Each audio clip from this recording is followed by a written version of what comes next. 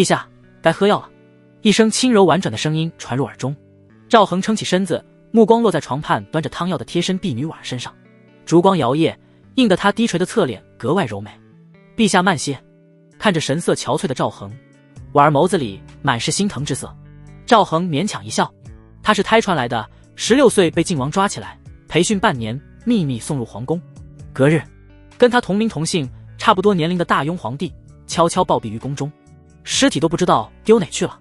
从此自己开始了长达2年半的替身生涯。赵恒皱着眉头抿了一口药汁，苦意渗进喉咙。前些日子他偶然风寒，喝了几天药都不见好，瞥了眼身旁面白无须的老太监，此人是司礼监掌印王成，晋王的人。每次自己喝药，他都在旁边看着。赵恒灵机一动，看着还剩半碗的汤药，摆摆手，不喝了，端下去吧。婉儿躬身正欲告退，王成尖锐的嗓音响起，慢着，陛下，还是先放这里吧，等下您再喝。婉儿秀眉微蹙，觉得王掌印对陛下很不敬，他下意识看向赵恒。也好。赵恒示意婉儿下去。等到殿门轻轻掩上后，王成端起药碗，皮笑肉不笑道，陛下，还是把药喝完吧，这可是我亲自盯着人熬的。赵恒的脸瞬间沉了下去，药果然有问题，难怪风寒喝了几天不见好。一股寒意从心底升起。赵恒冷漠地盯着王成那张老脸，质问道，王掌印，你给朕喝的药下毒了？王成手中拂尘一甩，发出痴痴怪笑，陛下莫要担心，只是慢性毒药罢了，运气好你还能苟活几年呢？居然直接承认了。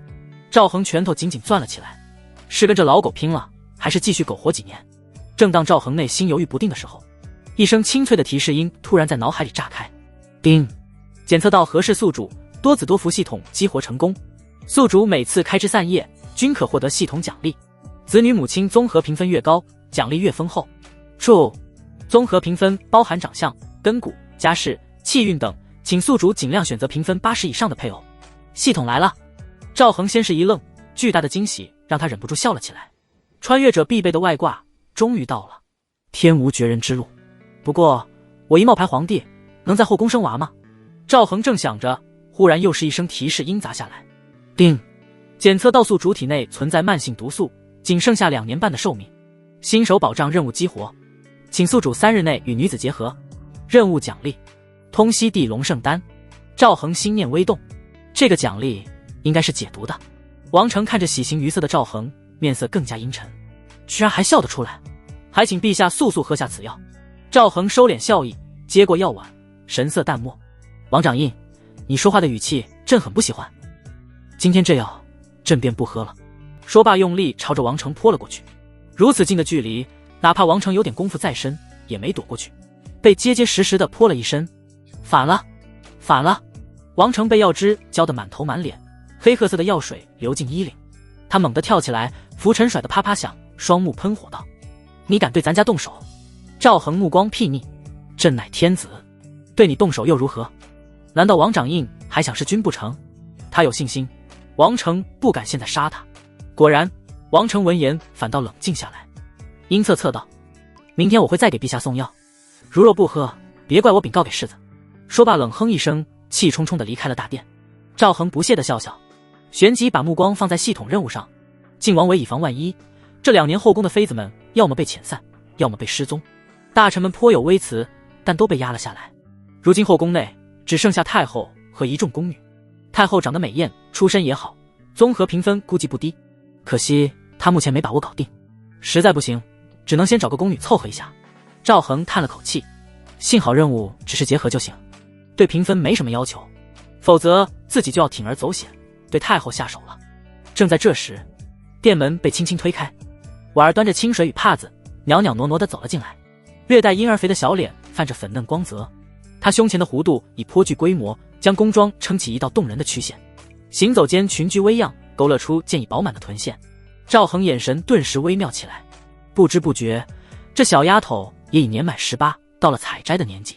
他心念一动，悄然启动系统探查功能。姓名婉儿，年龄18，身份婢女，灵根伪灵根，根骨玉骨，综合评分80。婉儿评分居然达到了80。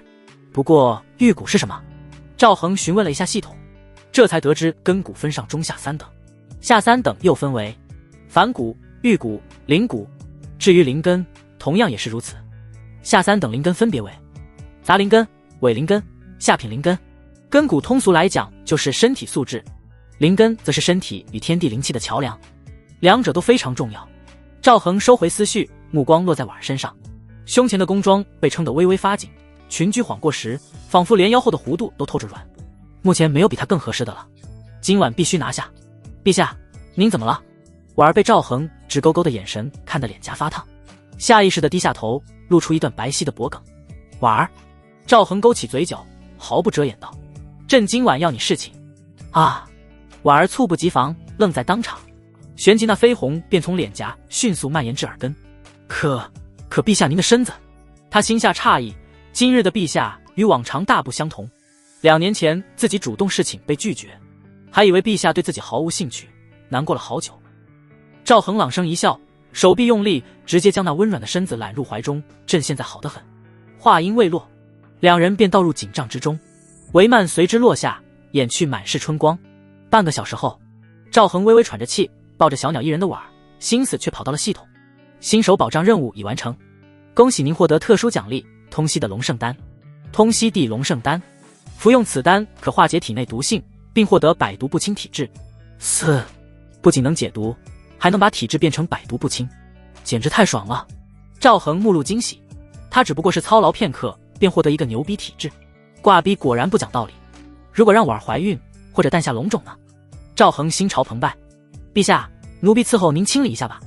婉儿声音软糯，强撑着想要起身，赵恒却笑着将她按回榻上，扬声道：“来人，杯热水，朕要沐浴。”片刻后，宫女备好香汤。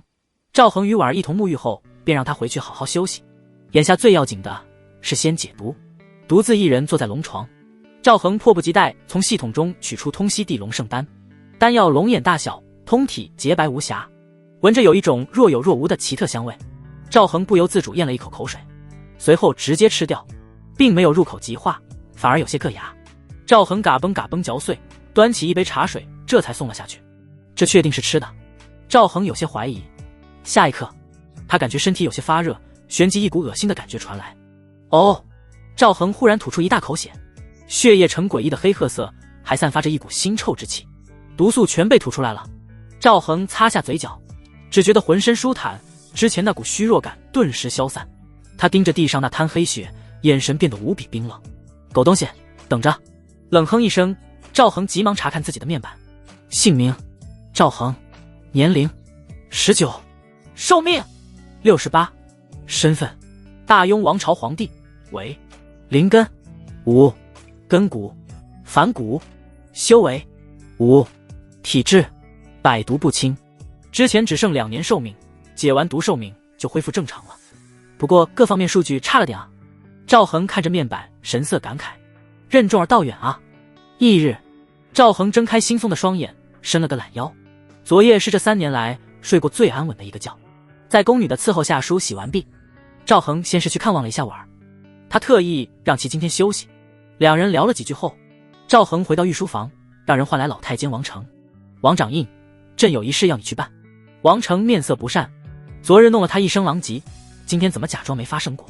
他尖着嗓子道：“陛下请说，就是我不一定能办到。”赵恒不置可否的笑笑：“王掌印一定可以，朕知道自己命不久矣。”于是昨夜跟婉儿出尝禁果。说到这里，他顿了顿，有些不好意思道：“这才发现世上居然有如此妙事，所以朕想举办一次选秀，多享受几把。”王成这些话把他干沉默了。陛下，这件事我无能为力啊。王成目光郁郁，不知道想起了什么。没人知道当初看到后宫无人的时候他多么高兴，皇帝替身又如何，还不是跟他一样。可如今说好一起当太监，你居然出尝禁果，还想多尝几次，他嫉妒的内心都扭曲了。赵恒沉着脸，目光悠悠地瞥了眼王成。王掌印还是好好考虑一下，朕不想带着遗憾死去，我想晋王也不希望计划出现遗憾。听到这话，王成白皙的老脸上浮现出一抹阴鸷，区区一个替身，胆子越来越大了。王成内心怒火燃烧，但又不敢对赵恒怎么样。晋王的计划已经开始收尾，万一出现岔子，倒霉的绝对有他。沉默片刻，王成尖锐地笑了2声：“陛下，此事我做不了主，需要世子应允。”晋王大部分时间都在自己的封地，为了避免天下人非议，谨慎稳重的晋王派了嫡子驻扎在京城，京城内的大小事宜都由世子处理。赵恒微微颔首表示理解：“那就劳烦王掌印去请示一下。”“我这就去。”王成一挥拂尘，头也不回地离开御书房。赵恒脸色平静，晋王世子8成会答应他这个请求，稳住他，但对秀女的选拔估计会卡得严格，稍微有点家世的不太可能放进来。但赵恒不在乎，一次不行，那就举办的次数多一点，总会选到综合评分大于80的秀女。京城晋王府邸，作为大雍权势最盛的亲王，晋王在京城的府邸极其奢华，并且占地极广，都快赶上皇宫了。书房内，晋王世子赵征正在临摹名家书法，他头也不抬道：“找本世子何事？”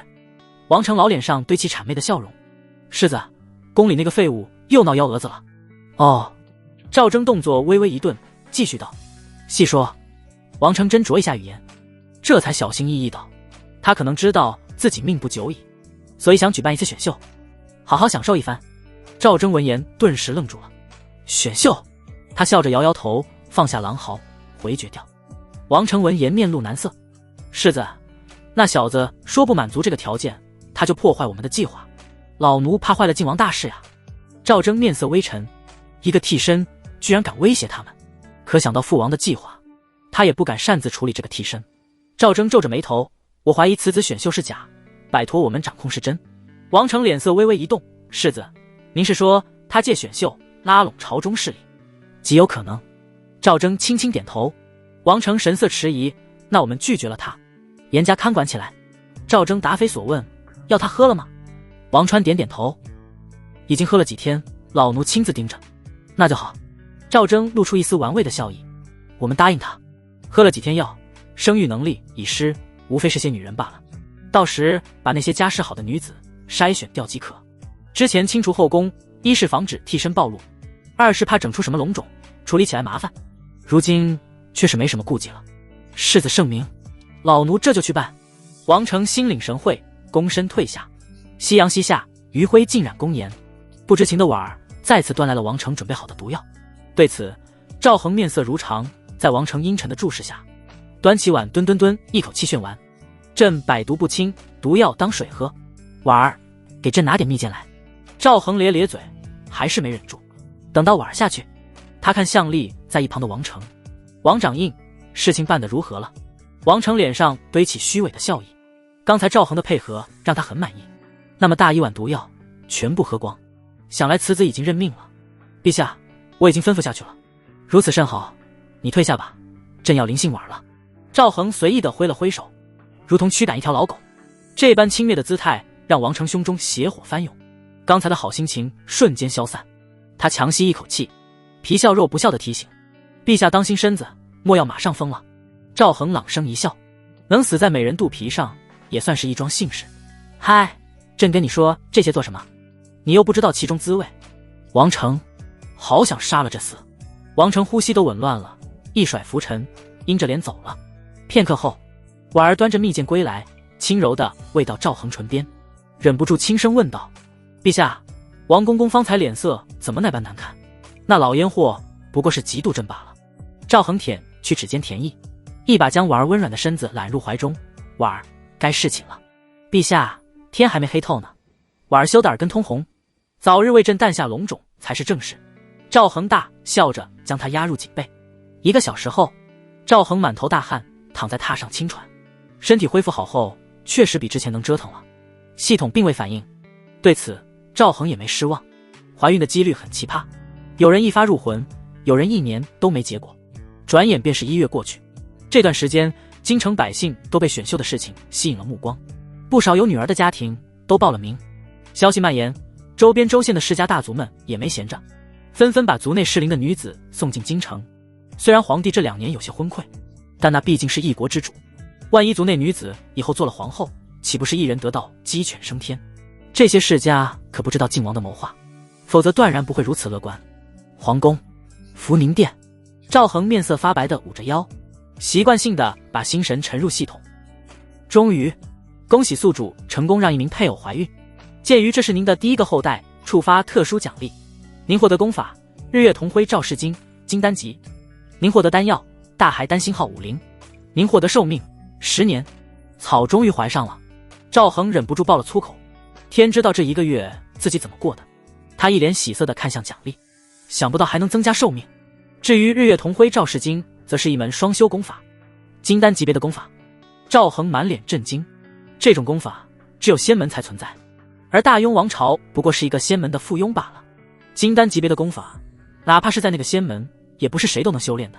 修炼此法之时，可摆出特定姿势，吸收日月精华。白昼男对日，女对月，夜晚相反。日月精华灌体，不仅可以快速恢复体力，时间久了还能获得特殊体质。男子可获得日曜体，女子则是获得月华体，改变体质。那我的根骨不是有救了？赵恒深吸一口气，根骨生来就注定了，这门功法居然能改善，很难想象那些仙门的底蕴。片刻后，他转而看向大还丹，此丹服用之后可增加1甲子功力，而且还附带疗伤的效果。据他所知，大雍王朝的武者分为淬体境、后天境、先天境、宗师境，还有传说中的大宗师。1甲子的功力，赵恒眸光闪烁，系统真是大方，居然一次给了50枚，他完全可以借此拉拢一些人。可惜我自己暂时无法服用。赵恒暗暗一叹，有种美人在前只能弄一身口水的尴尬。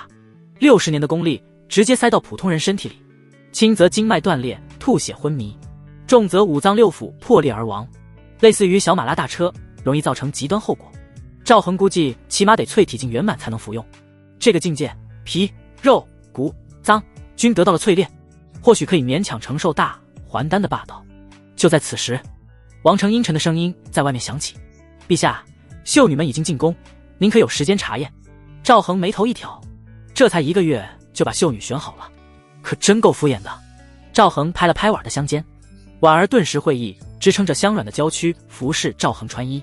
婉儿，最近好好休息，过段时间找太医瞧瞧，这么多天了，朕怀疑你有了。婉儿闻言，心中一震，欣喜的点头：“陛下，我晓得，自己真怀上龙种了，有没有可能是嫡子呢？”婉儿如坠梦中，不敢相信这个事实。见状，赵恒笑笑，转身走出大殿：“走吧，王掌印，朕已经迫不及待了。”王成，怎么不虚死你？王成内心羡慕嫉妒恨，这1个月来，此子大部分时间都在床上，简直荒淫无道。要是真皇帝如此，他肯定陪笑恭维，但一个替身，他凭什么？想到那些如花似玉的秀女，就要便宜这个可恶的替身。王成心脏一阵抽痛，希望靖王赶紧行动，到时候自己一定要好好炮制这个小子。一路无话，仁德殿，赵恒踏步而入，脂粉香气扑面而来。赵恒深吸一口气，恍若置身百花丛中。秀女们春兰秋菊，各有特色。见过陛下。户部负责选拔秀女的官员对着赵恒一礼，秀女们有学有样，也跟着微微一礼。陛下，这是秀女名册，一共30人，您看要不要他们展示一下才艺？实际上报名的很多，这些都是被靖王世子筛选过的。赵恒瞥了这官员一眼，淡淡摇头：“不用，朕自己选。”他果断开挂，用系统开始查看起每个秀女的评分来。越看他眉头皱得越深。这些秀女并不丑，放在前世也是校花级别的，但综合评分不止颜值一项。一连查看了10个秀女，结果评分都在60多分。赵恒不信邪，把剩下的秀女全部查看一遍。片刻后，他目光落在一位秀女身上，眼中悄然掠过一抹异彩。人群之中，一位身着淡紫色宫裙的女子默然伫立，她嫩白的脸庞紧绷，神情肃穆，宛如一尊精致的玉雕。察觉到赵恒投来的目光，她粉白的脸颊不禁飞起2抹红霞。赵恒心神沉入系统，女子的资料浮现而出：姓名孟子言，年龄19，身份商贾之女，灵根下品灵根，根骨反骨，综合评分81，综合评分跟婉儿不相上下。赵恒收起心神，指着孟子言对身旁的官员道：就他了。户部官员躬身应是，在孟子言的名册上打了个标记。接下来赵恒把所有秀女的评分全部查看了一遍，再没发现一个80分以上的。对此他也没有什么失望之色，经过重重筛选，能发现一个孟子言已经很不错了。陛下不选了吗？户部官员忍不住开口问道。他没搞懂赵恒靠什么选拔的。按理说，孟子言也不是30个秀女中最好看的，定也不是最大的，不像是生皇子的料呀。赵恒闻言沉思了片刻，又挑了一个淡绿色宫装的女子，把她也加上吧。这个女子名叫秦瑶，综合评分79分，系统曾建议尽量选择80分以上的。赵恒决定叛逆一把，不听这个建议，看选择79分的女子奖励会如何。如果奖励还可以，那以后可选择的就多了。毕竟光是这30个秀女当中，70多分的就有5个。见赵恒不再挑选，其余秀女非常失望。陛下也太不好色了吧，怎么只选2个呢？他们毫不掩饰自己的失落之色，无奈地跟随官员陆续离开大殿。而被选中的秦瑶与孟子言则喜形于色，唇角止不住地上扬。赵恒挑选完之后，剩下的就交给内务府了。王掌印、朕要明日就见到他们2个出现在后宫之中，按照流程起码得1个月他才能见到2女，他可不想白白浪费时间。王成嘴角微抽，猴急的小子，他扯出一个僵硬的笑容。陛下放心，老奴马上安排，反正2女的身份他们早就复核过了，那些流程就是他一句话的事情。赵恒微微颔首，忽然道，对了，朕准备把婉儿封为贵妃，至于刚进宫的2名秀女就封为昭仪吧。王成一愣，你还发号施令上瘾了？陛下，这恐怕不合适吧？玩玩得了，你还认真了，上来就是贵妃。赵恒脸色微沉，怎么不合适？对于王掌印来说，不过一些虚名罢了，不要因小失大。王成面色微怒，转念一想，觉得此话有理，别说是封贵妃，就是封个皇后，晋王想撤掉也是一句话的事情。这些女子在朝中毫无根基，无人会为她们出头。陛下说的是，我这就去办。王成憋闷地说了一句，急匆匆地下去安排了。他怕晚一步，这厮又闹出什么幺蛾子。第2天，孟子言和秦瑶果然被送入了后宫之中，随之而来的就是册封圣旨。2女有些懵逼，一来没想到这么快就进宫，礼仪都没学明白呢；二来没想到上来就封了昭仪，直接跳几个等级，少走了好多年的弯路。2女都是小门小户出身，何曾见过如此诱人的糖衣炮弹，顿时感动得一塌糊涂。当晚，赵恒便召他们来寝宫侍寝。如今修炼了日月同辉照世经，他的体力不怕跟不上了。2个多小时过去，还精神奕奕，这功法牛逼。赵恒心中感慨，就是不知何时觉醒日曜体。看了眼依偎在怀里的孟子言和秦瑶，没想到2女出身小门小户，人也如此。抛去杂念，心神沉入系统，没有提示，睡觉。赵恒掀起锦被，遮盖住满园春色。翌日，赵恒唤来王成，和颜悦色道，王掌印，朕非常满意昨天的秀女，所以朕准备再举办一场选秀。王成，你个小杂碎，瘾那么大。王成心里破口大骂，他万万没想到上次选秀1天都没过去，这替身又要来一场，不知好歹。陛下，3名女子足够了吧？王成目光悠悠，他怕毒药还没发作，这小子就先纵欲身亡，到时候晋王的计划如果没完成，那岂不是拿自己开刀？赵恒云淡风轻的摆摆手，你不懂男人。王成见他沉着脸不说话，赵恒一脸唏嘘，朕发现以前都白活了，你尽快去办。对了，让御医开点虎狼之药。王成一脸惊愕，虎狼之药，这小子是真不要命了。陛下此时的身体不适合吃虎狼之药。赵恒一脸不乐意，朕就要吃，反正没几年好活了，朕要在有限的时间内多睡几个漂亮女人，活脱脱一个荒淫无道的昏君。王成人都骂了，破罐子破摔是吧？他感觉分外棘手，早知道不得意忘形，把毒药的事情摊牌了，现在倒好，这小子自暴自弃，开始尽情享乐了。赵恒见老烟货面色阴晴不定，连忙道，王掌印，朕发誓这是最后一次，这次过后，朕就送你跟死鬼皇帝团聚，让你继续伺候他。赵恒心里补充道。沉默半晌，王成皱眉说道，此事我得禀告世子。赵恒表示理解，快去快回。对了，上次进宫过的秀女，这次就不要凑数了。王成一脸蛋疼地走了。一炷香后，晋王府，赵征满脸错愕，你说那小子还要选秀？王成无奈点头，此子简直是色鬼转世，自从尝了禁果就一发不可收拾。赵征沉默半晌，他皱眉道，这么纵欲，那小子不要命了？那替身可是个普通人。王成心虚地垂下目光，小声说道，可能是年轻气盛，不知道节制吧。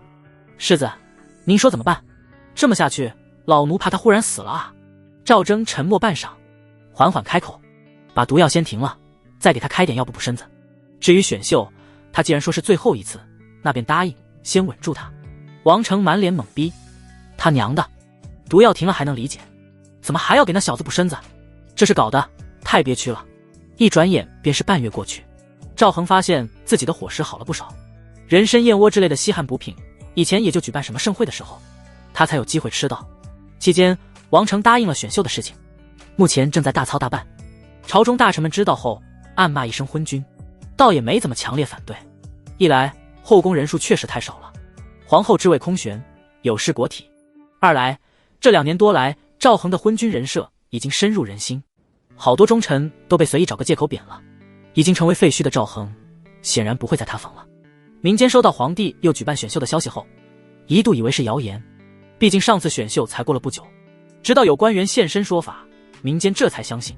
随之而来的就是一片争议之声，有人暗骂昏君荒淫无度，有人则是不同意见。如果真要好色，怎么会选了2个秀女进宫？更多的女子则是一脸期待的报了名。消息灵通的可是从孟子言和秦瑶家中得到了准信，进宫就被封了昭仪。这个起步太诱人了，以后贵妃可期，甚至皇后之位也不是不可能啊。大部分女子对于母仪天下的皇后之位没有不眼馋的。京城、皇宫、福宁殿，此时日头正高，但不妨碍赵恒召来孟子言和秦瑶侍寝。经过一番努力之后，系统终于有了反应，恭喜宿主成功让一名配偶怀孕，您获得奖励淬体丹星号30，您获得奖励小还丹星号30，您获得寿命5年。赵恒眉毛微微皱起，他看了下，怀孕的是秦瑶。由于综合评分没达到80分，奖励不如上次的好，看来80分以下的女子也有奖励，只不过差了些。赵恒摸着下巴思索，淬体丹可帮助武者快速度过淬体4个阶段，小孩丹服用之后可增加20年功力，同样带有一定的疗伤效果。随即他查看了一下自己的面板，发现其中2项有了变化：根骨、玉骨、修为、淬体巅峰。赵恒心中震动，眸子里掠过惊讶之色。才半个月，我的根骨就提升到了玉骨，还有这个修为怎么忽然淬体巅峰了？他除了在床上躺着什么也没干，居然莫名其妙的来到了淬体巅峰。之前觉得身体有使不完的力气，赵恒以为是功法的原因，没往修为上面想，毕竟才半个月，按照他以前的认知，光是淬体4个阶段，大部分武者都要花费数年甚至10数年，有些根骨差的一辈子都在淬体境，天才他目前还没见过，不过现在见到了，就是自己，不愧是金丹级别的双修功法。赵恒神色十分感慨，既然这样，那淬体丹和小还丹自己就用不上了。他有些无奈地想着，本来还觉得这次的奖励刚好适合自己使用，谁知道自己成长这么快呢？目前淬体巅峰完全可以服用大还丹了，或许我可以培养出一批小太监来。赵恒目光闪烁，他身为一个皇帝，总不能事事亲为，不得培养一些天子鹰犬吗？目前太监是最合适的，忠诚度相对高很多。先服用一枚大还丹。赵恒起身，独自一人来到御书房，随后从系统中取出一个四四方方的小木盒，大还丹是单独包装。打开盒子，一股清新的气味扑鼻而来。赵恒犹豫片刻，还是决定稳一点。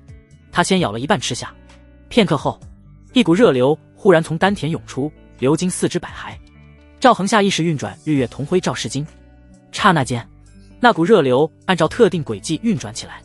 虽说根骨好了不少，但运转的速度并不快。1个时辰后，赵恒神色惊喜，直接练出了内力。我晋升后天境了。他看了下系统面板，修为后天初期，大骸丹境就是猛。赵恒赞了一声，这还是他受限于身体资质，导致药力没有100%吸收。调息片刻，他果断把剩下半枚大骸丹吃掉。有了第一次的经验，这次赵恒轻车熟路，有条不紊地把药力转化为内力。半个时辰后，他眉头轻轻皱了起来，因为经脉中隐隐传来一阵胀痛。赵恒强行忍住，继续炼化药力。又过了2刻钟，他才缓缓停下，轻轻吐出一口气。后天中期，但不能嗑药了，经脉顶不住。赵恒神色无奈，这也是根骨不好的通病，并非不勤奋，而是身体限制。人家一天修炼8个小时经脉还能承受得住，你一天只能修炼2个小时，效果能一样吗？再过一段时间，或许可以把这门功法传给三女。根骨提升后，综合评分应该会涨吧？到时候二胎奖励会不会好一些？赵恒思索着，他还没有把这门功法交给三人，目前时机不成熟。外面夜色深沉，赵恒起身回到寝宫，发现孟子言和秦瑶已经睡下了。他掀开被子，一巴掌抽在孟子言翘臀上：“睡个屁！人家都怀上了，你怎么睡得着的？起来嗨！”孟子言嘤鸣一声，看到是赵恒后，不依地撒娇道：“陛下，你干嘛？”“当然。”赵恒笑着应道，在孟子言的惊呼声中扑了上去。秦瑶也被弄醒了，脸色红红的：“陛下，真是太荒唐了，这1个月差点没把他累死。母亲不是说男人都不中用的吗？还是说陛下天赋异禀？”半个时辰后，功夫不负老农人，恭喜宿主成功让一名配偶怀孕，您获得寿命10年，您获得丹药大孩丹星号50，您获得丹药小环丹星号50，又是丹药。赵恒摇摇头，吃不完，根本吃不完。等到选秀办完，就送王成那个老烟货上路。他可是忍了很久，选秀正在举办中，利用完再杀也不迟。目前三女都怀了孕，暂时不能助我修行。选秀还有段时间，总不能一直干等着吧？赵恒思索片刻，目光投向了远处的长宁宫，那里是太后刘景熙居住的地方。翌日，晨光斜斜躺进长宁宫，殿内熏着淡淡的檀香。刘景熙斜倚在铺着白狐毛垫的躺椅上，身上裹着一袭素色轻纱，轻纱薄如蝉翼，露出半截银白锁骨，肌肤细腻的仿佛上好的羊脂玉，在晨光里泛着蜜色柔光。他饱满的胸脯随着均匀呼吸轻轻晃漾，将纱衣撑出一道诱人的弧度。一双白嫩丰腴的长腿在阳光下泛着暖玉般的光泽，匀称肉感的足尖上扣丹鲜红，看起来格外诱人。娘娘，陛下求见。贴身婢女喜儿轻步走近，声音压得极低。她穿着一身浅绿宫装，衬得肌肤雪白，发间别着枚小巧银簪。皇帝。刘景熙秀眉微挑，如玉的面庞掠过一丝疑惑。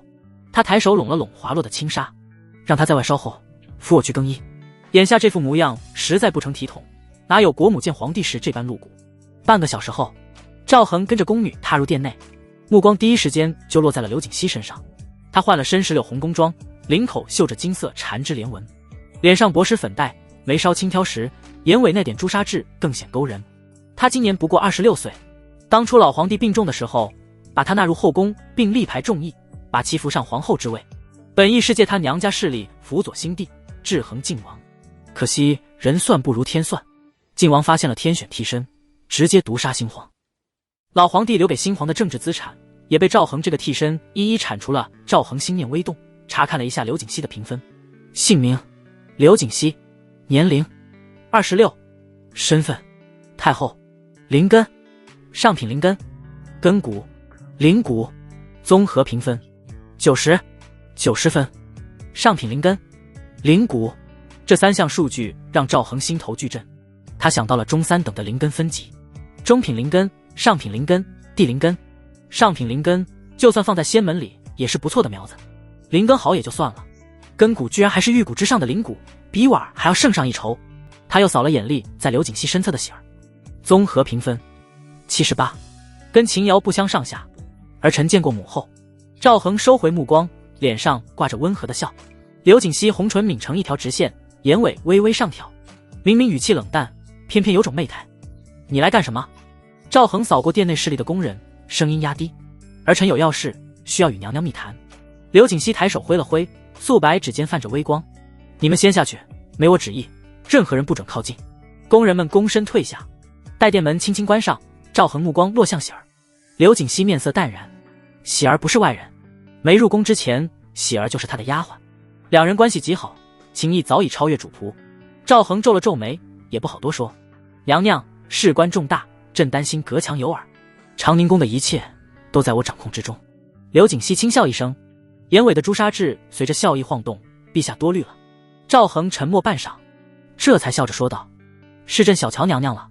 顿了顿，他语出惊人：太后娘娘可对95之位感兴趣？听到这话，刘景熙眸光骤凝，红唇勾起一抹冷笑：怎么，你是感觉自己命不久矣了？太后英明。赵恒叹了口气：靖王已经开始对朕下手了。刘景熙神色未变，仿佛早已知晓，从你冒充皇帝那一天，结局便已注定。他也是在半年前知晓了赵恒的身份，但并未声张，对他没什么好处。赵恒摊摊手，人在江湖，身不由己。可娘娘应该清楚，若是晋王当了皇帝，你的下场不会比朕好，柳大人也一样。刘景熙秀眉微蹙，指尖无意识地攥紧了帕子。他怎么会不懂？如今朝堂上晋王势力滔天，连内阁首辅都是他的人。父亲作为次辅，不过是苦苦支撑罢了。你难道有办法？赵恒笑得胸有成竹。办法自然有，只需你为朕诞下皇嗣。话音落下，刘景熙和喜儿都僵住了。半晌后，刘景熙猛地站起身，宫装裙摆扫过衣角，发出轻微声响。他脸色阴沉，眼尾泛红，放肆！你可知自己在说什么？喜儿也跟着瞪圆了杏眼，腮帮子鼓得像含了颗糖。你个替身，居然敢打娘娘的主意！等等，就是因为替身才能打娘娘的主意吧？哎呀，不对不对！喜儿摇摇小脑袋，把那些荒唐的想法丢出脑海。赵恒面不改色，你先别生气，这是唯一的破局之法。刘景熙冷哼一声，眼底满是不信。他倒觉得这小子是知道自己活不久了，想拉着国母荒唐一把。我身为太后，如果有了身孕，柳家就完了。而且知道你身份的人虽不多，却都是身居高位。赵恒目光一转，看向喜儿，娘娘考虑得很周到，所以朕准备把喜儿纳入后宫，封为贵妃，到时候龙种便记在她的名下。喜儿猛地抬头，杏眼瞪得更大，脸颊瞬间涨红，显然没料到自己会被卷进这等大事里。刘景熙沉默不语，玉容阴晴不定，他指尖轻轻摩挲着万间银镯，脑海里飞速盘算着利弊。时间不多了。赵恒的声音打破沉寂，朕承认此举风险大，但一旦攻成，收益无穷，这是目前唯一的破局之法。从前他没底气提这话，毕竟那时没自保能力，就算拉柳家上船，自己也还是傀儡。可如今他有了系统，情况早已不同。殿内陷入一片死寂，只有轻微的呼吸声。刘景熙神色变幻良久，终于红唇轻启。此事关系重大，我需要与家父商议。自然可以。赵恒点头，目光却再次落在喜儿身上。不过喜儿的跟朕走。刘景熙脸色一寒，不行，朕必须带走。赵恒语气坚定，那可由不得你。刘景熙冷笑，眼底满是不屑。一个替身哪来的底气？可下一秒，赵恒身形骤然暴起，快得像猎豹突进。不等刘景熙反应，他的五指已扣住他纤秀的玉颈，指尖能摸到他颈间温热的肌肤。刘景熙猛地睁大眼，睫毛剧烈颤动，原本美艳的脸上多了几分慌乱。这时，赵恒温热的鼻息拂过他耳畔，声音低沉却带着一股压迫感：娘娘，现在行了吗？放开娘娘！喜儿跺着绣鞋，地面被踩得咚咚响。他杏眼瞪得溜圆，怒视着赵恒，却没半分威慑力。嘘！赵恒对着他做了个噤声的口型，带着几分不容置疑的淡。别声张！喜儿的怒视瞬间僵在脸上。他再喊也知道，这时候闹起来，吃亏的只会是娘娘。刘景熙没说话，心里却泛起惊涛巨浪。他虽然不怎么练武，但也有淬体境巅峰的修为，可竟被一个手无缚鸡之力的替身瞬间控制。这说明此子的修为最少在后天境。晋王那个老狐狸什么时候变老糊涂了？还是说此子以前都在藏拙？种种念头闪过，鼻尖萦绕着赵恒身上浓烈的男子气息。刘景熙强压下心头莫名的悸动，冷声道：你要做什么？真当长宁宫是你撒野的地方？赵恒勾了勾嘴角，语气带着几分笑意：娘娘误会了，朕只是合作心切。他松开些力道，却没完全放手。喜儿只是去朕那边做客，等娘娘考虑好了，随时能派人把她接回来。他顿了顿，目光扫过殿内精致的陈设，意有所指。毕竟在这皇宫里，娘娘的势力可不小，难道还会怕朕一个替身？刘景熙沉默不语，片刻后，他轻轻颔首，声音软了些：我答应你。他不是容易妥协的人。刘景熙眼底掠过一丝冷意，他转头看向喜儿，柔声道：喜儿，你先跟他过去，等我见了父亲，不管结果如何，第一时间接你回来。好。喜儿连忙点头，又偷偷瞪了赵恒一眼，那模样像极了护主的小兽。赵恒识趣地松开手，笑着道：娘娘英明。随即从袖中摸出个小小的木盒，递到刘景熙面前。听说柳大人卡在后天巅峰多年，这枚大还丹就当朕给柳大人的见面礼。刘景熙的瞳孔猛然缩紧，玉指下意识蜷起，连呼吸都顿了半拍。大还丹，你怎么会有此等神药？那可是能增益甲子功力的至宝。老皇帝在世时，他只在皇室宝库见过一次，后来新皇暴毙，宝库被靖王接管，连他都再没机会触碰。赵恒嘴角浮起一抹深意的笑，神药吗？他还有98枚。把木盒轻轻塞进刘景熙手里，指尖不经意擦过他的手背，温软如玉的触感顺着指尖窜上来。刘景熙顾不上计较他方才的轻佻，急忙打开木盒，清新的药香瞬间漫开，带着沁人心脾的甘醇，比记忆中的还要浓郁。他凑得近了些，鬓边碎发垂落，只露出一截白皙的脖颈。没错，是大海丹，看来你很满意。赵恒语气云淡风轻，你到底从哪弄来的？刘景熙抬眼望他，眼底满是疑惑。难道是偷偷进了靖王掌管的宝库？你到底藏了多少秘密？或许跟这个神秘的替身合作，真能救柳家？方才假意答应的刘景熙，此时认真考虑起来。赵恒若有深意道：这些疑问，等你给朕诞下龙种，朕再一一告诉你。诞下龙种4个字像颗小石子，砸在刘景熙心湖里。他耳尖瞬间泛红，连眉梢都染上几分不易察觉的羞意，却强装镇定的轻咳一声，把木盒拢在袖中。你带喜儿先回去，我这就出宫见父亲，朕静候娘娘佳音。赵恒微微颔首。临近午时，一辆镶金嵌玉的马车从皇宫侧门驶出，车帘低垂，遮住了车内人的身影。刘府书房内，柳如汉正伏案批阅公文，见女儿突然归来，还神色凝重，不由得放下笔，满脸疑惑：熙儿，今日不是休沐，怎么突然回府了？刘景熙没坐，直接站在书桌前。父亲，我要跟您说件大事。现在的皇帝是假的。你说什么？柳如汉噌地站起身，手按在桌沿，衣服扫落了几张书页，他满脸惊骇地问道：皇帝怎么会是假的？先皇驾崩前，我还见过新皇，那是靖王的障眼法。刘景熙叹了口气，揉了揉发胀的眉心。靖王毒杀了新皇，找了个替身扶上龙椅，我2年前就察觉了，只是没声张。他抬眼看向父亲，眼底满是冷意。靖王大概还不知道我清楚真相，否则以他的性子，女儿怕是早就性命不保了。毕竟这么大的雷握在别人手里，太致命了。柳如汉心中泛起滔天巨浪，整个人都在微微发颤。陛下，他嘴唇哆嗦着喊了一声，面色苍白的跌坐在椅子上。我有愧于先皇啊。刘景熙知道父亲说的先皇是老皇帝，当初自己进宫就是为了给新皇添加筹码。沉默半晌，柳如汉脸色坚决：我这就拜访朝中大臣，寻求解决之法。父亲且慢。刘景熙急忙拦住，他冷着脸道：靖王如今的势力，父亲难道不清楚吗？贸然撕破脸，柳家满门还保得住？父亲九泉之下，有脸面对列祖列宗？一连串的质问让柳如汉面色灰白。他嗫嚅道：为父受先皇之恩，我进宫不就是还恩吗？刘景熙淡淡打断：他可是牺牲了一生的幸福。柳如汉闻言满脸愧色，当初先皇找他，他不经过女儿同意便答应入宫的事情，他心中一直有愧。父亲，靖王已经准备动手了。刘景熙认真道：今日我与那替身见了一面，等到靖王登基，我们的下场好不到哪去。他最近不是开始对柳家动手了吗？柳如汉沉默不语，这段时间他的压力确实很大。你说怎么办？柳如汉有些茫然地开口。局势竟然糜烂到如此地步了。刘景熙抿了抿红唇，美眸中浮现出一丝野心。我要窃国，他要彻底掌控自己的命运，不再受人摆布。窃国？柳如汉惊怒交加，他看着有些陌生的女儿，满脸难以置信。柳家世代忠良，怎么出了这么一个逆女？要不是顾忌太后身份，他就要开骂了。对，刘景熙神色淡然，仿佛没看到父亲的怒意。靖王以为我不知道真相，这就是优势。女儿准备与那替身皇帝结合，诞下龙种，养在喜儿名下，等孩子出世便被立为太子。柳如汉人都傻了，如此大逆不道、有违人伦道德的事情，自家女儿是如何想出来的？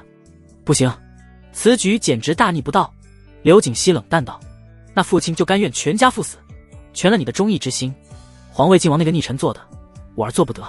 柳如汉面色清白。刘景熙哼了声：我们此举也是给死去的皇帝报仇，怎么不算忠义？父亲若是不答应，就把女儿绑起来交给靖王吧，反正早晚都是死。说罢闭上眼睛，一副引颈就戮的模样。柳如汉哑口无言，第一次发现女儿如此伶牙俐齿。可这样真的好吗？以后九泉之下怎么对得起先皇啊？让我柳家辅佐新皇，结果自己坐上了皇位。光是想想，柳如汉就头皮发麻。见父亲面色变幻，刘景熙知道他动摇了，红唇勾出一抹隐晦的笑意。他缓缓拿出一个小盒子，父亲，这是一枚大还丹，是那皇帝替身给你的礼物。说罢，打开小盒子，推到柳如汉面前。大还丹。柳如汉一愣，直勾勾地盯着面前散发着清香的丹药，这辈子都没吃过如此神药。他怎么会有大还丹？柳如汉神色惊愕，一脸匪夷所思。那个赐福的自己都没有，替身却有，难道靖王那么大方吗？刘景熙目光悠悠，他并没想象中的那么简单。我怀疑靖王都被他骗了，这也是我同意跟他合作的原因。如果那个替身一无是处，他肯定不会考虑合作。听到这话，柳如汉沉默下来。靖王瞒天过海，假皇帝韬光养晦，女儿野心勃勃，忽然感觉自己很没用，一个都没看出来。半晌后，柳如汉低沉道：既然那个替身不简单，你又怎么能确定我们不会被利用？别到时竹篮打水一场空。闻言，刘景熙丝毫不在意，他唇瓣缓缓勾起一抹弧度。父亲此言差矣，他不简单，对我们才更有利。起码对上靖王，我们胜算大了不少。顿了顿，他略带深意道：至于利用，只要女儿怀上他的孩子，我们就处于不败之地。柳如汉眉毛深深地皱了起来，他看了看桌子上的大还丹，又瞥了眼野心勃勃的女儿，闭上眼轻叹一声：既然你想做，那便去吧。为父只希望你不要后悔。刘景熙眸子里闪过一抹喜色：多谢父亲，不过女儿到时需要您配合，还望父亲鼎力相助。柳如汉微微颔首，不再多言。见状，刘景熙微微一礼，离开书房，踏上了返程。与此同时，司礼监大堂，王成抿了一口茶水，问旁边一位小太监：陛下今日做了什么？小太监忙道：回干爹，陛下今日去见了太后。什么？王成面色微变。太后？难道那小子想找外援？这时小太监又道：随后陛下带着太后的贴身婢女喜儿回了寝宫。王成他长出了一口气，原来如此，应该是这小子等不及选秀，找太后要女人去了吧。王成心里猜测，但终究不太放心，吩咐道：你去寝宫看看陛下在做什么。是。另一边，赵恒看着有些拘谨的喜儿，温和笑道：别紧张，朕不是什么坏人。喜儿悄悄翻个白眼：信你个鬼，上来就威胁娘娘，还说自己不是坏人。饿了没？喜儿老实点头：有点。下一秒，似乎为了配合他，小肚子咕地叫了一下。喜儿顿时尴尬的耳根发红，不好意思地垂下脑袋。赵恒微微一笑，吩咐工人开始上菜。不多时，丰盛的菜肴便端了上来。喜儿眼睛亮晶晶的，见状，赵恒率先坐下来笑道：开吃吧。喜儿点点头，坐下开始小口的吃着。半个小时后，吃饱喝足的喜儿打个饱嗝。赵恒让工人把剩下饭菜撤掉，正准备让喜儿回去休息的时候，忽然察觉到门外有个影子在晃悠。赵恒面色一冷，看来是王成那个老烟货派的人。他灵机一动，改了主意：喜儿，我们一去沐浴去吧。喜儿愣住：啊，什么沐浴？赵恒忽然凑近，在他耳边低声道：计划有变，靖王的人在外面，配合朕，别乱说话。你也不想太后被靖王除掉吧？听到这话，喜儿吓得小脸发白，急忙点头：来人啊，准备香汤，朕要跟喜儿一起沐浴。赵恒高声喊道。不多时，香汤准备好。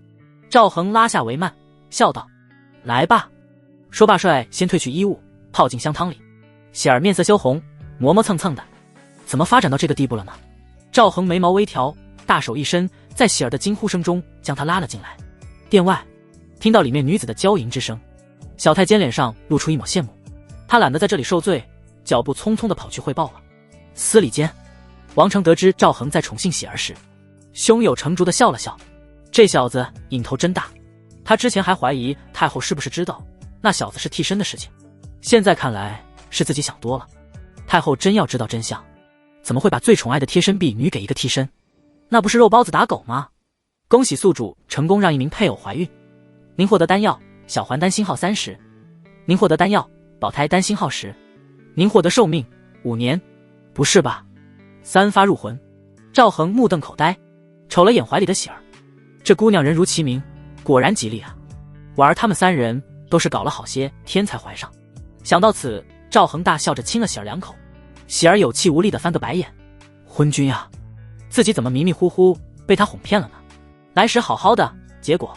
喜儿面色复杂地轻出一口气，怎么跟太后交代？赵恒直接略过其他奖励，把目光放在保胎丹上面。顿时就被他的介绍震惊了。根据系统的说法，服用此丹后，除非你把肚子剖开，否则任何手段都无法影响胎儿发育，并且生育的时候会异常顺利。操，这才是神药啊！吃了保胎丹，不用怕难产，也不怕流产。对婉儿他们来说，比大还丹还有用，毕竟他们只是普通人。赵恒果断取出一枚，将丹药含在唇间，随后喂给了喜儿。喜儿迷迷糊糊吃了进口保胎丹，这什么药啊？怪好吃的。赵恒神秘笑道。吃完这个药容易怀上。喜儿的脸颊瞬间涨得通红，她慌忙把脑袋埋进赵恒怀里。另一边，长宁宫内烛火通明，刘景熙刚从宫门外回来，便对着宫女吩咐，把柳家调来的护卫都安排到宫墙四周，3步一岗，5步一哨，连只苍蝇都别让飞进来。他指尖捏着帕子，语气斩钉截铁，接下来的事容不得半点差错。这些护卫都是柳家养了10几年的死士，忠心绝对可靠。宫女领命退下后，刘景熙转身进了内室，铜盆里盛着温热的泉水，撒着几片新鲜的荷花瓣。他褪去外衫，肌肤在烛光下泛着羊脂玉般的光泽，指尖划过水面，他望着水中自己的倒影，眉头微蹙，不知在想些什么。沐浴完毕，用过晚膳，刘景熙坐在窗边喝茶，忽然想起还在皇帝那里的喜儿，便召来宫女去福宁殿传个话，让陛下带着喜儿来长宁宫一趟。一炷香后，赵恒和喜儿踏着夜色赶来，喜儿还低着头，耳间的红意未散。刘景熙没注意，看向赵恒，开门见山道：你的计划我答应了，你别忘了封喜儿为贵妃。放心，朕不会亏待喜儿。赵恒点头，眼底闪过一丝笑，这姑娘可是先天坐月子圣体，等后面把双修功法传给她，根骨再提升些，奖励肯定比第一胎丰厚。喜儿听到承诺，粉面又红了几分。刘景熙只当她是小姑娘，脸皮薄，满意的笑了笑。既然如此，择日不如撞日，晚上就让喜儿侍寝，今晚就算了。赵恒摆了摆手，语气坦然：喜儿身体不便，改日吧。刘景熙看了眼羞涩的喜儿，手里的茶杯咔嗒一声撞在茶托上，他愣了足足3息，才反应过来，脸色瞬间沉了下去。你是说你已经把喜儿吃了？是的。赵恒认真点头。刘景熙哑口无言，看着喜儿的眼神又气又无奈。他还以为自己雷厉风行，没想到这替身比他还急。回个家的功夫，喜儿就白给了。他狠狠瞪了眼喜儿，你这丫头，让你等我消息，居然这么急就把自己献出去了。喜儿把头埋得更低，手直绞着衣角不敢说话。当时靖王的人还在盯梢，我们逼不得已只好演了一出戏。赵恒上前一步替喜儿解释，喜儿也是为了你的安危着想。刘景熙不语，假戏真做是吧？喜儿听赵恒帮他说话，眼神里满是感动。见状，刘景熙冷哼一声，指尖敲击着桌面，你倒是会怜香惜玉，倒让我里外不是人了。娘娘哪里话？赵恒笑了笑，目光落在刘景熙那张美艳的面庞上，烛光映得她更添几分妩媚。他话锋一转，既然喜儿已经侍寝，那么……刘景熙的心猛地一跳，先前在心里盘算的清清楚楚，可事到临头却莫名慌了神。他下意识避开赵恒的目光，声音有些结巴：明天吧，我好好准备准备。赵恒也不勉强，如今夜色已深，在长宁宫久待容易引人非议，那朕明天再来。他忽然想起什么，补充道：对了，帮朕准备一批小太监，要刚入宫不久的，年龄在20岁以下，根骨好的优先，明日带到长宁宫来，朕要见他们。刘景熙皱起眉，不解地问道：你要太监做什么？等明日再告诉你。赵恒神秘地笑了笑，转身离开了长宁宫。刘景熙看着他的背影，红唇微张，最终抿成一条直线。可恶，最烦这种说话说一半的。他瞥了眼还站在原地把玩着衣角的喜儿，没好气道：小骚蹄子还站着干嘛？赶紧去铺床，今晚我们睡一起。喜儿如蒙大赦，慌忙应了声，提着裙摆小跑着去内室铺床。从长宁宫出来，赵恒去看了婉儿、孟子言和秦瑶3人，聊了几句后，分别把保胎丹给他们服下，这才心满意足地回到自己寝宫。想到明日就要把综合评分90的太后收入囊中，赵恒就激动得有点睡不着，不知道能爆出什么奖励。回到福宁殿时已是深夜，想到明日就能将综合评分90的太后收入囊中，赵恒激动得睡不着觉，不知道这次系统会爆出什么奖励。可要修炼，赵恒索性起身，从系统空间取出一枚大还丹，他仰头吞下，几息后，澎湃的药力便在体内爆发开来，像一团烈火般灼烧着经脉。赵恒并未慌乱，有条不紊地运转，日月同辉照世经。内力在经脉中奔腾，顺着功法轨迹缓缓炼化药力，丹田内的内力一点点增多。3个时辰后，赵恒吐出一口白气，未炼化的药力化作白雾散在空气中。打开系统面板，修为后天巅峰。他忍不住摇摇头，这利用率也太差了。窗外已泛起鱼肚白，他却没半点睡意，继续嗑药。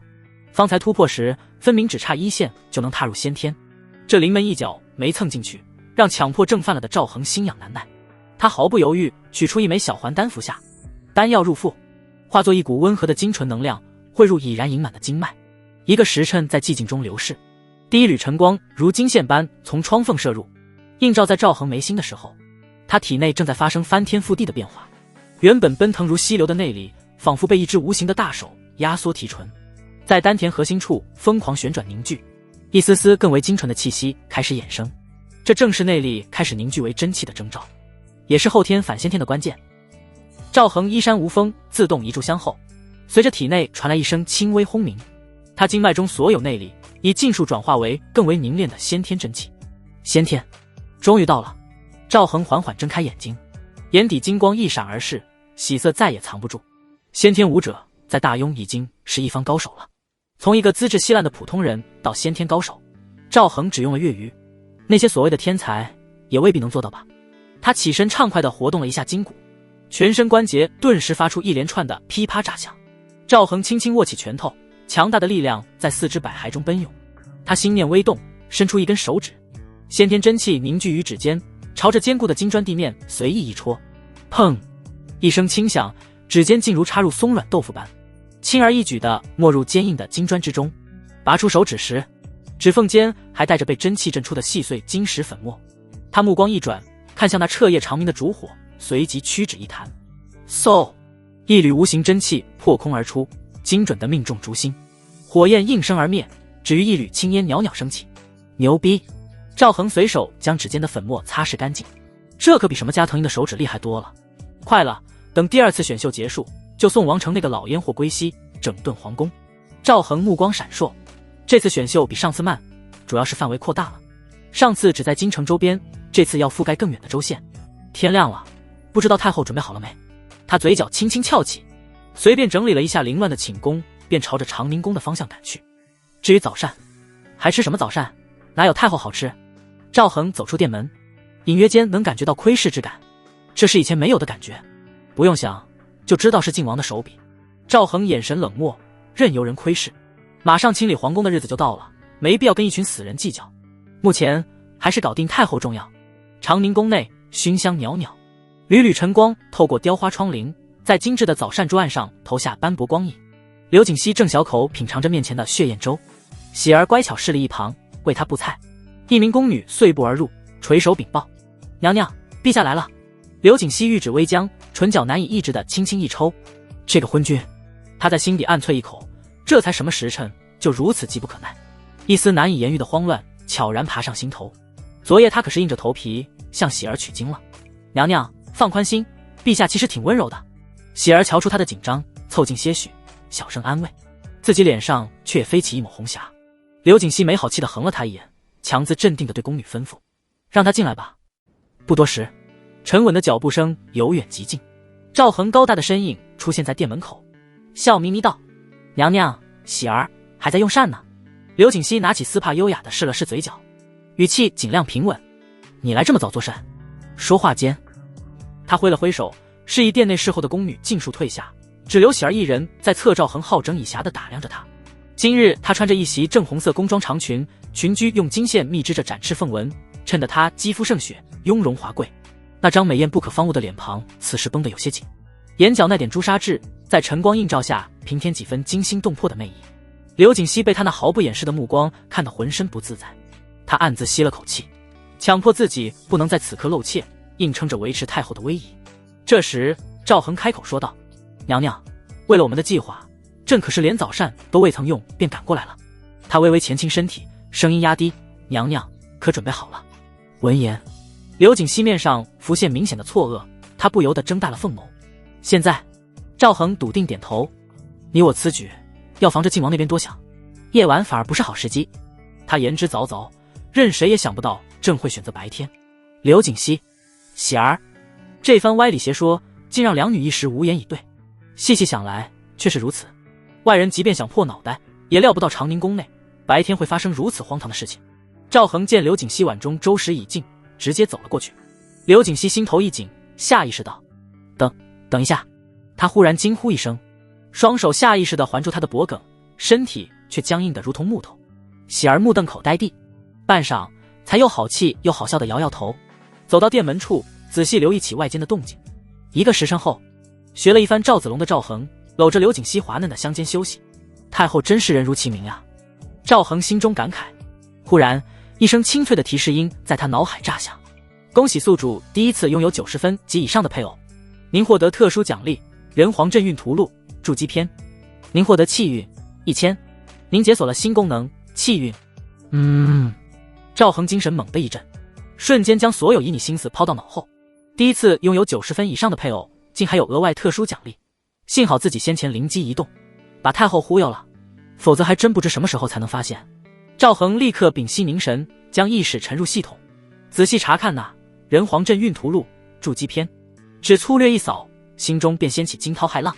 这并非寻常修仙功法，而是一门直指大道的气运修行之法，其中详细阐述了气运的种种玄妙与运用法门。它与仙门吸纳天地灵气的路径截然不同。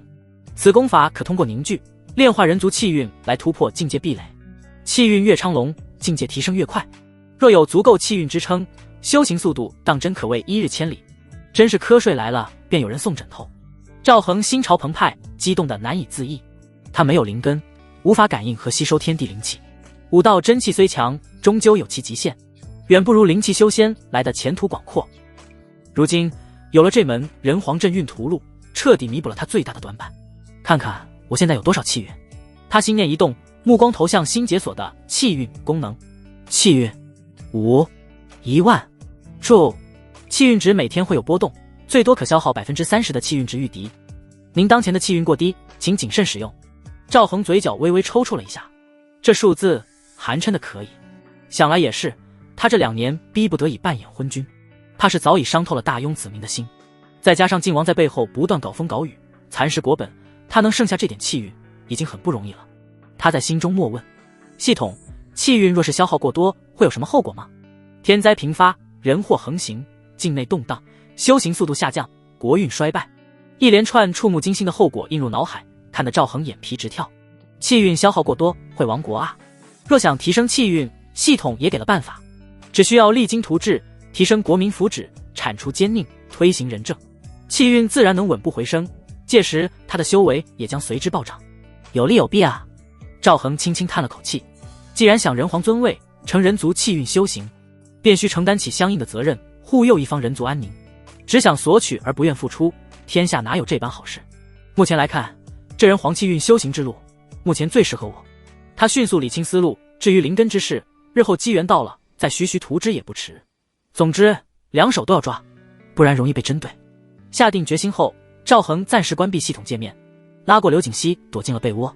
半个时辰后，见系统再无新的提示传来，赵恒不免有些失望。穿戴整齐后，他沉吟片刻，开口道：朕这里有一部双修法门。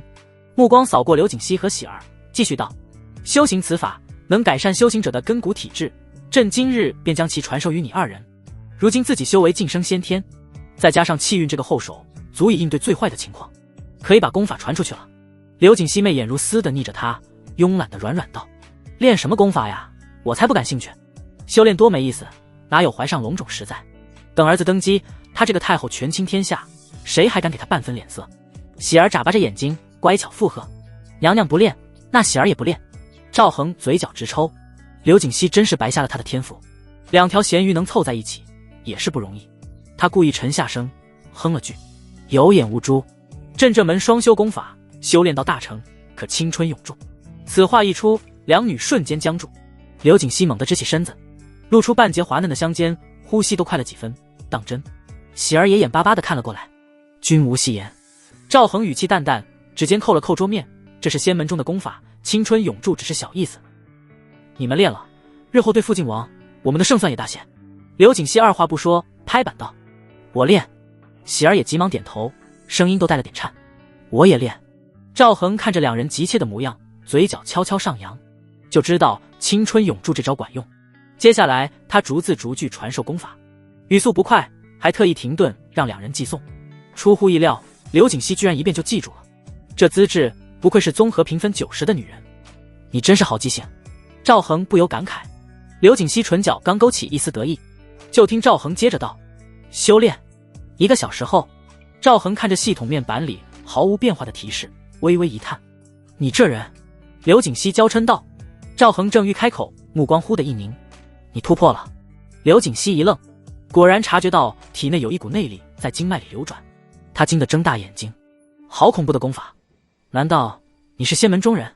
赵恒微微摇头，不是，此法是偶然所得。对了，让你找的小太监找了吗？按你的要求，一共找了20名，都在长宁宫偏殿候着。刘锦熙点头，端起茶盏抿了口，眼底仍带着好奇，现在能说找这些人干什么了吧？朕欲培养一批高手。赵恒的目光沉了沉，落在窗外的宫墙上。刘锦熙闻言笑了笑，指尖敲了敲茶盏边缘，想法虽好，却太晚了，高手哪是这么快能培养出来的？他顿了顿，语气从容了些，如果你需要护卫，我可以从柳家调几位先天劲武者过来，看不出你们柳家还有如此底蕴。赵恒眸光微闪，祖上余荫罢了。刘锦熙语气淡淡。赵恒思索片刻，缓缓道：先当作后手，等选秀结束，朕要清理皇宫，王城那老烟货还有禁卫军统领萧山全都要死。刘锦熙的手顿了一下，秀眉微蹙，是不是太早了？不早，夜长梦多。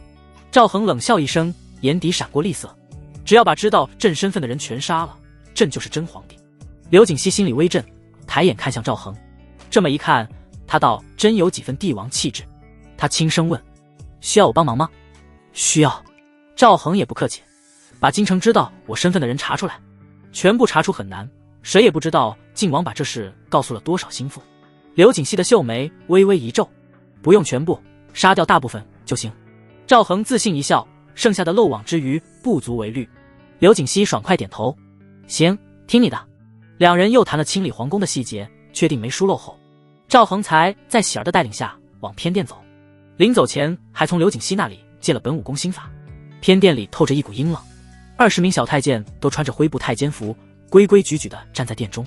见赵恒进来，慌忙扑通一声跪满了一地，额头贴着冰凉的地砖。陛下万岁万万岁！平身吧。赵恒的声音温和，目光扫过众人，都是16、17岁的年纪，脸上还带着稚气，身上却有种皇宫底层的谨小慎微。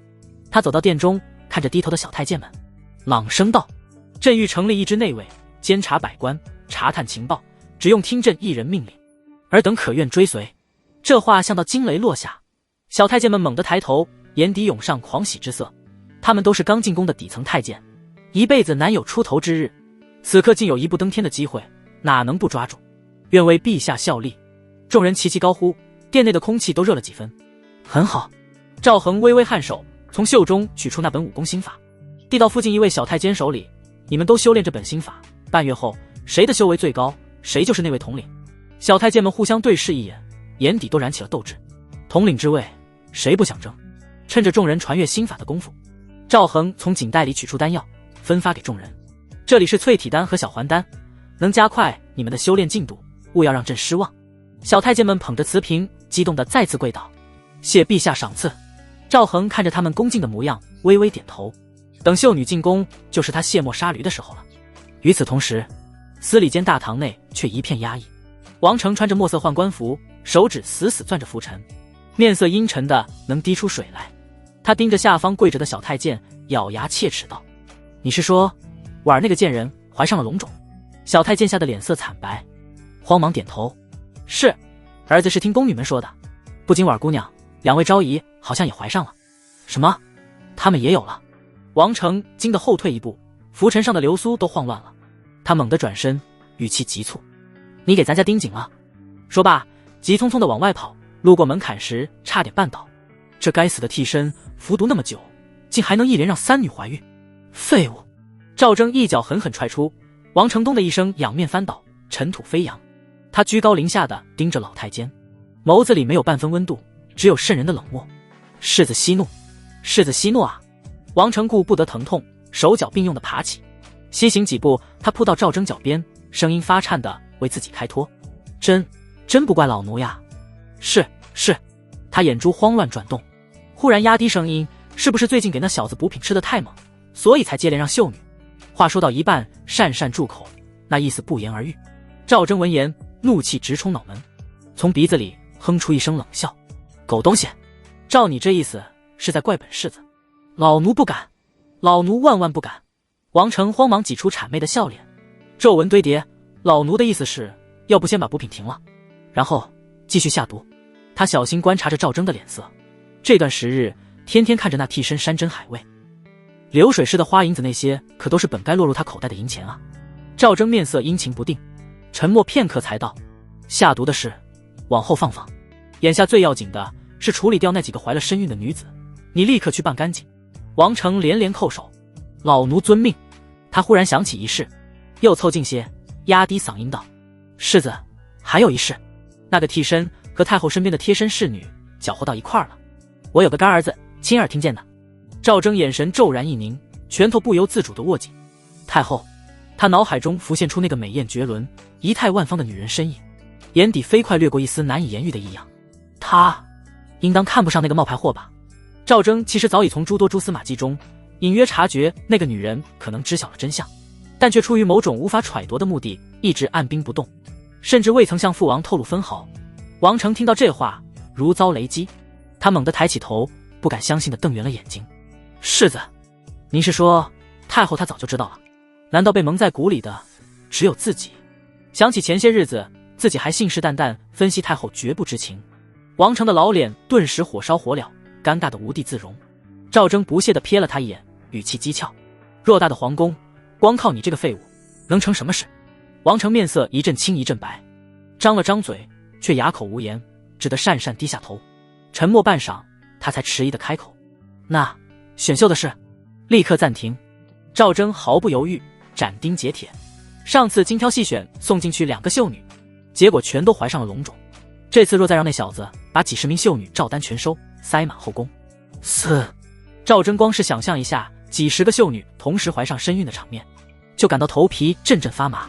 那么多人暗中处理起来耗时耗力，除非明目张胆地将他们全部抓起来处死。“遵命，老奴这就去办。”王成精神一振，连忙从地上爬起来，手忙脚乱地扶正跑歪的帽子，急匆匆转身安排去了。永和宫内熏香袅袅，这里是婉儿、孟子言与秦瑶3女的居所。赵恒从长宁宫出来后，信步便来到了这里，想与他们说说话，松散一下心神。毕竟这2年他大多时间形单影只，如同孤寡老人，除了婉儿，难得有几个能说上几句贴心话的人。正轻声闲聊着，殿外窗纸上忽然极快地掠过一道模糊的人影，影影绰绰。赵恒面色骤然一冷，如今得了太后报出的奖励，他不打算继续隐忍，先给老烟货一个下马威。他抬手轻轻安抚了一下面露疑惑的3女，随即面无表情地转向殿门方向，声音带着不容置疑的威严：“何人在外鬼鬼祟祟？给朕滚进来！”殿外那道身影明显僵了一下，片刻后，吱呀一声，殿门被小心翼翼地推开，一名面生的小太监低垂着脑袋，战战兢兢地挪了进来：“陛下，你是何人？为何在外窥探？”赵恒语气漠然，周身散发出的凛冽气势与平日判若两人。小太监吓得脸都白了，只觉得今天的皇帝格外骇人。他双腿一软，扑通跪倒在地，磕头如捣蒜：“陛下饶命！是干爹让奴婢来的。王成那个老烟货。”“是。”赵恒唇角勾起一抹冰冷的弧度：“好大的狗胆，他就不怕朕砍了他的脑袋吗？”话音刚落，王成那特有的尖锐嗓音便从殿外飘了进来：“呵呵，依老奴看，陛下的胆子也不小呢。”紧接着，王成因沉着一张脸，迈步踏入殿内。他身后呼啦一下涌进来7、8名穿着盔甲的禁卫军，手持兵刃，瞬间将殿内的气氛化为一片肃杀。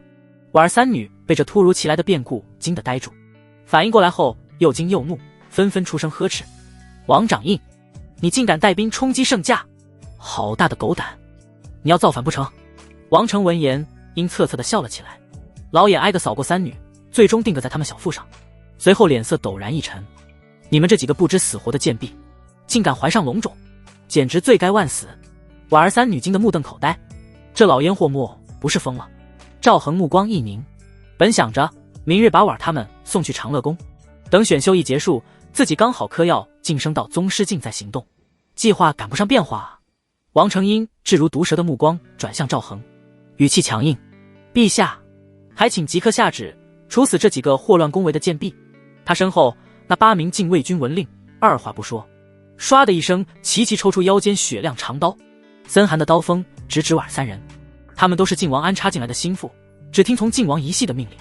婉儿3人何曾见过这等阵仗，吓得花容失色，惊叫着慌忙躲到赵恒身后，仿佛只有这样才能汲取到一丝微弱的安全感。殿内陷入一片死寂，空气凝固的仿佛要滴出水来，令人窒息的沉寂之后，赵恒忽然低低的笑了起来：朕若不从呢？不从。王成也跟着笑了，笑容阴沉而肆意，带着一丝胜券在握的张狂。那老奴便只好僭越，替陛下您亲手处置了这几个祸害。旁边那名小太监早已吓傻了，呆呆地看着王成。干爹，他好威啊，可这样真的没事吗？瞥了眼嚣张不可一世的王成，赵恒嘴角上扬的弧度越来越大，笑声也逐渐拔高。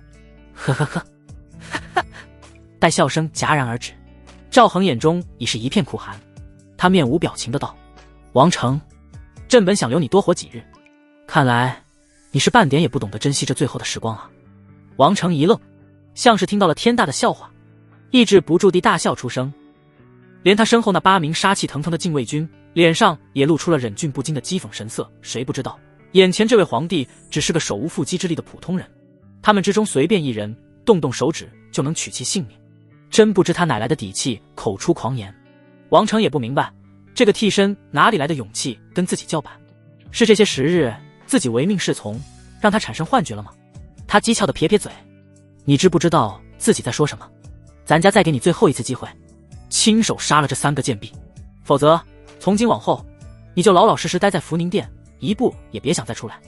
赵恒面无表情，就在王成话音落下的瞬间，他脚步看似随意地朝前一踏，下一刻他的身影毫无征兆地出现在了王成身侧。什么？王成的瞳孔骤然收缩，脸上瞬间被骇然与难以置信充斥。不可能，这绝不可能！他是什么时候？这个念头刚刚升起，一只冰冷如铁钳般的大手已然扼住了他的咽喉。他甚至没看清赵恒的动作。咔嚓，清脆的令人牙酸的骨裂声在大殿之中突兀地响起。王成的脑袋以一个极其诡异的角度歪向一边，眼中还凝固着惊骇与茫然。扑通，赵恒随手一甩，像丢垃圾一般将王成的尸体扔在地上，看都未看一眼。他威严漠然的声音响彻大殿：以下犯上，当诛！这电光火石间的变故惊呆了大殿内的所有人。谁能想到平日里看起来软弱可欺、逆来顺受的皇帝竟会暴起杀人，而且还身怀如此骇人的武道修为。杀！那8名禁卫军回过神，惊怒交加，厉喝一声，举起长刀便朝着赵恒凶狠地劈砍而来。刀锋呼啸，寒光烁烁。哼，乱臣贼子，死不足惜！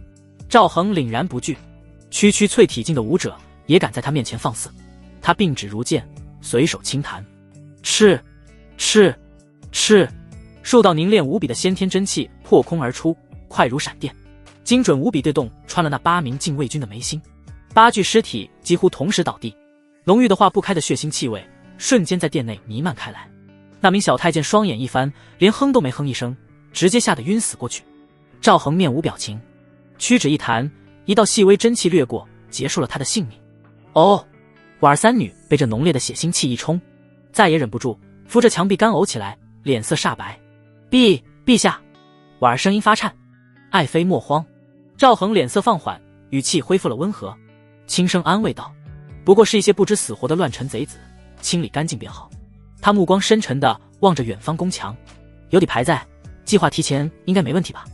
没去理会殿内横陈的尸体与尚未散尽的血腥气，赵恒护着婉儿3人，步履匆匆，一路不停直奔长宁宫。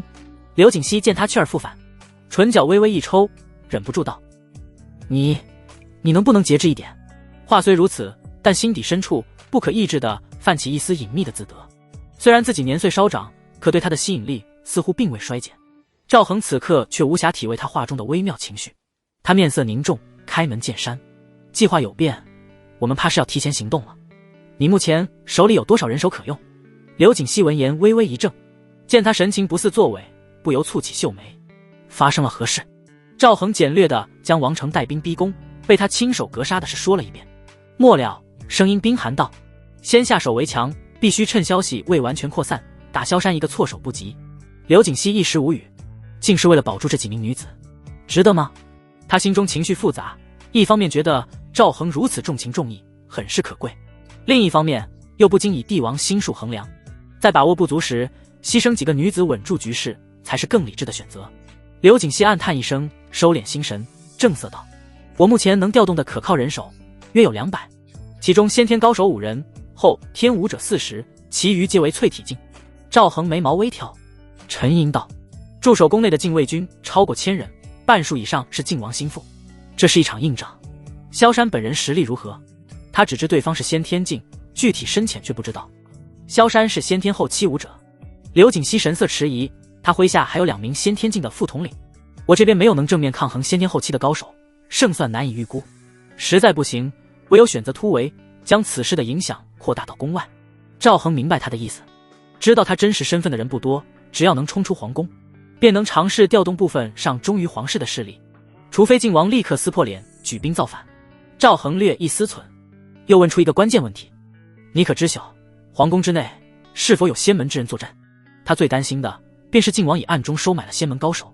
没有，刘景熙回答的斩钉截铁。赵恒面露诧异，你为何如此肯定？刘景熙面色平静，淡然道：我有一闺中好友，早年拜入了仙门，我们之间偶有书信往来。赵恒，他一时竟不知该作何表情。你倒是早说啊！若早知道太后有这层关系，他进宫第一天就该紧紧抱住这条大腿。刘景熙随即补充道：虽无仙门中人，但我怀疑靖王那老狐狸必有其他后手，比如宗师境武者。无妨。赵恒语气平淡，真有宗师境，我来解决。根据人皇镇运图录所提供的信息，若不惜代价调动气运，他短时间内可爆发出灭杀大宗师级别的战力，只是后果颇为严重。刘景熙听到此言，顿时愣住，美眸中满是难以置信。你……赵恒不再多言，决断道：事不宜迟，立刻出发，你们也一起。他绝不容许在关键时刻出现敌人挟持人质要挟他的狗血戏码。五儿三女虽不明具体原因，但见赵恒神色肃穆，皆乖巧应是。刘景熙见状也知道事态紧急，不再犹豫，当即恢复雷厉风行的姿态，沉声喝道：来人，传我令，所有护卫即刻集结，目标诛杀逆贼萧山。王成毙命的消息很快被宫中的眼线知晓，几名眼线探头窥见殿内尸横遍地，王成脖梗扭曲的惨状，顿时面色惨白，害得魂飞魄散。他们交换一个惊恐眼神，一路则连滚爬爬的赶往禁卫军住所，找到统领萧山。统领，大事不好！报信之人冲进殿内，扑跪在地，声音抖得不成调。王掌印，他死了，被那替身杀死的。正擦拭佩刀的萧山动作一顿，抬起的眼眸里寒光乍现。你说什么？他语气冰冷，带着一丝难以置信。王成那老货死了，还是被那个替身杀的？应该是的。来人哆哆嗦嗦的补充。王掌印先前遣散了殿外所有工人，带着8名咱们的兄弟冲了进去，后来就看见那替身带着3个女人往长乐宫方向去了。砰！萧山一掌拍下，身旁坚实的梨木桌案应声碎裂，木屑四溅。他豁然起身，全身铁甲随之铿然作响，凛冽的杀气弥漫开来。好得很。萧山从牙缝里一字一句地挤出话来，额角青筋跳动。他万没想到，那个在他们严密监视下看似唯唯诺诺的替身，竟隐藏得如此之深，不仅暗中习武，还敢暴起杀人。王成那个废物平日是怎么盯梢的？他强压怒火，冷声喝道：带路，本统领倒要亲自去看看。说罢，萧山按刀大步流星走向殿外。然而他脚步刚迈出大殿，远处便隐约传来一阵兵刃交击与喊杀之声。萧山脸色骤然一变，那替身刚杀了王成就直奔太后处，如今又传来厮杀声，难道他与太后联手了？想到此处，萧山再也按捺不住，身影如离弦之箭，朝着厮杀声传来的方向急掠而去。片刻后，萧山已冲入交战区域，放眼望去，只见一群身着黑衣、面无表情的武者正手起刀落，无情地砍杀着他麾下的禁卫军。在群黑衣人的重重护卫之下，那替身与太后刘景熙并肩而立，正有条不紊地指挥着战斗。至于他麾下的2名先天境副统领，此刻也各自被黑衣人死死缠住，脱身不得。好胆！眼见手下二郎死伤惨重，萧山目眦欲裂，暴喝一声，如猛虎下山般悍然冲入战场。另一边，赵恒冰冷的目光瞬间锁定那道魁梧凶猛的身影，他提起手中长刀，朗声下令：逆贼萧山已到，诸位随朕诛杀此僚，先去试试深浅。念头闪过，赵恒身先士卒，直扑萧山。刘景熙见状，心头一紧，急忙对身旁3名气息沉稳的黑衣人道：快去护住陛下。诺。3名黑衣人领命，身形晃动，如影随形般紧跟赵恒。找死！萧山见赵恒竟敢主动冲向自己，不由冷笑，随手一刀挥出，真气吞吐，刀锋凌厉，试图将这不知天高地厚的替身斩于刀下。当啷，2刀猛烈碰撞，刺耳的金铁交鸣声炸响，迸射出一溜耀眼的火花。赵恒身形一晃，被震得连退数步，脚下青石地砖被踩出数个清晰的脚印。他眼眸中掠过一丝金色，先天后期果然不同凡响。然而萧山心中的震惊却远胜赵恒10倍，他清晰地感受到了对方刀身上传来的那股精纯凝练的真气。先天真气？你何时入了先天？萧山面色巨变，心中掀起滔天巨浪。2个月前他奉命查验时，此子分明还是个手无缚鸡之力的普通人，怎么可能在如此短的时间内晋升先天？难道他修炼了某种隐匿气息的功法，从而瞒过了自己？赵恒眸光冷冽如寒冰，周身散发出一股皇者威严。萧山，你不知道的事情还多得很，此刻放下武器，朕或许可以饶你不死。哼，狂妄！萧山怒极反笑，杀意再无丝毫掩饰。此子心机深沉至此，若今日不除，他日必成靖王心腹大患。他不再多言，提刀再次急冲而上，刀光如匹练，招招致命。冥顽不灵！赵恒冷哼一声，退至3名先天武者身后。诸位，合力拿下他！3名黑衣先天武者默契十足，同时抱起，从不同方位攻向萧山。霎时间，刀光剑影纵横交错，4人电光火石间已交手10余招。萧山凭借先天后期的雄厚根基与丰富经验，竟在3人合击下丝毫不落下风。赵恒看准一个空档，再次悄咪咪地加入战团，对着萧山背后就是一刀。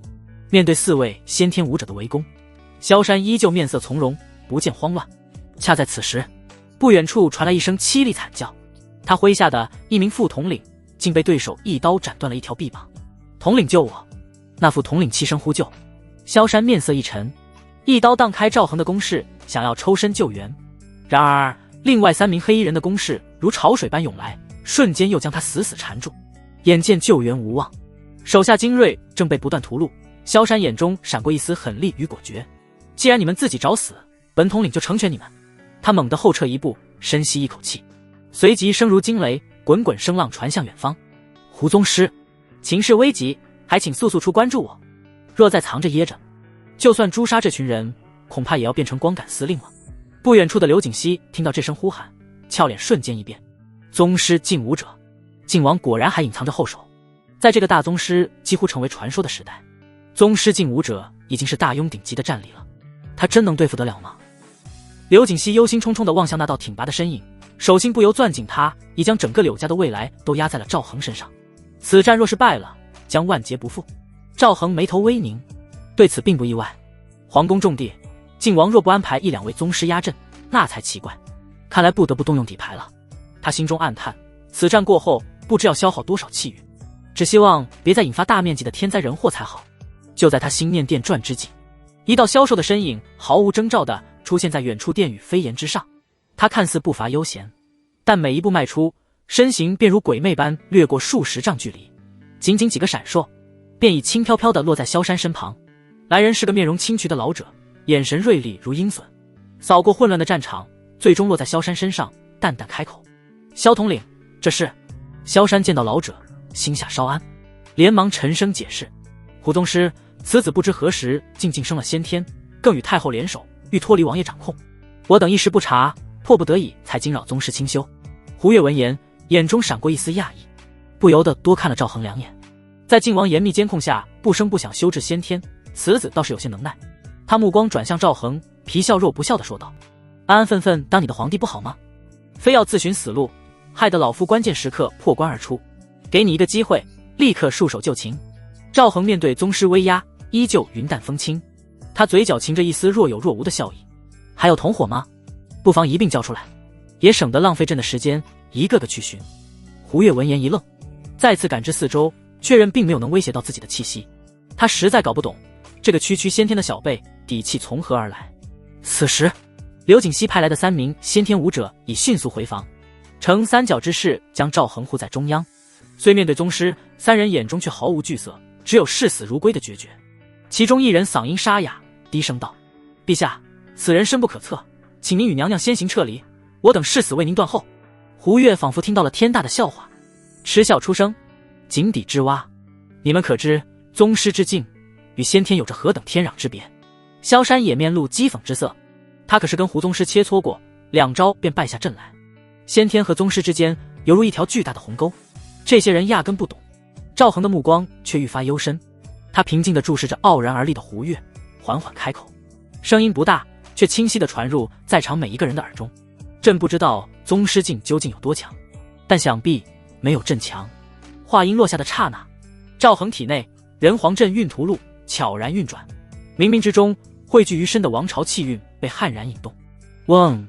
刹那间风云突变，原本清朗的天空骤然暗沉，浓重的乌云不知从何处汇聚而来，翻滚涌动，低低压在皇宫上空。一股难以言喻的煌煌天威笼罩四方，令所有人心头为之一悸，不由自主地停下了动作，骇然望天。乱臣贼子，当诛！赵恒的声音再次响起，不带丝毫感情，仿佛高高在上的皇者。下一刻，在无数道惊骇目光的注视下，那翻滚的乌云之中忽地探出数道闪耀着璀璨金光的锁链。这些锁链散发着至阳至刚，镇压一切的磅礴气息，速度快得超乎想象，如同拥有生命般径直朝着地面的胡越缠绕而去。胡越在赵恒引动气运的瞬间就已面色大变，此刻更是害得魂飞天外。这是何物？他尖叫一声，将自身速度提升到极致，身形化作一道道残影，试图躲开这诡异的金色锁链。然而令他绝望的是，平常足以傲视大多数宗师的身法，在这诡异的金色锁链面前竟显得如此笨拙可笑。不过短短几息之间，数道金色锁链后发先至，如同复古之驹，精准无比地缠绕上他的脖颈、双臂与双腿。该死，给老夫滚开！胡越惊怒交加，宗师境的磅礴真气毫无保留地爆发开来，衣衫鼓荡，地面皲裂，试图震碎这些光芒锁链。可那锁链纹丝不动，反而越收越紧，其上蕴含的力量完全超出了他的理解范畴。赵恒面无表情，只是淡淡吐出一个字：散。随着他一声令下，缠绕住胡越的金色锁链猛地向内一缩，随即倒射而回，重新隐没于漫天乌云之中。而原地的胡越身体猛地一僵，扑哧扑哧，接连数声轻响，他的双臂与双腿在同一时间与躯干分离，鲜血喷涌间，那颗布满惊骇与难以置信表情的头颅也随之冲天而起。咚！头颅落地，发出一声闷响，恰好滚到萧山的脚边。整个战场陷入了死一般的寂静。怎么可能？萧山面色惨白如纸，魁梧的身躯不受控制的微微颤抖。他死死盯着胡越那具4分5裂的尸体，脑海中一片空白。胡宗师，那位曾用2招就将他击败的宗师境强者，居然连一个回合都没撑过，就这么被轻易斩杀，甚至死无全尸。方才那替身施展的究竟是什么手段？那般引动天地异象、凝气成炼的功法，他闯荡江湖数十载，闻所未闻。一个又一个骇人的疑问啃食着他的内心，让他遍体生寒。不远处的刘景熙美眸中却泛起难以掩饰的异彩，他望向赵恒的背影，心潮澎湃。他隐藏的竟如此之深，或许他们真能如愿以偿，彻底除掉靖王，真正坐稳那95至尊之位。婉儿满脸茫然，怔怔地看着仿佛脱胎换骨的赵恒，只觉得无比陌生。那个前些时日还需要他心疼照料的病秧子呢？他简直无法将记忆中的那个人与眼前这个挥手间震杀宗师的男人联系到一起，轻易灭杀胡越。赵恒面色依旧古井无波，他眼神漠然，转向心神已彻底崩溃的萧山。放心去吧。赵恒的声音平淡，朕很快便会送靖王下去与你团聚。话音未落，他随意抬手，凌空虚按，刹那间，一只巨大的金色掌印凭空凝聚，带着煌煌天威，直接将尚处于震撼和恐惧中的萧山攥在掌心。不！萧山只来得及发出一声短促而绝望的嘶吼，金色巨掌猛地收紧，一阵令人牙酸的骨骼断裂声噼啪炸响。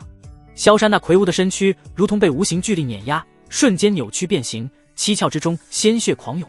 他瞪大的双眼里充满了不甘与难以置信，最终头一歪，气息彻底断绝。至死他都不明白自己为何会败得如此彻底，如此迅速。胡越与萧山这两位核心人物的接连陨落，让残存的靖王余孽面色巨变，士气降到冰点。赵恒眼神平静，没有丝毫怜悯，他大手一挥，斩钉截铁的下令：杀，一个不留。接到命令，那5名先天境黑衣人眼中寒光一闪，没有丝毫犹豫，身形如鬼魅般急掠而出，无情地收割着那些已丧失斗志的叛军性命。其余后天境和淬体境的武者也随后跟上，一时间求饶声、惨叫声、兵刃入肉声不绝于耳。约莫一炷香后，厮杀声渐渐停歇，靖王安插在皇宫内的核心禁卫军力量被彻底屠戮一空，浓郁的血腥气味弥漫在空气中，令人几欲作呕。然而身处这片尸山血海中央的赵恒脸上却没有半分不适，他反而缓缓闭上双眼，张开双臂，深深地吸了一口气，那是自由的气息。时隔3年有余，终于再一次真切地呼吸到了这不受束缚、掌控自身命运的自由空气。他仿佛一个沉疴进去的病人，忍不住放声畅快地大笑起来。刘景熙唇角微扬，露出一抹倾国倾城的笑意，莲步轻移来到他身边，并肩而立。恭喜陛下，他轻声道，我们离彻底铲除靖王又近了一步。赵恒歪过头，心情极好地看着他明艳的侧脸，还要多谢娘娘鼎力相助。刘景熙微微摇头，语气带着一丝后怕与庆幸，若非陛下关键时刻力挽狂澜，我们此刻怕是早已身首异处。赵恒不置可否地笑了笑，他能力挽狂澜，全靠刘景熙报出的丰厚奖励，若非身怀人皇镇运屠戮这等底牌，扪心自问，他未必有胆量提前发动计划，婉儿他们必然会陷入险境。想到此处，心中激荡的赵恒忽然侧身，在刘景熙完全没反应过来之际，抱着他狠狠亲了一口。呀！一旁的婉儿、孟子言和秦瑶看到这一幕，瞬间美眸瞪得滚圆，小嘴微张。什么情况？陛下和太后？三女不约而同地倒吸一口凉气，急忙慌张地四下张望。这大庭广众，这么多人看着呢，陛下也太冲动了吧。然而他们很快发现，周围那些黑衣护卫虽然都默契地移开视线，但神色间并无太多惊讶。至于太后的贴身婢女喜儿，正看得津津有味呢。三女面面相觑，彻底懵了。刘景熙被这突然袭击弄得俏脸绯红，一直红到了耳根。他羞恼地推开赵恒，眸光流转，似骄似嗔地瞪了他一眼。陛下，请自重。纵然在场大多算是自己人，可这光天化日、众目睽睽之下，也太羞人了。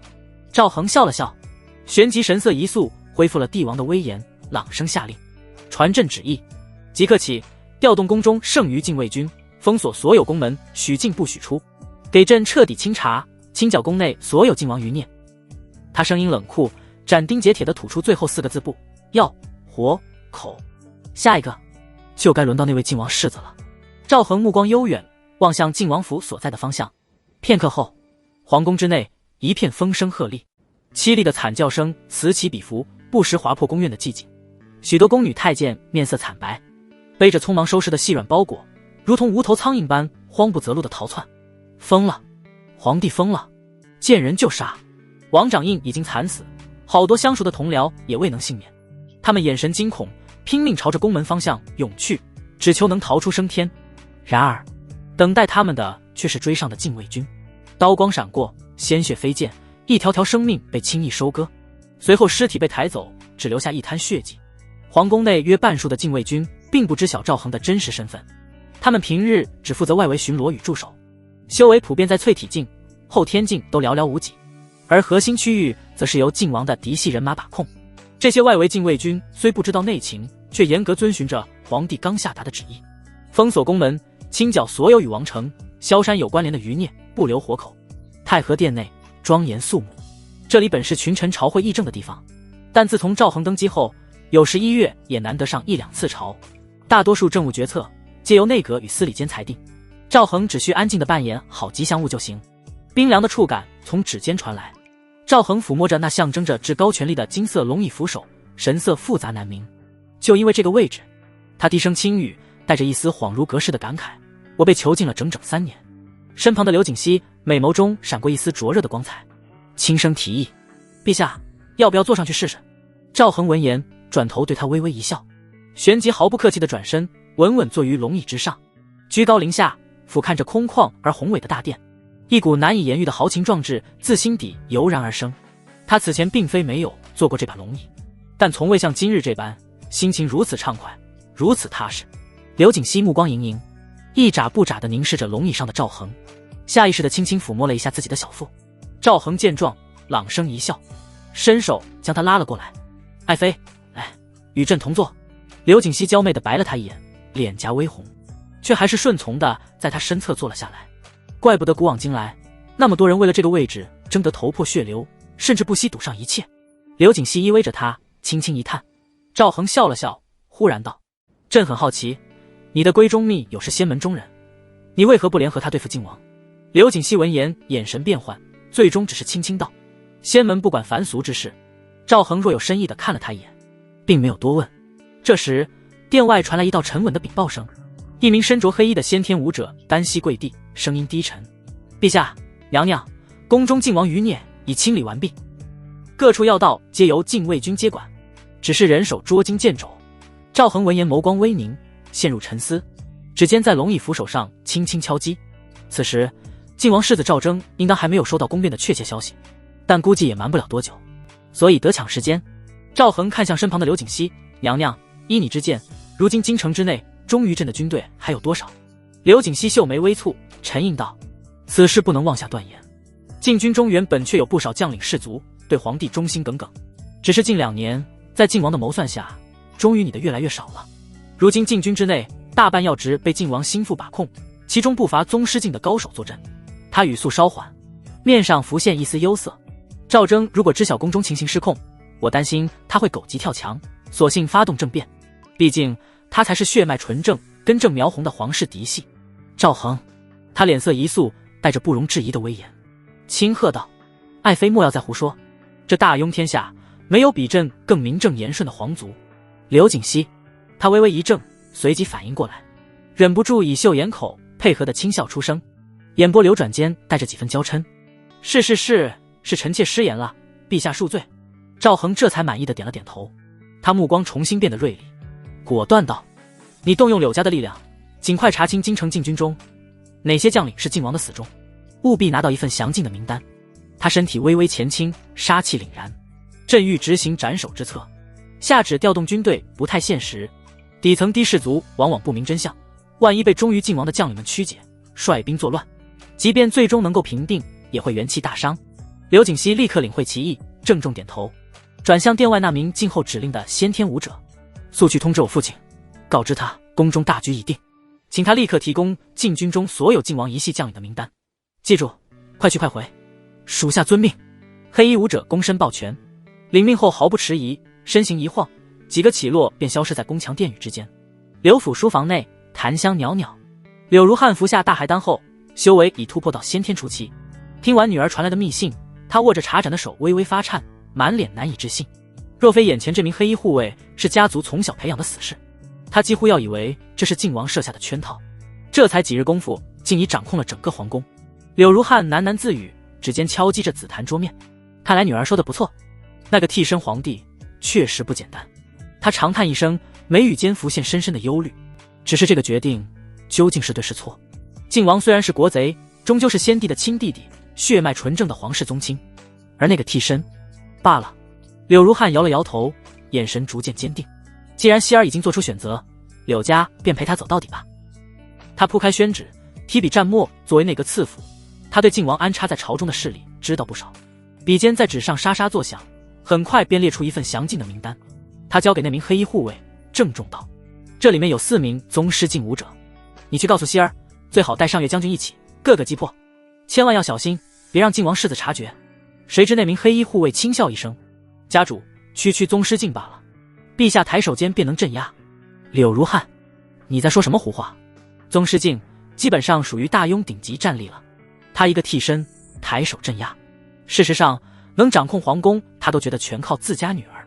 黑衣护卫见柳如汉面色狐疑，急忙解释道：“家主有所不知，宫中其实有一位宗师劲武者坐镇，要不是陛下力挽狂澜，击杀此人，我们就要全军覆没了。”柳如汉闻言目瞪口呆，击杀宗师境，开什么玩笑？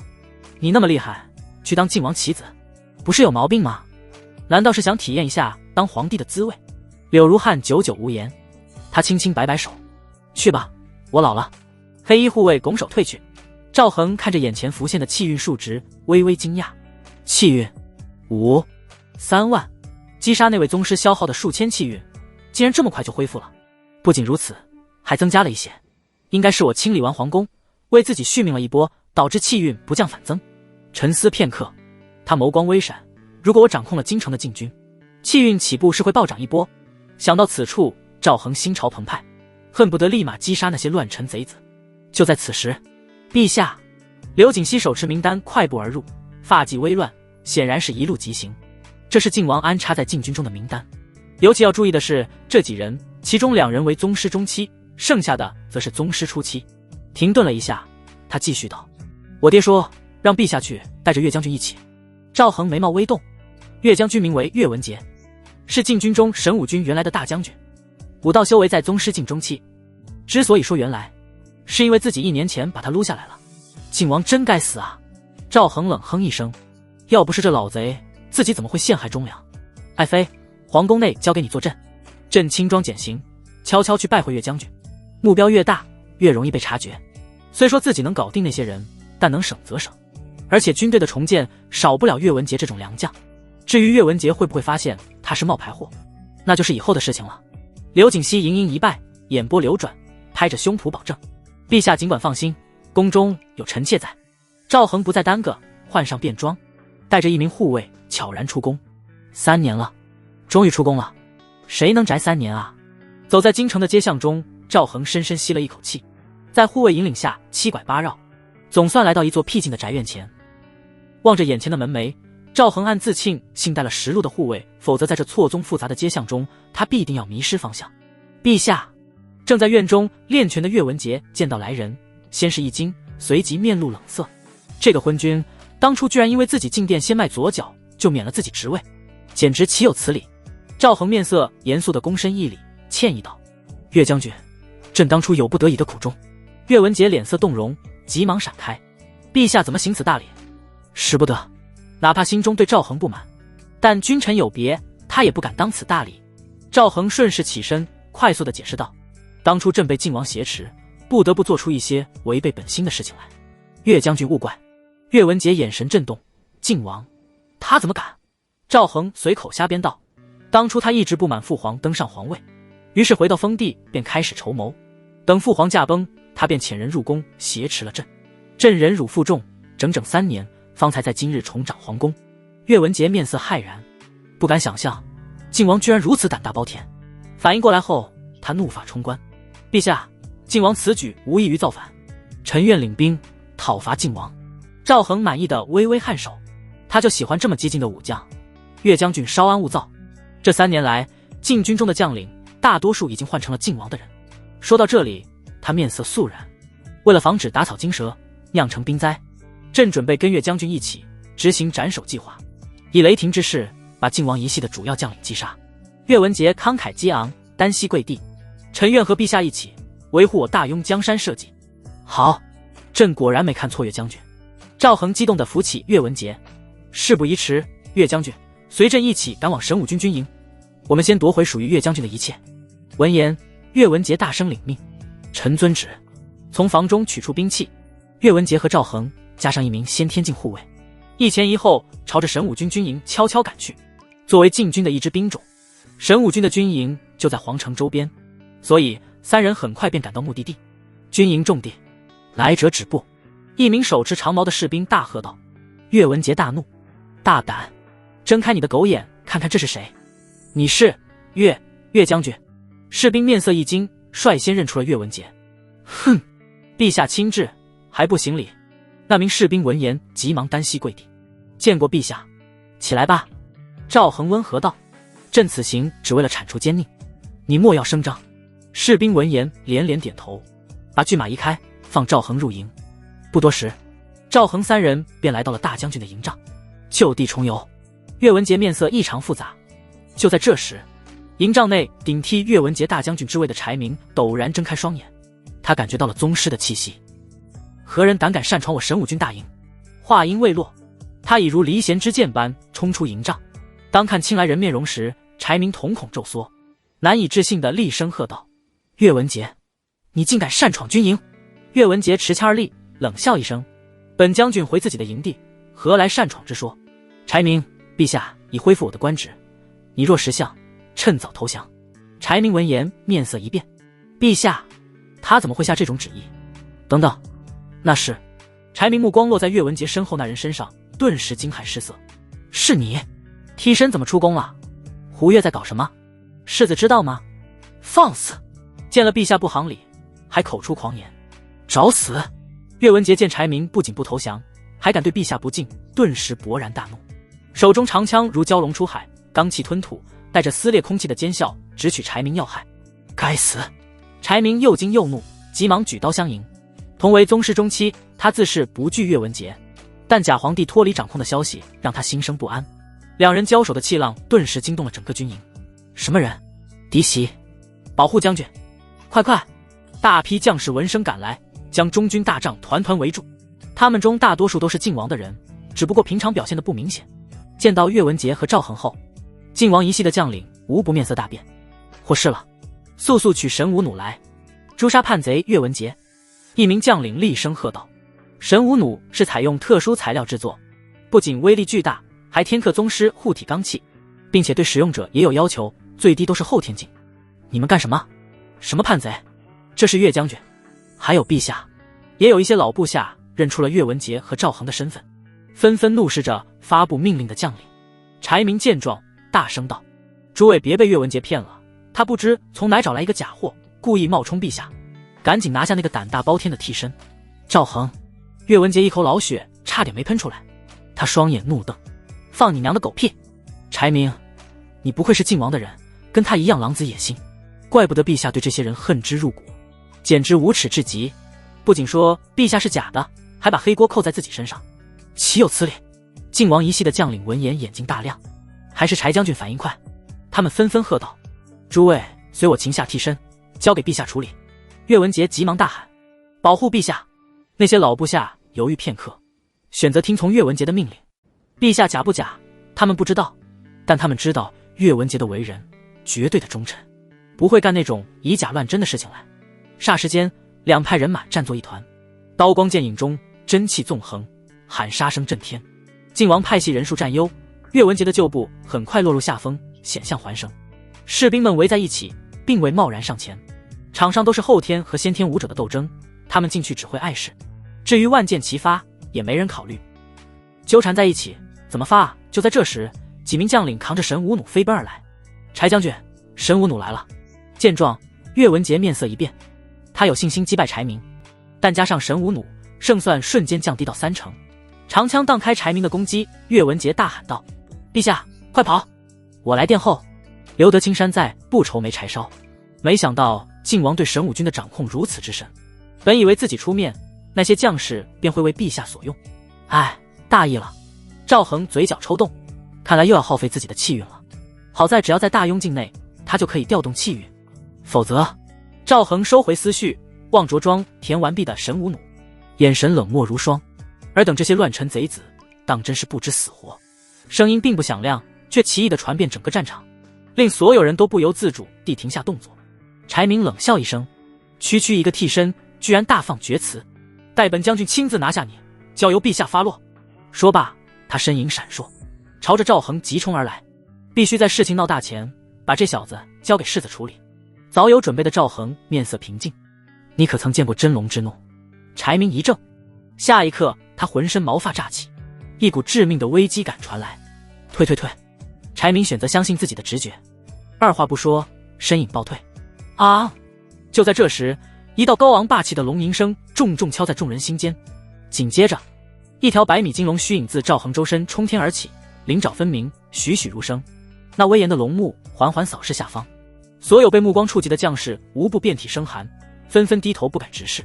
柴明人都傻了，呆呆地望着那令人生畏的金色巨龙。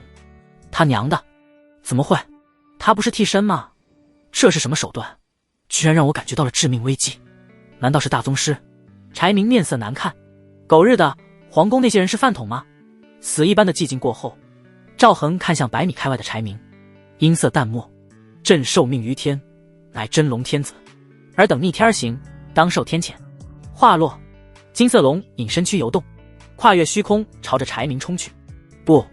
柴明亡魂大冒，身影连连闪烁，可下一个瞬间便被金色龙影追上，庞大的龙躯尽数没入柴明体内。我没事。柴明看了看自己的身体，顿时一脸喜色，他面露嘲讽：哈哈，绣花枕头，中看不中。话没说完，他的身躯陡然激射出道血流，显得整个人异常狰狞。轰！像是承受不住某种压力，柴明的身躯轰然炸裂，血肉横飞。所有将士目瞪口呆，整个人僵在原地一动不动。如此手段已然超出了他们的认知。岳文杰大嘴微张，脑子一片空白。陛下居然如此厉害，这简直是仙家手段啊！难道陛下暗中拜入了仙门？赵恒面色淡然，黄道龙气入体，除非天命加身，否则必遭反噬。显然柴明没有得到天命青睐。晋王一系的将领们面如死灰，浑身僵硬地望着那道屹立在场中的身影，心中早已掀起惊涛骇浪。这哪里是什么替身，分明就是真龙天子，真的不能再真了。那威严的气势，那睥睨众生的眼神，还有那令人窒息从未感受过的龙威，王爷究竟在搞什么？请来这样一尊真神做替身。赵恒目光如电，扫过呆立当场的众人，沉声道：岳将军，将这些逆贼就地正法。臣领旨。岳文杰精神大振，手中长枪一抖，化作一道银芒直取，胜于叛将。失去了柴明这个宗师中期的牵制，那些神武弩根本锁定不住他的身形。只见他如猛虎入羊群，枪影所过之处，血花飞溅。不过片刻功夫，残余的晋王党羽已尽数伏诛，冲天的血腥味在军营中弥漫，围观的士卒们无不色变。这时，岳文杰长枪驻地，单膝下跪：陛下，臣幸不辱命，已经把晋王余孽诛杀殆尽。岳将军辛苦了。赵恒微微抬手，目光转向四周的将士，他的声音回荡在寂静的军营中：晋王大逆不道，囚禁朕于深宫3年，把持朝政，祸乱朝纲，幸得先帝庇佑，让朕习得无上仙法，终得重见天日。众多将士一阵骚动，无数道目光紧紧盯着赵恒。赵恒威严的目光扫过众人：诸位可愿随朕一起诛杀晋王余孽，重整河山，誓死追随陛下。震天的呐喊声响彻云霄，所有将士齐刷刷单膝跪地。金龙虚影一出，他们都觉得赵恒是货真价实的皇帝。柴明果然该死，居然冤枉陛下。很好。赵恒满意的点点头，雷厉风行道：岳将军，你立刻整顿军营，安抚士卒，随后带亲信赶去羽林军诛杀晋王逆党。接着他把名单告知了岳文杰，并叮嘱小心军中有晋王一系的案子，谨遵陛下圣旨。岳文杰跪地领命，叫来几名老部下，开始有条不紊地吩咐下去。赵恒并未多留，柳家提供的名单肯定不是全部，他要在晋王世子得到消息前，尽可能地掌控军队，拥有自保之力。光燃烧气运杀敌不是长久之计。片刻后，赵恒孤身赶往另一支禁军龙卫军。这支军队曾是死鬼皇帝最大的倚仗，精锐士卒冠绝3军。不知道2年多过去，将士们的忠诚还剩下多少？看柳如汉提供的名单，大多数将领都被换掉了，又是少不了一阵腥风血雨。时间稍微倒退，龙卫军中军大帐，大将军贺修武突然感到眼皮狂跳，一股莫名的心悸让他坐立难安。自从晋升宗失敬执掌龙卫军以来，他已经很久没有这种不祥的预感了。远处隐约传来神武军方向的喧哗声，贺修武眉头紧锁：柴明搞什么呢？难道在练兵？不对啊，平常可没有这样，不会是炸营了吧？贺修武面色微变，他自从坐上龙卫军大将军之后，一直在缓慢地安插亲信，不敢操之过急，生怕坏了王爷大事。他不放心地喊来一名亲信将领道：你去探查一下神武军那边发生了何事。诺，属下领命而去。1刻钟后，忽然一名士兵喜气洋洋地来报：大将军，陛下来我们军营视察了。要知道陛下已经2年多没来了，很多士卒都怀疑是不是陛下把他们忘了。什么？陛下来了。贺修武噌的一下站了起来。那替身怎么会出宫？是啊，虽说2年未见，但陛下的容颜并未改变太多，我们一下子认出来了。那名士兵有些奇怪的大将军的表现。贺修武面色阴晴不定，难道是王爷有了新的命令？否则胡越和萧山怎么会放那替身出来？心中这么想着，贺修武面色稍缓，不动声色道：随我一起去见陛下。不多时，贺修武就在教场上看到了正在与士卒谈笑风生的赵恒。晋王一系的将领们在旁边面面相觑，却不敢轻举妄动。龙卫军尚未完全掌控，贸然行动很可能引发兵变。大将军来了！一道呼喊声响起，晋王一系的将领们仿佛遇到了主心骨，齐齐松了口气，转而看向贺修武。赵恒抬眼望去，只见一名身着明光铠的中年将领在五步外站定，气势沉稳如山。对视良久，赵恒淡淡道：大将军见朕，为何不拜？其余士卒也纷纷看向贺修武。龙卫军的使命便是护卫皇帝周全，全军对于皇帝的忠诚度是最高的。此时见贺修武无礼的样子，他们满是疑惑和不满。贺修武眼角抽动，压下心中惊骇。替身不仅出宫，还成了先天武者。深吸一口气，为了王爷大局，他不敢点出赵恒的身份，何况说了这些士卒也不一定信。贺修武单膝跪地：见过陛下。赵恒面无表情地盯着他，没有开口。贺修武也不好自己站起来，就这么僵持住了。此刻就算再傻逼士卒也知道不太对劲了。赵恒忽然一笑，打破了死寂：大将军可知道朕为何2年多都未到访过龙卫军？贺修武眼神微变，面无表情道：臣不知。这时一名忠于皇帝的小将大胆问道：莫非陛下龙体欠安？赵恒看了他一眼，摇头叹息：不是朕病了，是大庸病了。一个国贼求朕于深宫3年不得出，并以朕的名义替换了龙卫军许多将领。此言一出，全军哗然。那名小将激动道：何人竟然如此大逆不道？陛下，我等愿身先士卒，诛杀国贼！诛杀国贼！诛杀国贼！不少士卒举着兵刃跟着怒吼道，心中这2年潜藏的不满消散殆尽。陛下没有忘记我们，而是被国贼控制了。贺修武等晋王一系的将领面色大变，他们这2年不时的洗脑，把忠于皇帝的思想扭曲为忠于皇族，本以为有了成效，哪知道这些普通士卒对皇帝如此忠诚。赵恒伸手虚压，士卒们渐渐安静下来。他看向依旧单膝跪地的贺修武，再次问道：大将军为何不请诛国贼？难道你有了不臣之心，与那国贼狼狈为奸了？贺修武脸色难看，有些骑虎难下。众多士卒怀疑的目光让他如芒在背，深深吸了一口气。贺修武知道今天不能善了。陛下，您说笑了。贺修武缓缓挺起胸膛，明亮的铠甲在日光下折射出刺眼的光泽，他目光如鹰隼般锁定在赵恒身上，那股属于宗师中期的压迫感不再掩饰，潮水般向四周弥漫开。教场上的空气仿佛凝固了，士卒们被这股气势所摄，喧哗声戛然而止，只剩下沉重的呼吸和不安的心跳。陛下，贺修武的声音低沉，带着一丝不容置疑的强硬。您龙体欠安，思绪不清，恐怕是被宫中宵小所惑。臣身为龙卫军大将军，有护卫圣驾之责，还请陛下随臣回宫静养，待查明奸佞，再行处置不迟。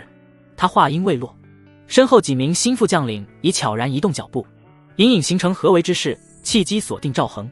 只要贺修武一声令下，他们便会毫不犹豫地出手，强行请赵恒回宫。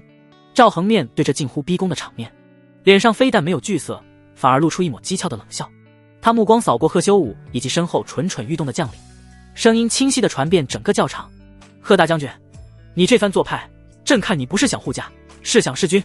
陛下执迷不悟，就休怪臣等无礼了。贺修武眼中厉色一闪，知道不能再拖延，他必须速战速决，拿下这个失控的替身，交给世子发落，否则让其在龙卫军中继续煽动，后果不堪设想。他身形一动，宛若猛虎出闸，五指成爪罡气吞吐，带着撕裂空气的尖啸，直取赵恒肩胛。这一爪若是抓实，足以瞬间废掉一名先天后期武者的行动力。保护陛下！那名先前出生的小将目眦欲裂，想要上前阻拦，却被另一名晋王派系的将领拦下。其余欲救驾的士卒也尽皆被拦住，外围的士卒一阵骚乱，却没法进来。眼看那蕴含着宗师之力的手爪即将落下，赵恒却只是轻轻一叹，语气嘲弄：冥顽不灵。下一刻，他心念急转，人皇阵运屠戮，悍然催动，并不是像之前对付柴明那般引动天地异象凝聚金龙，而是将气运之力极度压缩，集中于双眸之中。刹那间，赵恒的双眼仿佛化作了2颗灼热的金色星辰，一股难以言喻的煌煌天威以他为中心轰然爆发，气运在燃烧下降，但他无暇顾及，正准备擒拿赵恒的贺修武，在与那双金色眼眸对视的瞬间，灵魂仿佛被重锤击中，他只觉得一股无法抗拒、无法理解的伟岸力量凭空降临，仿佛整个苍穹都压在了他的身上。噗！贺修武前冲的身形骤然僵住，脸色由红转白，猛地喷出一大口鲜血。他那身宗失尽的磅礴真气，在这股煌煌天威面前，脆弱的如同纸糊一般，瞬间溃散。贺修武双膝一软，咚地一声重重跪倒在地，浑身骨骼发出不堪重负的咯吱声，想要挣扎，却连一根手指都无法动弹。那双金色的眼眸冷漠地注视着他，仿佛在注视一只微不足道的蝼蚁。宗师境的贺修武尚且如此，其余晋王一系的将领更是不堪，纷纷吐血倒地，气若游丝。严重的则是眼角流血，死不瞑目。你……贺修武艰难地吐出2个字，眼中充满了无尽的恐惧和难以置信。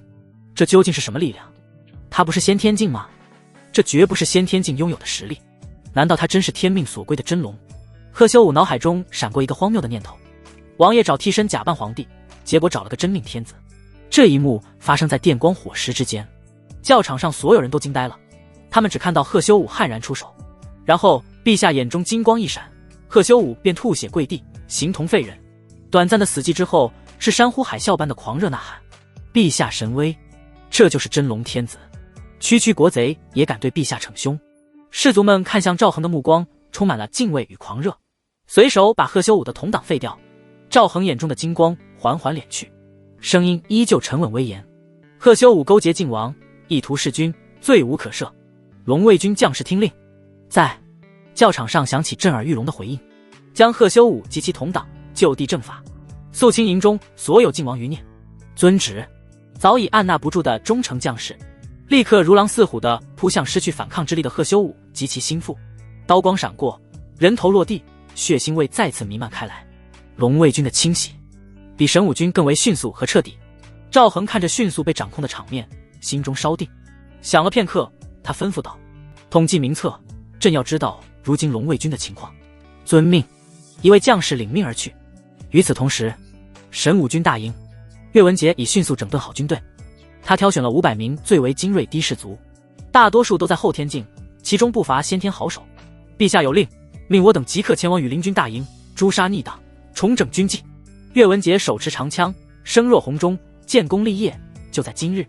诛杀逆党！500骑兵齐声怒吼，杀气冲天，马蹄声如雷鸣般响起。岳文杰一马当先，带着这支精锐，风驰电掣般冲向不远处的羽林军大营。他也不怕打草惊蛇了，因为陛下曾说军营中可能有案子，现在就是比谁速度快。羽林军大营，大将军刚被免职不久，如今有2名副将共同执掌，而此2人皆是晋王心腹。岳文杰高举圣旨，普通士卒不敢拦他带着人一路畅通无阻地进入中军大帐，直接亮明来意：陛下圣旨，羽林军上下即刻起由本将接管。帐内将领神色各异，那2名副将对视一眼，心中惊讶：岳文杰怎么会出现，并且还拿着圣旨？难道出了变故？心中想着，一位副将皮笑肉不笑地道：岳文杰，你何时恢复了职位？谁知道你是不是假传圣旨，欲行不轨？另一副将直接拍案而起：岳文杰，你无端擅闯我羽林军大营，是想造反吗？来人，给我拿下！他们不知发生了什么，但先下手为强总是没错。帐外瞬间涌入大量甲士，显然是早有准备。冥顽不灵，杀！岳文杰早就料到如此，毫不废话，长枪一抖，直取那名拍案而起的副将。大战瞬间爆发。岳文杰身为宗师中期，战力强横，长枪如龙，死死压制住2名宗师初期的副将，而他带来的500亲信亦是悍勇无比，与营中晋王余孽厮杀在一起。一时间，羽林军大营内刀光剑影，喊杀震天。有一些部分士卒相信岳文杰不会假传圣旨，便选择加入战团；更多的士卒则是静观其变，犹豫不决。这场鏖战持续了将近半个时辰，岳文杰身上添了几道伤口，但最终还是凭借更强的实力，一枪刺穿了一名副将的咽喉。另一名副将重伤后也被其亲兵乱刀砍死。主将伏诛，剩余的抵抗迅速被瓦解。羽林军中的晋王势力被连根拔起，营内血流成河。岳文杰拄着长枪微微喘息，看着逐渐被控制的局面，立马吩咐道：清查名册，交由陛下过目。片刻后，一名亲信赶过来汇报：将军，有2名校尉不见了。岳文杰面色不变，陛下果然料事如神。你带我手令通知老孙，带上神武军所有人马，赶往龙卫军驻地，其余人整顿羽林军，随本将军去护驾。众将士轰然应诺。是。晋王府书房内，赵祯正在欣赏着一幅新得的古画，心情颇为闲适。在他看来，京城一切尽在掌握。那个替身不过是笼中鸟，瓮中鳖，翻不起什么浪花。突然，书房门被猛地撞开，一名浑身浴血、铠甲破损的校尉连滚啪啪地冲了进来，声音凄厉而惶恐：世子，大事不好！那替身失控了，伙同岳文杰夺了羽林军军权。什么？赵祯豁然起身，难以置信地看向来人。还没有等他细问，接连几名暗子面色惨白地奔了进来，声音混杂着惊惧：世子，10万火急！那替身联合太后诛杀了胡越宗师，还有萧山统领，皇宫失控。世子，大事不好了！神武军被岳文杰夺走了，柴大将军被杀。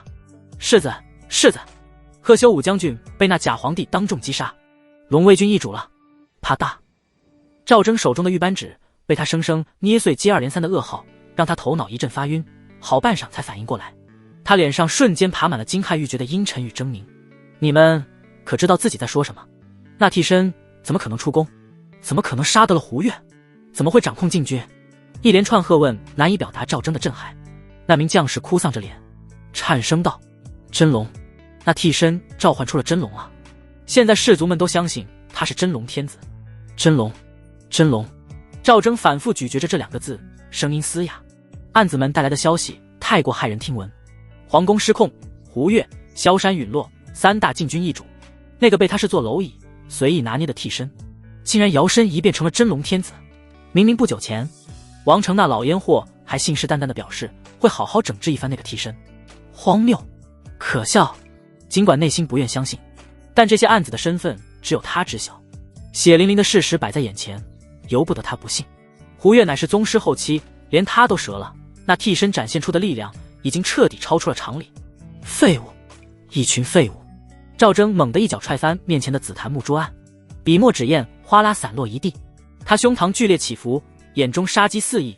王成误我，萧山误我，胡越更是废物中的废物。那双平日里总是带着惊傲与漠然的眸子，此刻已被滔天怒火以及一丝不易察觉的恐惧填满。他连吸几口粗气，强迫自己冷静下来。现在不是发泄的时候，必须立刻想出应对之策。那替身已然掌控3军，下一步必然是清洗整个京城，目标直指晋王府。世子，我们该怎么办？报信的校尉瘫在地上，声音发抖。赵祯眼神瞬间阴鸷下来，迅速恢复了往日的冷酷与算计。来人！一名黑衣人应声鬼魅般出现，单膝跪地。主人，传本世子令，立刻在京城散播谣言。赵祯语速极快，带着不容置疑的狠厉，就说柳家联合岳文杰挟持了陛下，意图借种谋朝篡位。还有，通知北郊经营3大营总兵姚绪，让其立刻以镇压叛乱为由，封锁京城主要街道，以搜捕乱党为名，切断皇宫与外界的联系，尤其是物资输送。遵命。黑衣人抱拳领命，身形一闪便消失在原地。等黑衣人离开，赵祯目光冷漠地瞥向地上那几名报信的暗子，眼中戾气一闪，他抬手便是数道凌厉真气射出，瞬间将几人击杀。一群没用的东西！发泄完心中戾气，赵祯深吸一口气，转身来到旁边一处僻静的小院。他在房门外站定，恭敬喊道：翁老！话音刚落，房门无风自开，一股强大的吸力传来，赵祯毫无抵抗之力地被射入房中，随后房门哐当一声紧紧关上。老朽已经听到了。一名枯瘦如柴的老者缓缓睁开浑浊的双眼，气息微弱，如同将死之人。想不到局势竟然糜烂至此，赵祯不敢有丝毫怠慢。眼前这位翁老乃是传说中的大宗师，是坐镇京城的定海神针，就连他父王也得小心对待。让翁老见笑了。赵祯面色有些尴尬，他定了定神，正色道：那替身能杀了胡越，身边想必有大宗师，或者有数名宗师境武者相助。我怀疑是有第三方势力介入其中了，请翁老出手，擒下那小子，逼问清楚背后主使。翁老微微颔首，干瘪的嘴唇动了动。放心，老朽会出手。好久没活动一下筋骨了。话音未落，翁老缓缓站起身，霎时间，他全身骨骼传出一连串清脆的爆响。那副原本枯瘦如柴的身躯，随着爆响竟快速膨胀起来，肌肉奔张，气血奔涌。眨眼之间，便化作一名身材壮硕、目光如电的老者，周身散发出令人窒息的威压。与此同时，龙卫军大营，岳文杰带领的羽林军与孙德胜带领的神武军相继赶到。三大禁军，1万多精锐将士汇聚一处，军容壮阔，杀气冲霄。陛下，岳文杰身上还带着未干的血污，但精神极为振奋。他单膝跪地，朗声禀报：神武、龙卫、羽林三军已初步整顿完毕，主要逆党皆已伏诛。不过军中基层军官里仍潜藏着靖王的案子，需时间细细甄别，一一拔除。将军辛苦了，快快请起。赵恒急忙上前，亲手将他扶起。有案子潜伏，在他预料之中。靖王那般老谋深算，若不在军中多留几手，反倒不正常了。陛下，接下来该如何行事？请陛下示下。岳文杰起身后立刻请示。赵恒心念微动，看了一眼系统面板，气运10-2万，他心中不由一震。整合完三大禁军，麾下拥有了一支强大武力，竟让他的气运一举突破10万大关。赵恒立刻果断下令，朕要亲自赶往靖王府，诛杀赵征，永绝后患。岳将军，你留在此地，整合三大禁军，严密拱卫皇城，尤其要提防北郊经营的姚绪，谨防他率军来袭。岳文杰心头一震，感受到陛下话语中那不容置疑的决心与杀意，当即抱拳：臣遵旨。吩咐完毕，赵恒不再有丝毫耽搁，身形一动，便火速朝着靖王府的方向赶去。如今赵征想必已收到了消息，该是什么反应呢？跑路？应该不会。赵恒深知赵征的为人，此人极度自傲且刚愎自用，绝不会甘心就此失败，更不敢擅自丢弃京城这块要地，否则靖王绝不会饶了他。就是不知道我这位堂兄究竟还藏着什么底牌呢？赵恒目光幽深，速度再快3分。此刻10万气运值在身，即便真是大宗师亲临，他也有绝对的信心将之灭杀，并且是几乎不付出什么代价的灭杀。靖王府朱门高墙，戒备森严。赵恒孤身一人，踏着青石路面，不疾不徐地行至府门前。他周身气息内敛，看上去与普通的先天初期武者无异，但那双眼眸深处却蕴含着有别于普通武者的皇者威严。止步！此乃靖王府邸，擅闯者格杀勿论。门前护卫厉声呵斥，刀锋出鞘半寸，寒光凛冽。赵恒脚步未停，只是抬眼淡淡一扫，目光所及，那些精锐护卫竟感到一股无形的重压落在心头，他们不由呼吸一滞，下意识地后退了半步。朕乃当今天子。赵恒声音不高，却清晰地传遍整个府门内外，让赵征出来见驾。声音如同蕴含着某种奇异的力量，穿透重重院墙，直接响彻在靖王府的每一个角落。房间内，刚刚与翁老定计的赵征猛地抬起头，脸上先是一阵错愕，随即涌上难以置信的荒谬感。他竟然主动找上门。赵征面色忽然一变，难道他带着禁军杀过来了？翁老双目微眯，感应片刻，诧异道：就他一人，不过此子的武道修为在先天初期。赵征闻言稍稍放心，随即面色阴沉，明明不久前这替身还需要自己下命令补身子，如今却是先天武者，自己居然被一个棋子给骗了。那群废物怎么办事的？赵征眼神冷厉，区先天初期就敢闯我靖王府，真是不知天高地厚。翁老浑浊眼中古井无波，只是淡淡评价道：有胆色，但是纯胆。赵征脸上瞬间布满狰狞与暴戾之色，他长身而起，周身真气鼓荡。好得很，既然他主动送上门，倒是省了本世子的时间。翁老，您在此稍后，待我亲自去擒下这不听话的东西，再来与您叙话。得知赵恒只有先天境，他对于那真龙之说更加不信了，8成是岳文杰或柳家找了什么高手助阵，用了不为人知的手段暗算了胡越等人。赵征身形一闪，已如大鹏般掠出书房，几个起落便来到前院。赵恒，赵征立于庭院高阶之上，居高临下，语气充满了杀意。本世子还真是小瞧了你，怎么以为侥幸得了些机缘，晋升先天初期，杀了几个废物，就敢来我靖王府撒野了？赵恒平静地看着他，如同在看一个跳梁小丑。赵征，跪下伏诛，朕可留你全尸。哈哈！赵征仿佛听到了世间最好笑的笑话，就凭你这先天初期的微末修为，本世子这就亲手擒下你，让你知道野鸡永远变不了凤凰。他可是宗师初期，虽然靠着丹药提升的，但也不是一个先天初期能比的。再加上翁老在暗中照看，所以心里一点不慌。给本世子死来！赵征暴喝一声，身形化作一道残影，右掌裹挟着崩山裂石般的恐怖真气，直奔赵恒胸腹。面对着石破天惊的一击，赵恒却只是微微摇头，蚍蜉撼树。他甚至没有做出任何防御或闪避的姿态，只是心念微动，燃烧了些许气运之力，一道凝练到极致、几乎微不可见的金芒自赵恒指尖一闪而逝，速度快到超越了视觉的捕捉极限。前冲的赵征身形猛然僵在半空，他脸上的狞笑瞬间凝固，转化为极致的惊骇与茫然。低头看向自己的胸口，那里不知何时已然多了一个拇指大小的空洞，没有鲜血流出，因为血肉、骨骼、经脉乃至真气都在接触到那金芒的瞬间被彻底抹除了。不可能！赵征艰难地吐出3个字，眼中的神采迅速暗淡下去。下一刻，他的身躯如同被抽走了所有支撑，软软地瘫倒在地，气息全无。晋王府世子宗师劲武者赵征被一击秒杀。世子！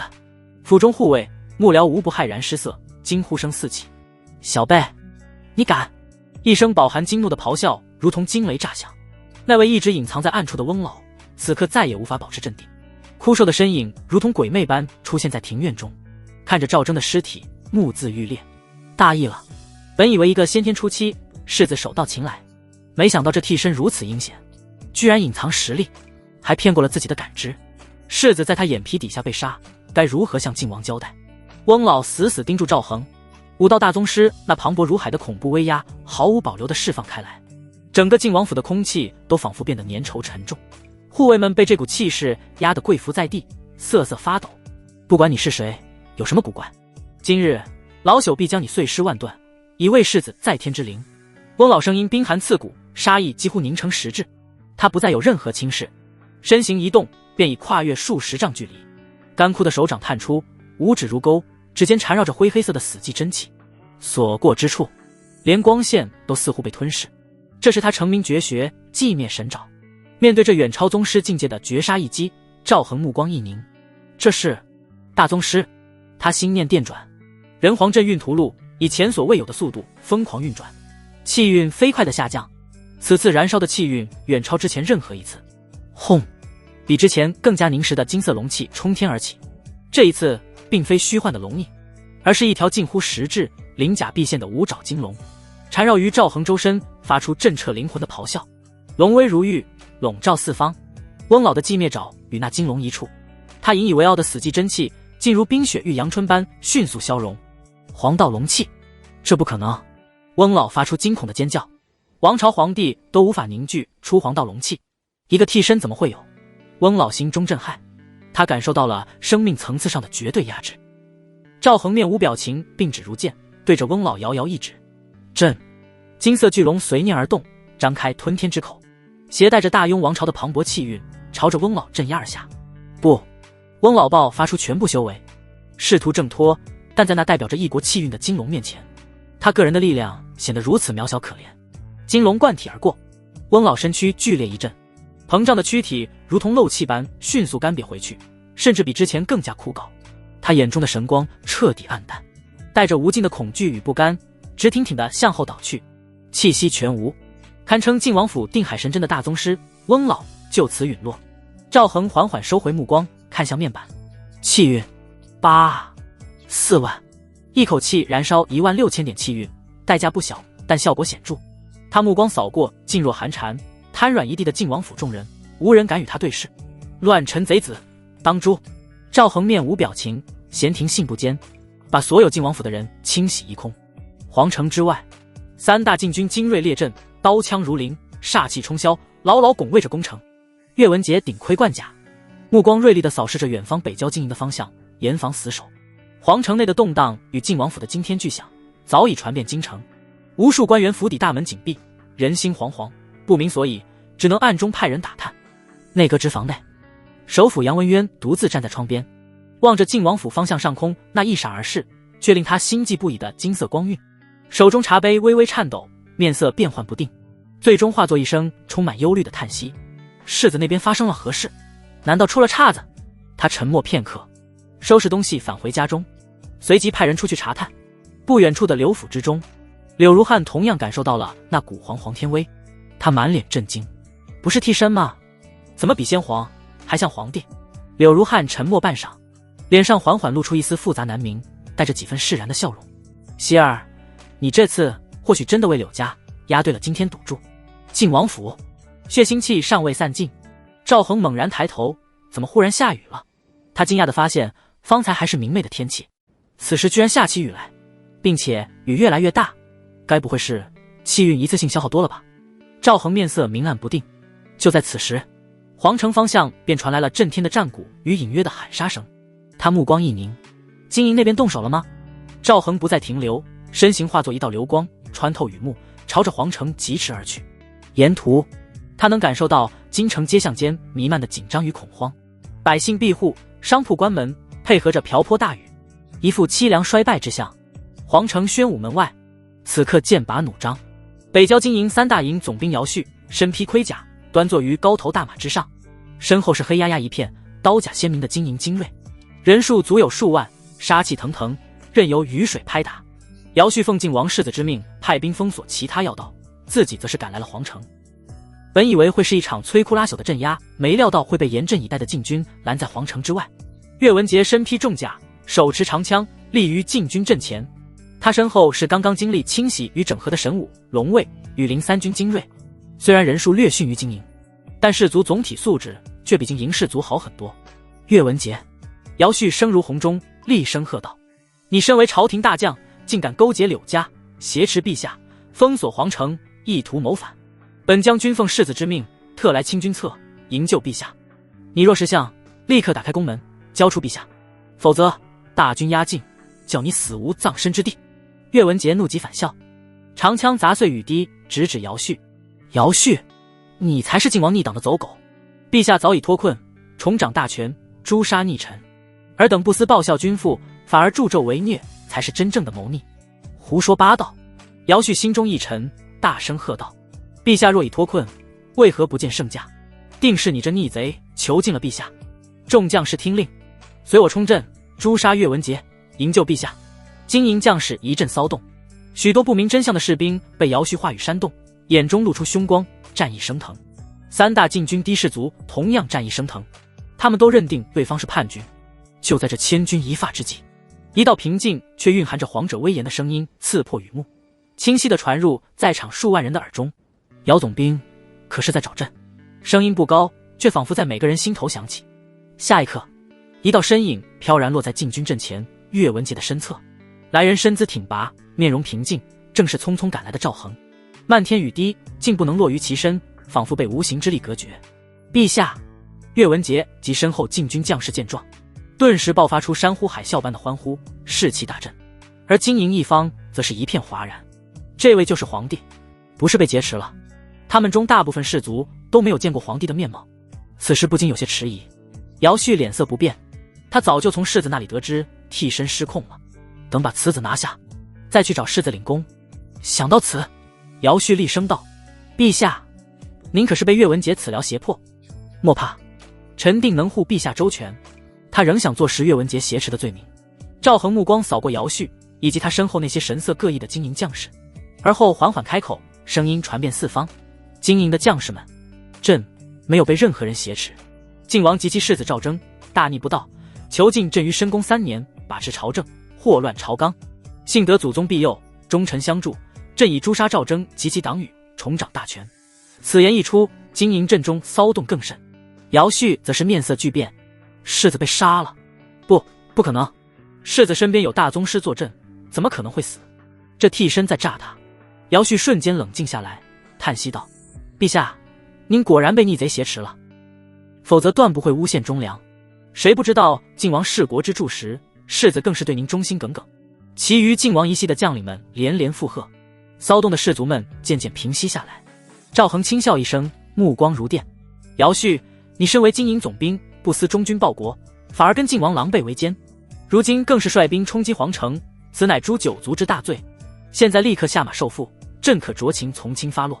若再执迷不悟，休怪朕不念旧情。皇帝亲口所言与姚总兵所说截然不同。许多经营士兵开始犹豫，其实姚绪如果率先指认赵恒是假皇帝，倒还有一线生机。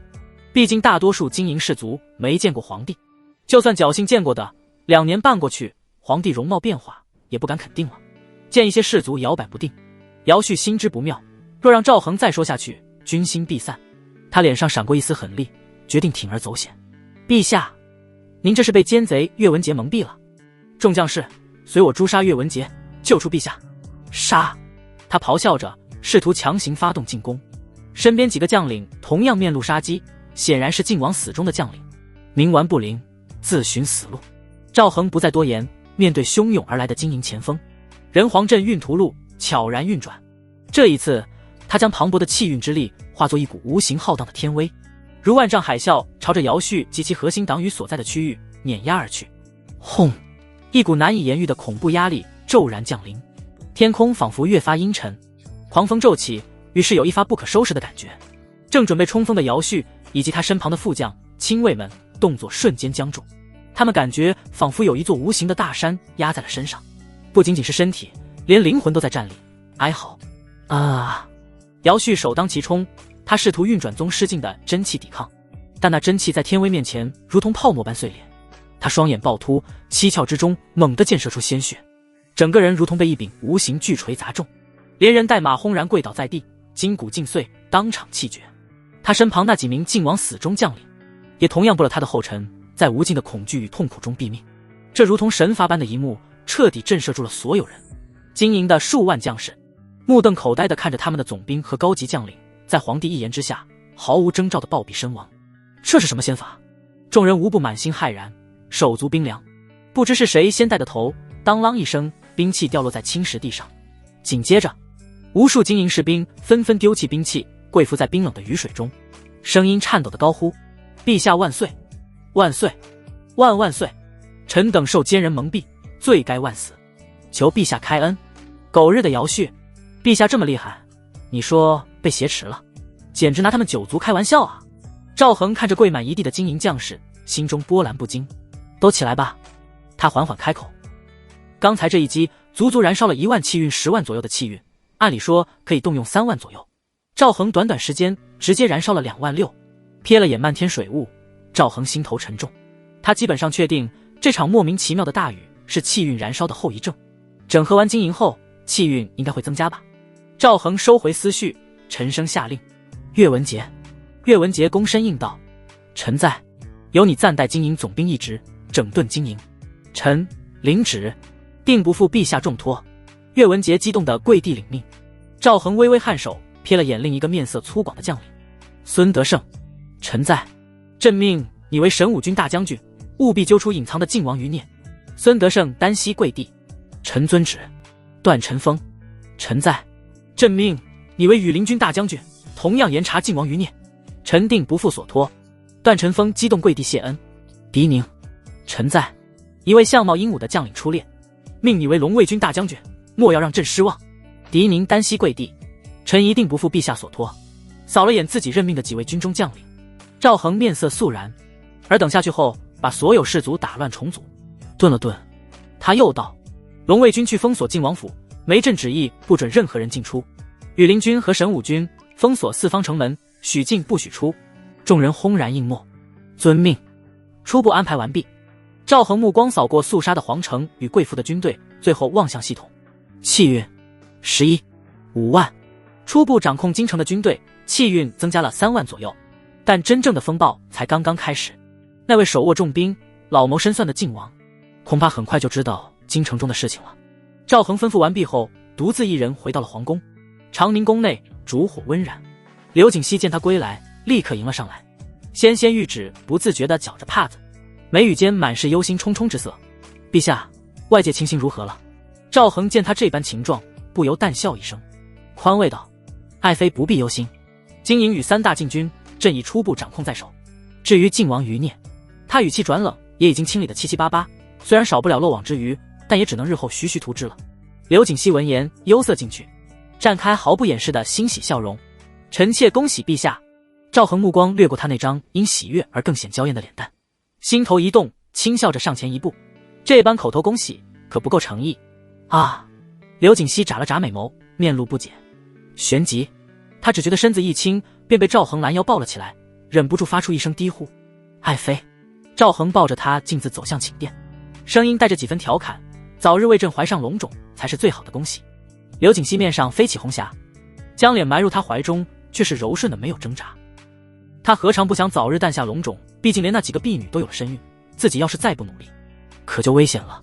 2个时辰后，锦帐之内温存见血，功夫不负有心人。一声清脆的系统提示音忽然在赵恒脑海中炸响，叮！恭喜宿主成功让一名综合评分90及以上的配偶怀孕。鉴于配偶评分卓越，触发超级奖励，您获得人皇专属奖励人皇印破损，您获得奖励小还丹星号100，您获得奖励大海丹星号100，您获得奖励20年寿命，您获得奖励2万气运值。一连串的奖励信息看得赵恒眼花缭乱，心中惊喜交加。他与刘瑾熙又温存片刻，便迫不及待地起身回到了御书房。紧闭门窗后，赵恒深吸一口气，开始仔细查验此番收获。寿命暂且不提，他如今时间充裕，倒是不急着死了。气运加上这2万，总额已经来到了13.5万。略过这2项奖励，赵恒第一时间便将那方人皇印取了出来。印玺通体玄黑，入手温润，居然让他有种神清气爽之感。据介绍，此物乃是上古人皇执掌之宝，比之大雍的传国玉玺更多了几分古朴与深邃，其上所刻铭文也不相同。大雍传国玉玺刻的是受命于天，既寿永昌，而这方人皇印上则是8个蕴含无上道运的金色篆体，人道至尊，气运永昌。唯一美中不足的是，印身之上布满了细微的裂痕，如同蛛网般蔓延。根据系统信息，此印由于破损，目前只有2重功效。其一，可大幅增强气运神通的威力，他灭杀晋王府大宗师翁老，耗去16000气运，若借人皇印，消耗肯定能节省许多。其二，也是最为逆天之处，只要气运充盈，人皇印可自发形成人道领域，在此领域内，所有人族突破境界的成功率提升2成，并能抵消一族2成的攻击威力。这效果真是逆天。赵恒目光震颤，被这最后一项功效彻底震撼。这看似只有2成的增益，带来的却是整体实力的恐怖飞跃。长此以往，领域之内人族天骄必将辈出，而异族则要处处受制，同阶对战，未战先衰，难逃被吊打的命运。注入气运试试。想到刚刚获得的2万气运，赵恒心念一动，毫不犹豫地将其尽数注入人皇印中，得到气运滋养，印身上那些裂痕顿时泛起一层淡淡的微光，一股无形却浩瀚的波动随之扩散开来，瞬间将整个皇宫笼罩其中。然而赵恒随即敏锐地感知到，注入人皇印中的气运竟在以一种缓慢恒定的速度流失。这是漏气。赵恒一时无语。系统，给我一个完美的解释。您目前不具备修复人皇印的条件，可选择运转人皇阵运图录，炼化气运，凝聚魂印，引人皇印入注石海。得到系统提示，赵恒立刻明悟他此前忙于平定叛乱，一直未曾静心炼化气运，此刻不再犹豫，当即盘膝而坐，凝心静气，全力运转人皇阵运图录。功法催动之下，淡金色的气运被迅速炼化为更为精纯凝练的黄道龙气，于经脉中奔腾流转1个周天后，缓缓朝着眉心石海汇聚。不知过了多久，伴随着一声若有似无的清明，赵恒只觉意识豁然开朗，已然置身于一片新开辟的空旷的石海之中。他稳住心神，有条不紊地引导黄道龙气，开始凝聚专属的人皇魂印。时间缓缓流逝，赵恒周身的气息愈发强盛威严。陡然间，一枚通体流转着淡金色光华，结构繁复神秘的金印在他眉心处凝聚成型。魂印刚成，煌煌之气顿时弥漫开来。赵恒缓缓睁开双眼，眸中金光内蕴。依照功法所述，凝聚魂印便相当于踏入了气运修行的门槛。对标仙门体系，我如今已是炼气9重之境。他结合所知道的信息，迅速判断，宗师境对标炼气期，那么大宗师则相当于筑基期。以此衡量，我如今真实战力可以随便吊打宗师，即便面对大宗师也有一战之力。饶是赵恒心性沉稳，也不禁心潮澎湃。若是赵征诈尸，重来一次，他无需燃烧气运，翻手间便可将其震杀。这气运修行之法，静静之速，简直比魔道功法还要害人。他暗自感慨，只是消耗也着实恐怖，提升至此境，竟足耗去了3万气运，这数额足以让他灭杀2位大宗师了。心思回转，察觉到仍在漏气的人黄印，他不再迟疑，心念驱动魂印，一缕缕精纯的黄道龙气自魂印中飘出，将人黄印层层包裹，很快使其化为一枚金色的光茧。紧接着，魂印中又分出一缕黄道龙气，仿佛一双灵巧的手牵引着光茧，缓缓移向赵恒的眉心。嗡，一声微不可察的轻响过后，人黄印已成功入住识海。刹那间，赵恒只觉灵台一片清明，神识感知变得前所未有的敏锐，世间万物在他眼中都清晰了数分。然而到了识海，人黄印依旧死性不改，还在持续流失着气运，只是这些溢散出的气运并未消散于天地，而是尽数被近在咫尺的人黄魂印吸收转化，感知着魂印在缓缓自行壮大。赵恒嘴角不由微微抽动，露出一抹哭笑不得的神情。如此说来，往后我倒不必刻意苦修了，只需将气运注入人黄印，维持着人道领域。他漏他的人黄魂印照单全收，将气运转化为修为，这倒成了一个完美的闭环。翌日，本来过了早朝时间，但景阳中忽然连响3次，这是皇帝在召唤百官入朝京城内早已惶恐不安的百官们，匆匆收拾一番，便朝着皇宫赶去。太和殿，吾皇万岁万万岁！龙椅之上的赵恒滚拂冕旒，目光扫过下方群臣，众卿平身。他的声音平静，眼神中却是复杂难言。百官起身，无人敢率先发声。想必诸卿一定很好奇昨日京城中发生了何事。赵恒嘴角露出一抹冷笑，朕来告诉你们，靖王早有不轨之心，让朕一直当他的棋子。朕忍辱负重3年，得列祖列宗庇佑，昨日终于把军中的靖王余孽尽数拔除。此话落下，一部分被靖王收买的大臣面色微变，脑袋垂得更深了，也有一部分不知真相的大臣此时心中无比震撼。靖王竟想篡位，怪不得陛下这2年如此昏聩，原来如此，好深的心机。所有人心中浮现出这个念头来。太和殿内气氛异常压抑，赵恒不再废话，直接发难。他目光如炬，锁定在首辅杨文渊身上。杨阁老，杨文渊身躯一颤，出列躬身。老臣在。朕被靖王幽禁3载，你身为首辅，是丝毫未察，还是早已同流合污？面对这诛心之问，杨文渊已至今日难以善了。他面上带着愧疚之色。老臣糊涂，未能及时发现陛下被逆贼要挟。说到这里，他直接跪地将官帽取下，臣请告老还乡，还望陛下恩准。昨夜靖王府被抄，世子暴毙的消息传来，杨文渊就想第一时间跑路，结果城门全被封锁。赵恒心中冷笑，好一招以退为进。他面无表情道：杨阁老，昨日龙卫军搜查靖王府时发现了你的书信，你怕是无法告老还乡了。杨文渊面色微变，他不知道这个替身是不是在诈自己，因为他确实跟靖王写过书信。沉默片刻，跪伏于地的杨文渊义正言辞道：陛下，臣并未跟靖王有过任何来往。哼，死到临头还在狡辩，真当朕是昏君吗？赵恒怒拍一下龙椅，眼中杀机毕现。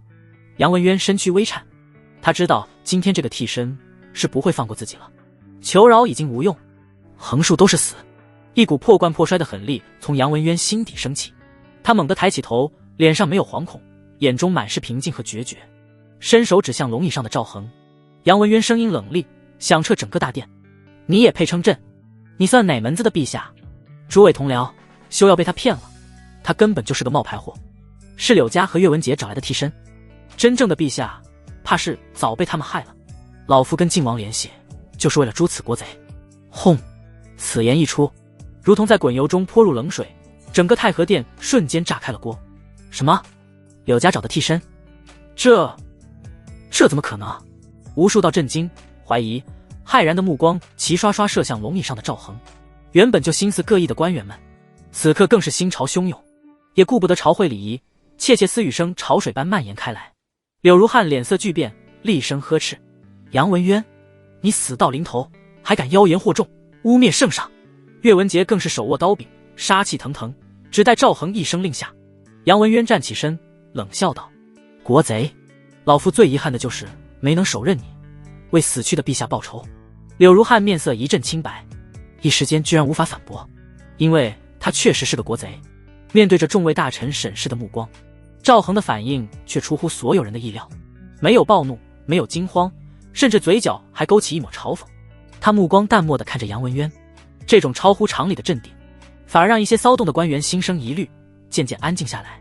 说完了，待声音稍歇，赵恒才缓缓开口，语气平淡无波：杨文渊，你与晋王勾结，祸乱朝纲，罪证确凿。如今事情败露，便狗急跳墙，编造此等荒谬之言，试图搅乱朝局，是在为你那主子创造机会吗？赵恒顿了顿，目光扫过众臣，声音陡然提高，带着一股凛然正气：朕受命于天，继承大统，乃是大雍名正言顺的皇帝，尔等皆是大雍臣子，识君之路，担君之忧，此刻却因为一个逆党的贪污自乱阵脚，尔等不羞愧吗？赵恒话音未落，一丝黄道龙气外溢，属于帝王的煌煌天威以他为中心弥散开。在这股威压之下，许多原本心生疑虑的官员只觉得心神震颤，不由自主地想要顶礼膜拜，于是他们一脸愧疚地跪伏于地，臣等愚昧，受奸人蛊惑，望陛下恕罪。如此煌煌天威，简直比先帝的威严还重，这岂是一个替身能有的？杨文渊瞠目结舌，满脸匪夷所思地看着赵恒。有那么一瞬间，他真怀疑陛下躲过了晋王的暗算，卧薪尝胆，忍辱负重3年，一朝爆发，掌控朝局。可随后就把这个念头甩掉，他的陛下不可能那么厉害。杨文渊对着跪下的大臣疯狂喊道：不，他是假的，你们这些蠢货，不要被他骗了。可那些人无动于衷，甚至原本属于他阵营的一些大臣也跟着跪了下来。杨文渊脸上血色尽退，只剩下绝望的死灰。赵恒瞥了眼杨文渊以及站在原地犹豫不定的党羽，他面色漠然地下令：首辅杨文渊勾结晋王，意图谋反，罪大恶极，被拆穿后不知悔改，口出狂言，乱阵朝纲，其心可诛，拖出去凌迟处死，夷3族。吏部侍郎张兰，兵部侍郎陈勇，皆为晋王核心党羽，一并拖出，斩立决，抄没家产。命令一下，殿前侍卫再无迟疑，如虎狼般上前。杨文渊脸色一冷：各位，随老夫杀出去。他们一群人有好几人都是先天境，还能放手一搏。话音刚落，身旁几名被判了死刑的党羽便被岳文杰打成重伤。你！岳文杰沉着脸：乱臣贼子，该死！说罢悍然出手，直接废了杨文渊丹田。殿前侍卫扑上去拖住他们就走。这时那些被点名的官员才怕了，哭爹喊娘，丑态百出。很快殿外便传来了令人牙酸的行刑之声与凄厉的惨叫。太和殿内，血腥气仿佛透过门窗缝隙渗入，剩下的官员个个面如土色，汗透重衣，深深跪伏在地，不敢抬头。赵恒看着下方臣服的百官，知道这一关算是暂时过去了。他沉声道：望诸位爱卿以此为鉴，日后兢兢业业，辅佐于朕，重整大雍河山。臣等遵旨，定当鞠躬尽瘁，死而后已。山呼海啸般的回应，比以往任何一次都要整齐和虔诚。退朝之后，赵恒便开始了抄家行动。首先便是晋王府，封禁一夜之后，如狼似虎的晋军冲入血迹尚存的晋王府，把所有金银珠宝、古玩字画以及武学丹药等资源全部打包带走。实际上，这些东西大多数是晋王当初从皇宫宝库里搬出来的，一部分秘密运往封地，一部分留在京城用来收买官员、笼络手下等。接着是杨文渊的府邸，作为首府兼晋王党核心，其家资之巨令人瞠目，竟不逊于晋王府多少。紧接着是老燕霍王城的私宅，以及其他被诸将领和官员的府邸，无数令人眼红的财货源源不断地运入皇室宝库。原本毛都没剩下多少的宝库，瞬间变得充盈起来。那些犯官的女眷，虽说家中可能有平分80以上的，但赵恒依旧选择给他们一个痛快，这何尝不是一种仁慈呢？起码比冲入教方思好多了。一切尘埃落定，赵恒能清晰地感觉到气运的暴涨。气运16、8万。转眼半月时间过去，刘景熙为了尽快怀上龙种，对赵恒一阵痴缠。对此，赵恒也不好告诉他已经有了，反正有保胎丹，吃下之后随便整就完事了。虽然不想修炼，在资质和双修功法的助推下，刘景熙也来到了先天初期，让赵恒一阵无言。老天追着喂饭吃啊！至于婉儿、孟子言和秦瑶，则是后天境。后宫虽然和谐，但赵恒也没有被温柔相腐蚀。他没事就去军营视察，多刷刷脸。军营经过一轮整顿，揪出了不少案子。严加审问之后，发现他们彼此之间不认识，供出同伙是别想了。期间，赵恒从皇室宝库中取出几本顶级武学分给众将，然后又赐了几枚大还丹下去。金营总兵岳文杰服用之后，多年的瓶颈突破，成功晋升宗师后期。神武军大将孙德胜、龙卫军大将狄宁以及羽林军大将段晨风三人也先后突破，成为宗师初期的武者。至于小还丹，同样赏赐了不少军中的先天高手，增加40多位。出现这种情况，一方面是丹药劲大，另一方面则是人皇印的功劳。如今人皇印被赵恒纳入识海，人道领域也随着他移动而移动。至于笼罩区域还是皇宫那么大，他并没有注入太多气运，一直保持2万左右。至此，军队的整体实力在经过内战之后，实力不仅没有下降，还略微增加了，并且士气非常高昂，所有士族都渴望获得一枚神丹。皇宫中挑选的20名小太监进步更是惊人，这些人可是精心挑选的，并且之前身份低微，不存在什么案子，对赵恒忠心耿耿。军营中，赵恒不敢大肆赏赐资源，是怕隐藏案子没揪出，便宜了他们。对于这些小太监倒是没有这种顾虑，在各种资源的堆砌下，全部晋升后天武者，其中有一个叫李明恩的，更是只差一步便晋升先天。赵恒见状，果断赐下一枚大还丹，拔苗助长般的帮他突破，并一口气停在了先天中期。要知道，这才半月左右的时间，嗑药就是如此任性。其中人道领域功不可没，毕竟赵恒大部分时间都在皇宫，这些小太监没少沾光。期间，赵恒再三考虑，还是把东厂建立了起来。这些小太监便是东厂第一批成员。至于李明恩，则是第一任东厂厂工，负责收集情报、监察百官等。庆州，此地距离京城上万里，这里是晋王的封地，物产丰富，民风彪悍。晋王府，这里的府邸比京城的更加庞大豪华。书房内，一名身穿蟒袍的中年男子正在处理信件，他正是晋王赵元崇。这时，一名管家急匆匆地在外面喊道：“王爷，京城信使求见。”赵元崇眉毛微凝，让他进来。一名黑衣人风尘仆仆，单膝跪地：“王爷，京城巨变。”说。赵元崇波澜不惊，替身失控，掌控了禁军，并杀了世子。如今京城被他完全掌控，属下好不容易才出城。实际上，京城的晋王府有密道，但一直被禁军封锁，他们也不敢打草惊蛇，只好兵分几路，想办法出城。听闻此言，赵元崇面色大变，他猛然起身，死死盯着黑衣人：“你说什么？皇宫有胡越这个宗师后期武者坐镇，替身手无缚鸡之力，如何逃出宫？我儿身旁还有大宗师保护，又怎么会死？”黑衣人面如死灰：“我等按照世子吩咐，在京城散播谣言。要回府的时候，王府已经被禁军把守了。只听说一切都是那替身所为。”赵元崇勃然大怒：“一派胡言！那替身根骨极差，又无灵根，怎么会有那等本事？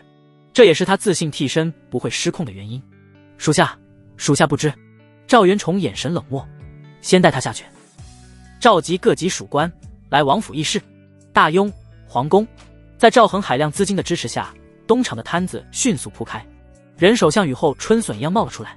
虽然眼下整体实力还有点嫩，但未来绝对不容小觑。这天，新任厂工李明恩穿着一身新官袍，脚步轻快地来到御书房。他如今气度沉稳了不少，但面对赵恒时，依旧是那副恭谨模样。陛下，他凑近几步，压低了嗓子：“京城里头这2天有不安分的家伙在暗地里传些闲话。”哦。赵恒从一堆奏折里抬起头，随手将朱笔搁在笔山上，传什么闲话？他们说您不是真皇帝，是柳家和岳将军不知道从哪儿找来的替身。李明恩顿了顿，声音更小了，还说真皇帝早就被晋王害死了。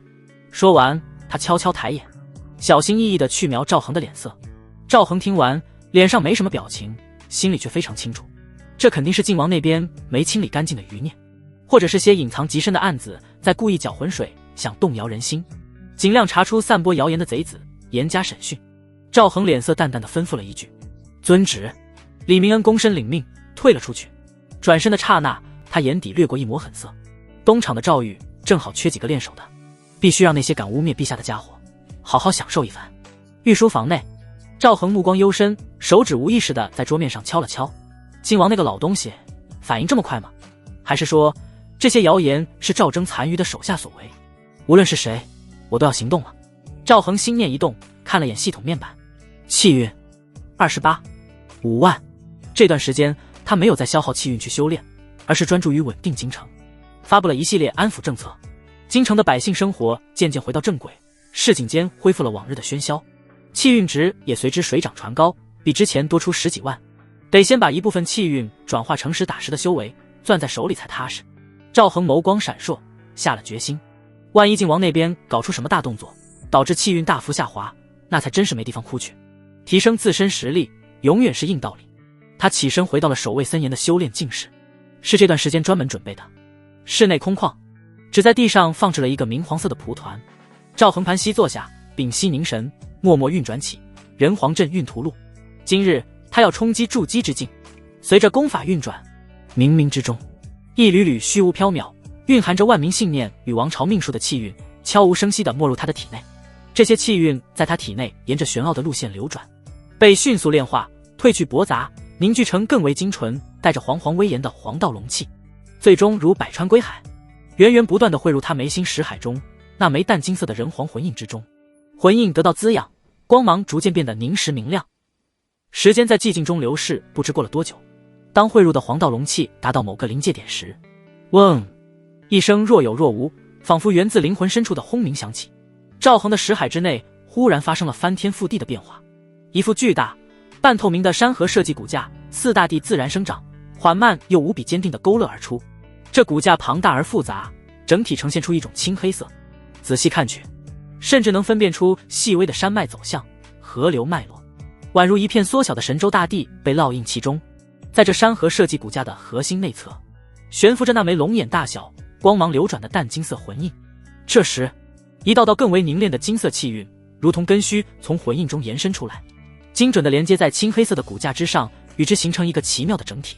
突然，异变再生，那青黑色的山河设计骨架表面，忽地腾一下，燃起了瑰丽温暖的七彩光火。这火焰并不灼热，反而带着一种文明传承、薪火相传的厚重与希望感。轰！刹那间，赵恒周身原本内敛的气势猛然暴涨，衣袍无风自动，一股浩然威严的气势以他为中心扩散开来，以人族气运为根，山河设计为骨，文明星火为魂。至此，人皇道基成三者完美融合，相互关联，生生不息。就在赵恒于境世中成功铸就人皇道基的同一瞬间，9天之上，云层翻涌，一道头戴帝王冕旒、身形伟岸恢宏、散发着无尽黄道威严的金色虚影，跨越了虚实界限，缓缓凝聚显现。所有人族子民，无论身处何地，身份高低，都本能地感到欢欣鼓舞。但下一瞬，异变陡生，仿佛触动了某种禁忌。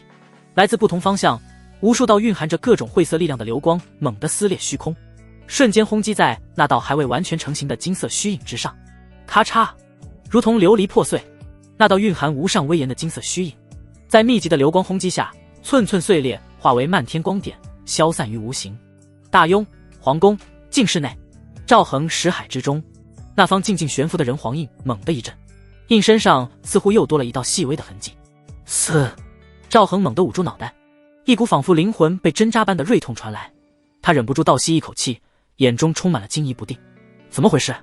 练岔气了。好在这股莫名的剧痛来得猛烈，去的也迅速，几个呼吸间便消退无踪，只留下些许余悸。赵恒皱着眉头，百思不得其解，最终只能暂时将这份疑惑压在心底。不管怎么说，筑基总算是成功了。他感受着体内奔腾汹涌、远超从前的力量，心中难以抑制地涌起一阵兴奋。按照大雍的标准，我现在的实力应该属于顶尖战力了吧？就是这气运消耗也太狠了。兴奋过后，看着面板上缩水一截的数字，赵恒又是一阵肉疼。这次突破足足消耗了8万气运值，好险！差一点消耗就超过总量的 30%， 触及系统警告线了。他暗自庆幸，突破过程总体还算顺利，应该没留下什么隐患吧。赵恒站起身，骨节发出轻微的噼啪声，他下意识地瞥向静室的窗户。不知何时，阳光明媚的天气阴沉下来，乌云堆积，仿佛压在了宫殿的飞檐之上。轰隆隆，沉闷的雷声由远及近，在天际滚过。片刻后，淅淅沥沥的雨点便落了下来，敲打在琉璃瓦上，发出清脆的声响。很快连成一片雨幕，笼罩了整个皇宫。庆州靖王府密室，烛光将靖王赵元崇的脸映照得半明半暗。下方，几位心腹谋士和将领屏息凝神，等待着王爷的决断。京城的事，你们都清楚了。靖王的声音听不出喜怒，但那股寒意却让室温都降了几分。世子没了，我们在京城的根基被破坏得七七八八。一名谋士沉声开口：王爷，当务之急是摸清楚京城内的情况，那替身不可能有这么大的能耐。世子的死也大有蹊跷，翁老在，谁能杀得了世子？赵元崇眉心一拧，他也觉得儿子被杀跟翁老脱不开关系。至于翁老也被杀这个可能，直接被他排除，除非仙门出手，但自己没收到通知，所以八成是翁老反水了。想到此，赵元崇眸子里寒光闪烁，吃里扒外的东西，压下翻滚的杀意。赵元崇淡淡道：本王已经给京城的案子飞鸽传书，具体什么情况，过2天就能知晓。这2年他在京城安插了不少案子，有些世子知道，有些只有他自己知道。这样做也是免得儿子生出什么不该有的心思。顿了顿，赵元崇继续道：世子临死前曾让人散播谣言，说一切都是柳家和岳文杰意图篡位，找了个假皇帝。本王觉得此计甚妙。一名官员神色微动，王爷的意思是大肆散播这个谣言。方才那名幕僚阴险一笑：什么谣言？这才是真相啊！众人闻言心神领会，脸上露出不怀好意的笑容来。赵元崇嘴角微扬：没错，本王作为宗室亲王，岂能任由皇位让外人染指？传本王命令，把消息散播大雍九州，我要让所有人知道皇帝是假的。众人起身应默。王爷英明。赵元崇目光幽深，等知晓具体情况，再制定其他对策也不迟。一晃3天时间过去，京城的小雨依旧淅淅沥沥。虽然东厂尽力在捉拿释放谣言的逆贼，但京城的百姓依旧少不了私下议论。察觉到问题的赵恒当机立断，很快实施应对之策。他没有选择下旨澄清，而是选择以毒攻毒。他命令东厂寻找一些说书先生，散播关于靖王的花边新闻。赵恒深知掩盖一个热度高的话题，只需要抛出另一个热度更高的话题就行了，百姓们的目光自然而然便会被转移走。这还是前世他从娱乐圈学到的。很快，京城中关于靖王的花边新闻就传遍了。哎，你听说了没？那位造反的靖王世子不是靖王亲生的。嘘，小点声。我也听说了，据说当初靖王妃游玩时卡住了屁股。还有这事？细说。等等，我怎么听说是靖王长期不举，无奈之下借种。怪不得靖王妃早逝，原来如此。谣言越传越离谱，甚至比赵恒当初放出来的版本还夸张。大多数人的目光都集中在了靖王的身上。碍于皇家颜面，赵恒不咸不淡地下了旨，禁止民间讨论自家皇叔的家事。这道旨意明面上让百姓们消停下来，暗地里区区的更加厉害了。所有人都升起一个想法：瞧，陛下都感觉羞耻了，八成是真的。靖王安插在京中的案子们人都傻了，冷静下来一想，便知道是谁干的。他们万万没想到，那个替身比他们还能编，不敢怠慢，连忙把此事用密语写下，飞鸽传书送往万里之外的庆州御书房。赵恒招来李明恩，朕需要东厂去办一件事。李明恩洗耳恭听。近日的谣言证明靖王已经出手，接下来还不知道有什么阴谋，朕不能坐以待毙，决定先下手为强。李明恩眼神一狠：陛下，您是准备刺杀靖王？赵恒瞪了他一眼：吃丹药吃坏脑子了？靖王那个老东西不知道有什么底牌，贸然去刺杀，风险太大。这个想法他之前也有，但最终决定放弃。有稳妥一点的办法，干嘛冒险？时间拖得越久，对自己越有利，坐不住的应该是靖王。听到赵恒训斥，李明恩讪讪一笑：陛下教训的是我没有您机敏睿智。赵恒哼了声，派出大量东厂探子前往其他州府，大肆传播靖王谣言，比如靖王要反，还诬陷朕是假皇帝，企图自己上位等。你们看着编，越离奇越好。沉吟片刻，赵恒继续道：重金收买江湖上的好手，刺杀靖王封地属官，杀人放火投毒，朕要那个老东西鸡犬不宁。李明恩听得冷汗直冒，感觉陛下比自己更适合当场攻，急忙把这个大逆不道的想法甩出脑海。他躬身领命：陛下您放心吧，我保证让靖王那个老货头皮发麻。赵恒笑骂道：滚下去吧。翌日上朝，赵恒就感觉到有些大臣看他的眼神有点不对劲，想来靖王散布的谣言多少有点影响，毕竟赵恒跟之前的行事风格相差太大了，还有那匪夷所思的武力，怎么看都跟以前的陛下不太一样。韬光养晦也不可能变成练武天才啊！光靠杀人立威不行，只会显得我心虚，得把他们绑在我这条船上才行。赵恒心里琢磨着，他一下子就想起了之前被耽搁的选秀，前些时日诸事缠身，如今正好能接着办，而且得换个法子。下朝后，赵恒把已经升为内阁首辅的柳如汉召进长宁宫议事，扫了眼柳家妇女，他沉声道：“想必你们也知道最近关于朕的谣言了。”柳如汉嘴角微不可察的一抽：“那不是谣言吧？但大家如今是一条船上的。”他一脸恭敬道：“陛下，不要理会那些闲言碎语，在臣心中，您一直是我大雍的皇帝。”赵恒斜了他一眼：“都没外人，就别拍马屁了。”柳如汉轻咳一声：“臣实话实说。”刘景熙小脸上满是疑惑道：“陛下，您不是压下这股谣言了吗？”虽说如此，但最近朝中人心浮动。赵恒叹了口气：“真正当上皇帝，才知晓其中不易，一切都要考虑到。怪不得大家都喜欢做昏君，可他是人皇，要想借气运修行，就不能昏庸无道。”柳如汉沉默片刻，忽然脸色一狠：“陛下，再杀一批。”赵恒哼道：“你杀心怎么如此之大？”柳如汉无语：“不是你前段时间杀的人头滚滚吗？我是投其所好。”他一脸讪讪：“陛下教训的是？”赵恒沉思片刻，缓缓道：“朕认为继续之前的选秀便可破局。”柳如汉父女俩对视一眼，心中微动。赵恒笑了笑，继续道：“不过这次范围给朕扩大点，京城里凡是有品级的官员，家里有适龄没许配人的姑娘，都得报上来参选。”柳如汉眼睛一亮：“陛下，您是想？”赵恒微微颔首：“没错，把那些官员家中的女儿或者妹妹弄进宫里来，成了朕的妃嫔，他们就是朕的亲戚了。大家站在一条船上，朕才放心。”刘景熙听完豁然开朗，这招确实高，直接把那些可能摇摆的官员用姻亲关系绑死。陛下英明。刘景熙笑意盈盈道，他丝毫不吃醋。赵恒的地位越稳固，他越开心。至于储君之位，还早呢。话说这段时间天天吃蝉，不知道有了吗？想到此处，刘景熙脸颊上浮现出一抹酡红之色。选秀的旨意如同投入湖面的巨石，迅速在京城官场激起层层涟漪。一时间，各大臣府邸内反应各异，暗流汹涌。有人喜上眉梢，视此为攀附皇权、光耀门楣的天赐良机，当即精心挑选族中才貌出众的女子，打点妆奁，准备参选。也有人对这旨意暗自心惊，他们对赵恒的身份本就心存疑虑，不愿轻易卷入这滩浑水。此刻接到旨意，不由脊背发凉，暗叹一声：好算计，这是要强行把大部分官员绑在一条绳上啊！纵使心中万般不愿，面对已掌控3大禁军与经营20万雄师的皇帝，他们也只能硬着头皮将家中适龄女子的名帖供进地上。而那些侥幸逃过清洗，暗中投靠靖王的官员，此刻更是心中狂喜。他们的身份隐藏极深，正苦于无法及时传递消息。此次选秀无疑让他们看到了在皇帝身边安插耳目的希望，若能成功，便是奇功一件。赵恒这一招选秀，让刚刚平静不久的京城再次暗流涌动，各方势力心怀鬼胎，目光都聚焦于即将开始的宫廷大选。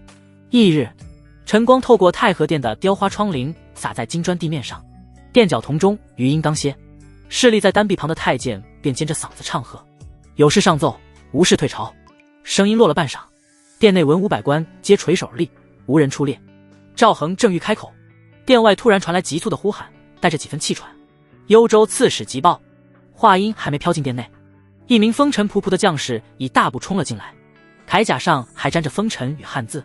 他在单臂下方扑通一声单膝跪地：“陛下，幽州刺史800里急报！”赵恒目光微凝，侍立在旁的太监不敢耽搁，快步走下单臂，接过密报，拂去灰尘，这才捧着呈到御案前。赵恒展开密报，快速浏览，眉峰骤然一挑：靖王这老不死的，不止在京城散播谣言，还扩散到整个大雍了，连远在北方的幽州都收到了消息。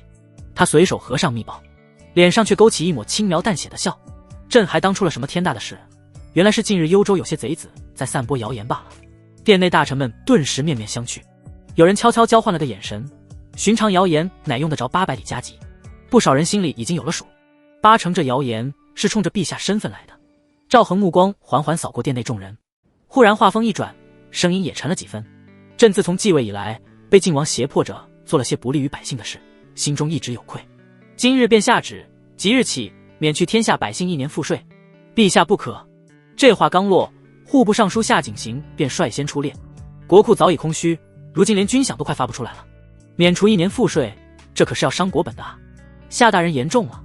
柳如汉出列反驳，语气从容：百姓负担轻了，才能安心耕作经商，长远来看，怎会伤国本？你懂什么？夏景行急得脸色发红，声音也拔高了些。近些年大庸内忧外患，国库常年入不敷出，这不是靠一句长远就能填补的。陛下还请三思啊！跟着出列附和的大臣也多了起来，纷纷躬身。陛下三思啊！赵恒脸上的笑意淡去，目光也冷了几分，语气带着不容置疑的威严。营前的事，夏卿不必操心，朕自有解决之法。夏景行愣了愣，随即猛地想起前些时日禁军查抄靖王、杨文渊等人家产的事，立马哭穷道：陛下，国库也空了，您看能不能也一并解决了？赵恒嘴角微不可察地抽了抽，语气淡淡道：夏卿说笑了，户部把钱花光，自然该由户部想办法解决。夏景行张张嘴，一时语塞，僵在了原地。好了，此事就这么定了，退朝。赵恒摆摆手，不等众人再开口，便起身离座，脚步干脆利落地往后殿走去。1个时辰后，带着先弘皇帝印玺的圣旨便从皇宫送出，传至京城各方。街头巷尾的百姓得知免了1年赋税，顿时炸开了锅。有人举着刚买的包子欢呼，小孩跟在大人身后喊着陛下万岁，连平日里冷清的街角都多了几分热闹。到了夜晚，皇宫福宁殿内烛火通明，赵恒平退左右，将心神沉入系统，看着面板上的数字，气运23.6万，人证确实能带来气运增加。这个时间点，只有京城周边的百姓知道了免税的事情，气运大概增加了3万左右。铸就人皇道基10号调的8万气运，总算是回了一波血。他又将意识投向识海中的人皇道基，那青黑色的山河设计骨架上被无数金色气运根须链接，只是有些地方的根须明显暗淡许多，这是人皇道基的特殊功能，能实时查看天下各地的气运情况。赵恒顺着根须细细看去，发现最暗淡的是庆州，这里是靖王的封地，另外2州稍暗些的是楚王和吴王的地盘。老皇帝在世时就着手削藩，用温水煮青蛙的法子慢慢收权，可惜还没完成便驾崩了。这些乱臣贼子！赵恒拳头轻轻握紧，目光发冷，吃朕的喝朕的，居然还想着造反，简直岂有此理！他琢磨着，大庸9州如今多半都收到了靖王的谣言，等免税的旨意传遍天下，不知道还能获得多少气运。来人！赵恒突然对着门外喊了一声，一名小太监匆匆赶来，躬身候命。陛下，传朕旨意，靖王赵元崇不敬君父，即克齿夺其爵位与封地，命他立刻来京城受审。另外，将庆州一分为2，分别划归楚王与吴王管辖。小太监连忙应下，正欲离去，赵恒又补充道：还有，给金营和禁军下旨，让他们最近严加看管粮草、水源，不要给敌人可乘之机。将心比心，他已经让人去放火下毒了，也生怕靖王学他奴婢遵旨。小太监急忙出去传旨。赵恒看着他的背影，目光深沉。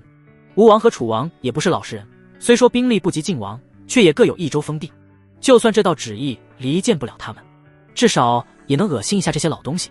翌日，御书房，鎏金铜炉里的檀香静静燃烧，一位工人垂着脑袋快步进来，声音很轻：陛下，昭阳公主求见。赵恒放下御案上的奏折，眉峰微蹙着叹了口气。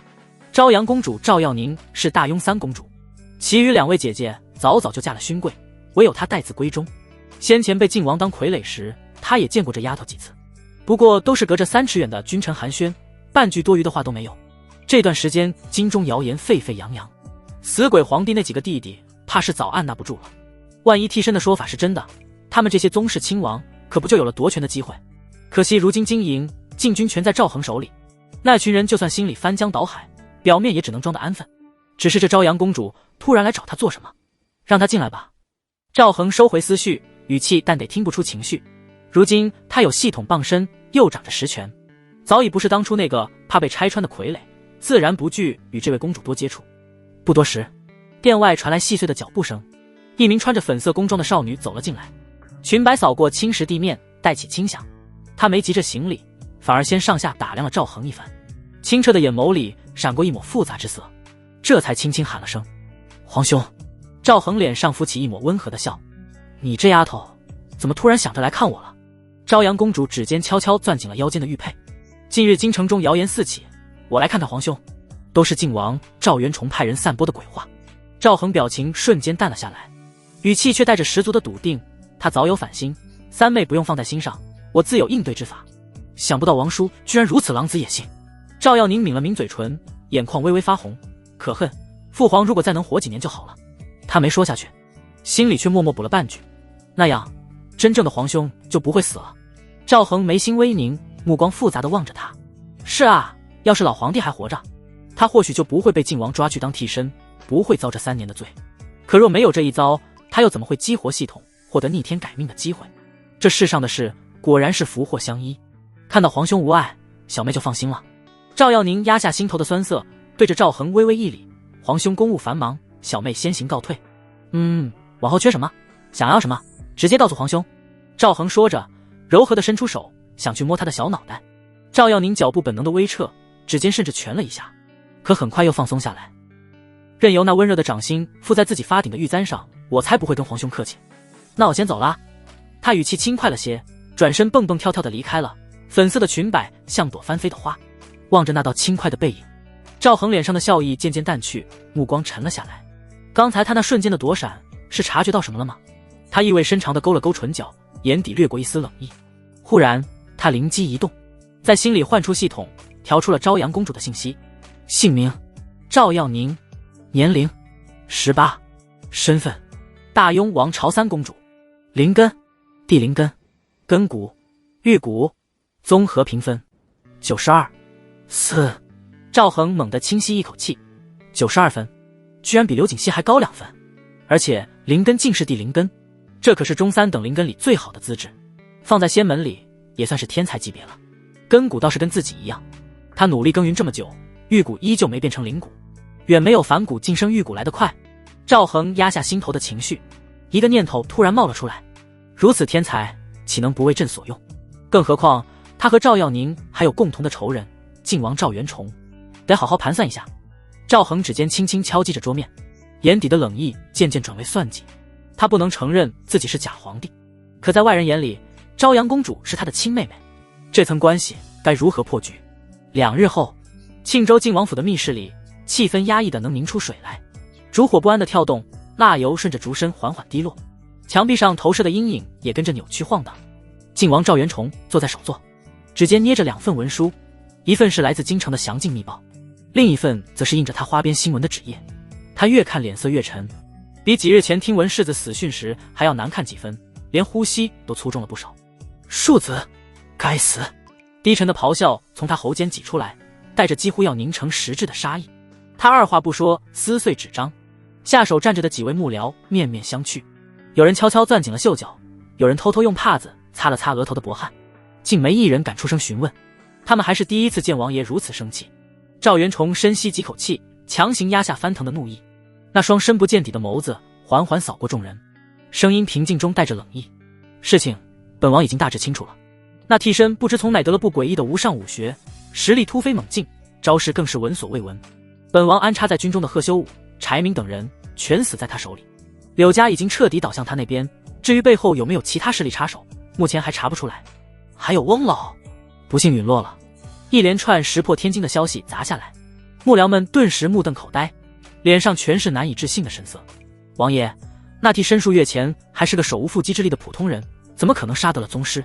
是啊，之前查的明明是根骨奇差，灵根全无，这怎么突然就成高手了？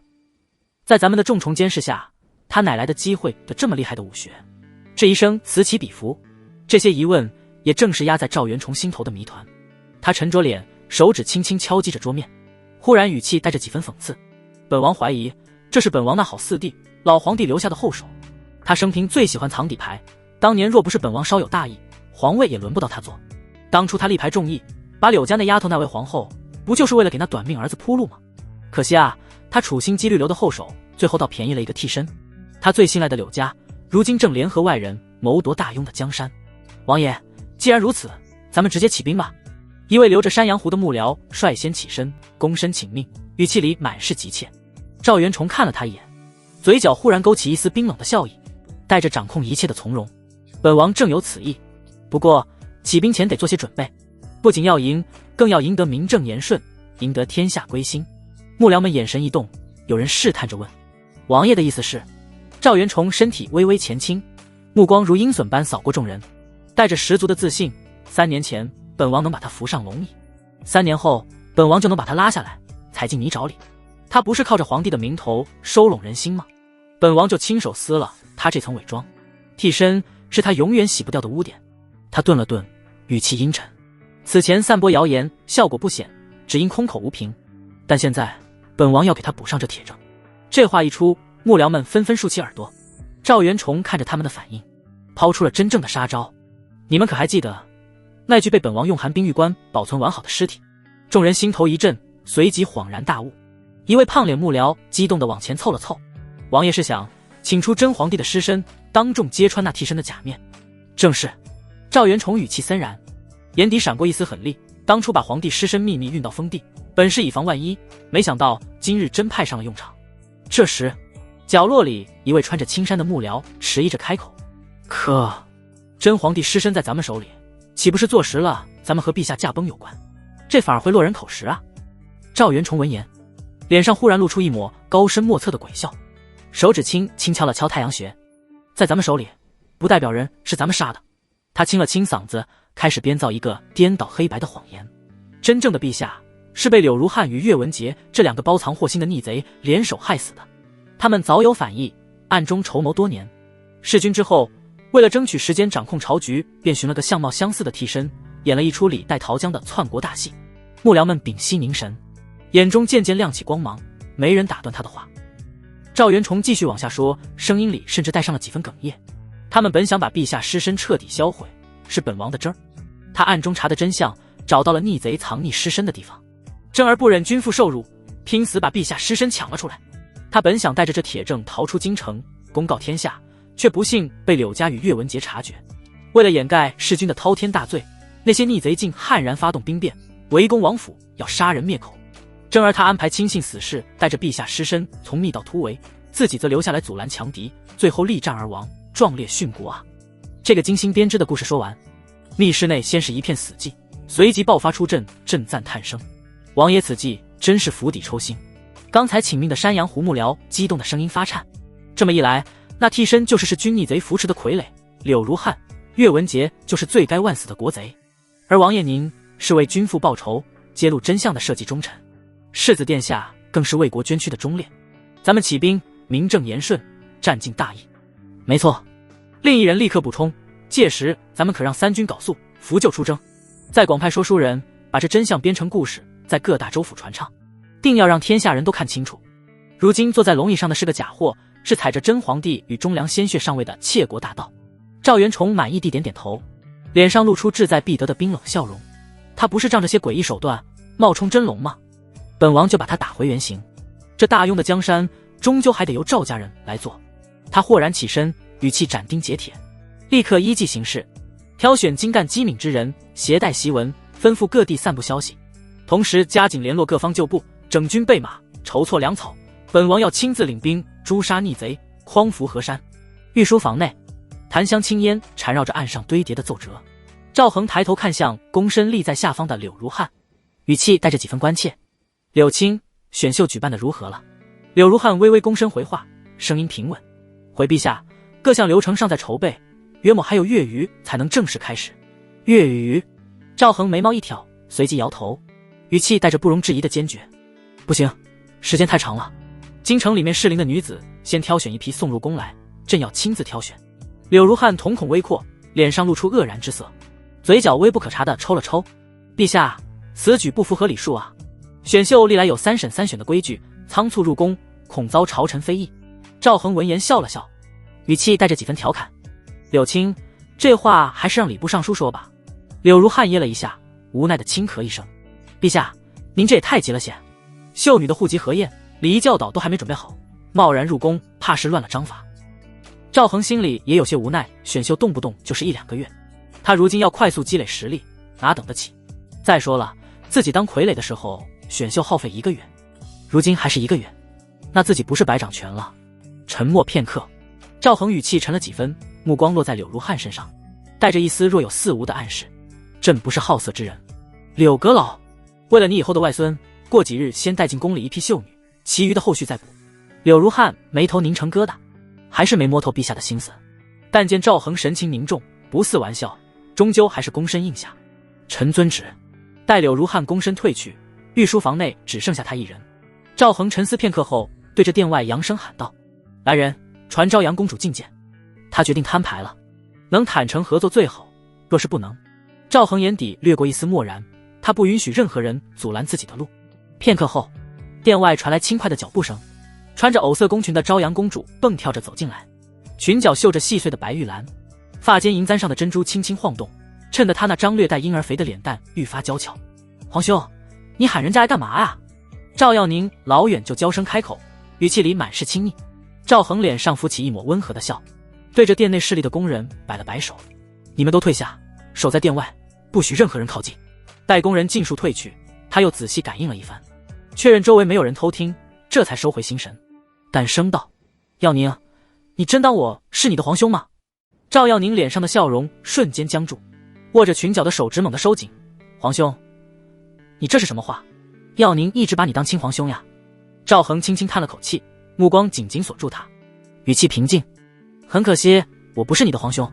丫头，你的皇兄已经被晋王害死2年多了。”轰的一声，这话像惊雷砸在赵耀宁心上，他俏脸瞬间惨白，单薄的肩膀微微摇晃，眼眶里瞬间泛起点点晶莹，倔强的与赵恒对视：“你就是我皇兄？我不相信你说的话。”他不明白，自己明明已经装作什么都不知道，为什么他还要把这层窗户纸捅破？赵恒眼神悠远，像是陷入了3年前的回忆，声音带着几分低沉：“3年前，我被晋王抓住，在他的封地培训了半年，音容笑貌全部做到了跟你皇兄一样，然后便被秘密送入皇宫。紧接着，你真正的皇兄就被他害死了，尸体至今不知丢在了哪里。”他话锋一转，语气陡然变冷：“赵耀宁，与其逃避现实，不如想想怎么给你皇兄报仇。”赵耀宁的泪珠终于忍不住滚落，声音带着哽咽：“晋王，他为什么要这么做？明明皇兄是他的亲侄子啊！区区一个亲侄子，在皇位面前算得了什么？”赵恒冷笑一声：“多少人为了这龙椅，父子反目，兄弟相残。我本不想当这个傀儡，可天不遂人愿。如今我有了反抗的机会，发誓要把晋王碎尸万段。你要不要跟我一起？”他周身散发出的帝王威压，让赵耀宁下意识地缩了缩肩膀，眼底多了几分惬意。良久，他才吸了吸鼻子，小声问道：“你为什么要告诉我真相？”赵恒嘴角勾起一抹若有似无的笑，语气直白：“我要你助我修行。”啊！赵耀宁愣住了，眨巴着湿漉漉的眼睛，一脸茫然：“我才后天境啊，连先天都没到，怎么帮你修行？做我的女人就行。”赵恒语气缓和下来，目光落在他泛红的眼角：“这条路太孤独，朕需要一个体贴温柔的女子帮衬。”你疯了！赵耀宁呆若木鸡，瞪圆了眼睛看着赵恒，脸颊瞬间涨得通红。“我们在外人眼里可是兄妹，这要是传出去，天下人会怎么说？我们又不是亲兄妹。”赵恒淡淡开口，语气带着几分漫不经心。况且自古皇室多龌龊，就算是亲兄妹，也不是没有逾矩的，甚至还有更夸张的事。赵耀宁俏脸一热，被堵得说不出话。他知道赵恒说的是事实，什么兄终弟及、子承父业，反正乱七八糟的。沉默了好一会儿，他才缓缓摇头，语气带着几分抗拒：“不行，我无法接受。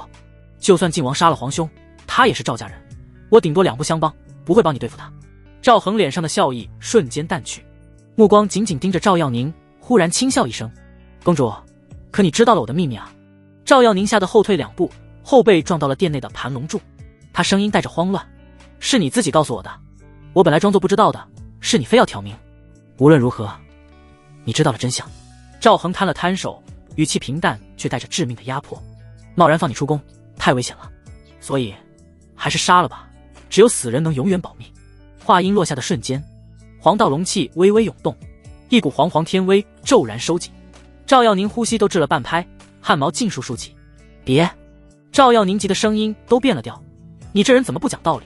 明明是你自己说的，现在还要杀我！”“皇兄从来不会这么凶我。”赵恒的心坚若磐石，语气没有半分松动：“所以我不是你皇兄，要么死，要么跟我合作，你选一个。”赵耀宁的哭声戛然而止。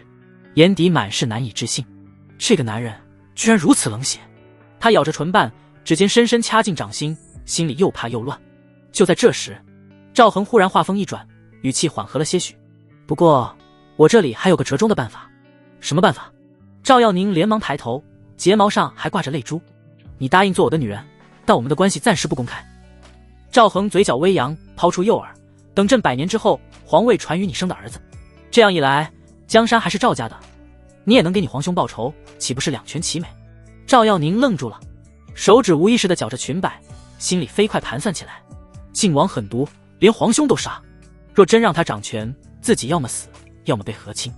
而眼前这个男人，虽不是真皇兄，却有掌控京城的实力，还承诺把皇位传给自己的儿子。他又想起皇兄生前对自己的好，眼底闪过一丝决绝。许久后，他猛然抬起头，盯着赵恒问道：你确定100年之后真的会把皇位传给我，我们的儿子？当然。赵恒语气认真，目光灼灼地看着他。你的身份是大雍最尊贵的公主，没有谁比我们的孩子更适合继承大统。好。赵耀宁咬了咬牙，眼底还带着泪痕，恨恨道：我答应你，你要是骗我就打你儿子。赵恒满意地点点头，忽然想起什么，补充道：此事一定要保密，越少人知道越好，毕竟朕是要做圣皇的，不能坏了名声。赵耀宁看着他一本正经的模样，忍不住翻了个白眼，心里又气又无奈，这人居然还在乎名声。商量完毕，赵恒也没有客气，扛起还有点懵逼的赵耀宁，当晚便在寝宫内宠幸了他。新瓜出破，赵恒也没有贪欢，可惜的是并没有像上次刘景熙那样刷出奖励。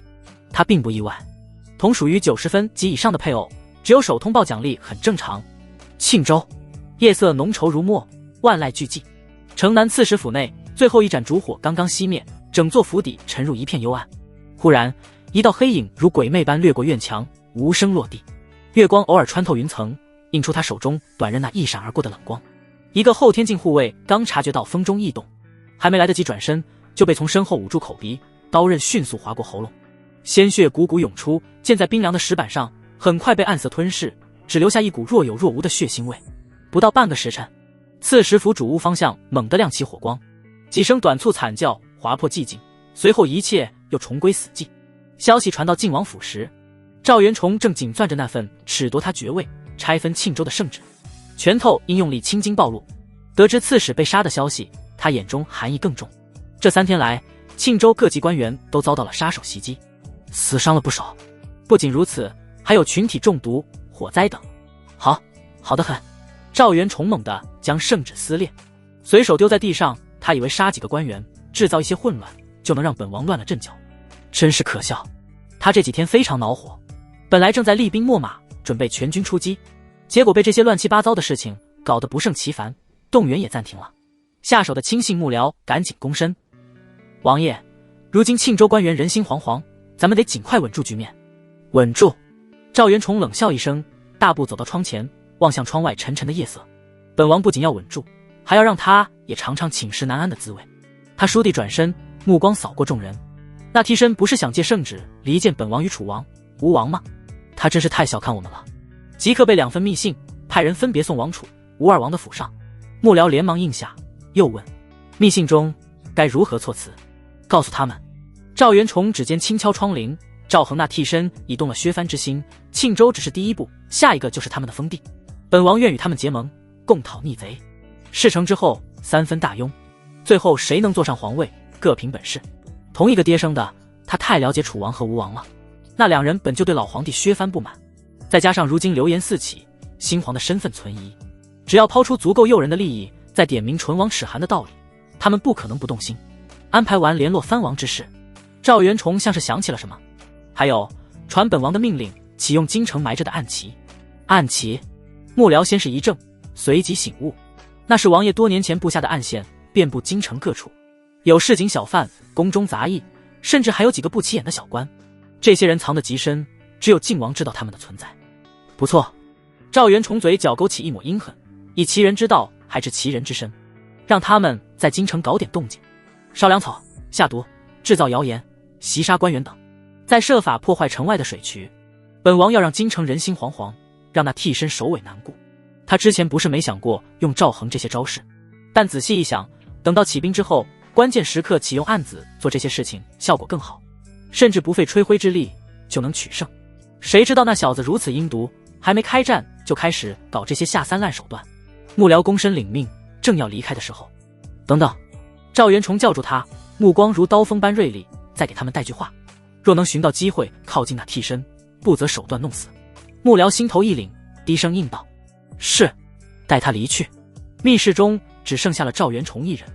他缓缓走到墙边，取下悬挂的大庸鱼图，指尖重重落在京城与庆州之间，烛光摇曳，映得他眼中野心灼灼。赵恒，本王倒要看看你如何能抵挡三王联手。他轻抚着鱼图上的山川河流，仿佛在抚摸即将到手的江山。楚王、吴王那边不出3日必有回音，待京城的暗旗一动，你自顾不暇之际，便是本王起兵之时。这大庸的天该变一变了。至于3分大庸，呵呵，他们也配。赵元崇心中冷笑。窗外的风带着湿冷的夜露吹入室内，烛火猛地一晃，将他的影子拉得极长。楚州楚王府练武场，青铜鼎炉中插着3炷香，青烟袅袅盘旋。楚王赵元昊赤着上身，玄色劲装勾勒出魁梧身形，手中重斧带起凌厉风声，一次次劈向面前的木桩。斧刃过处，木屑飞溅，地上尘土被劲风卷起，又缓缓落下。他臂膀肌肉虬结，汗珠顺着紧绷的脊背滑落，显然已练了不短时间。王爷，京城圣旨到。侍卫捧着明黄卷轴快步走近，语气急促。赵元昊俯视未收，最后一击将木桩彻底劈裂。他随手制斧，锵的一声重响，震得地面微颤。接过圣旨时，他眉宇间还带着练武后的造诣，可目光扫过内容，紧绷的脸却渐渐松弛，甚至扯出一丝笑意。庆州一分为2，西晋划归楚州。这几个字像钩子，牢牢勾住了他的视线。赵恒这小子倒是打得好算盘。他轻捏圣旨边角，嘴角浮起一抹嘲讽，想让我跟晋王拼个你死我活，自己坐收渔翁之利，天真。沉稳脚步声自身后传来，灰袍老者缓步走近，须发皆白，腰杆笔直，正是楚王府的大宗师雷千珏。王爷，8成吴王也收到了旨意。他声音平静，却字字清晰。如今大庸旨有王爷3人手握重兵，赵恒肯定想借您和吴王牵制晋王，为自己争取一线生机。赵元昊脸色一沉，将圣旨扔在石桌上。好狠毒的小子，这是把我们3个都坑了。雷千珏目光扫过圣旨，微微一笑：王爷装病旁观即可，最先坐不住的肯定是晋王。赵元昊淡笑道：听雷老的。旋即他话音一转：您说现在的赵恒到底是不是替身？这个不好说。雷千珏沉吟片刻，微微摇头。他顿了顿，接着道：近日坊间流传着一则消息，说如今的皇帝是岳文杰和柳家扶持的傀儡，真正的赵恒已经死了，晋王世子为了抢回皇帝的尸体也跟着殒命。雷千珏眸光闪烁，空穴不来风，老夫猜想皇帝大概率是假的。闻言，赵元昊粗重的眉毛微挑，万一是真的呢？雷千珏微微一笑：王爷，他一定得是假的。赵元昊先是一愣，随后开怀大笑：对，皇帝就是假的。吴州吴王府书房，赵元泽斜倚在窗边软榻上，手捧棋谱，目光却落在棋盘黑白子尖上。书房内冷香氤氲，静谧的能听见烛火轻微的噼啪声。王爷，京城传来了圣旨。侍从轻步上前，将圣旨置于矮几，屏息退至一旁。赵元泽放下棋谱，展开圣旨细看。读到庆州东晋划归吴州时，他指尖微不可察的顿了一瞬，面上却无波无澜。赵恒这一手够毒。他将圣旨折好放回，语气带着冷嘲：明着施恩，实则是将本王与楚王架在火上烤。帘幕微动，一袭青衣的水无伤缓步走出。他身形清瘦，手持折扇，看似文弱，唯有一双眼睛冷彻如冰。王爷明鉴，接旨便是与晋王正面为敌，若不接，又落得抗旨之名，对您的名声不好。更妙的是，他将庆州一分为2。赵元泽端起茶盏，轻抿一口已凉的茶，谁先伸手，谁就会成为晋王的头号目标。水无伤执起一枚黑子落下：王爷之意是接旨，但按兵不动。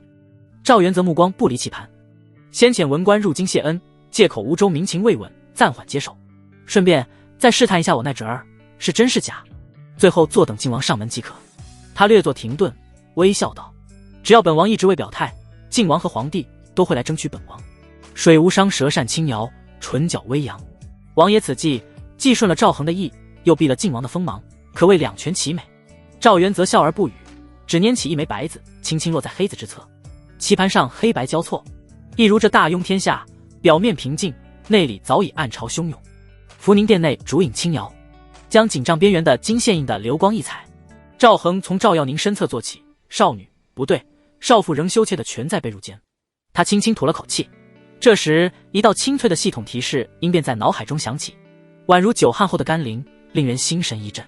恭喜宿主成功让一名配偶怀孕，您获得奖励人皇镇运图录元婴篇，您获得奖励大海丹星号100，您获得奖励杀破狼军阵，您获得奖励招贤令，您获得奖励护身玉符星号10。赵恒眸中骤然一亮，居然跳过金丹，直接把元婴篇的功法爆出来了。92分的老婆就是给力。他掠过早已熟悉的大还丹，目光紧紧锁在杀破狼军阵上，连呼吸都下意识地屏住。系统面板徐徐展开，军阵的玄妙远超他的想象。这并非单一阵法，而是由七杀、破军、贪狼3阵组成的连环军阵，不仅各有专属兵种与奇效，更能调动星宿之力御敌，远非大庸县有那些粗浅阵法可比。七杀阵，攻坚之阵，以重甲步兵为核心，士兵可调动一丝星宿之力，凝聚出星辰护盾。护盾的强弱跟士兵们的修为成正比。此阵专为撕裂敌军密集防线而生，无论攻城还是断后，皆如铁壁般不可撼动。破军阵，奇袭之阵，由精锐轻骑组成，此阵可引星宿之力加深，最大的特点是快，专司绕后突袭粮道，指挥中枢。即便面对严整军阵，亦能凭借急速撕开缺口，最善打破战场僵局。贪狼阵，游击之阵，斥候与弓弩手混边成，斥候借一丝星宿之力隐匿行迹，弓弩手的箭矢淬染星辰微光，射程和威力都大大增加。此阵不正面接战，专门负责外围袭扰，诱敌深入，甚至截杀传令兵，核心在于制造变数，为令两阵创造战机。更妙的是3阵协同之能。七杀正面强攻吸引注意时，破军可沿贪狼探明的路线直插敌后，贪狼则在外围牵制援军。若一阵受困，贪狼弓弩手可迅速转移，远程支援，三者形成攻、破、扰3位一体的完美闭环。不仅适用于常规战局，即便遭遇高手突袭，七杀盾墙可挡，破军骑兵可围，贪狼弓弩可援，几乎毫无破绽。这个阵法来的正是时候。赵恒眼底光芒闪动，指尖微微收拢。大庸县有军阵，不过整齐冲锋之计，何曾有引动星宿之力的军阵？如果士兵们全是筑激进，引动星宿之力施展杀破狼军阵，怕是金丹来了也得跪啊！赵恒压下心潮起伏，看向另外一项奖励招贤令，使用后3日内将有符合指定方向的人才主动来投，这些皆为大庸境内怀才不遇之士，不是凭空召唤，却可精准指定领域。无论是疏浚河渠的水利大家，改良农具的巧匠，还是精通律法的治国能臣，皆可觅得，简直为眼下困局量身而至。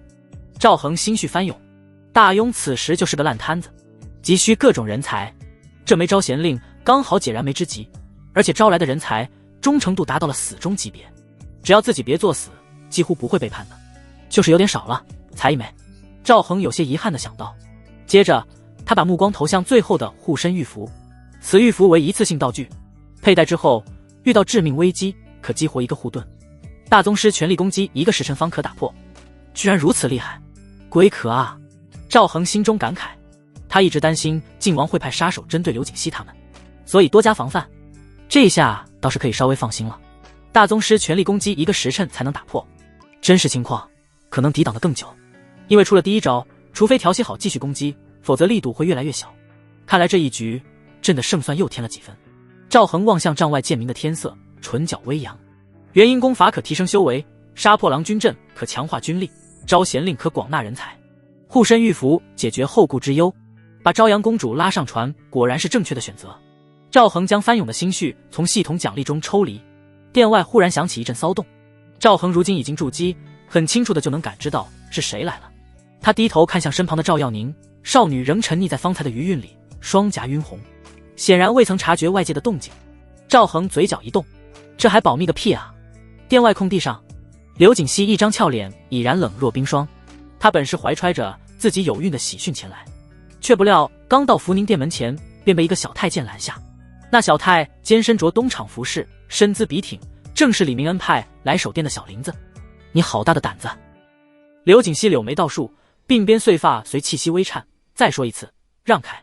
他指尖已悄然拧起一缕真气，显然动了真怒。区区一个小太监，竟敢阻拦他这个太后！喜儿也攥紧手中绢帕，就是，若耽误了娘娘的要事，你担待得起吗？小林子额角渗出细密汗珠，身形却依旧稳立不动，语气恭敬却坚定：太后娘娘容禀，陛下有令，任何人不得打扰。您可否改日再来？他身为东厂之人，只遵皇帝之命，即便面对太后也不敢擅离职守。刘瑾熙面色骤然寒如冰霜，从齿缝间挤出二字：混账！真气方欲运转，却见小林子忽的神色一松，侧身让开道路，躬身道：娘娘请。他举至半空的手微微一僵，狐疑地瞥了他一眼，这小太监怎么突然改了口风？也没再多问，只冷哼一声，提着裙摆快步走向殿门。临近门前，他刻意扬高声音：皇帝，母后来看你了。宫中经历过一番清洗，都是些新招进来的宫女和太监，他与赵恒的关系尚未公开，总得先暂住太后探望皇帝的名分，免得落人口实。殿内龙榻上，赵耀宁听得母后二字，小脸刷的失了血色，瞬间从迷蒙中惊醒。他猛地坐起，颈背滑落也顾不得遮掩，声音急得发颤：怎么办？母后这么晚来干嘛？目光惶急地扫过空荡大殿，除却屏风陈设，竟无一处可藏身。赵恒却神色从容，伸手轻按他肩头：莫慌，你先将衣裳穿好，你我本就清清白白。赵耀宁满脸问号，不待他想明白，殿门上已映出一道高挑身影，正是刘瑾熙。赵耀宁惊得花容失色，眼角瞥见身上警备，灵机一动，猛地将赵恒往床边一顶，随即抓起警备将自己紧紧裹住，全成一团圆滚滚的瑞士卷，连脑袋也埋了进去。若不细看，只当是榻上堆着一床厚被。赵恒坐在床沿，望着那团瑞士卷，唇角无声一抽：学鸵鸟是吧？下一瞬，刘瑾熙推门而入，他目光方扫过殿内，便瞥见赵恒衣衫不整的模样。刘瑾熙颊畔微红，清脆道：你这人，我方在门外唤了一声，你便急急宽衣，就这般等不及吗？话音未落，他忽然又想起此番来意，面上浮起一抹羞喜，声线也软了几分。不过今日却是不行了，太医方才诊过脉，说我有了。他顿了顿，瞥了眼身旁垂手不语的喜儿，又补上一句：喜儿也有了。紧张兮兮，生怕被发现的赵耀宁，他浑身骤然僵住，险些惊呼出声，慌忙抬手掩唇：太后有了，喜儿也有了。听这语气，孩儿竟是皇陛下的。他只觉脑中嗡嗡作响，思绪乱成一团，手指死死攥紧警备。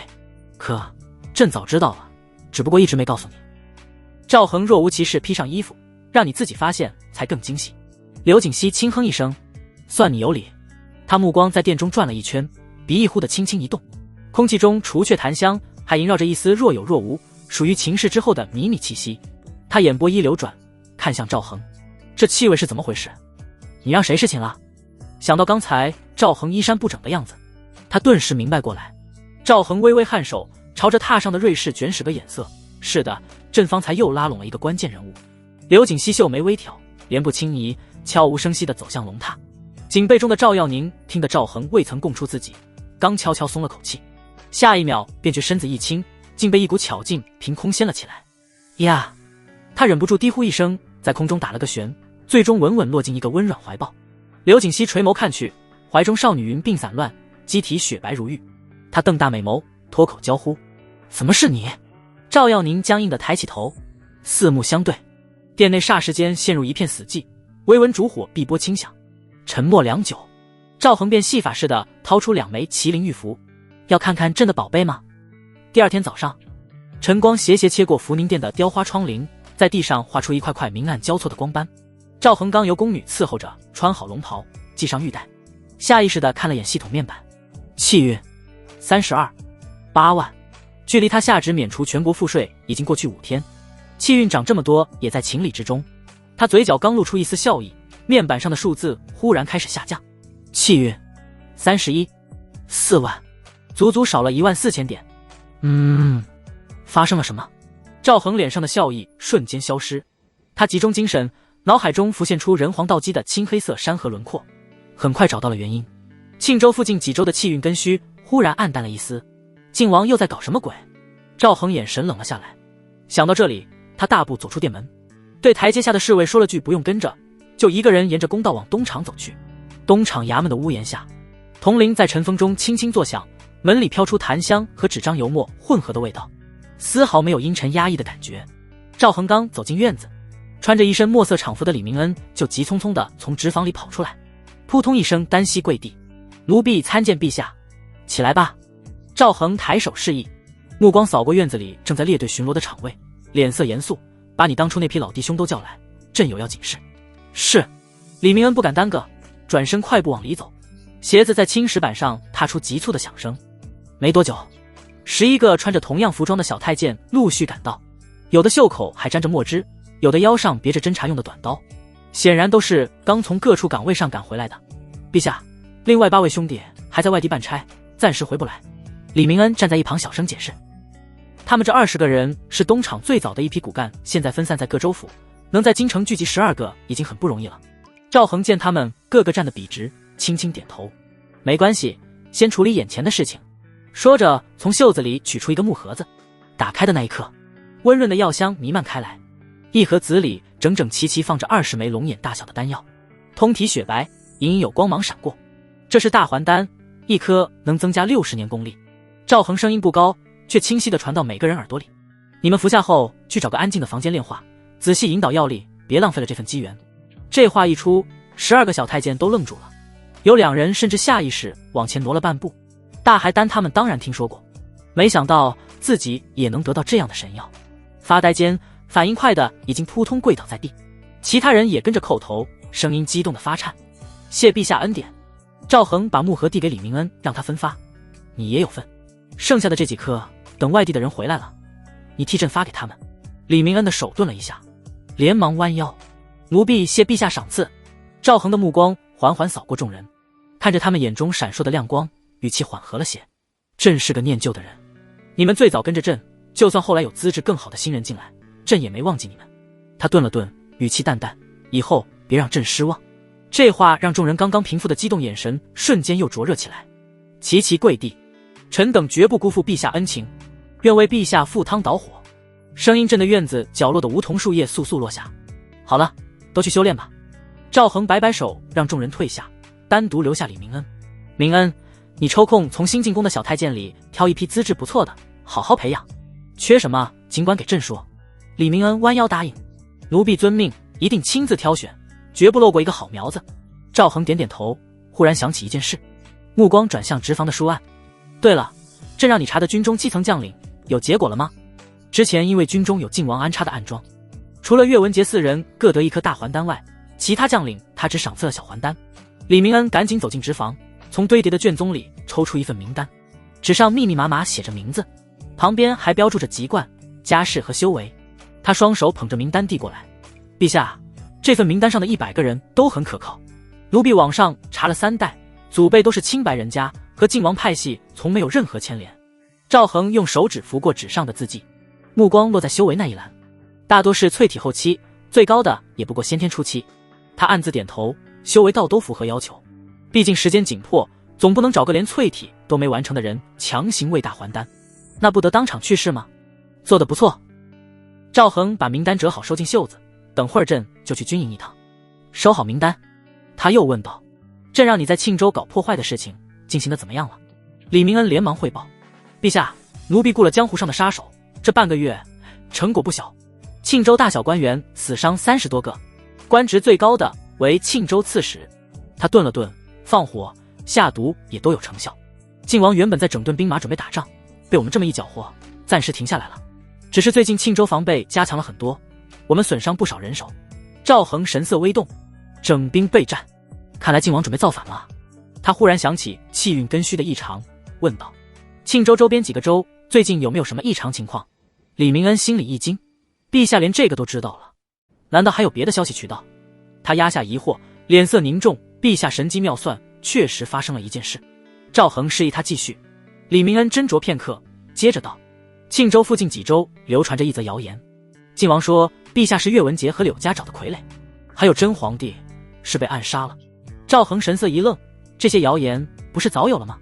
李明恩凝重地摇摇头：“谣言还说靖王世子为了转移真皇帝的尸体，跟岳将军他们死战不退，最终真皇帝的尸体被通过密道转走，而晋王世子也不幸罹难。顿了顿，李明恩继续道：“晋王准备全军缟素，扶官出征。”轰的一声，赵恒只觉得心头一震，真皇帝的尸体，晋王那个老家伙居然把尸体藏了这么久。他手指猛地握紧，脸上却依然平静，只是眼中的寒意更浓了。怪不得气运降得这么快。沉默了片刻，赵恒忽然轻笑一声：“晋王还真是什么都干得出来，连朕的尸体都能伪造。”他看向李明恩，眼神锐利如刀：“明恩，奴婢在。”李明恩低头听令，大气不敢出。趁着谣言还没大规模传开，你马上派人去各州澄清，就说朕好得很，昨天还在太和殿接见了百官。赵恒停顿了一下，声音漠然：“另外发布悬赏令，谁能取下晋王的人头，朕不但赏他黄金万两，还许其国师之位。皇室各种藏书珍宝皆可随意取之。”李明恩瞳孔猛地一缩，立即躬身领命：“奴婢遵旨。”离开东厂，赵恒回到皇宫，稍作停留，带上小林子朝着龙卫军军营的方向奔去。龙卫军喊杀声震耳欲聋，黄土飞扬的教场上，狄宁手持长鞭站在高台上，声如洪钟的指挥士兵操练：“都给我拿出力气来！逆贼晋王未除，你们这点本事够不够砍他的狗头？”士兵们齐声呐喊，手中长枪刺出的动作整齐划一，枪尖在日光下泛着冷光。陛下驾到！通传声刚落，狄宁猛地回头，黝黑的脸上立刻堆起笑容，随手把长鞭丢给身旁的副将，3步并作2步冲下高台，跑到营门口，扑通一声单膝跪地：“不知陛下驾到，臣没能远迎，罪该万死。”赵恒笑骂道：“你这家伙看起来一本正经，也变得油嘴滑舌了。嘿嘿，陛下且随我来。”狄宁挠了挠头，魁梧的身躯一挺，笔直如松，带着赵恒来到了营帐之中。赵恒也不绕弯子，从袖中取出一卷明黄色的绸布，正是抄录好的杀破狼军阵。他递过去，语气随意：“这军阵是一位高人赠送的，威力十分惊人，狄将军看看如何？”狄宁接过绸布时还带着几分不以为然，他从小熟读兵书，大雍现有的军阵没有他不熟悉的，哪有什么威力十分惊人的阵法？可是当他低头看到第一行七杀阵，重甲为合，引星宿之力凝护顿时，瞳孔猛地一缩，漫不经心的神态立刻收敛，捏着绸布的手指都不自觉地用力了几分。他越往下看，眉头皱得越紧，倒吸冷气的声音不时响起，让赵恒感觉周遭一阵温暖。狄宁目光牢牢定在黄色绸布上，满脑子都是军阵中破军奇袭贪狼游击的精妙布置，还有调动星宿之力的方法。这哪里是凡间的军阵，简直是神仙手段。陛下！狄宁看完最后一个字，猛地抬起头，高大的身躯激动得微微发抖，抬手啪地拍在自己大腿上：“臣从没见过这么厉害的军阵，有了这个军阵，再给臣半年时间训练，区区晋王，臣随手就能灭了他。”说着，他又往前凑了凑，眼神里满是渴望：“敢问陛下，那位高人现在在哪里？臣想当面请教军阵的细节，哪怕只听一句指点也好。”赵恒嘴角微微抽动了一下，干咳一声，摆出高深莫测的模样：“那位高人来无影去无踪，见朕身怀天命，就赐下这个军阵作为助力，然后便消失了。”狄宁脸上立刻露出失望之色，重重叹了口气：“可惜了，要是能得到这位高人相助，我大雍的军事实力起码能再上3个台阶，别说平定晋王，就是吞并周边几个国家也不是不可能啊。”赵恒看着他惋惜的样子，心中暗道：高人相助之法有点费腰子。随后他收起心思，脸色一正，语气严肃起来：“狄将军，这杀破狼军阵的重要性不用朕多说，眼下还不能在全军推广。你从龙卫军中挑选2000精锐，只教他们7杀阵。记住，挑人的时候一定要查清楚背景，往上查3代，确保身世清白。”他顿了顿，目光扫过肃穆的军营，训练要封闭进行，把人拉到后山营地，没有朕的旨意，不许任何人接触他们。在扫灭晋王之前，这个军阵绝不能泄露出去，明白吗？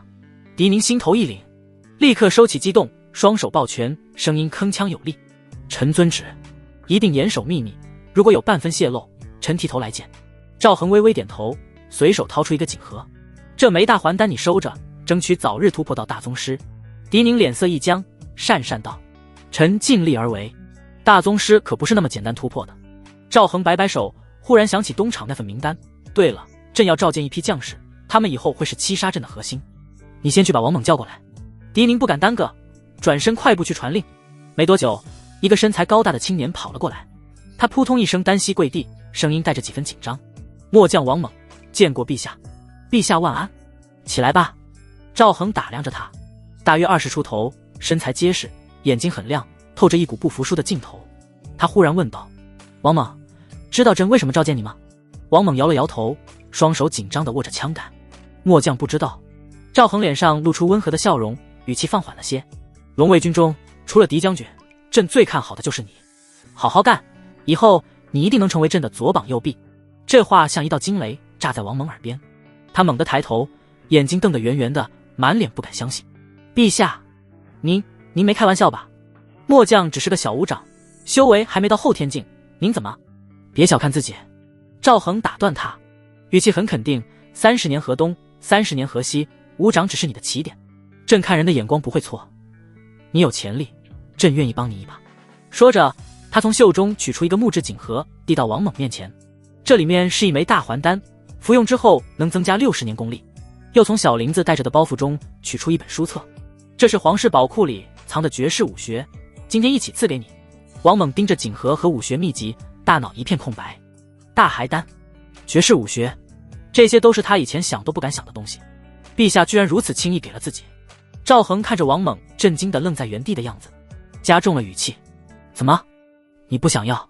听到这话，王猛回过神，赶紧跪了下去，双手像朝圣一样接过锦盒和秘籍。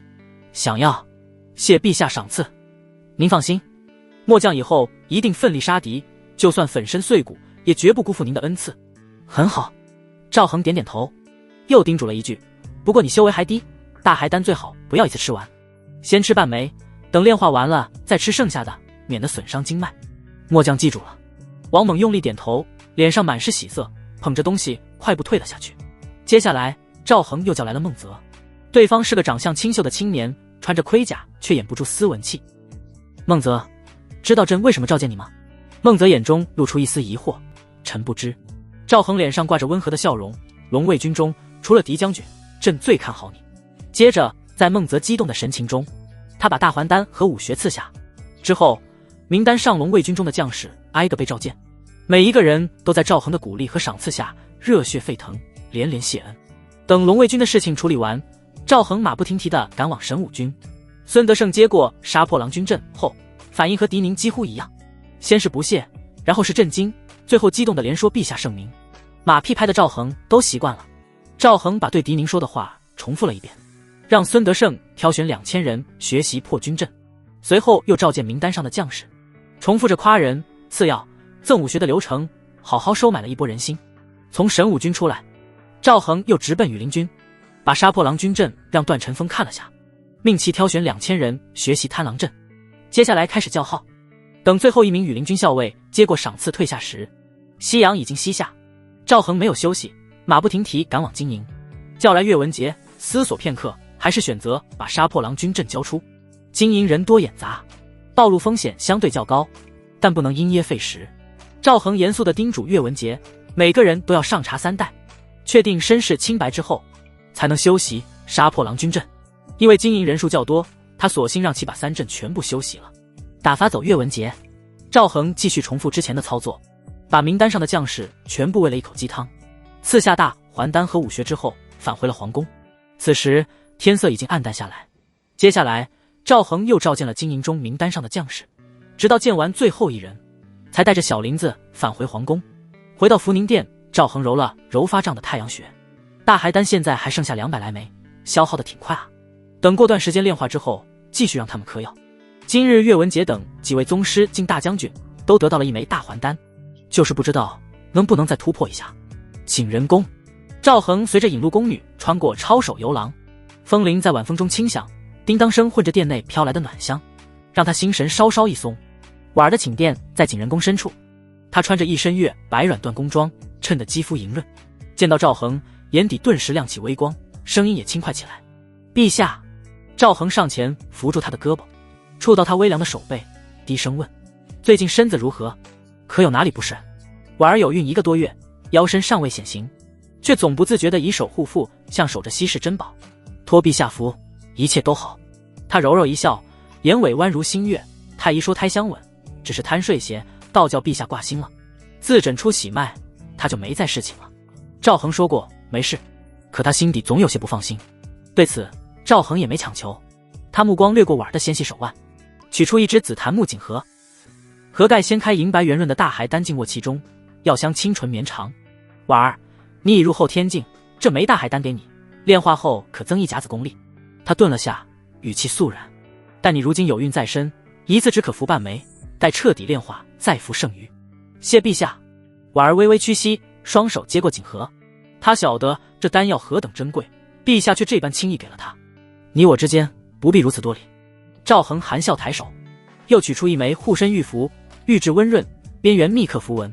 赵恒绕至他身后，亲手将玉佩系于领口，不经意擦过他锁骨，郑重道：这玉符是朕寻来的珍品，内有玄机，可关键时刻保你无虞，你无论何时都要带着。婉儿垂手看着胸前玉佩，冰凉触感下却暖意涌动，她乖巧应声，手指轻抚麒麟纹路，嗓音软糯：妾身记下了，一定时时带着，不让陛下忧心。二人又说了会闲话，赵恒方起身离去，准备去寻孟子言和秦瑶，才转过垫脚，便听见清脆唤声。抬头见孟子言与秦瑶并肩立在偏殿门前，群居被夜风拂得清扬，想来是得知他来了景仁宫。陛下，两人几乎同时迎上。孟子言一身淡紫宫装，领口银线缠枝纹流光，秦瑶碧色软缎裙摆，碎袖海棠婉转，宫规礼仪早就抛在脑后，一个挽住他胳膊，一个轻拽他袖口，眸中满是雀跃。赵恒也不计较，后宫本该自在些，太过拘谨反而生分。他目光掠过二女，见他们气韵比初入宫时更显清灵。孟子言肌肤莹润如玉，秦瑶双眸澄亮如星。经过之前的双修，两人的根骨均变成了玉骨，综合评分也随之上涨。孟子言此时83分，秦瑶则是81分。闲话几句家常，赵恒话锋一转，语气认真：你二人既都有了身孕，昭仪之位未免委屈，明日朕便拟旨封你们为贵妃。至于住处，还在景仁宫，与婉儿同立，彼此也好照应。贵妃？孟子言与秦瑶齐齐怔住，随即眼底迸出惊喜光芒。秦瑶甚至掩唇，怕自己失声惊呼。入宫方才月余，自绣女月为昭仪已经破例，如今竟然直进贵妃，距后位仅一步之遥，这般恩宠，旁人几时也修不来。谢陛下。孟子言先回过神来，挽着赵恒手臂轻摇，语带娇软：陛下待妾身这样好，都不知该如何报答了。秦瑶也连连点头，眼中水光潋滟，满是感激。赵恒含笑轻拍他们手背，取出2枚相同的护身玉符，递过去叮嘱：这玉符与婉儿那枚一样，遇到危险可激活护盾。你们有孕在身，靖王还未除，佩戴之后切记不可离身。二女连忙接过，珍重系于颈间。吩咐完毕，赵恒正欲回去，却见孟子言护的绯红双颊，手指绞着裙缘，声若蚊蝇：陛下，今晚就别走了吧。赵恒微诧，挑眉看他孟子言脸颊微红，妾身自有办法。一旁秦瑶先是一愣，随即恍然，戛然羞赧，却悄悄颔首。入宫前确实学过不伤胎的侍寝法子，只是此前未敢一试。赵恒秒懂，见二女粉面含羞，目带期盼，便爽快应下：既然如此，朕今晚便留下。夜色渐浓，景仁宫的烛影映在窗上，将殿内人影拉得修长绵软。孟子言和秦瑶甚至当了一次商女，眼角的铜铃在晨风中轻响。不知不觉间已过去3日。御书房内，檀香的青烟缭绕。虽然赵恒对靖王下达了追杀令，但江湖上没有任何人敢接单。谁都知道靖王府高手如云，去刺杀靖王不如刺杀皇帝来的简单。江湖人最懂得趋利避害，自然没人愿意拿自己的性命去赌这一把。此时的大雍境内，赵恒与靖王之间的恩怨早已传得沸沸扬扬。街头巷尾的茶馆里，说书先生拍着醒目，一时说陛下隐忍3年，终要肃清奸佞；一时又讲靖王服官讨逆，是为真龙复仇，引得茶客们议论纷纷。有人支持皇帝，他们指责靖王拥兵自重，目无君父，但站在靖王那边的也不在少数。这一切都因为那具真皇帝的遗体。庆州军营的教场上，白帆飘荡，哀乐凄凉。靖王果真将那具存放在寒冰玉棺中的遗体抬了出来。玉棺晶莹剔透，寒气逼人，隔着数丈远都能感受到刺骨的冷意。全军将士身着素服，腰系白绫。靖王赵元崇广发请帖，邀请天下有志之士来祭拜，其中有各地名流望族，也有附近州府的官员。他们都抱着半信半疑的态度来了庆州。当玉棺缓缓开启，看到关中那张与当今圣上差不多却毫无生气的面容时，曾见过皇帝的官员无不色变。那仪容跟陛下虽有些差别，但众人都觉得是死后发生了变化。陛下，臣来迟了。一位中年官员抱着官沿失声痛哭，声音嘶哑：都是岳文杰、柳如汉那些乱臣贼子害了你，臣是要追随晋王殿下，为您报仇雪恨。其他官员见状也纷纷跪拜，痛骂之声不绝于耳。虽有零星几人心生疑虑，但在这一片悲愤的声浪中，那点怀疑很快就被淹没了。这消息飞快地朝各州开始扩散，东厂的探子们也没闲着，奉赵恒之命，在各州府的集市、驿站散布消息，指责晋王处心积虑找替身，伪造先帝遗体，图谋篡国。双方的舆论战打得火热，各种流言四起。然而普通百姓对这些却不太关心。在京城之外的州府，田埂上的野草长得比庄稼还茂盛，流民拖家带口在路边乞讨，饿死人的事实有发生。大庸的土地兼并问题积重难返，除了京城周边的百姓能勉强维持生计，其他远离权力中心的百姓连饭都快要吃不上了。对这些人来说，赵恒颁布的免税令远不如一碗热腾腾的米饭、一张夹着咸菜的大饼来得实在，更何况新皇在位时间尚短，前2年昏庸的传闻早已深入人心。免税令虽稍稍挽回了一些声誉，但要彻底改变百姓的固有印象，绝非一朝一夕之功。气运31.3万。赵恒看着系统面板，眉心紧锁。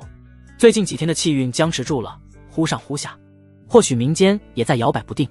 他心中有了计较，如今朝堂未稳，晋王未除，就算再颁布仁政，也会被士绅阶层从中阻挠，难以落实。不如等扫平晋王和其他藩王，大权在握后再推行改革，届时提升气运事半功倍。舆论战不能停。赵恒低声自语，金营和3大禁军刚刚开始接触，杀破狼军阵还需要时间熟悉。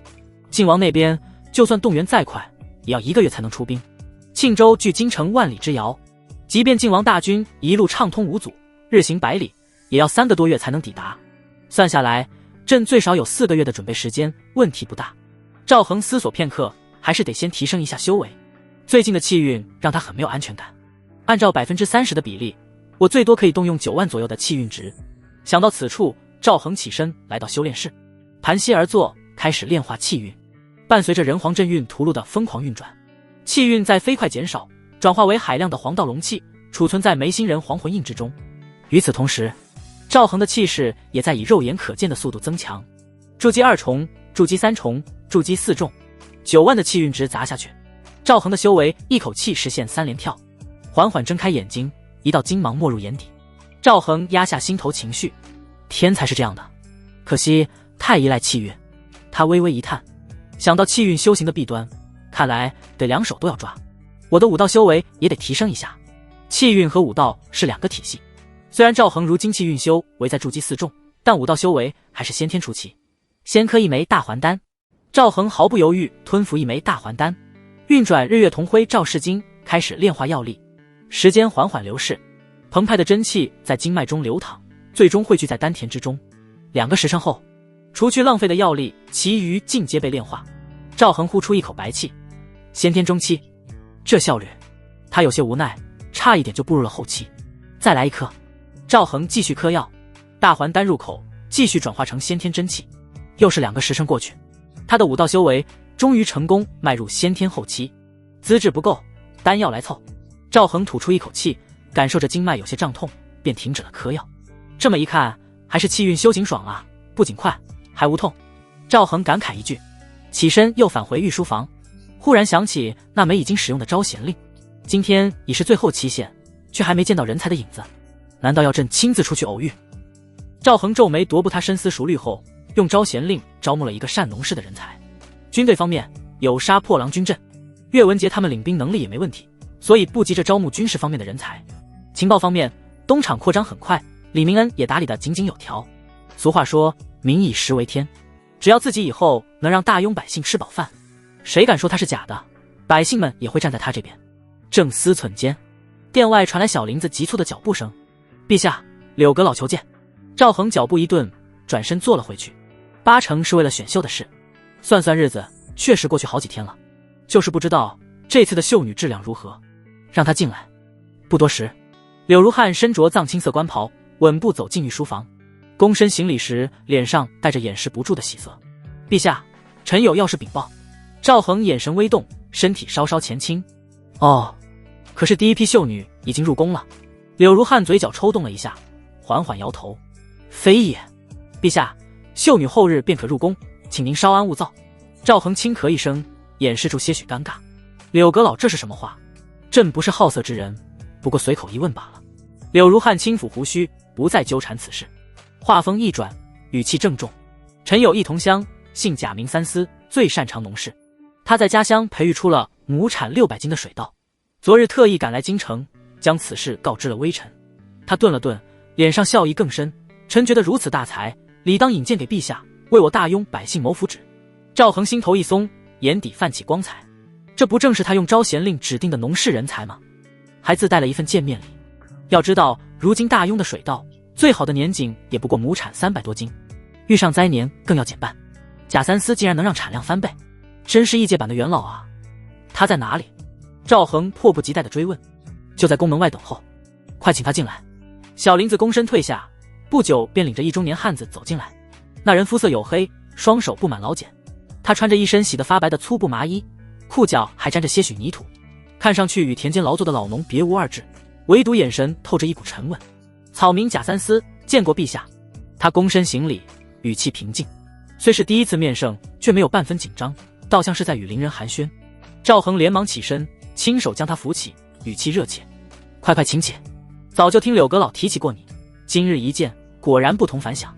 旁边的柳如汉嘴角微抽，他何时提起过，却也不敢拆穿，只得站在一旁陪着笑脸。寒暄几句后，赵恒直奔主题，目光落在贾三思身上，不知那亩产600斤的水稻是否属实。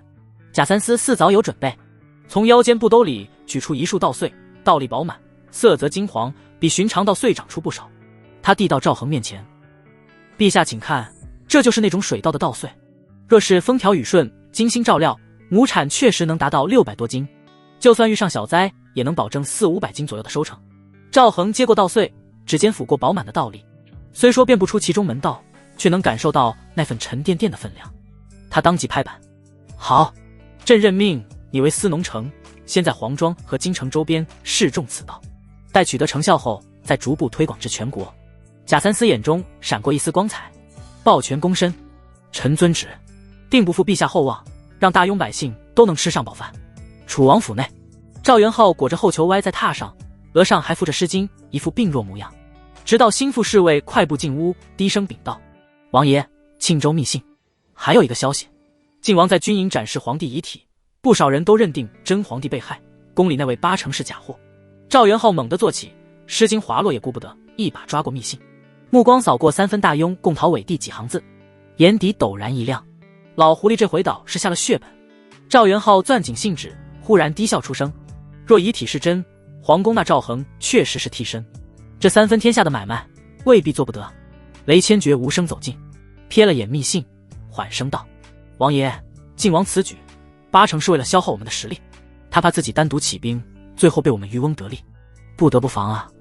赵元昊眯眼沉吟片刻，忽然又躺回去，拉高裘背，回信给晋王，就说本王愿意与他共举大义，但奈何我楚州贫弱，钱粮不足，需要他伸出援手。若援助到手，楚州5万骑兵随时可发兵，剑指雍京。雷千珏微微颔首：王爷英明。赵元昊咧嘴一笑，眼中野心灼灼：我们出兵归出兵，但不用尽全力，等他们拼得两败俱伤，这大庸江山谁主臣服还说不定呢。吴王府书房中冷香袅袅，赵元泽执其不语，听水无伤低声禀报：晋王已将先帝遗体置于庆州军中，各州官员皆已验看，宫中那位是替身的可能性极高。赵元泽指尖的白子轻轻落下，语气淡淡：晋王怎么会有皇帝遗体？该不会那替身是晋王找的吧？对于晋王世子拼死带出皇帝遗体的事情，他一点不信。岳文杰那厮他也打过交道，几乎不可能谋反。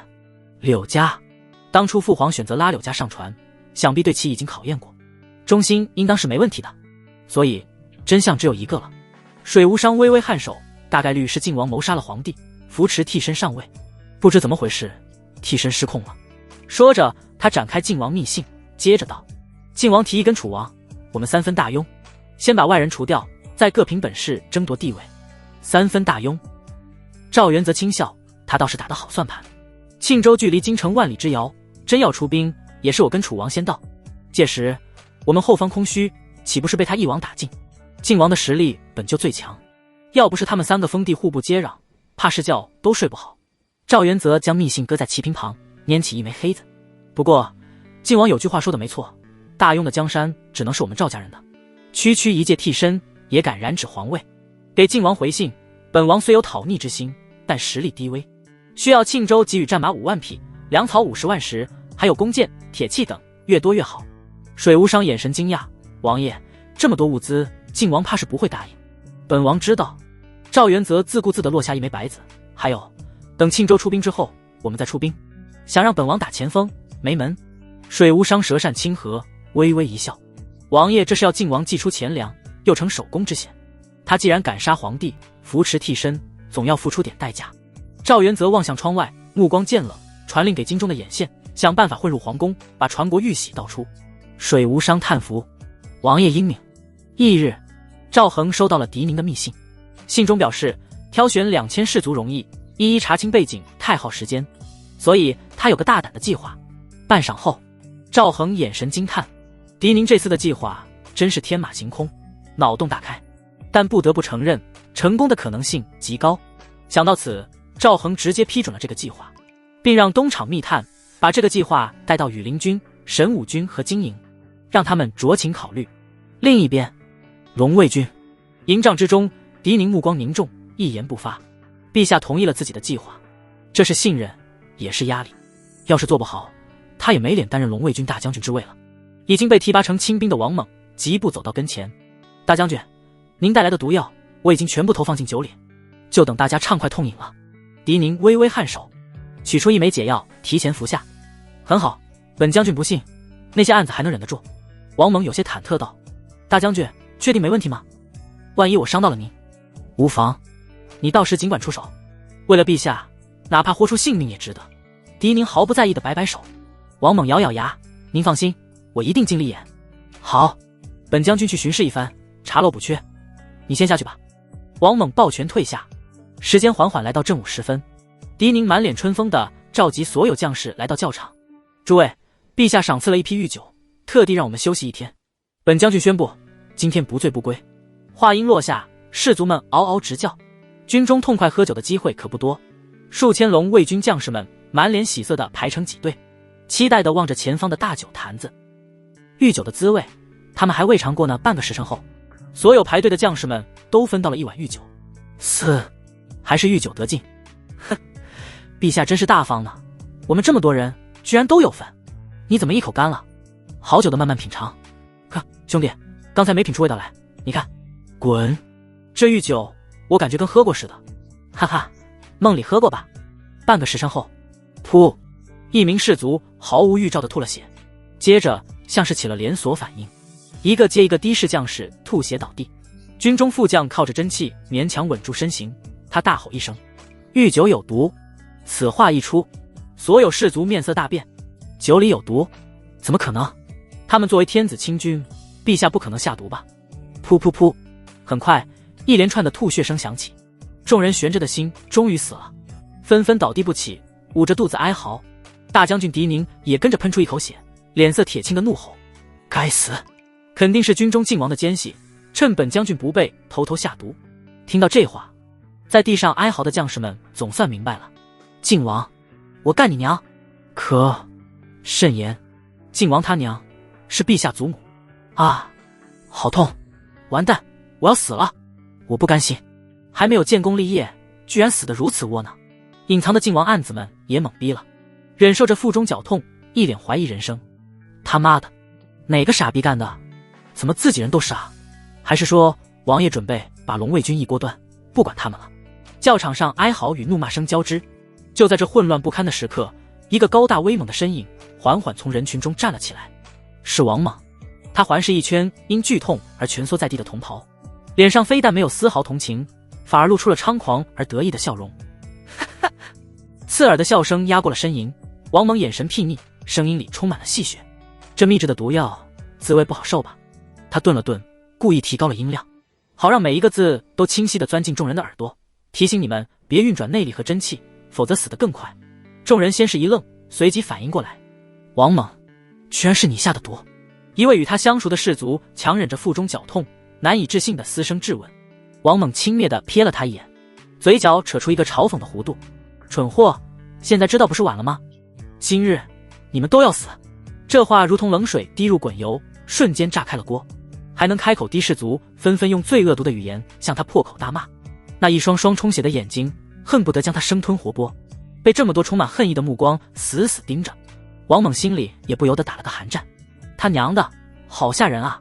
这时一直强撑着的狄宁铁青着脸发出一声怒喝：王猛，你为何这样做？陛下前段时间还照你勉励一番，你对得起陛下的栽培吗？王猛闻言像是听到了天大的笑话，他冷笑道：在我心中，只有王爷才是真命天子，要不是为了得到你的信任，我会忍辱负重叫他陛下吗？狄宁，他嘴角微微抽动，心中暗骂：干他娘的，这小子不像演的啊！希望事后陛下钦点，别真把这货打死了。而这番大逆不道的话却像暗号一般，让潜藏在军中的几名晋王暗子心中一动。此人跟他们一样，是王爷的秘密棋子。暗子彼此并不相识，这是为了防止被同行出卖。枪！一道寒光闪过，王猛缓缓抽出腰间佩刀，对着雪亮的刀身轻轻吹了口气。他不再理会众人的咒骂，不怀好意的一步步逼近狄宁，语气充满了积怨：你这老不死的，自从当上了你的亲兵，天天跟狗一样使唤老子，今天我第一个拿你开刀。狄宁脸色发黑，那怒极的模样一点不像是装出来的。眼看王猛提刀走向狄宁，周围的将士们惊骇欲绝，纷纷挣扎着怒骂：住手！你个畜生，干你娘！有种冲我来！放开大将军！王猛，日你8辈祖宗！污言秽语如雨点般砸来，王猛脸色也黑了，差点被骂得破防。他心中甚至闪过一丝后悔，早知道让孟泽那个小白脸来演这挨千刀的角色了。王猛抽了抽嘴角，脸上浮起一抹狞笑：你们这些乱臣贼子，等下老子一个个把你们舌头割了！说话间，他已来到狄宁身旁，心一横，手中长刀毫不犹豫地捅进了狄宁的身体。噗嗤，利刃入肉的声音让所有骂声为之一滞，众将士目眦欲裂，可惜浑身剧痛酸软，连抬手指的力气都提不上来，只能将无尽的愤怒化为更汹涌的谩骂洪流，袭向王猛。王猛猖狂大笑，鄙夷地扫视全场：你们这些无能的手下，只能眼睁睁看着我欺负你们的大将军。众人短暂的沉默后，是越发猛烈难入耳的咒骂。王猛似乎觉得还不解气，手起刀落，又是一刀。噗呲，狄宁发出一声痛苦的闷哼，鲜血狂喷而出，那魁梧的身躯剧烈的颤抖了几下，随即瘫软下去，再无声息。所有人的瞳孔骤然收缩，大将军被杀了！王猛得意的声音打破了这死寂的绝望：真不经玩，2刀就死了！宗师境武者，不过如此。说罢，他拎起狄宁的脚踝，像拖死狗一般，在众目睽睽之下将尸体拖行了一路，扔到旁边的草垛堆。接着他又拎起火油桶，哗啦啦地浇了上去。忙完这一切，王猛又返身回来，目光在人群中扫视，随机挑选了一个幸运儿。嘿嘿，你们都等着，老子再杀几个，一起把他们挫骨扬灰。他狞笑着，不顾那名士族微弱的挣扎，强行将其拖到草垛那边，身影挡着众人大部分视线。接着手起刀落，噗呲，温热的鲜血喷溅到王猛脸上，让他本就狰狞的表情更添几分恐怖。看到这一幕，尚存一息的将士们拳头紧握，指甲几乎嵌进肉里。如果目光能杀人，王猛早已被千刀万剐了。马德，这么多人杀不完啊！王猛骂骂咧咧地返回，对着那些充满恨意的目光啐了一口：都瞪着我干嘛？被我杀死是你们的荣幸，否则再过一会儿毒发身亡，你们将会更痛苦的死去。仿佛是为了印证他的话，他话音刚落，好几名士卒便猛地咳出一大口血，身子一僵，再不动弹。见状，那几个真正的晋王暗子差点吓尿了。一名偏将再也按捺不住，急忙大声呼喊：兄弟，救我！咱们是自己人，有人带头。其余暗子也像是抓住了救命稻草，纷纷跟着暴露。还有我，兄弟，你真厉害！是啊，王爷吩咐我找机会烧毁粮草，我还没动手，你就团灭了龙卫军。确实厉害，我都没找到下毒的机会。兄弟，快把解药给我，王爷正是缺人的时候。对，咱们可不能自相残杀啊！众人还没昏死过去的将士们瞠目结舌，他们万万没想到，龙卫军经过一次清理后，竟还隐藏着如此多的小黑子。王猛眉头一皱，望向站出来的5人，冷哼道：“你们怎么证明大家是自己人？怕不是贪生怕死，故意这么说的吧？”那位带头的偏将正色道：“兄弟，此言差矣，我等岂是贪生怕死之辈？只不过不想死在自己人手中罢了。王爷给的信物我藏了起来，你若不信，我可以告知地点，你取来一看便知。”其余人也跟着附和，纷纷表示自己都能证明身份。见到几人站出来表露身份，王猛脸上露出了认同的笑容。好，好啊！他大笑一声，语气中带着几分感慨。我本以为兄弟们都被狗皇帝杀了，没想到大家竟都躲了过去。大家都在，真好。说着，王猛十分爽快地从怀中取出几枚解药递过去，给，都是自家兄弟，快快服下，免得等下毒性深入就麻烦了。那5人如蒙大赦，忙不迭地接过解药，仰头便吞了下去，仿佛慢一秒都是对生命的不尊重。不过片刻，药力化开，腹中剧痛迅速消散，力气重新回到四肢。他们纷纷站了起来，长舒一口气，已然安然无恙。那名偏将活动了下恢复如初的手脚，凑近一步问道：“王兄弟，眼下这些人如何处置？当然是让他们毒发身死啊，否则一个个砍过去，得砍到什么时候？”王猛一副理所当然的表情：“我的毒跟我的名字一样，猛得很。不出1炷香的时间，保管他们全部毙命。接下来我们得赶紧烧毁粮草，然后立刻撤离，这局面估计瞒不了多久。”其余几名暗子深以为然，纷纷点头。王猛凭一己之力几乎团灭龙卫军，此刻在这群暗子心中已然是了不得的人物，成了临时的头领。一切听王兄弟的。正当他们准备转身去烧毁粮草时，一道急切的声音忽然从蜷缩的人群中响起：“等等，兄弟们，等等，我也是自己人。”众人循声望去，只见一个其貌不扬、毫无存在感的男子正捂着肚子，紧张又期待地看着他们。王猛一行人脸上满是怀疑：“开什么玩笑？你是自己人，刚才怎么不站出来？”王猛皱着眉头质问。那名刚刚服下解药的偏将更是冷哼一声，讥讽道：“哼，我看你8成是贪生怕死之辈，眼见有生机就想来蒙混过关。”那男子急得连连摆手，额头都冒出了细汗，慌忙解释：“不是的，诸位兄弟明鉴，我是隐藏得太久，比较谨慎，刚才没立刻出来，是怕王兄弟故意设局诈咱们现身。我若是贸然暴露，岂不是坏了王爷的大事？直到看见诸位兄弟服下解药确实无恙，我这才决定表明身份。”几名暗子将士们，王猛心中却是暗道一声：好险！幸好大将军神机妙算，智计超群，否则还真让这个狡猾的家伙躲过去了。王猛脸上堆起无比和善的笑容，语气也变得格外亲切。原来如此，兄弟谨慎些是应该的。既然你能证明自己的身份，那么便服下这枚解药吧。王猛再次掏出一枚药丸递过去：自家兄弟，无需客气，快来！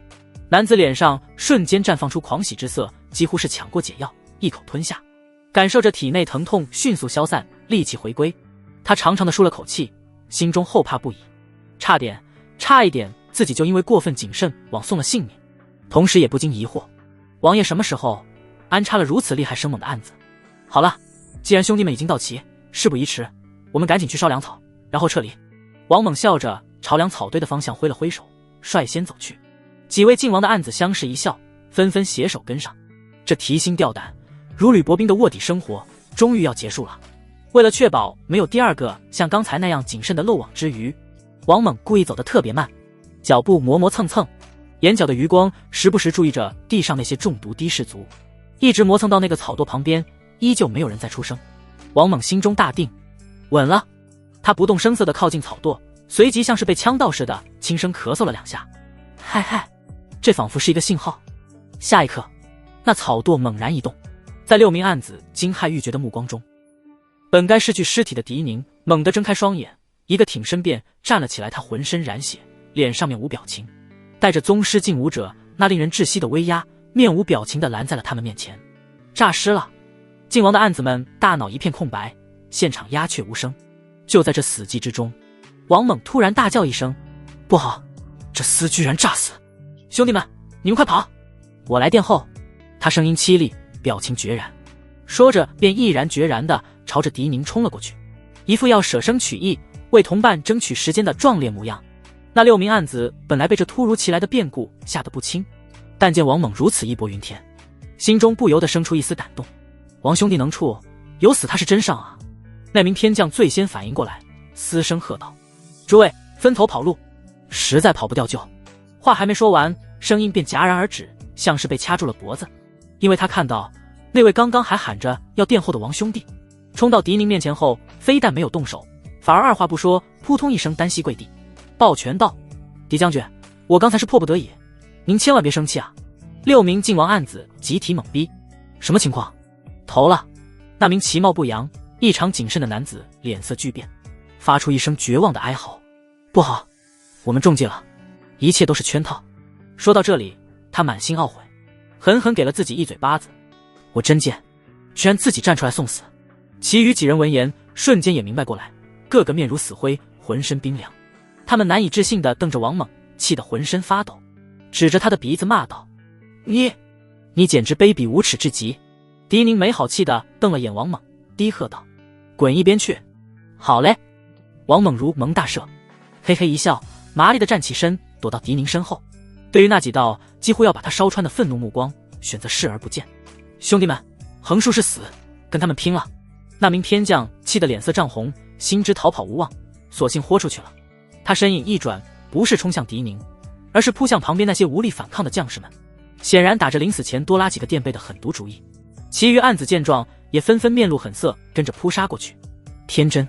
狄宁冷笑一声，宗师境的武道修为瞬间爆发，周身罡气流转，魁梧的身躯带起一阵狂风，后发先至，顷刻间便来到那名偏将身旁，蕴含着恐怖内力的一掌拍出，当场将其毙命。随后他身影如鬼魅般辗转腾挪，拳脚并用，如同虎入羊群，轻松将其余几名试图顽抗的暗子全部扫灭。之前还倒在地上哀嚎怒骂的将士们全都傻眼了，教场之上一片死寂，只剩下粗重的呼吸声。王猛！狄宁沉声喝道：“来了来了！”王猛立刻小跑过来，腰板挺得笔直：“别愣着了，赶紧给诸位将士解毒。”好嘞！王猛应了一声，动作麻利地提来一大桶清水，将怀中的解药尽数倒入水中化，开始给同袍们解毒。那些恢复过来的将士，在狄宁的安排下，也立刻加入了解毒的行列，互相帮扶。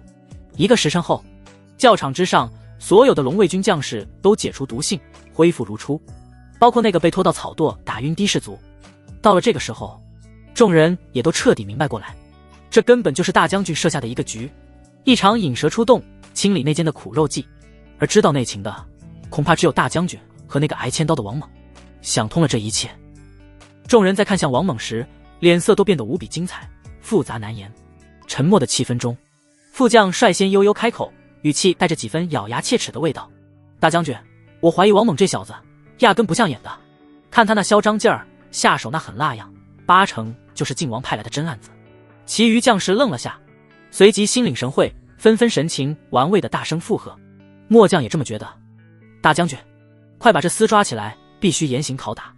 我来，我擅长夹手指，我祖传的手艺，把指甲那是一绝。孟泽英恻恻地说道。还有我知道怎么用细针扎指甲缝，那滋味。各种闻所未闻的酷刑被兴致勃勃地爆出来，听得王猛小脸发白，冷汗直冒。他哭丧着脸，急忙向狄宁表忠心：“狄将军，我冤枉啊！天地良心，都是您让我干的。我早就说自己嘴笨手拙眼不好，您非要让我来，这下好了。”狄宁看着他这副怂样，忍着笑拍了拍王猛的肩膀，语重心长地说：“别妄自菲薄，你演得很好，非常好。”顿了顿，在王猛绝望的目光中补充道：“放心，我会将一切如实禀告陛下。”不要啊！王猛双腿一软，差点当场跪下，发出一声凄惨的哀嚎。想到自己方才对陛下的不敬，他仿佛预料到自己以后悲惨的生活了。羽林军大将军段晨风与神武军大将军孙德胜，在接到赵恒口谕的那一刻，心头俱是猛地一跳。这计策何止是大胆，简直是刀尖上跳舞。然而两人仅仅是瞬间的惊愕过后，眼中便只剩下毫无保留的决绝。陛下有令，莫说是给全军下毒引蛇出洞，便是让他们自宫，他们也会立马跪地求饶。没有半分迟疑，一场不动声色的清洗在军营内部悄然展开。一个个隐藏极深的晋王暗子被精准揪出处死，羽林、神武两军内部为之一清，隐患尽除。与此同时，北郊经营岳文杰手持密令，浓眉却紧紧拧成了一个疙瘩。陛下之计固然精妙，可他麾下是整整20万精营将士，人员庞杂，若想照搬狄宁那套全军中毒的苦肉计，根本不现实。思虑再三，岳文杰灵光一闪，采取了其他策略。他先是召集将士，宣布陛下从高人那里得到了一个杀破狼军阵，休息之后可轻易灭掉靖王，所以准备在金营招募一批人手。但由于国库空虚，所以这批人的兵饷减半。说完之后，不顾将士们的窃窃私语，岳文杰开始让士卒们报名。普通士卒的兵饷本来就不高，听说修行这个什么军阵还要少一半的钱，顿时低头装作没听到。岳文杰苦口婆心地劝了几句，终于有一部分士卒报名。见状，他又强制选了一批士卒，以演练新型杀破狼军阵为名，将其调往偏僻的西山大营。在那里，一场防不胜防的苦肉计如期上演，当毒发的惨状在人群中蔓延。一名靖王暗子跳出来逼迫岳文杰交出完整版的军阵，成功上演了一波狼人杀。20几名隐藏的卧底被成功拔出，岳文杰心中非常满意。军阵打窝，不敢说靖王的案子全都被吸引了过来，但起码清理了大部分，影响已经降到最低。对于人数庞大的精营来说，非常不易。然而，就在赵恒全力清理内部的同时，靖王蓄谋已久的反击也终于开始露出獠牙。京城之内，多处民居毫无预兆地燃起大火，浓烟滚滚，数口公用水井被投毒，造成不小的轰动。更有不少朝廷官员在光天化日之下遭遇当街刺杀，血溅长街。一时间，谣言再起，恐慌如同瘟疫般在京城蔓延。往日摩肩接踵的繁华街道，竟肉眼可见地冷清了下来。乱臣贼子！赵恒收到消息，眼神冷冽，他当即下令，只留1000龙卫军精锐拱卫皇城，其余禁军共1万多人马，加上所有东厂探子，全部化整为零，开赴京城各处要道，方士协助京兆尹衙门的捕快维持秩序，弹压地面。披甲执锐的正规军介入，效果立竿见影，骚乱的苗头被迅速掐灭，趁火打劫的地痞流氓被当场格杀，受到伤害的无辜百姓也收到了抚恤金。京城的秩序以铁械手腕被强行稳定下来，而扩展异常迅速的东厂也在此刻展现了它恐怖的效率。番子们利用江湖手段收买眼线，顺藤摸瓜，很快便锁定了多处制造混乱者的藏身窝点。东厂赵狱之内可谓热闹非凡，各种闻所未闻的刑具被摆上台面，昼夜不息的凄厉惨叫声能传出赵狱老远，令周围路过的百姓无不面色发白，两股颤颤。东厂的凶名在这血腥的镇压中悄然传开。夜色深沉，皇宫，禁军将士们举着火把，一队队来回巡逻，不敢有丝毫懈怠。就在这森严的守卫中，一道如同鬼魅般的黑影，借着夜色的完美掩护，竟悄无声息地潜入了皇宫。此人乃是吴王赵元泽耗费重金请来的江湖奇人，妙手空空一脉的当代传人，轻功绝顶，尤善隐匿与破解机关。他此行的目标便是象征着皇权正统的传国玉玺。黑影如一团没有实体的烟雾，精准地避开一对对巡逻侍卫的视线与听力范围，时而如壁虎游墙，时而如灵猫踏瓦，轻松翻过重重宫阙，最终悄无声息地落在了皇帝日常批阅奏章的御书房外。他像一片落叶般紧贴在屋檐的阴影里，屏息观察了足足1炷香的时间，确认殿内烛火昏暗，空无一人后，才如泥鳅般滑到窗边，用特制的薄如蝉翼的工具轻轻拨开内栓，身形一缩，便滑入了殿内。御书房内檀香袅袅，龙案之上，一个紫檀木盒在烛光下泛着幽暗的光泽，盒盖上9条盘龙栩栩如生。黑影眼中难以抑制地闪过一丝狂喜，他小心翼翼地上前，动作轻柔地打开了木盒。盒内明黄色的锦缎之上，一方方圆4寸，上扭胶5龙的玉玺静静安卧。他伸出手便要将玉玺拿走，何方鼠辈，安敢觊觎国器？一道威严的淡漠之音如同惊雷般在他耳边骤然炸响。黑影瞳孔瞬间收缩，根本来不及思考，身体本能地向后暴退，想要撞窗而逃。可惜为时已晚，只听一道微弱的龙吟声仿佛自虚空响起，一股绝强无匹的吸力瞬间笼罩了他。他毫无反抗之力地撞破紧闭的殿门，直直飞了出去，随即重重摔在冰冷的青石地面上，浑身骨头跟散架一般剧痛无比。不远处，赵恒负手而立，面色冷峻，目光如刀般刮在他身上。谁派你来的？靖王。黑影咬紧牙关，强忍剧痛，一言不发，手脚并用，就想挣扎起身再次逃窜。无知。赵恒甚至懒得再问第2句，屈指微弹，一道凝练无比、散发着淡金色光芒的龙气，如同离弦之箭咆哮冲出，瞬间贯穿了黑影的心脏。黑影身体一僵，眼中神采迅速暗淡，软软倒地，再无声息。既然问不出，那便不留了。幕后主使无非那几人，以后全杀了便是。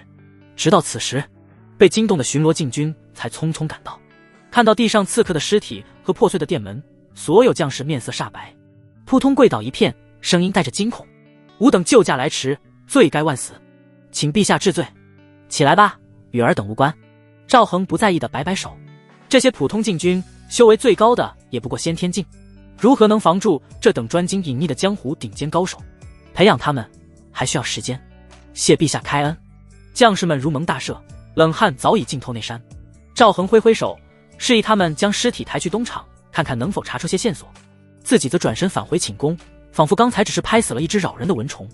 第二天，内阁首辅柳如汗面色凝重地前来求见，他甚至来不及寒暄，便急声道：“陛下，晋王此贼丧心病狂，昨夜礼部尚书陈大人在府中遇刺身亡了。”他声音带着沉痛与愤怒。如今6部尚书之中，就只剩下户部尚书夏景行与工部尚书马涛2位了。朝堂之上，人手捉襟见肘，许多政务几近瘫痪啊！此前清洗朝堂，兵部、吏部、刑部是晋王势力渗透的重灾区，几位尚书都已伏诛。没想到，如今连主管礼仪文教的礼部尚书也遭了毒手。赵恒早就知晓此事，脸上适当露出一丝伤感，叹道：“这还真是个好……不好的消息。”柳如汗，他怀疑自己耳朵出了问题，茫然抬头，却见赵恒神色肃然，仿佛方才只是悲痛之下的口误。不待他细想，赵恒轻咳一声，正色道：“柳阁老，非常时期，行非常之法。哪个衙署的官员被杀，便就近提拔补缺便是。礼部尚书殉国，就让礼部侍郎暂代其职，若侍郎不幸遇难，便由礼部郎中顶上。如今京城已然戒严，乱象很快便会过去。”柳如汗闻言，也只能无奈地叹了口气，眼下也只能先如此维持了。对了，赵恒忽然想起什么，关切地问道：“选秀之事筹备得如何了？”柳如汗面色越发沉重，拱手回道：“陛下，臣正要禀报此事。第一批遴选出的30名秀女中，有近10人家的亲属在此番动乱中不幸罹难，他们此时正值丧期，按礼制，怕是不宜此时入宫啊。臣正在加紧物色其他合适的秀女替代。”赵恒闻言，眉头微蹙，轻轻一叹，这真是个坏消息。但他随即话锋一转：“柳阁老，朕有个不成熟的想法。陛下请讲。明日带他们来仁德殿，让朕长长眼。若是宫中添丁进口，正好可以冲冲喜，驱散一下痛失亲人的悲伤。”柳如汗，他难以置信地瞪大了眼睛，看着眼前这位年轻帝王，几乎以为自己听错了。人家家里刚死了人，正在披麻戴孝，您老人家就想着把人接进宫来冲喜？他从未见过如此昏君。这一刻，柳如汗心中第一次对自己女儿的选择产生了深深的动摇。赵恒面色淡然：“柳阁老为何如此神情？朕不是好色之人，此举也是为了防止那些秀女因悲伤过度伤了身子，影响健康。入宫来有太医照料，岂不比独自在家哀回鼓励要好？”柳如汗嘴角狠狠抽搐了一下，心中暗道这理由何其牵强。他面上只能拱手：“陛下体恤臣民，用心良苦，但此举与理不合啊！我朝以孝治天下，为人子女者，须守孝道，怎可在此期间？”赵恒似笑非笑，打断了他的话：“柳阁老，礼部尚书不是刚刚殉国了吗？”柳如汗瞬间亚麻呆住了，大脑一片空白。礼部尚书殉国，所以就不用守礼了？这算什么道理？要是传扬出去，背锅的怕是自己啊！赵恒看着便宜岳父脸上神色变幻的表情，忽的面色一正：“柳阁老，朕刚才开玩笑的，你不会以为朕是昏君吧？”柳如汗沉默不语。见状，赵恒叹息一声，想我大雍忠臣为国捐躯，朕身为天子，于情于理都该好好安慰一下齐家眷才是。柳阁老，你方才误会了。柳如汗面色微动，原来如此。这时赵恒又补充道：“对了，此事就说是你提的主意，朕以后是要做圣皇的，需要注意影响，不好误了名声。”柳如汗，他刚放下的心又提了上来，此举怎么会误了名声？确定只是慰问一下吗？见他眼神狐疑，赵恒目光突然变得幽深起来。这些官员的死对我们并非坏事，之前担心他们倒向晋王，朕不得已才想联姻。经过这次刺杀，靖王那个老东西把他们推到了朕这一边。这些人若想报仇，除了紧紧依靠朕，别无选择。现在给他们一个靠近朕、向朕效忠的机会，这是在救他们。柳阁老以为呢？柳如汉心底震动，不由微微颔首。他忽然想起，这些秀女们所代表的家族，并不是都遭遇了刺杀。正欲开口提醒，却见赵恒面无表情，语气漠然道：“朕没有派人刺杀他们，再将脏水泼给靖王，已是格外开恩。”柳如汉闻言，心底一愣，随即一个念头仿佛毒蛇般钻入他的脑海：那些人真的全是靖王杀的吗？会不会是？想到此处，柳如汉身体一阵发冷，汗透重衣，把涌到嘴边的提醒咽了下去。死寂的沉默后，赵恒缓缓开口：“柳大人，朕以后会为他们报仇的，你尽管照做便是。”柳如汉张了张嘴：“臣这就去。”朕就知道柳阁老忠心体国，最懂朕心。赵恒平静深沉的面容上忽然露出一个温暖和煦的笑容。柳如汉低着头微微称是，心中却已翻江倒海。这位年轻的帝王，心思之深沉，手段之狠厉，简直比先帝有过之。时隔多年，他再次体会到伴君如伴虎的感觉。大庸落在此人手里，不知是福是祸啊。另一边，礼部衙署内，气氛却与往日大不相同。柳如汉肃立堂中，面无表情地宣读了赵恒的口谕，擢升礼部侍郎孔维礼为新的礼部尚书。待孔维礼谢恩后，柳如汉话锋一转：“还有一事，请孔尚书按原定章程，将已遴选出的30名秀女，明日送入宫中，以备陛下遴选。”末了，他还特意地补上一句：“此乃老夫之意，诸位照办即可。”这话如同冷水滴入滚油，原本安静的礼部大堂瞬间炸开了锅。柳阁老，此事万万不可！一名老臣率先站出，痛心疾首。另一名官员急忙附和：“此举与礼不合，更有损陛下圣誉啊！”柳阁老，您怕是糊涂了吧？更有性子急的，几乎是指着鼻子质疑。礼部官员们群情激愤，他们手握礼法大旗，对这位新任内阁首辅丝毫不惧。柳如汉面色陡然一沉，目光如电扫过众人：“诸位，陛下登基数载，至今膝下犹虚，国本未立，尔等今日百般阻拦选秀，究竟是何居心？莫非是想让我大庸皇室后继无人吗？”这顶大帽子扣下来，新任尚书孔维礼被噎得瞠目结舌，脸涨得通红。“你，柳大人，莫要血口喷人！”哼！柳如汉怒哼一声，语气稍缓，却依旧带着压迫感：“陛下乃仁德之君，如今秀女家中遭逢大难，陛下心系臣子，召入宫中垂询安抚，略尽君父关怀之心，难道这也有违人情，不合圣道吗？”这……孔维礼眉心紧锁，被问得一时语塞，迟疑道：“柳阁老，你确定陛下此番真的只是安抚？”柳如汉胸膛一挺，脸上正气凛然，声音斩钉截铁：“当然，陛下绝非好色之徒，尔等难道忘了上次选秀，陛下于众多秀女之中，仅择选了孟、秦2位贵妃，其余人等尽数后赐遣返。若陛下真是贪恋美色之人，何不照单全收？”此言一出，方才还喧闹不已的礼部官员们顿时哑口无言，面面相觑。仔细一想，确实如此，陛下不是好色之人。孔维礼低头沉思片刻，终究是无奈地叹了口气，点头道：“既然如此，我等这边分头去联系各位秀女入宫。”柳如汉脸上这才露出一丝笑意，微微颔首：“孔尚书深明大义，实乃国之栋梁。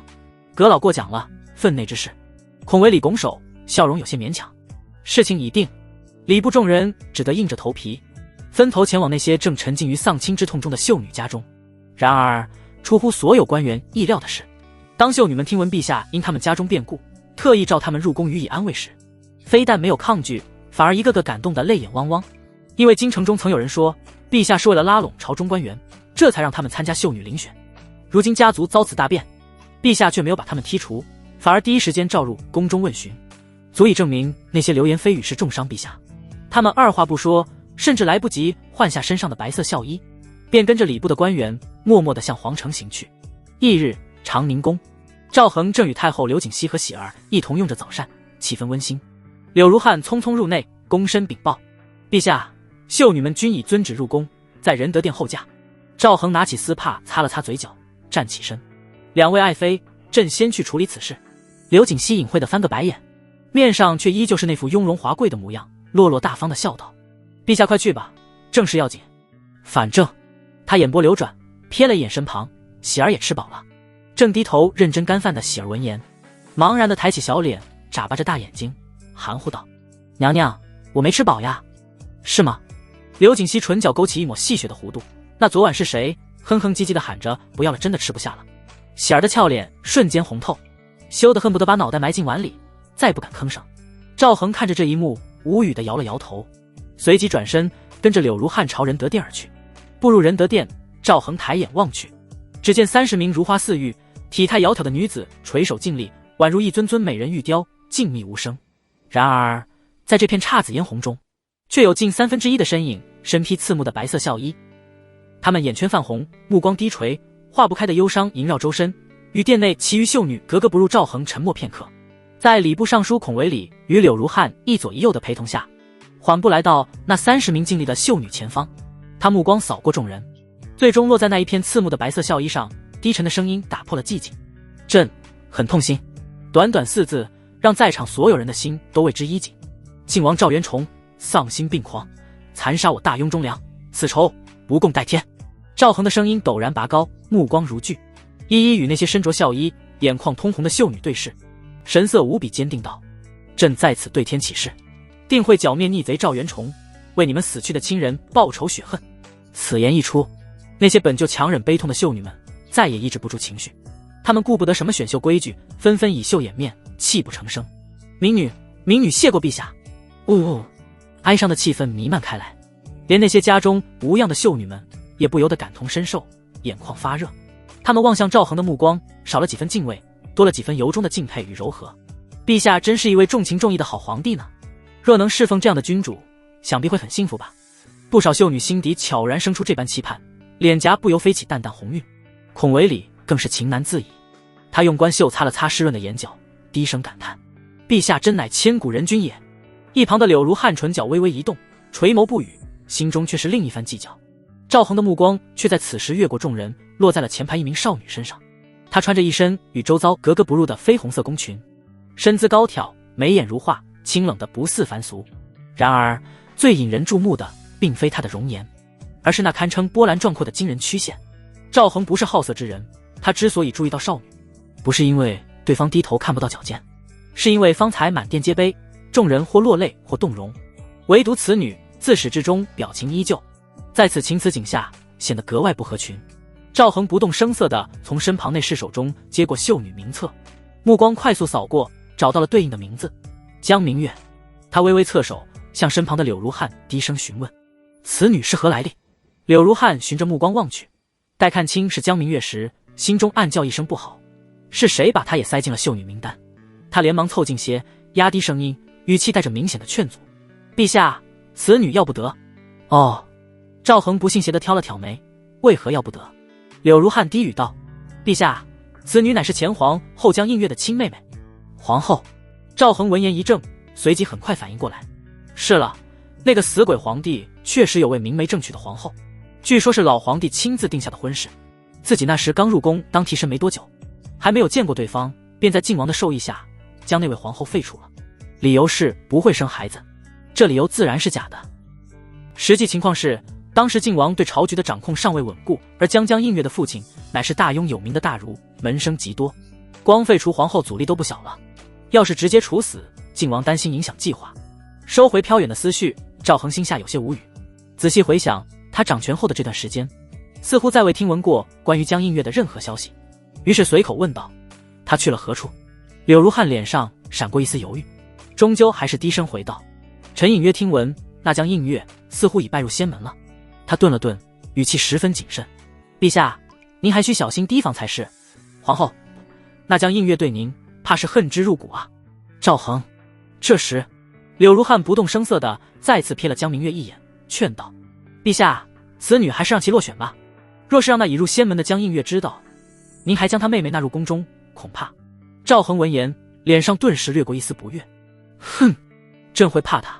他语气异常强硬，稍作沉吟后，话音一转：“既然柳爱卿如此苦劝，那就这么定了吧。”柳如汉闻言，心下顿时了然，于是恭敬应道：“陛下圣明。”赵恒深深看了一眼那依旧面无表情的江明月，心中忽然微微一动。江映月能拜入仙门，其天赋资质定然不凡。这江明月身为他的亲妹妹，会不会资质也不俗呢？想到此处，赵恒心念微动，悄然使用了系统的探查功能。姓名：江明月，年龄18，身份大儒姜姓次女，灵根中品灵根，根骨稻谷玄因素女体，综合评分91。果然，我的猜测是对的，姐姐能拜入仙门，妹妹也不差。灵根只是中品，算不得绝顶，但这根骨竟是万中无一的稻谷。赵恒眼眸深处金光一闪而逝，关于中3等根骨的记忆随之浮现：玄骨、稻骨、仙骨。只是不知这玄因素女体是稻骨自带的特质，还是他个人独有的机缘。一个疑问在赵恒心中升起：若是根骨提升至稻骨才能觉醒特殊体质，那他得双修多久才能觉醒日曜体？只要功夫深，铁杵磨成针。赵恒轻轻吐出一口气，眼下无法验证自己的想法是否正确，只能留待日后了。他收敛心绪，神色恢复如常，抬手便在江明月的名册上做了一个标记。柳如汉见状，不由得面露错愕，忍不住上前一步，低声道：陛下，此女她。赵恒侧过头，唇角勾起一抹意味深长的弧度。柳爱卿，不是你说把此女纳入后宫吗？刚好此女与朕有缘，朕便允了你。到时将映月杀来，柳爱卿可要澄清一下啊。柳如汉，他感觉自己的太阳穴突突直跳，锅杯不完了是吗？柳如汉张张嘴，千言万语化作一声叹息。赵恒也没再多说，转而将全部心神沉浸于系统目光如实质般扫过眼前这批秀女，逐一审视她们的评分。很快，他的注意力便被一名身着素白孝衣的少女吸引。姓名：赵淑颖，年龄18，身份兵部侍郎之女，灵根下品灵根，根骨玄骨，综合评分86。又发现一个中3等的根骨，不错。接连找到2位宝藏女孩，赵恒心中底气足了不少。他面上不动声色，负手踱步，宛如穿花蝴蝶般在一排排秀女之间从容走过，目光仿佛透过衣裙直达本质，让不少秀女如玉的肌肤上浮起粒粒鸡皮疙瘩。陛下他的目光好狂野啊！秀女们心中休息。不多时，赵恒脚步微顿，眼底再次掠过一丝不易察觉的亮光。姓名：李晴，年龄19，身份户部郎中之妹，灵根中品灵根，根骨玄骨，综合评分88。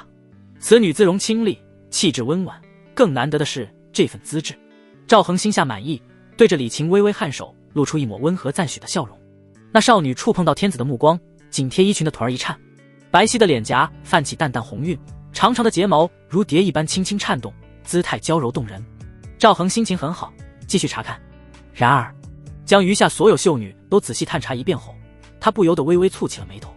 除了江明月，竟只有李晴与赵淑颖2人综合评分超过80，这比例未免太低了，很不正常。赵恒偏过头，压低声音问身旁的柳如汉：柳爱卿，此次遴选秀女当真已是优中选优？柳如汉闻言微微一怔，虽不明所以，仍然恭敬回道：回陛下，却是优中选优。除却那些已拜入仙门不在家中的适龄女子，京城中最出色的闺秀尽在于此了。仙门？赵恒闻言顿时想起这一茬。是了，还有仙门这个超然物外的势力在与他争抢人才。作为仙门的附庸王朝，大庸每年要上供海量资源不说，还得为仙门输送新鲜血液。仙门的选拔倒没有频繁到1年1次，而是3年1次。许多家族都将子弟拜入仙门视为一步登天的捷径。尽管仙门有规定，成了仙门的弟子不得干预凡俗事务，但家族若真逢大难，那些出身其中的仙门弟子总有办法绕过规矩出手相助，这就造就了一批地位超然的仙门关系户。看来我上次那场选秀纯属是歪打正着，捡漏了啊！想通此节，赵恒颇有些无语。仔细回想，上一批秀女多出身小门小户，许多甚至不知仙门选拔的具体途径和时间，因此侥幸未被筛走。而眼前这批高官显贵之女，恐怕大部分被仙门使者挑过一遍了。想到此处，赵恒问了一下这些秀女，果然正如自己所想，赵淑颖和李晴也准备参加明年的仙门选拔，但被自己截胡了。晦气！赵恒暗骂一声，随即又想到几个疑点：为何身负稻谷的江明月未被仙门选走？还有仙门招新为何历来避开了所有皇室子弟？否则以赵耀宁的资质，入选板上钉钉。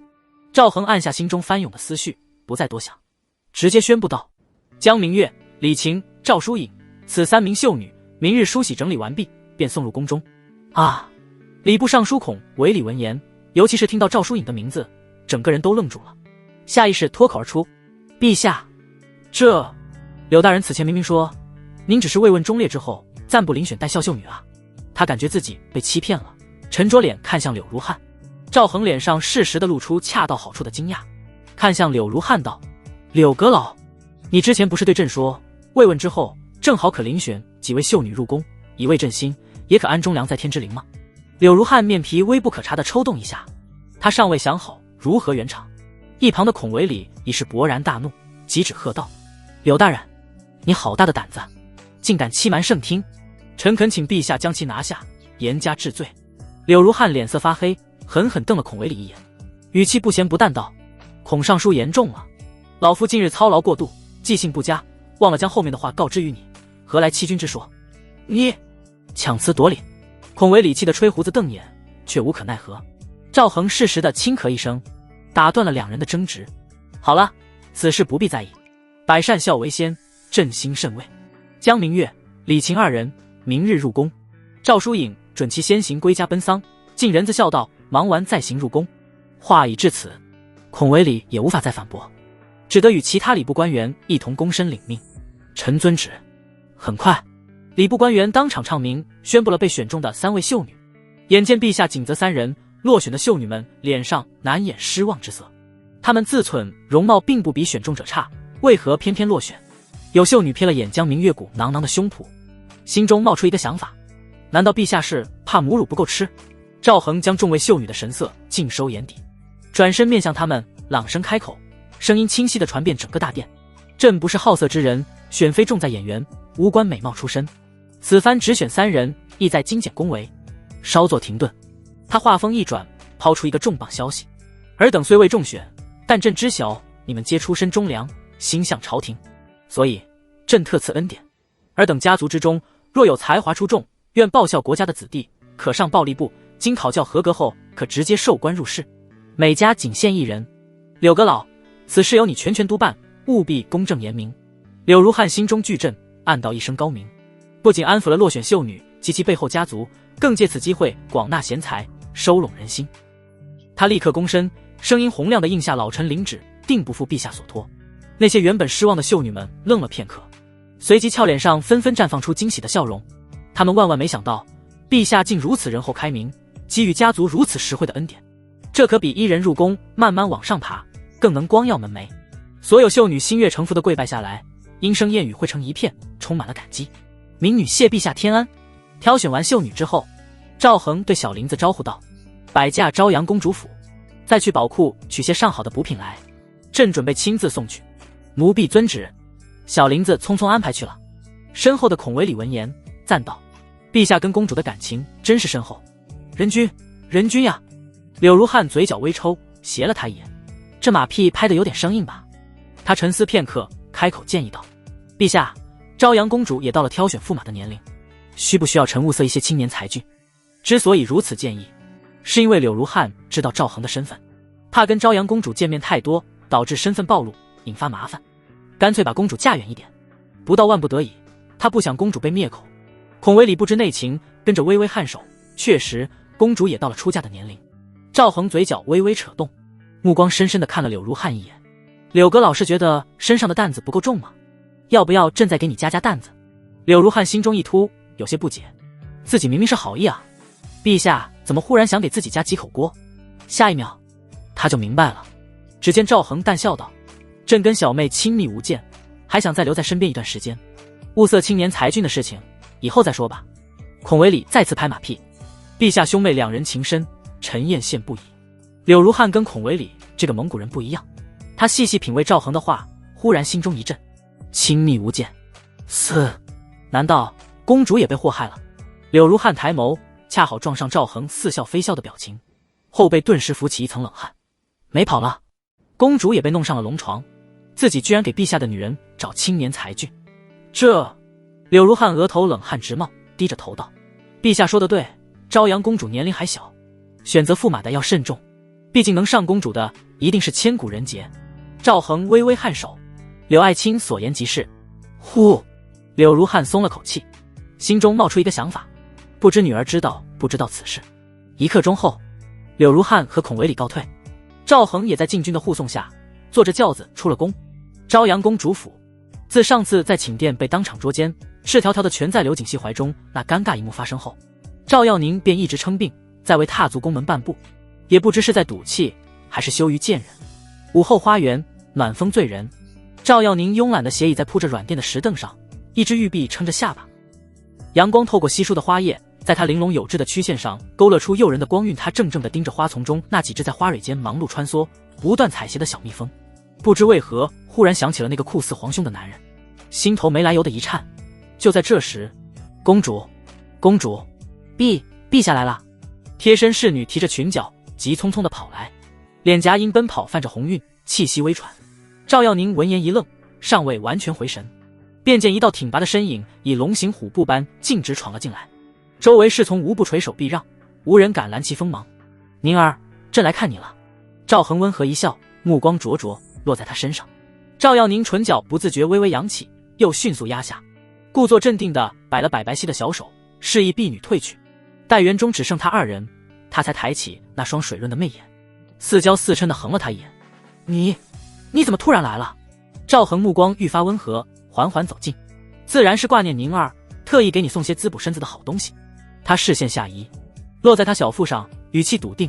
宁儿，朕能感觉到你已经有了身孕。什么？赵耀宁娇躯猛地一颤，巨大的惊喜涌上心头，随之而来的却是一丝隐秘的慌乱，让他心跳失序。你确定吗？他声音带着自己都未察觉的娇软。当然。赵恒自信一笑，伸手轻轻拂过他的脸颊。朕修为日益精进，这点岂会看错？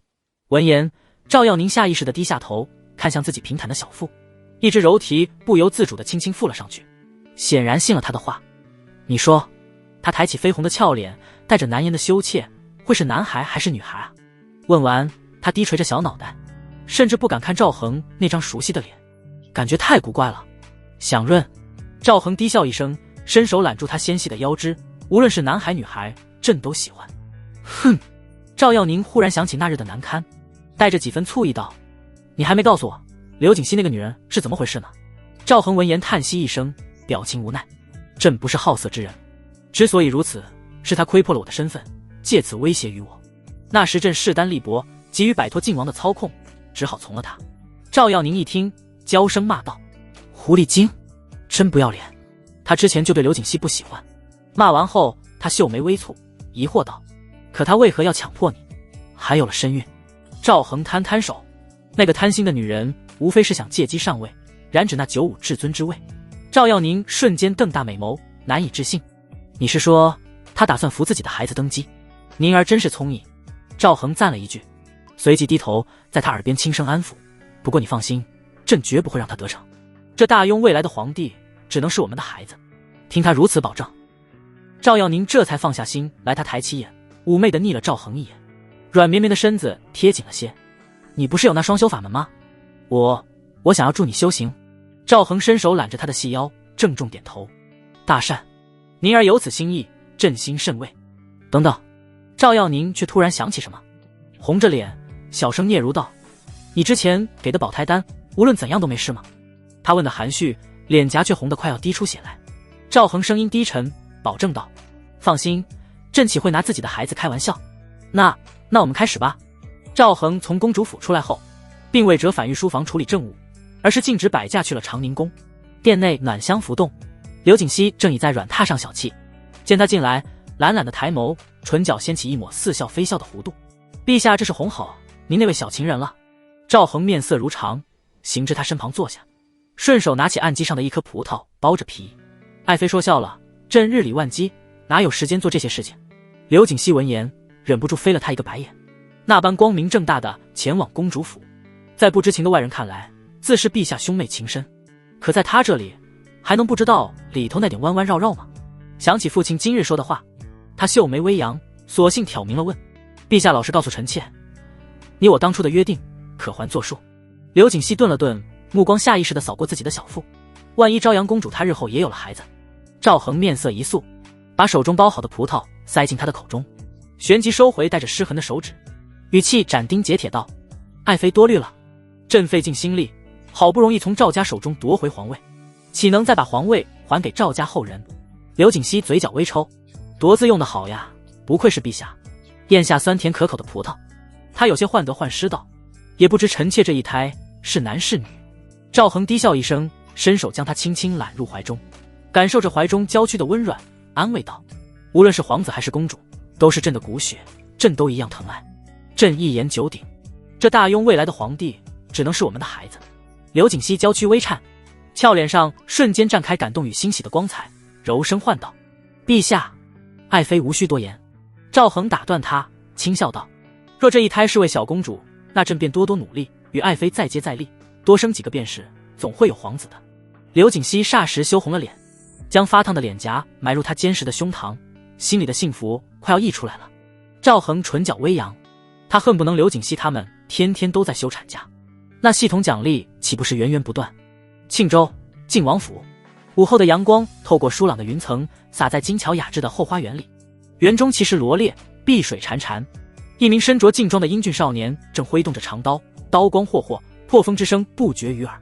凉亭之下，晋王赵元崇一身素色长服，气度雍容，正与一名老者对坐品茗。那老者须发皆白，面容慈祥，眼神温和，看上去与田间巷莫常见的邻家老翁并无二致，甚至带着几分返璞归真的朴实。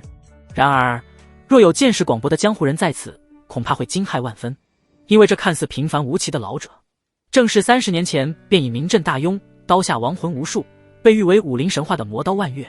王爷，二公子的修为日益精进，锋芒内蕴，假以时日，超越老夫不过是水到渠成之事。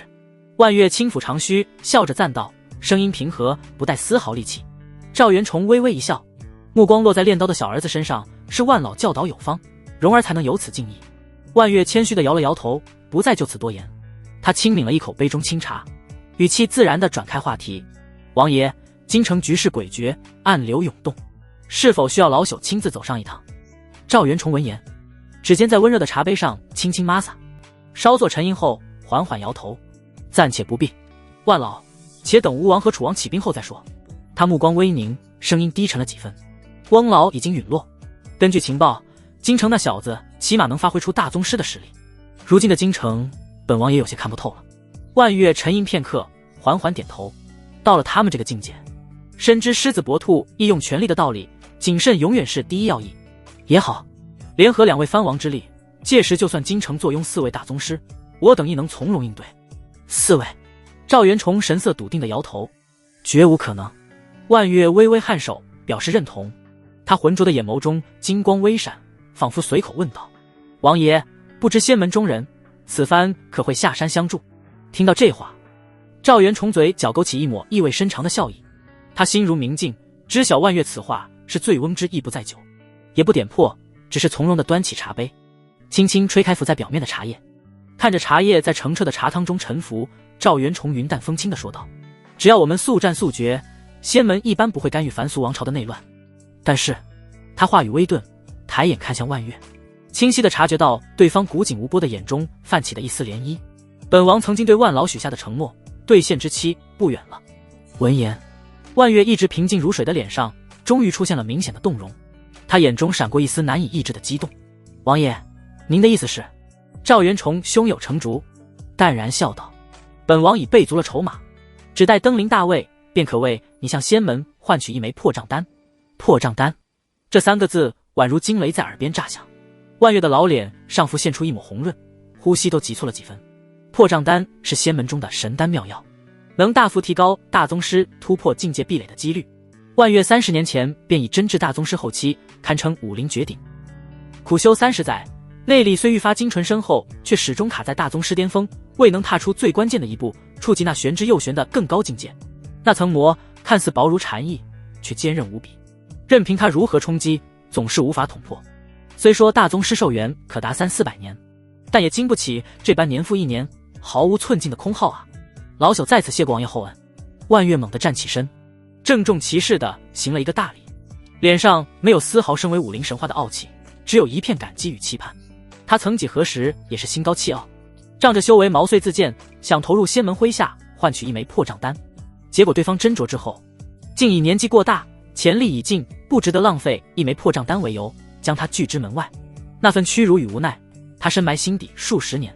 如今，万越甘愿屈尊留在晋王府做一名客卿，对只有宗室境的赵元崇保持恭敬，看中的正是晋王尊贵的身份和其背后可能触及仙门的人脉资源。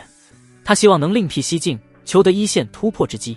那时他在翻身农奴把歌唱，赵元崇坦然受了万越这一礼，这才微笑着亲手将其扶起，温言道：万老何必如此客气，你与翁老一直是本王倚重的左膀右臂，本王当初许下的承诺自会一一兑现。他语气微顿，流露出一丝惋惜，只是可惜了翁老。万越顺势起身，面露汗色，叹息道：时也命也，是老翁他没有这个福分啊。赵元崇沉默不语，气氛一时有些沉凝。恰在此时，那练刀的少年收拾跑了过来，额上带着细密的汗珠，一脸期待地问道：父王，师父，我刚才练得如何？万越立刻收敛情绪，不吝赞美之词：二公子天资卓绝，刀法已得其中三昧，进展神速，实乃老夫平生仅见。听到这话，少年赵荣脸上不禁露出几分得意之色。赵元崇却是脸色平淡，如一位严父谆谆告诫道：荣儿，学无止境，你还有很大的进步空间，切莫因些许成绩便心高气傲。他目光深邃地看着次子，语重心长：你大哥被奸人所害，你唯有变得更强更优秀，本王将来才能放心地将这世子之位乃至更重的担子交给你。闻言，赵荣眼神微闪，立刻收敛了得意，他恭谨地低下头：父王教诲的事，孩儿定当刻苦努力，绝不辜负父王期望。见状，赵元崇这才微微颔首，眼中闪过一丝满意。庭中气氛一时间显得颇为融洽和谐。然而这份宁静很快便被打破，一阵急促而略显凌乱的脚步声由远及近，清晰传来。庭中三人循声望去，只见王府大管家脚步匆匆地穿过月洞门，额角见汗，径直小跑过来。他凑到赵元崇跟前，压低声音，难掩激动的禀告：王爷，楚王和吴王那边回信了。赵元崇目光骤然一凝，锐利如鹰隼，他没有任何迟疑，立刻伸手接过密封的火漆信件，指尖发力，迅速将其拆开。片刻之后，赵元崇缓缓放下信纸，脸上那点残存的温和笑意消失殆尽，他唇角勾起一抹森然的弧度，发出一声满含不屑的嗤笑：哼，鼠目寸光，只知道趁火打劫的东西。他抬眼正对上万月投来的询问目光，压下胸中翻涌的怒气。赵元崇将信件随意置于石桌之上，声音冷硬地解释道：本王为保万无一失，欲联合吴王、楚王共举讨逆大旗，清君侧，晋国难。却想不到这两人如此短视，大业未起，竟先在本王面前狮子大开口。万月眉头紧锁，眼中寒光一闪，如古井微澜。王爷，可需要老夫出手，亲自去给他们一点教训，也好让他们知晓与王爷合作应有的分寸。赵元崇沉默片刻，最终缓缓摇头：不妥。虽说以万老你的修为镇压雷千绝和水无伤那两个莽夫并非难事，但就怕本王那两位好弟弟暗中还藏着什么对付大宗师的阴损手段，届时若两败俱伤，岂不是正中皇宫那个小畜生的下怀，让他坐收渔翁之利？赵元崇略一思忖，眼中决断之色闪过，转而对着恭敬势力的大管家冷声吩咐：传令将吴王和楚王所要的物资清单削减一半给他们送去。他语气微顿，带着不容置疑的味道：顺便带句话，物资就这么多，爱要不要？若他们收了东西却迟迟不肯出兵，后果自负。是，王爷。大管家身子一颤，感受到王爷的凛冽杀意，连忙躬身领命，快步退下。大管家刚退下不久，廊下便传来一阵急促的脚步声，一名心腹侍卫快步行来，脸色凝重，甚至来不及行礼便急声道：王爷，我们在禁军和金营中的案子基本上被拔除干净了。晋王府有一套严密的联络机制，每隔一段时间便会与案子接触，确认其是否安全。一旦失联，王府便能第一时间知晓。赵元崇面色猛然一沉，眉心紧紧锁成一个川字，发生了何事？案子之间互不相识，怎会集体暴露，被一网打尽？心腹侍卫表情微妙，带着几分难以置信，将他打听到的消息原原本本道出。据京城密探回报，是那伪帝赵恒施展的一出苦肉计。他让禁军大将假装给全军将士下毒，再安排人冒充我们的人跳出来煽风点火，然后让人当着全军之面假装把禁军大将一刀捅死。侍卫咽了口唾沫，继续道：我们的案子不明就里，还以为是王爷您安排的后手发动了。他们不想稀里糊涂死在自己人手里，于是一个个按捺不住，全都跳了出来。结果正好被一网打尽。话音落下后，花园内一片死寂。万月和赵元崇父子俩脸上满是错愕之色，都被这匪夷所思、阴险狠毒到极点的计策镇住了。良久，无耻庶子！赵元崇猛地一掌拍在石桌上，茶杯震得叮当作响。他额角青筋跳动，从牙缝里挤出声音：“本王定要将他千刀万剐，方泄心头之恨。”他心中涌起一股莫名的纳闷，自己明明只让那小子模仿皇帝的言行举止，权谋韬略可是半点都没教啊！这些歹毒计谋究竟是从哪个石头缝里蹦出来的？哼，定是宫里那群废物没看管好，让其接触了不该接触的东西。赵元崇强压下满腔翻腾的怒火，转而问道：“我们后续派出的人手呢？可在京城搅起风雨？”回王爷，我们的人遵照您的指示，四处出击，确实把京城闹得天翻地覆，人心惶惶。赵元崇脸色稍霁，微微颔首，还没来得及高兴，便听心腹侍卫语气一转，低声道：“可惜那伪帝反应极快，迅速派出禁军大队人马，配合东厂那群卑鄙无耻、下流狠毒的恶狗，全城搜捕。我们的人损失不小，如今只能暂时化整为零，藏匿起来，避其锋芒。”赵元崇，本王需要避他锋芒。赵元崇胸口一阵起伏，最终从牙缝里挤出一句：“滚下去！”是。心腹侍卫如蒙大赦，急忙躬身，踉跄着退了出去。后花园中微风轻拂，漫长的沉默过后，万月面上难掩惊讶之色，捋着胡须叹道：“王爷，这替身的心机手段，竟比真皇帝还要难缠数倍。早知如此，当初我们或许该用毒药控制那位真皇帝了。想当初，为了计划成功，他亲自冒险去了一趟京城，费了一番功夫，把守护皇帝的2位大宗师诛杀。”赵元崇闻言，眼底也闪过一丝不易察觉的悔意。若是早知今日，当初在找到那个替身时，就该第一时间将其弄死，永绝后患，然后改用毒药控制自己那个死鬼侄儿，局面是否会截然不同？可惜这世上并无后悔药可吃。赵元崇深吸一口气，强行将杂念压下，神色恢复平静。万老，亡羊补牢，为时不晚，一时的得失算不得什么。他目光投向雍京的方向，斩钉截铁道：“1个月，给本王1个月时间整合资源，调兵遣将。1个月后，本王亲率30万大军剑指雍京，倒要看看那小畜生还能耍出什么花样。”万月微微颔首，沉声道：“老朽静候王爷佳音。”他虽恨不得立刻助靖王杀到京城，登临大位，换取那梦寐以求的破账单，但也深知行军打仗非是江湖厮杀，需要万全准备，粮草、军械、人心，缺一不可。此番绝不能再有任何闪失了。赵元崇站起身，扶了扶衣袖，道：“万老，本王还有些要事需即刻处理，便先失陪了。柔儿还要劳你多多费心。王爷言重了，此乃老朽分内之事。”万月连忙拱手。赵元崇微微颔首，不再多言，转身大步离去。见父王远去，一直安静旁听的赵荣这才歪着脑袋，好奇地问道：“师父，京城里那个冒充我堂兄的小子，真的那么难对付吗？”万月收回目光，对着爱徒微微一笑，语气中带着属于武林神话的绝对自信：“跳梁小丑，诡计再多，在绝对的实力面前，也不过是土鸡瓦狗。待为师出马，自是手到擒来。那为何父王还如此？”赵荣还是有些不解。万月沉吟片刻，谆谆教导道：“王爷所虑，乃是为全局计，狮子搏兔，亦用全力，轻敌冒进，乃兵家大忌。王爷如此谨慎周全，正是成大事者应有的气度。”赵荣若有所思地点了点头，将师父的话默默记在心中。另一边，靖王赵元崇独自一人来到了守卫森严的书房，屏退左右，他转动书架上一个不起眼的机关，伴随着低沉的击扩声，一面墙壁悄然划开，露出其后幽深的通道。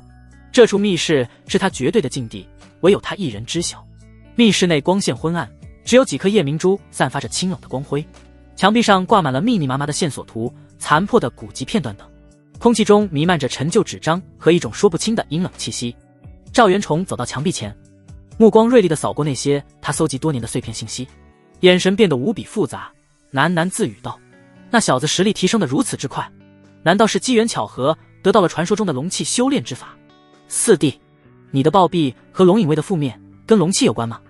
仙门到底在隐瞒什么？为何我们赵家血脉的男丁，无论修为多高，寿命都难于100年之险。无数疑问在晋王赵元崇心中翻腾，交织成一团乱麻。他心绪不宁，却始终找不到真相。良久，他眼中的迷茫重新化为深不见底的漠然。低沉的声音在密室内回荡：若真是龙气修行之法，本王要不惜一切代价弄到手。翌日，礼部官员谨遵圣意，将江明月与李琴妥帖送入永和宫。赵恒处理完政务，率先去了江明月所在的偏殿。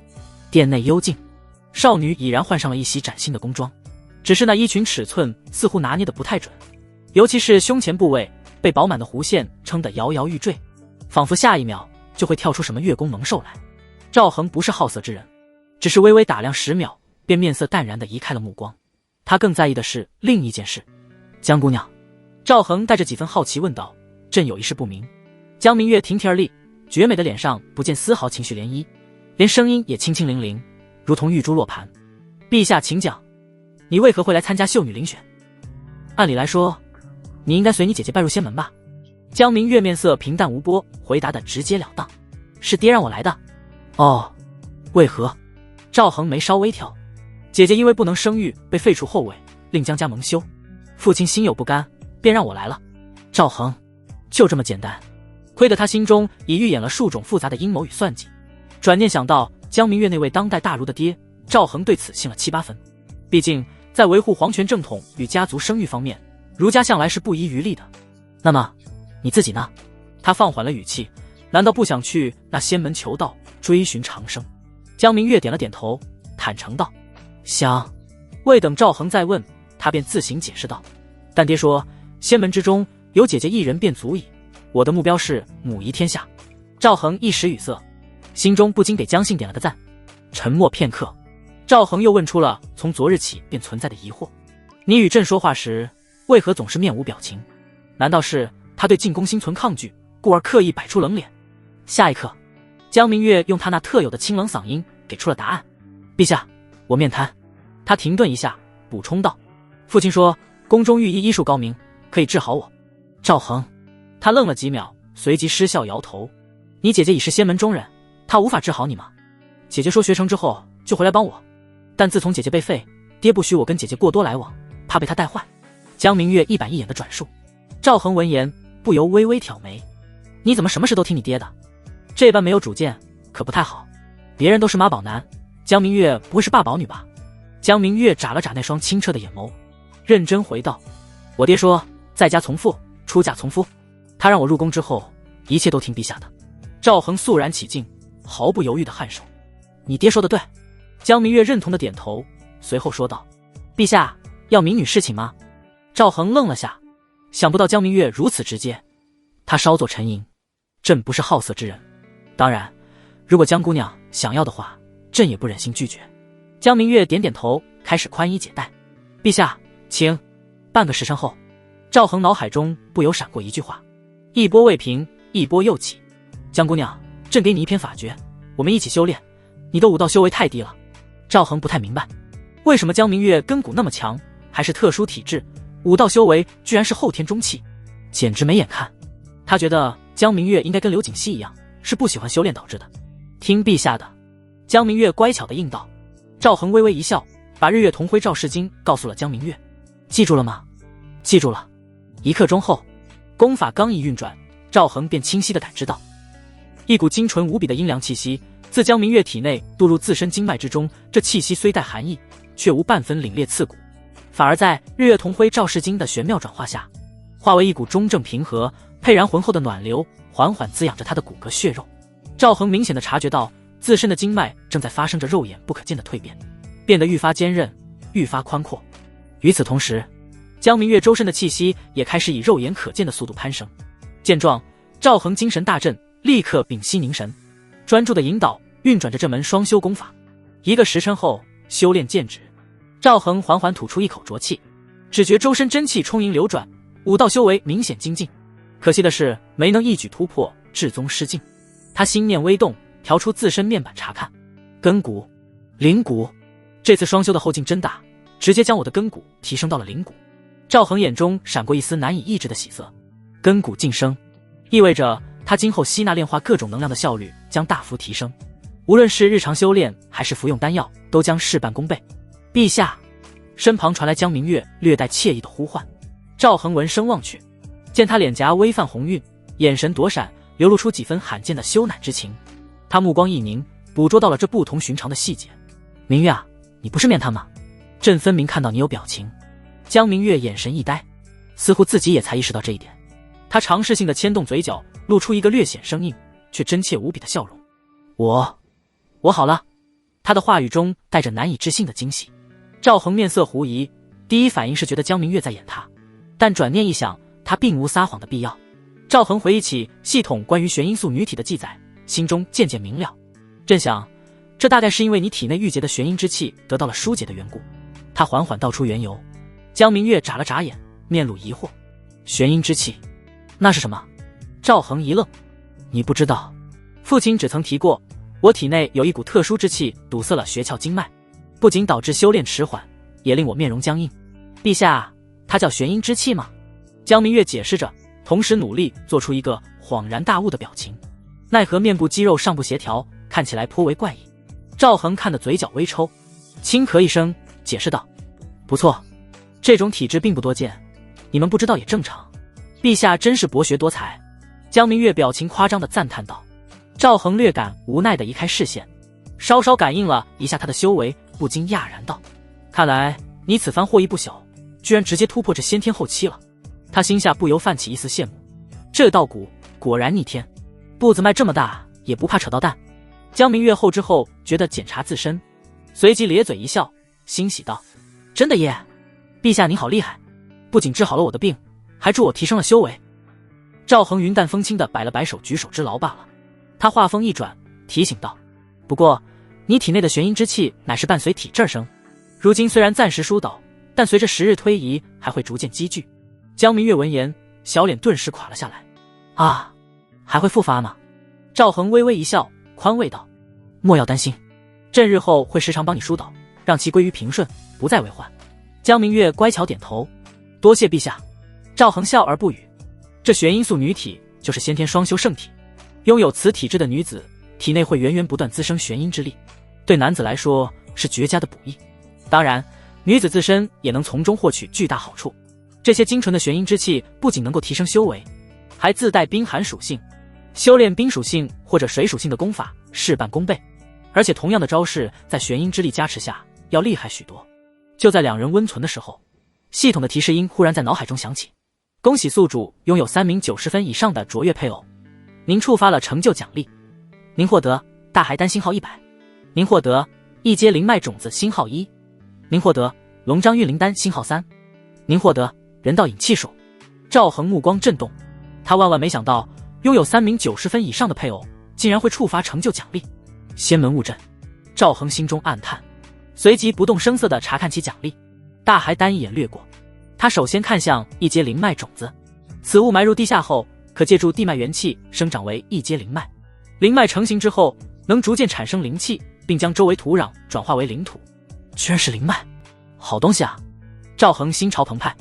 据他所知，这玩意在凡人王朝根本见不到，只存在于那些名山大泽或钟灵毓秀之地。仙门之所以懒得在京城设置据点，就是因为凡人聚居之地不仅灵气稀薄，浊气还极多，待久了别说提升修为，能不倒退就烧高香了。仙门自视甚高，从不觉得凡人能翻起什么浪花，索性每年只派人来收取一次资源。按下激动的心神，赵恒看向新出现的丹药龙章运灵丹。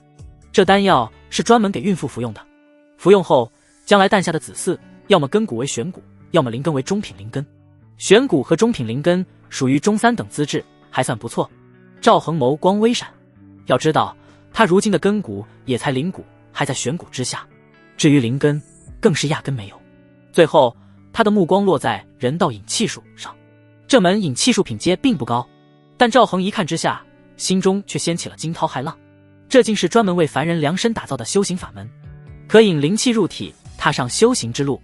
功法通俗易懂，门槛极低，正如一位启蒙老师引领凡人入门，适合的才是最好的。赵恒神色激动，不自觉手上用了力。江明月轻呼一声，疑惑地唤道：陛下，您怎么了？赵恒回过神，爽朗笑道：朕心情很好，这就帮江姑娘梳理一下玄阴之气。啊，玄阴之气这么快又堆积了吗？江明月有些不解地问。片刻后，龙榻传来细微的吱呀声，已然替赵恒做出了回答。翌日，朝会散去之后，赵恒独自踏入静谧的修炼室内，只差这临门一脚便可捅破那层薄膜，正式踏入宗师之境。他心如明镜，若换作常人，或许需要枯坐苦修数月，甚至更久。差一点的，估计这辈子都会卡在原地。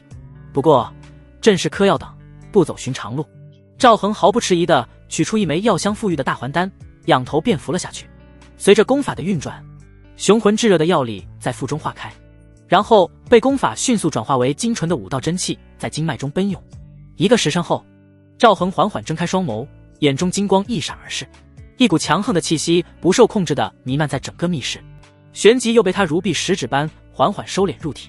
宗师初期，成根骨提升至灵骨，果然大不相同。赵恒神色间带着一丝感慨，炼化一枚大还丹所需的时间比玉骨时竟缩短了1半，而且经脉毫无胀痛之感，说明尚有余力。想到此处，他果断再取出一枚大还丹，嘎嘣一声，丹药入腹。又是1个时辰在潜心炼化中流逝。当他再次睁眼时，气息已然更上一层楼，稳固在了宗师中期。再来，赵恒兴致高昂，第3枚大还丹随之吞下。然而此番炼化完毕，他却微微皱起了眉头。怎么回事？药劲似乎大不如前了。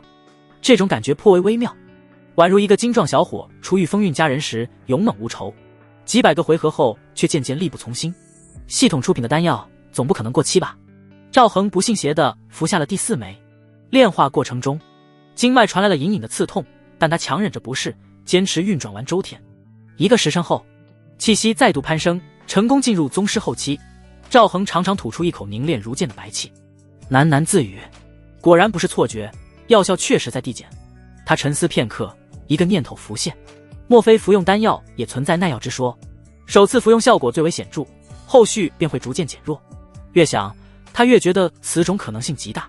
或许还有另一种解释，初期真气总量稀薄，服用一枚大还丹如同往盆中注水，效果显著。待真气总量如池塘般深厚时，同样一杯水倒入，自然感觉波澜不惊了。以我如今的境界，再服用大还丹却是有些浪费了。赵恒轻叹一声，决定暂缓嗑药。看了眼窗外，午膳时间错过已久，好在以他如今的修为，一顿不吃也不会饿得慌。他索性传旨摆驾，亲自去往经营视察。抵达经营时，正值士族们用晚膳，赵恒在统领岳文杰的陪同下巡视了一圈，看着碗中少见犹新的伙食，赵恒的眉头渐渐锁紧。2人回到中军大帐，赵恒便开门见山地问道：“岳将军，镇关将士们的膳食是否过于清简了？”岳文杰脸上泛起一丝苦笑，拱手回禀：“陛下，不是末将克扣，实在是如今的伙食标准，在军中已算上等了。陛下此前恩典，命士卒1日3餐，已是极大的负担。若想日日大鱼大肉，只怕国库财力难以为继啊。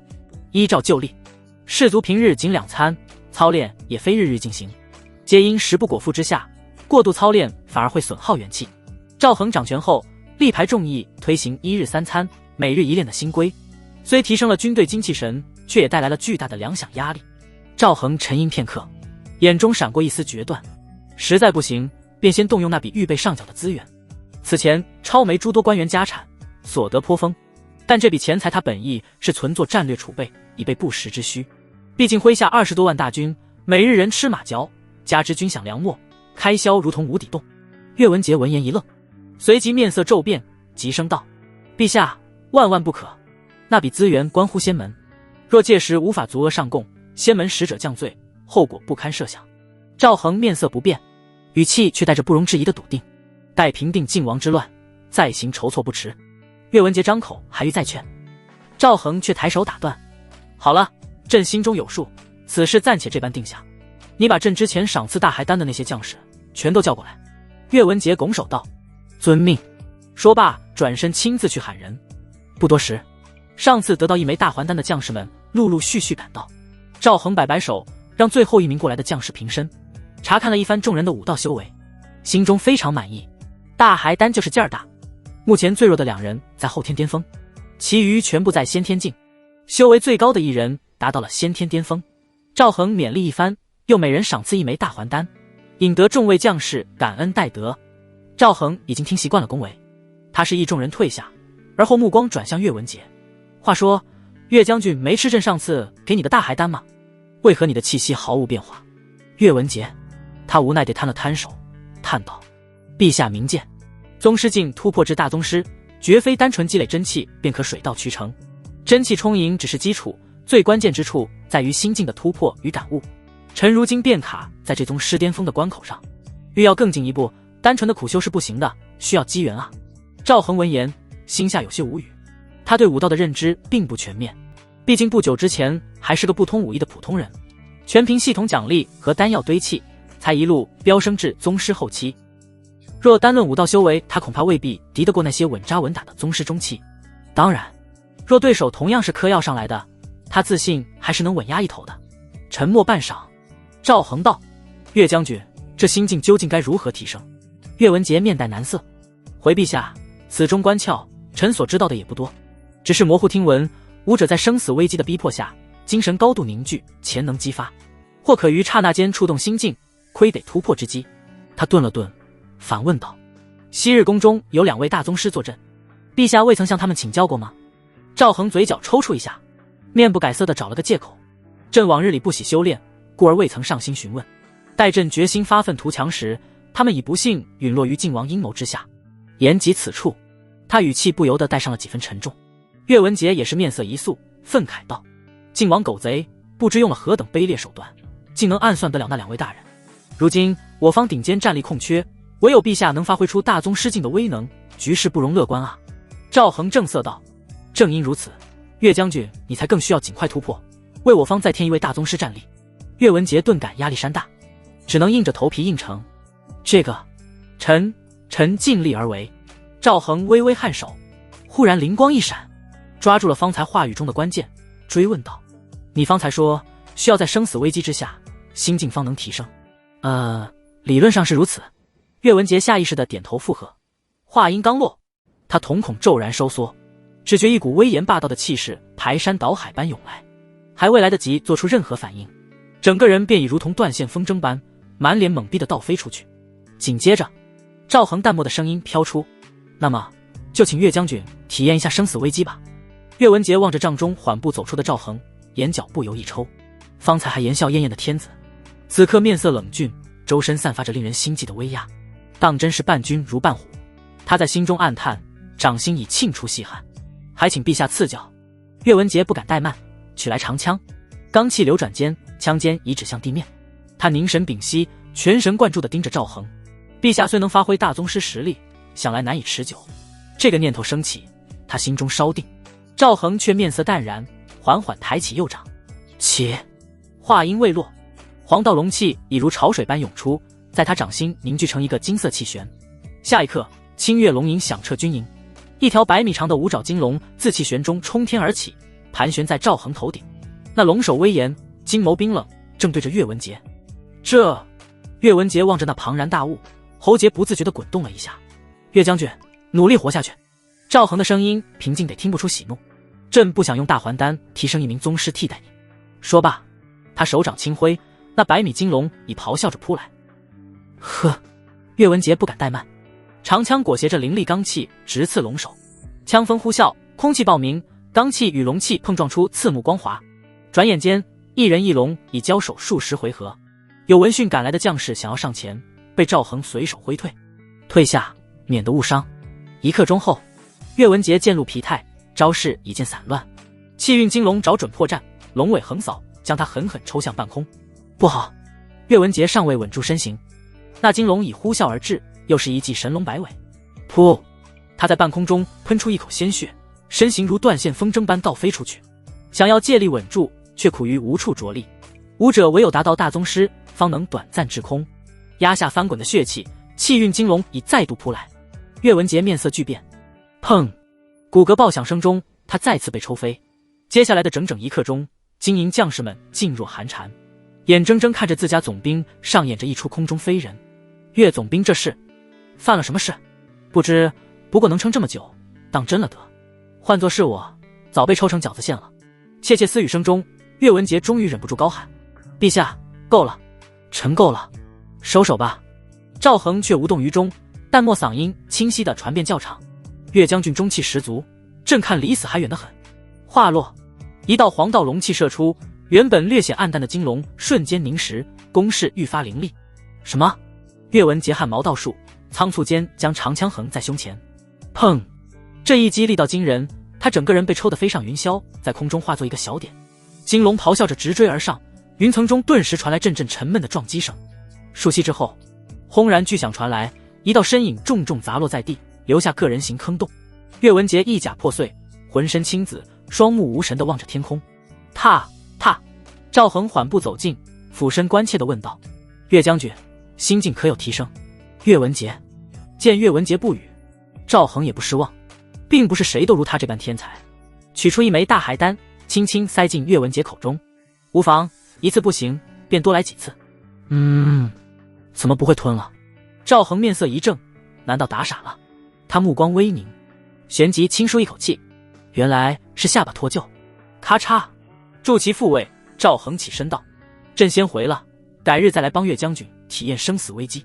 说罢挥袖转身，领着小林子等人飘然离去，只留下岳文杰躺在坑中，浑身抽搐，望着天空，双目呆滞。从金营出来，赵恒转到龙卫军，检视过狄宁的修炼进展后，他满意点头。不错，短短数日便从宗师初期踏入中期，狄将军真乃修炼奇才。狄宁嘴角微抽，讪笑道：臣哪算什么奇才，全赖陛下赏赐的大还丹。赵恒轻笑，这也与狄将军自身的努力分不开。说着又取出2枚大还丹，这2枚丹药你且收下，望你早日踏入宗师巅峰。狄宁接过丹药谢恩，面上却露出迟疑。陛下总是依靠丹药提升，会不会影响根基？赵恒面色一肃，狄将军此言差矣，你是修炼奇才，区几枚丹药，岂会动摇根基？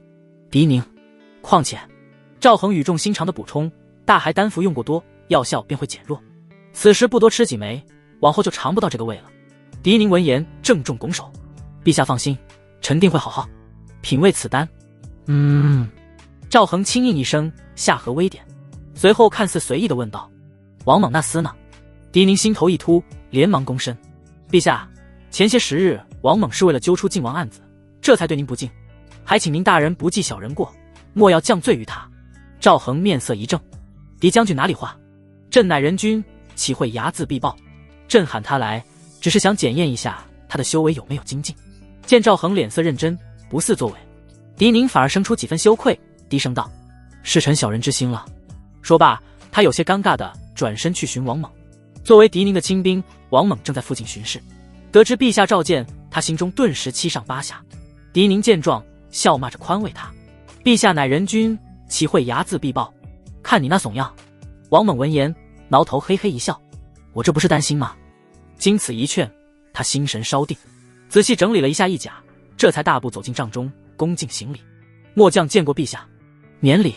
赵恒温和一笑，目光在他身上打量片刻，赞许道：不愧是猛士，越发健壮了，修为也突破至后天巅峰，不错，非常不错。王猛被夸得有些不好意思，憨厚回应：多亏了陛下赏赐的神丹。赵恒微微颔首，神色转为郑重：上次引出靖王案子，你的功劳很大，朕赏罚分明，这枚大还丹就是你的赏赐。王猛大喜过望，他深知这大还丹的珍贵，药劲比他还猛，当即单膝跪地，双手无比郑重地接过丹药，声音洪亮：末将多谢陛下赏赐。赵恒摆了摆手，又勉励了几句，便让他先行退下。接下来，赵恒同样将上次获赐大还丹的将士逐一召来检视，见他们修为皆有不小的进步，又每人赏赐了1枚。赏赐分发完毕，赵恒没有离去，反而再次召来王猛，美其名曰要好好指点一下他的武艺。片刻后，帐内全风呼啸，待到风平浪静，王猛已是鼻青脸肿，模样颇为凄惨。赵恒面带自责，对后在一旁的狄宁吩咐道：狄将军，你快助他服下大还丹，此丹也是疗伤圣药。哎，都怪朕见猎心喜，一时情难自禁。狄宁眼角微不可察地抽搐了一下，低头拱手：臣遵旨。待赵恒一行人离去后，狄宁才缓缓直起身，抬手抹了把额间并不存在的冷汗。陛下那番义正辞严的话语，此刻仿佛仍在耳边回响：朕乃人君，岂会睚眦必报？神武军与羽林军，赵恒同样没有遗漏，按照上次的流程，从头到尾又走了一遭。待他回到皇宫时，已经日落西山。晚膳是在景仁宫吃的，跟婉儿他们一起。想起从系统那里得到的成就奖励，人道引气术目前时机未到，等扫灭靖王再普及。目前可用的只有龙章运灵丹了。婉儿、孟子言和秦瑶三人无疑更加适合服用此丹。刘景熙、赵耀宁和江明月综合评分高，三人生下的子嗣大概率资质不错。赵恒心念电转，便把3枚龙章运灵丹全部取了出来，郑重地让婉儿三人服下。听说此丹的效果后，三女顿时惊为天人，对赵恒更加感激。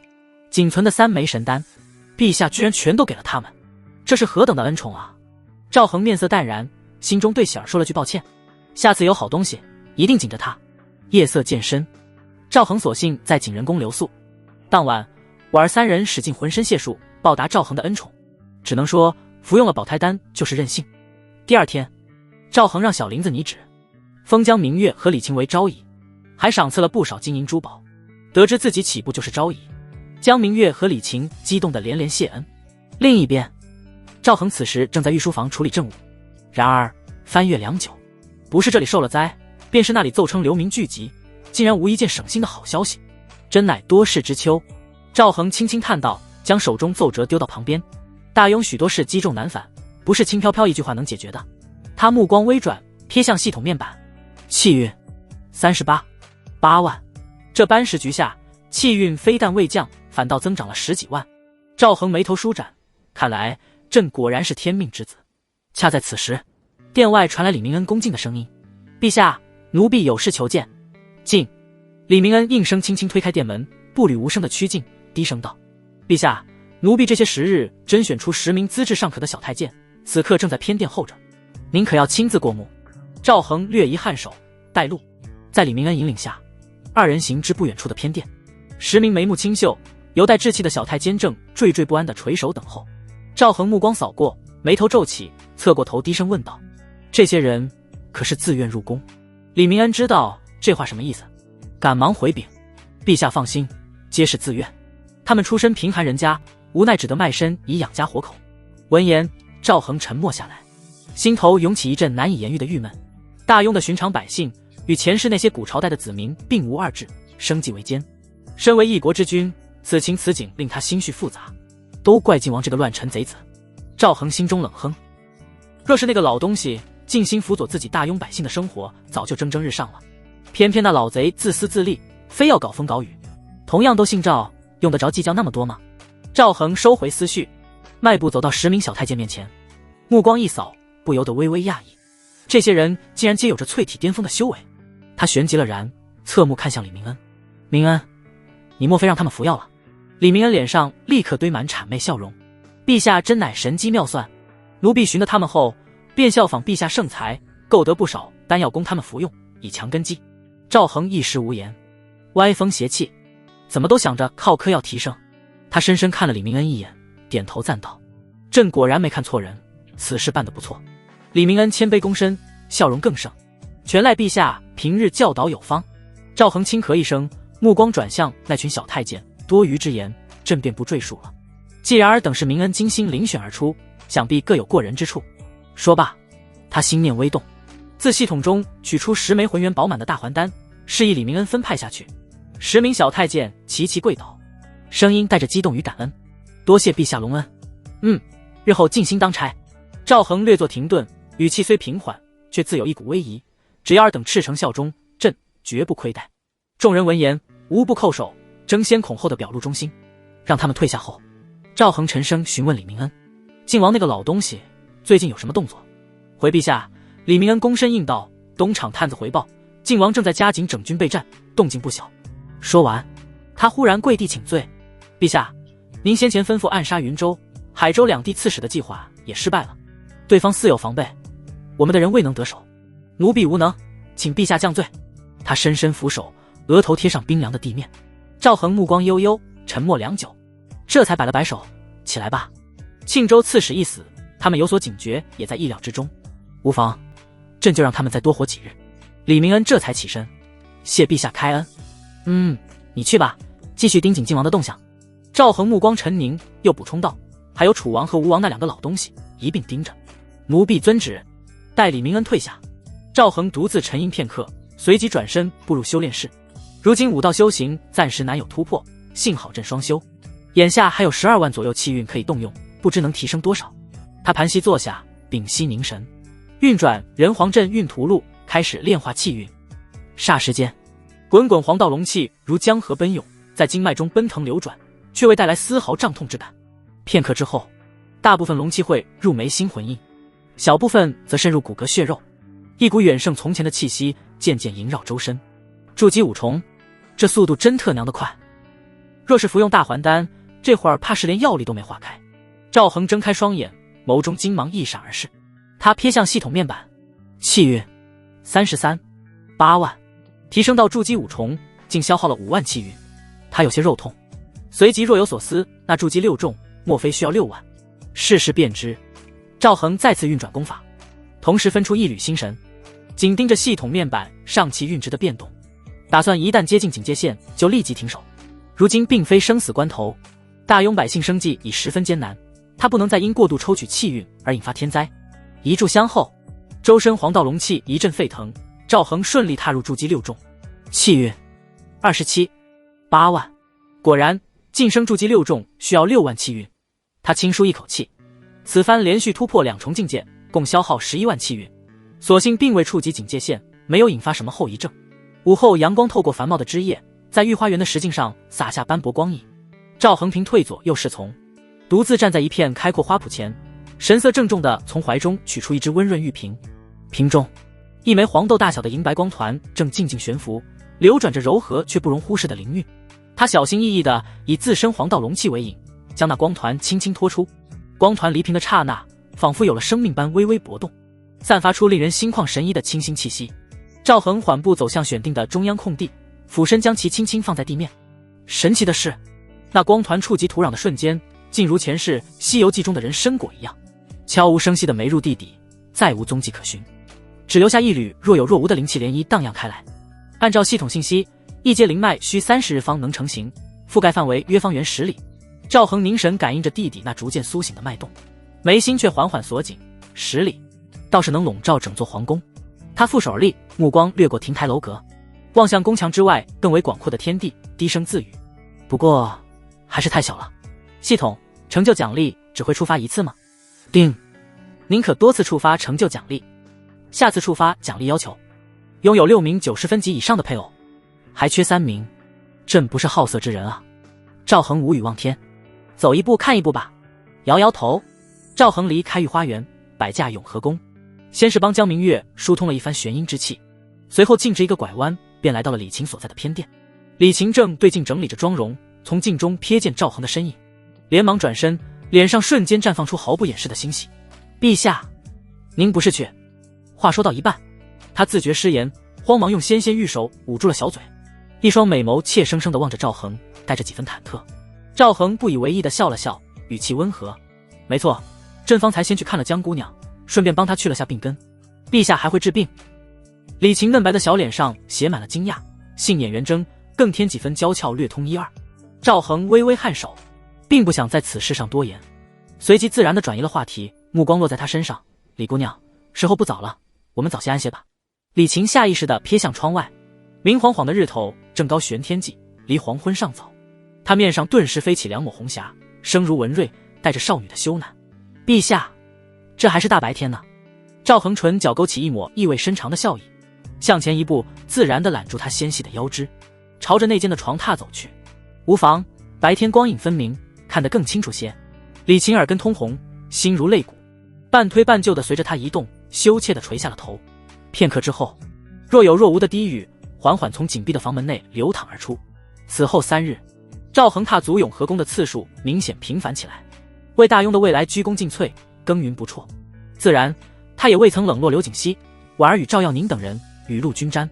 这日，赵恒刚在花园中辛勤劳作完毕，正休息的时候，系统提示音不期而至：叮，恭喜宿主成功让配偶受孕，您获得奖励中品灵石星号100，您获得奖励大海丹星号100，您获得奖励宝胎丹星号10，您获得奖励万元归灵诀金丹级。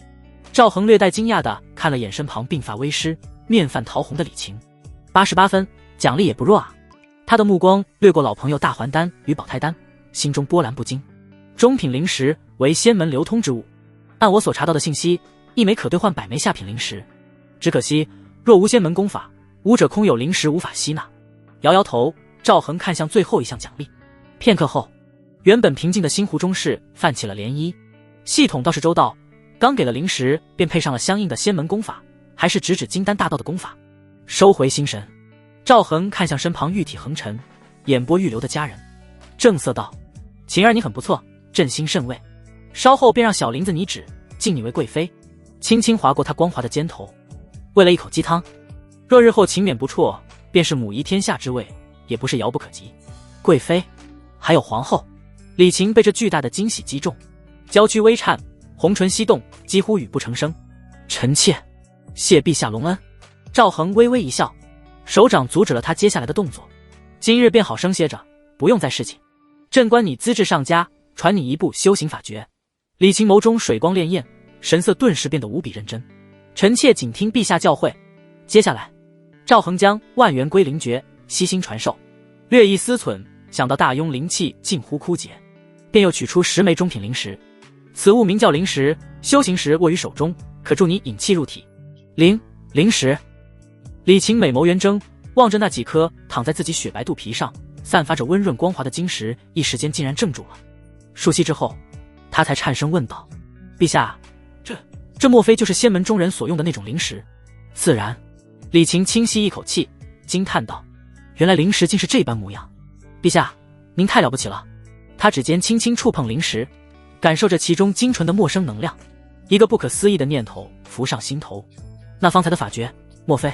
赵恒淡然颔首：“你所想的不错，朕传你的正是仙门正统修行之法。”他并未言明此法可直修至金丹境，想来他此刻并不知道仙门修行境界的划分。即便如此，李晴已是激动的难以自持，化身先天痉挛圣体，娇躯轻颤，依偎过来，语无伦次的呢喃：“陛下万岁！臣妾欢喜的不知如何是好。”赵恒却面色一肃，纠正道：“爱妃，万岁二字或许是对朕的诅咒。”啊！李晴连忙掩住朱唇，瞬间会意，乖巧改口：“是臣妾失言了。陛下春秋鼎盛，鸿福齐天，定当与天地同寿。”赵恒这才满意颔首，指尖拂过他散落的青丝：“爱妃看人一向很准。”李晴娇笑出声，眼角眉梢尽是风情。翌日，赵恒将万元归灵诀转于后宫诸位妃子，并每人赐下10枚中品灵石。听闻修行此法有望长生不老，众女皆展现出极大的热情。她们全部都有灵根，可以引灵气入体，连带着把5道真气转为仙道灵力。而且仙道功法起步就是炼气期，也就是说，只要他们成功踏入炼气一重，就等于5道宗师境。许多武者一生达不到的境界，不过是人家的起点罢了。赵恒目前没有灵根，但他也不嫉妒，都是自己的女人，他们修为精进，会反哺气运增长，等于间接帮助了自己。况且有系统在身，灵根的问题迟早可以解决。眼下他所修的人皇镇运图录，其玄妙之处远非那金丹功法可比。是夜，江明月主动要求侍寝，缘由无他。听闻同期入宫的李晴竟先一步晋为贵妃，他顿时坐不住了。明明自己那般尽心竭力，诸般花样用尽，怎么会让李晴抢了先机？他可是立志要登上后位的人。陛下，江明月微微喘息，娇音带着一丝不易察觉的委屈与不甘。李晴她究竟是哪里比臣妾好了？这个吗？赵恒略一沉吟，知道他醋意翻涌，便坦然道：“朕身负秘法，可于第一时间感知自身血脉。秦妃既然已怀上朕的子嗣，封她为贵妃，乃是理所应当。”闻言，江明月顿时默然，自己居然输在了这里。下一刻，他便用更为炽烈的实际行动，昭示了那颗争当贵妃的迫切之心。一波未平，一波又起。赵恒心下无奈，他并未厚此薄彼，奈何个人体质终究不同，只好顺其自然了。在阵阵引人遐想的吱呀声中，光阴悄然流转，半月时间疏忽而过。让赵恒略感无言的是，这半月勤耕不辍，江明月的肚皮却依旧不见动静。他不由得心生疑惑，莫非当年那位前皇后江映月当真无法生育，以至于其妹江明月也不能生育？随后，赵恒亲自为江明月细细探查了一番身体，并翻阅了大量宫中秘藏典籍，最终断定江明月并非不能生育，而是宫寒，不易受孕。究其根源，是那玄阴素女体自带的玄阴之气在作祟。若想要玄阴素女体怀孕，必须得消耗大量的精力。对此，赵恒准备加大宠幸江明月的力度。至于那部金丹级别的功法，他除了后宫朱妃，其余人暂时没有传授，灵气不够用，巧妇难为无米之炊。同时，在这段时间内，岳文杰经历了数次生死危机，再加上人道领域的增益，终于勘破了人生的真谛，成功晋升大宗师境。当他周身气息陡然暴涨，磅礴的真气如江河决堤般奔涌而出时，这位铁打的汉子竟激动得热泪盈眶。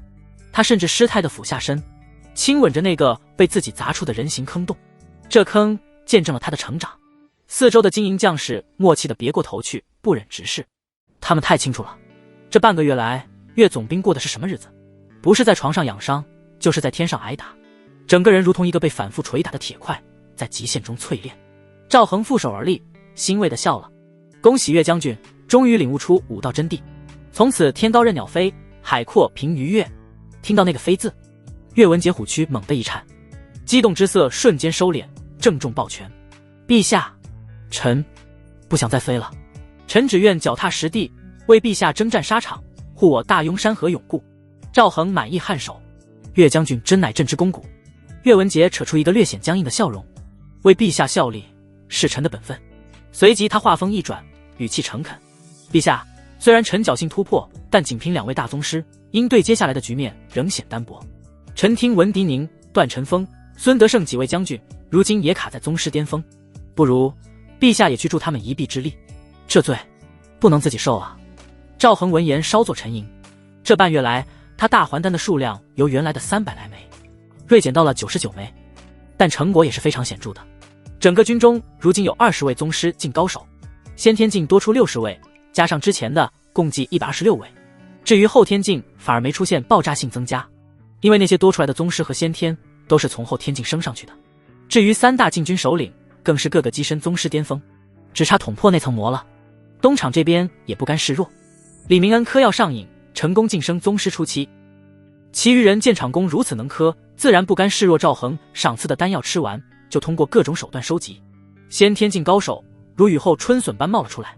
此时的东厂先天高手一共18人，后天境更是数不胜数。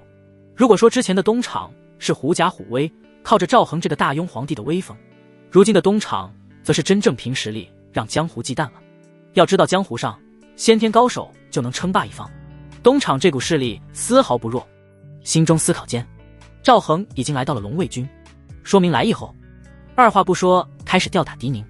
1刻钟后，如破布娃娃般的狄宁被清兵抬了下去，嘴里还含着一枚大还丹。大帐之中，几名清兵看着狄宁的惨样，倒吸几口凉气。将军，你怎么冒犯陛下了？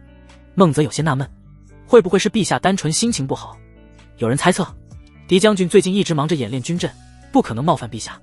这时王猛摇头晃脑，一副看穿真相的模样。陛下乃人君，岂会睚眦必报？我看肯定是狄将军突破后春风得意，生出懈怠之心了。陛下为防止将军骄傲自大，所以才敲打一番。说到这里，他盯着狄宁问道：将军，我说的对不？狄宁含着大还丹，无动于衷。王猛摊摊手，神色笃定道：看吧，将军都没有反驳。众人，有没有一种可能是将军伤得太重，根本说不出话呢？另一边，神武军大将孙德胜、羽林军大将段晨风，赵恒也没放过他们。毕竟岳文杰的突破证明他的办法是可行的，生死危机加上人道领域加持，多少宗师竟求不来机缘。经营，岳文杰知道3位大将全部躺了板板后，开心地灌下2斤烈酒。时间在砰砰啪啪中过得飞快，转眼间又是半个月的时间过去。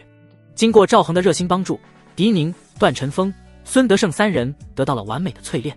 3人于痛苦中分别领悟出了自己的武道真意，成功晋升大宗师境。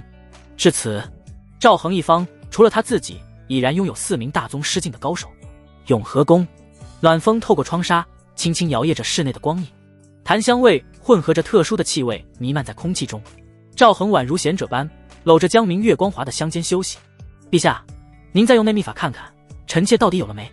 江明月抱着他的手臂撒娇，声音软糯，语气里藏着几分无奈。这句话他半个月来已问了不下10次，感受着手臂处的柔软滑腻。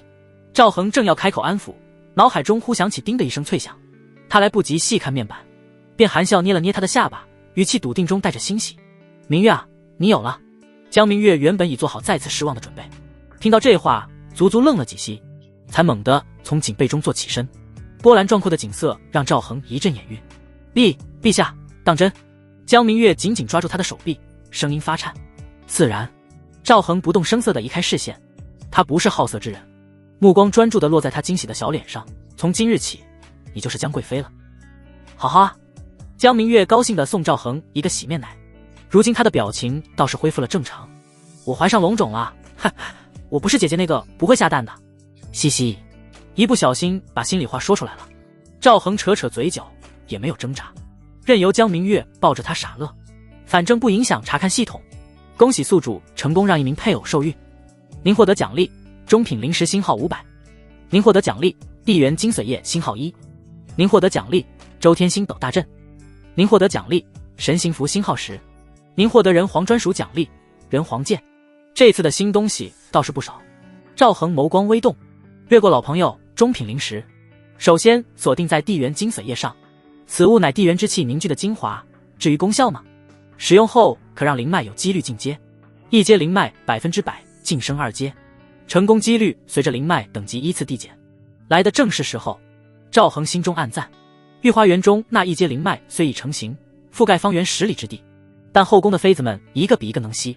好在目前他们的仙道修为都在炼气期，1阶灵脉勉强能够用，毕竟其余人没有仙道功法，无法吸收这些灵气。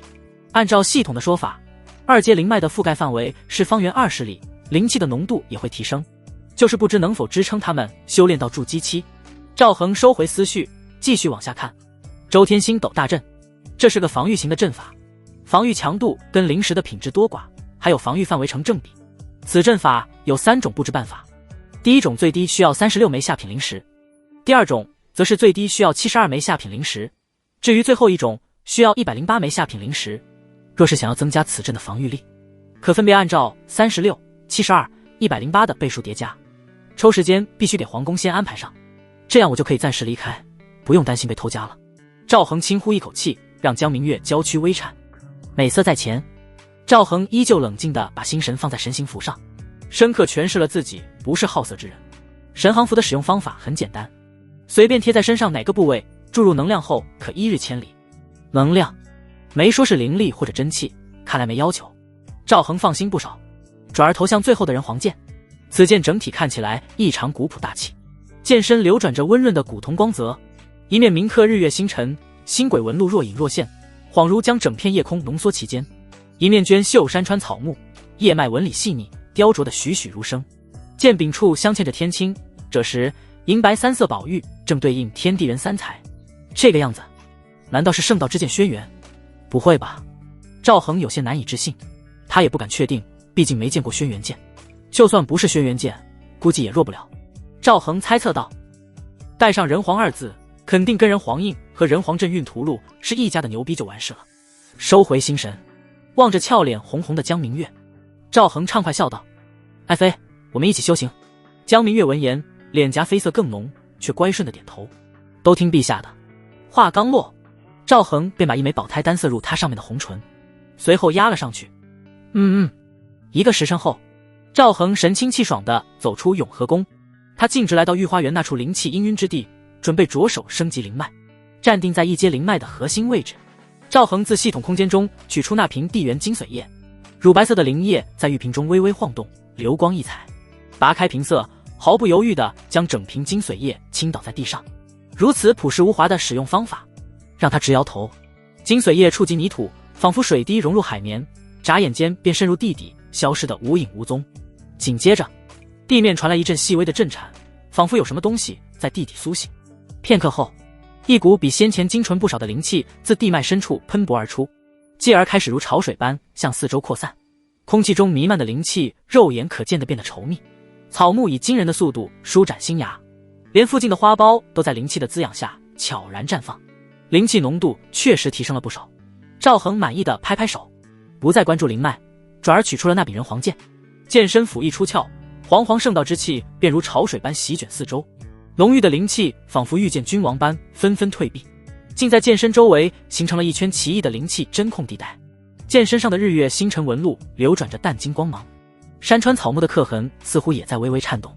手持此剑，居然让我有种天地虽大，皆可去得的自信。赵恒低声喃喃，随即猛地摇头失笑。这剑太浪了，居然勾搭自己去浪。他谨慎地注入一丝黄道龙气，剑身顿时发出清越龙吟，上面的图案仿佛活了过来。星辰闪烁，草木摇曳。赵恒心念微动，随手朝天空挥出一剑，吃！虚空震颤，一道凝练如实质的金色剑气冲天而起，携带着镇压八方的煌煌大势，精准地将天边一朵流云从中劈开。云层裂口处，一道真空痕迹久久不散，仿佛天空被划开了一道细微的伤口。赵恒眼中闪过惊艳之色，这一剑的威力远超预期。以我筑基6重的修为，手持人皇剑，怕是遇到筑基9重也丝毫不惧。正当他感慨之际，忽然察觉到一个被忽略的细节。等等，我剑鞘呢？赵恒翻遍系统空间，又仔细回顾领取奖励的过程，脸色渐渐沉了下来。系统，给我一个完美的解释。叮，剑鞘已丢失。赵恒瞠目结舌，好完美的解释。你他娘的，人皇印漏气，人皇剑鞘丢了，你这系统怎么当的？翌日清晨，晨雾尚未被朝阳驱散，御书房竟在一片微凉的天光里。陛下，急报！李明恩踉跄着扑进来，手中紧攥一封火漆密信，是庆州来的。陛下请过目。赵恒抬手接过密信，他的目光飞快扫过，原本平静的眼神渐渐凝起锐光，眉峰微挑。晋王赵元崇号称50万大军，已经从庆州开拔，旌旗遮天蔽日，直指京城。楚王在楚州响应，高呼清君侧，号称15万大军。吴王不甘示弱，宣布带领20万大军诛杀伪帝。三路大军合计80余万，如三张巨网，从不同方向朝京城扑来。赵恒脸上不见慌乱，反而勾起一抹淡淡的笑意，语气中带着几分按捺不住的兴奋。这老东西总算肯动了。李明恩愣了片刻，忽然灵光一闪，像是想到什么，急忙凑前半步，低声道：陛下，难道军营那边的兄弟们修为又精进了？赵恒慵懒地靠回龙椅，他云淡风轻的点头，语气笃定：不错，金营和禁军的底蕴比半月前深厚不少。李明恩瞬间恍然大悟，脸上凝重一扫而空，他立刻堆起谄媚笑容，眼角显露出细纹。哎呦，晋王那老狗定然想不到，陛下早已布下天罗地网，就等他来钻呢。赵恒斜睨他一眼，眼神带着似笑非笑的警告，将密信轻轻放在案上。少拍马屁，让东厂盯紧三王动向，一有消息立即回报。再派得力探子去晋王必经的沧州、渝州潜伏，静候朕的指令，不可打草惊蛇。奴才遵旨。李明恩立刻收效，躬身领命，脚步轻快地退出殿外，再不似来时那般慌乱。殿内重归寂静，只剩窗外偶尔的鸟鸣。赵恒缓缓起身，负手走到窗边，目光越过宫墙，望向庆州方向。晨光洒在龙袍身上，上面的金龙仿佛活了过来，泛着淡淡光泽。他心中飞快盘算，如今我这边的大宗师境强者一共5人，宗师境比半月前多出10位，一共30人。先天境高手共计158位，代价也不是没有。把老朋友大还丹消耗完了。忽然赵恒又想起一件无比重要的事情，既然晋王他们3个老东西已经起兵，那么就消耗一些气运提升修为吧。他看向面板，气运83，9万，1个月的积累倒没让朕失望。赵恒微微颔首，并不意外，主要是麾下将士们武道修为的提升贡献了不少，还有这段日子京城周边还开展了数次扫黑行动，并且开仓放粮，救济了上万灾民。除去这些因素，更重要的是潜力。他的修为、麾下战力、朝堂掌控力皆在飞涨，而晋王忙着整军备战，实力停滞不前。此消彼长间，气运自然向他倾斜。赵恒转身走向修炼室，他盘膝坐在明黄锦缎的蒲团上，筑基7重，按照规律估计需要7万气运，而我这次可以调用25万左右的气运，足够稳妥。赵恒深吸一口气，闭目凝神。下一刻，面板气运值开始飞降，大量气运化作磅礴的黄道龙气，眉间金色魂印明灭闪烁，每亮一分便更显璀璨，仿佛在欢欣雀跃。一炷香后，修炼室内气流忽地躁动起来，环绕赵恒旋转，衣袂翻飞。片刻后，气流骤息，他周身气息更显沉凝。筑基7重，成。呵，7万而已，小意思。赵恒未睁眼，嘴角微扬，继续。滚滚龙气再次涌动，较前次更甚。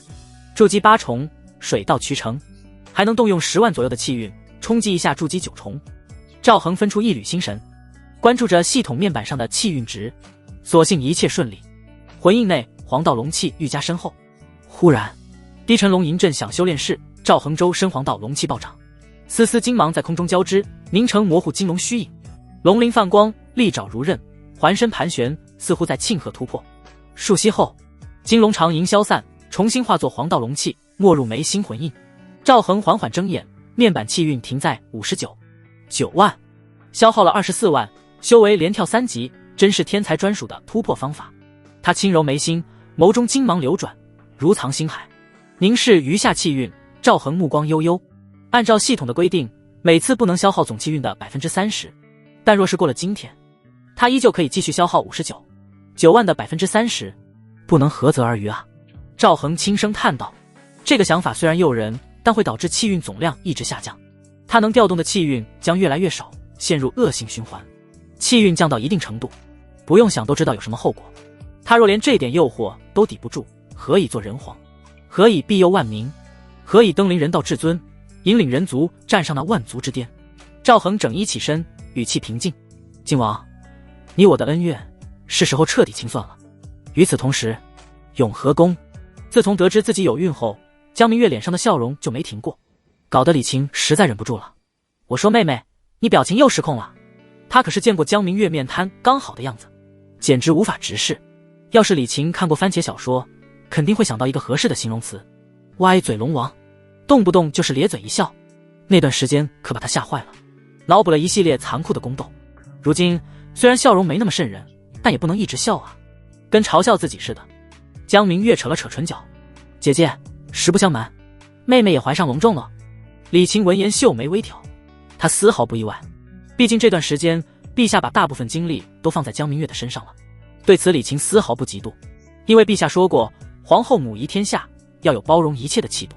想到这里，她温婉地笑道：恭喜妹妹，改天我让丫鬟给你送点补品。江明月眨眨眼，心中忽然有点后悔，自己刚才一点都不像未来皇后的样子。想到此处，江明月收敛表情，露出一抹恬淡的笑意：姐姐客气了，补品陛下赏赐的有，根本吃不完。想了下，她从荷包里取出一枚中品灵石：姐姐，这枚灵石给你，以后有什么需要尽管告诉妹妹。李晴秀眉微蹙，什么意思啊？拉拢？就你会啊？她柔柔一笑，取出2枚中品灵石。妹妹倒是提醒我了，我作为姐姐怎么能要你的东西？这2枚灵石你先拿着，不够我再找陛下要。李晴云淡风轻，一副我跟陛下很熟的样子。江明月愣了下，急忙推辞：不行，我是妹妹，孝敬姐姐应该的。李晴摇头：我是姐姐，疼爱妹妹天经地义。两人你来我往，推搡了起来。看得丽在旁边的丫鬟嘴角微抽。就在两人僵持不下的时候，一位宫女小跑进来：两位娘娘，赵姑娘进宫了。江明月和李晴对视一眼，各自收回灵石。妹妹，我们去接一下赵姑娘，你先请。姐姐，你先请。妹妹你请。姐姐你请。三王并举清君侧大旗，瞬间在大雍朝野掀起滔天巨浪。蛰伏多年的靖王赵元崇终于展露出了实力。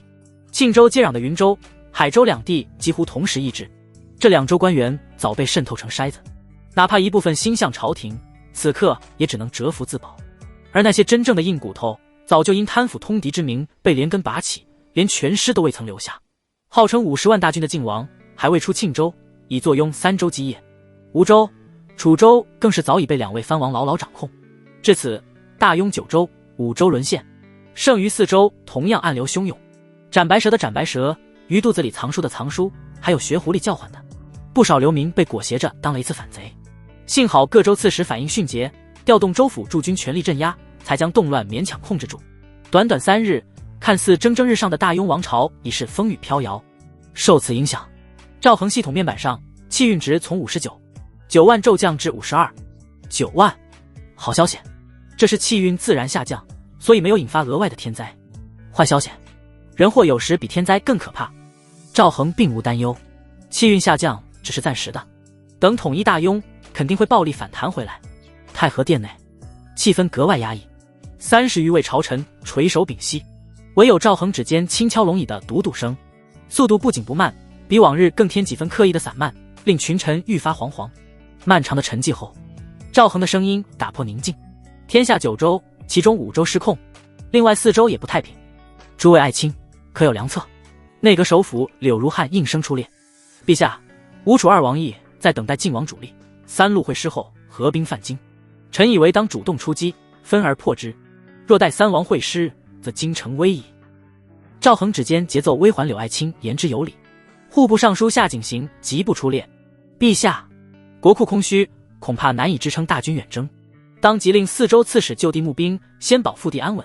工部尚书马涛随即反驳：若4州刺史心有反意，让其毫无节制募兵，后果不堪设想。赵恒指尖一顿：2位爱卿言之有理。一直沉默的岳文杰猛然抱拳道：陛下，臣愿率金营5万大军阻击楚王。狄宁瞪了他一眼，不甘示弱：陛下，臣只需4万大军即可。段晨风也沉着脸看了眼岳文杰：圣上，臣3万大军即可拦住楚王。孙德胜面色复杂地扫了眼老上司：陛下，臣2万大军足矣。杀破狼军阵将士已经休息1个多月，虽然不能完全发挥出威力，但拦住楚王应当没问题。可文臣们不知道啊，他们满脸懵逼地看向几位军方大将：太激进了吧？楚王可是号称15万大军。礼部尚书孔维礼须发皆颤：陛下，万万不可，此乃驱羊入虎口。夏景行高呼：臣附议。7、8位文臣纷纷反对。御史周显更是指着岳文杰力斥：岳将军此意，分明是想借叛军之手削弱我等实力，其心可诛。岳文杰勃然大怒：周显，老子沙场拼杀时，你还在苦读马屁精，敢污蔑老子，现在就劈了你！狄宁帮腔：哼，轮得到你们这群非物质会？文臣也不甘示弱，各种引经据典跟武将们吵成一团。太和殿内顿时乌烟瘴气。赵恒高踞龙椅，指尖抹挲龙纹，唇角隐隐露出一丝笑意。一炷香后，满殿文武吵得面红耳赤，才惊觉陛下迟迟未加制止。众人齐齐望向龙椅，却见天子正微微颔首，饶有兴致，仿佛关系。群臣眼角抽搐，合着他们吵生吵死，陛下在看好戏。赵恒轻咳一声，面不改色：朕方才深思诸位爱卿所献之策，一时入神。殿内落针可闻，唯有无数道细腻才怪得目光交织。朕已有决断。赵恒淡然道：先发制人，主动迎击吴楚2王。夏景行急问：陛下欲出兵多少？2万精骑足矣。赵恒道：由段晨风、孙德胜统领，其余将士镇守京城，以防万一。他没说要亲自出征，有自己的考虑。话音刚落，满殿哗然。2万骑兵对阵35万大军，纵是35万头猪，站着让你砍也能累个半死。岳文杰声调都变了：陛下不可，2王麾下必有大宗师，万一2位将军被缠住，骑兵顷刻覆灭。他们都是嗑药上来的，还是大宗师初期，对上同等级的心理虚啊。文武罕见的达成一致：请陛下三思。赵恒目光扫过众人，语气不容置疑：此事已定，不必在意，退朝吧。不待众人反应，他已拂袖而去。御书房内檀香袅袅，赵恒负手而立，心中在飞快盘算：当初杀死皇宫中2位大宗师的那位高手，不知如今在哪里？是在晋王身边保护，还是说悄然潜入了京城？这也是他没在朝会上公开说御驾亲征的原因，怕被偷家。护身御符时间太短，靠不住。他倒是可以把灵石全部梭哈，布置周天星斗大阵，只要缩小范围，防御力护住后宫的女人应该没问题。但柳如汉他们可就不能保证了，总不能把那么多人跟后宫的女人们塞在一起。隐匿身形，使用神行符灭掉吴王和楚王后，可以及时返回皇宫。赵恒心中思索，他不是没想过使用神行符直接空降到晋王身边，但庆州上万里路程，神行符日行千里，10张用完才能赶到。考虑许久，还是放弃了。这只是其中一个原因，更重要的还是担心那位神秘高手。对方很强，万一跟他一样执行斩首行动，悄咪咪潜入了京城，然后他们2人刚好错过，那就完犊子了。神行符用完，他根本无法及时赶回来。作为一国之君，赵恒需要考虑的太多。就在此时，柳如汉、李明恩、岳文杰等几位将军奉密召赶了过来。诸位，朕有一个不成熟的想法，特意招你们过来商议。赵恒扫了眼众人，指着庆州到京城的路线，缓缓道：你们说，是不是应该让沿途城池放弃抵抗晋王？众人放弃抵抗。岳文杰急声道：陛下，为何放弃抵抗？他遭了那么多罪，好不容易晋升大宗师，结果放弃抵抗。狄宁、段晨风和孙德胜也劝道：陛下，臣欲死战。柳如汉沉着脸：老臣也愿背水一战。陛下何故先降？李明恩刚准备开口，忽然发现赵恒露出一抹高深莫测的笑容，他隐约间明白了什么，顿时沉默不语，望着神情激动的众人。赵恒指尖按着鱼图上庆州至京城的红线，淡定自若道：朕并非要投降。晋王50万大军，沿途的沧州和渝州守军不到10000人，硬守就是让军民送死。他顿了顿，指尖点向沧州境内的5座城，不抵抗，一是尽量保全百姓和士卒性命，二是筛选奸佞。柳如汉眼睛一亮，捻须接话：陛下是想让东厂密探盯着，若有人放弃抵抗后喜形于色，或是迫不及待地攀附逆贼。正是。赵恒颔首，语气里多了几分冷意。朕这些时日顾不上他们，此次见逆贼靖王，刚好看清一些人，到时可名正言顺除掉。岳文杰等人恍然大悟，后背却冒起冷汗。表面让人放弃抵抗，实则秋后算账。陛下居然是这个打算？太阴，不，太缜密了。柳如汉看了眼于途，眉毛微皱：陛下，难道不抵抗任由晋王长驱直入，到达京城？赵恒缓缓摇头：朕之前也有这个打算，让晋王长驱直入赶来送死，但那老东西性子谨慎，真要如此做，他反而会选择稳扎稳打，放缓速度。他目光定定地望着京城与庆州中间的那个地方，接着道：所以朕打算只在沧州一地如此做，等朕扫灭吴王和楚王，便让晋王埋骨沧州。岳文杰凝眉思索片刻，缓缓提出质疑：陛下，若是沧州境内奉行不抵抗的策略，晋王行军速度岂不是大增？等扫灭楚王和吴王后，他应当进入隔壁渝州了吧？赵恒笑而不语，忽然问道：您东厂密探是不是汇报过沧州发生多起叛乱，有许多无家可归的流民？李明恩躬身道：回陛下，确实如此。沧州郭刺史也不敢打开城门接纳流民，怕被钻了空子。柳如汉若有所思，这时赵恒意味深长地吩咐，让东厂密切关注晋王的行军进程，一旦进入沧州，立刻散播消息，就说晋王仁义无双，爱民如子，对流民必会妥善安置。此言一出，众人略加思索，顿时恍然大悟。柳如汉抚掌长叹：陛下此计实乃堂堂正正的阳谋。狄宁连连点头：晋王此次扶棺出征，自诩忠良，此讯一出，沧州各地流民必定蜂拥而至，到时行军速度定会拖慢。岳文杰冷笑：就看他敢不敢冒天下之大不韪，驱赶那些投奔他的百姓。段晨风眼中闪过睿智的光芒：他不敢，若是残害百姓，传出去名声就毁了。孙德胜嘿嘿一笑，补充道：数十万大军，每日粮草消耗惊人，若在天上无数流民，晋王怕是的头疼一阵时间。陛下高明。见众人面露得色，赵恒却忽然沉下脸来，尔等为何沾沾自喜？他目光如刀，一字一句道：大用那么多流民，你们不羞愧吗？你们可知朕说出这个计策的时候心有多痛？众人哑口无言，方才的得意恭维之色瞬间凝固在脸上。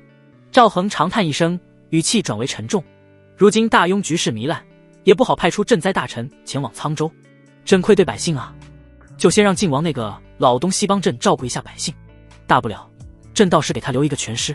众人一番话如惊雷般把他们炸得七荤八素，群臣面面相觑，心中涌起难以言喻的震撼。不愧是陛下。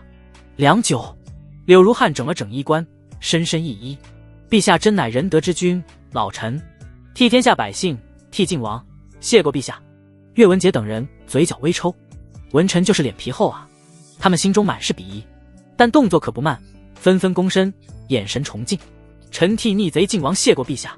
见状，赵恒谦虚地摆摆手：人君都是这样的，朕只是做了分内之事。商议好对策后，接下来就是执行。赵恒稍作沉吟，孙德胜和段晨风留下，你们先下去吧。其他人满脸崇敬地退了出去。殿内只剩3人。赵恒正色道：吴楚二王的实力虽然不如晋王，但也不能小觑。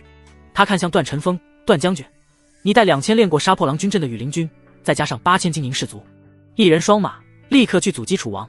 啊！段晨风直接懵了，下意识追问：陛下，不是说我跟孙将军一起带2万骑兵阻击楚王吗？怎么突然变了？孙德胜也一脸茫然。对啊，之前说好的2万打15万，现在怎么拆成两半了？赵恒一脸诧异，段将军何出此言？朕说的是由你们两人率领2万精骑阻击吴楚2王，你率领1万骑阻击楚王，孙将军的1万骑阻击吴王，兵贵神速，所以每名士卒皆配双马。段晨风、孙德胜2名汉子直接待在原地，感情是让他们俩一人负责干一个藩王，他们何德何能啊？说好的人君呢？段晨风支支吾吾，陛下，臣一人恐怕不是楚王的对手啊，光是楚王阵营的大宗师，他就不一定是对手，更别说那些军队了。虽然楚王15万的兵力可能有虚报，但10万总是有的。孙德胜也急忙道：是啊，陛下，臣欲死战，但不能是这个死法。吴王公布的实力比楚王还可怕，号称20万大军，至少有1名大宗师，他1万骑，还双马，跟赶着送死似的。赵恒脸色不变，怎么，2位将军怕了？臣不怕死。段晨风和孙德胜异口同声，胸脯挺得笔直，但怕贻误战机啊。2人又一起补充，生怕陛下误会他们贪生怕死。赵恒忽然笑了，他伸手指向于途：2位将军莫慌，朕自有安排。段将军，你全力赶路，驻扎在云水县；孙将军，你驻扎在清平县。这2个地方是2位藩王的必经之路，并且距离他们大部队不到1000里。吴王和楚王为了等晋王，行军速度肯定不快，不担心错过。段晨风和孙德胜对视一眼，齐声躬身：臣领旨。下去吧。赵恒摆摆手，看着2人离去的背影，眸光幽深。他并未说太多，一来保密，二来考验2位大将忠心的时候到了。他瞥了眼于途，心里大概计算出了2人的行军时间。若是拖拖沓沓，他不介意把2人清理出队伍。赵恒收回目光，慢慢走到窗边，窗外流云漫卷，夕阳把皇宫的琉璃瓦染成金红色。他负手而立，轻声自语：希望一切顺利。孙德胜回营后片刻未歇，雷厉风行地点齐了2000名演练杀破狼军阵的神武军精锐，马蹄如雷，尘土飞扬，一行人快马加鞭，朝着金营驻地冲去。他前脚刚到，营门外便再次响起密集的马蹄声烟尘中。段晨风率领着羽林军出现，金营总兵岳文杰闻讯出来迎接，将2位同僚引入中军大帐。3人刚刚落座，岳文杰便按捺不住，主动开口。2位将军联袂而至，可是为了点兵之事。孙德胜面容沉肃，微微颔首，将怀中那份谕旨双手递上。岳总兵，我奉陛下之命，需率领1万精骑，即刻出发，阻击吴王叛军。他话音未落，段晨风紧接着抱拳，声音斩钉截铁：我也奉陛下之命，率领1万精骑，阻击楚王叛军。帐内空气骤然一凝，岳文杰虎目圆睁，整个人懵了一瞬，仿佛没听清似的。他目光在孙德胜和段晨风脸上来回扫视，充满了难以置信。你们是不是弄错了？孙德胜与段晨风对视一眼。岳总兵，谕旨在此，军令如山，快些调拨兵马吧。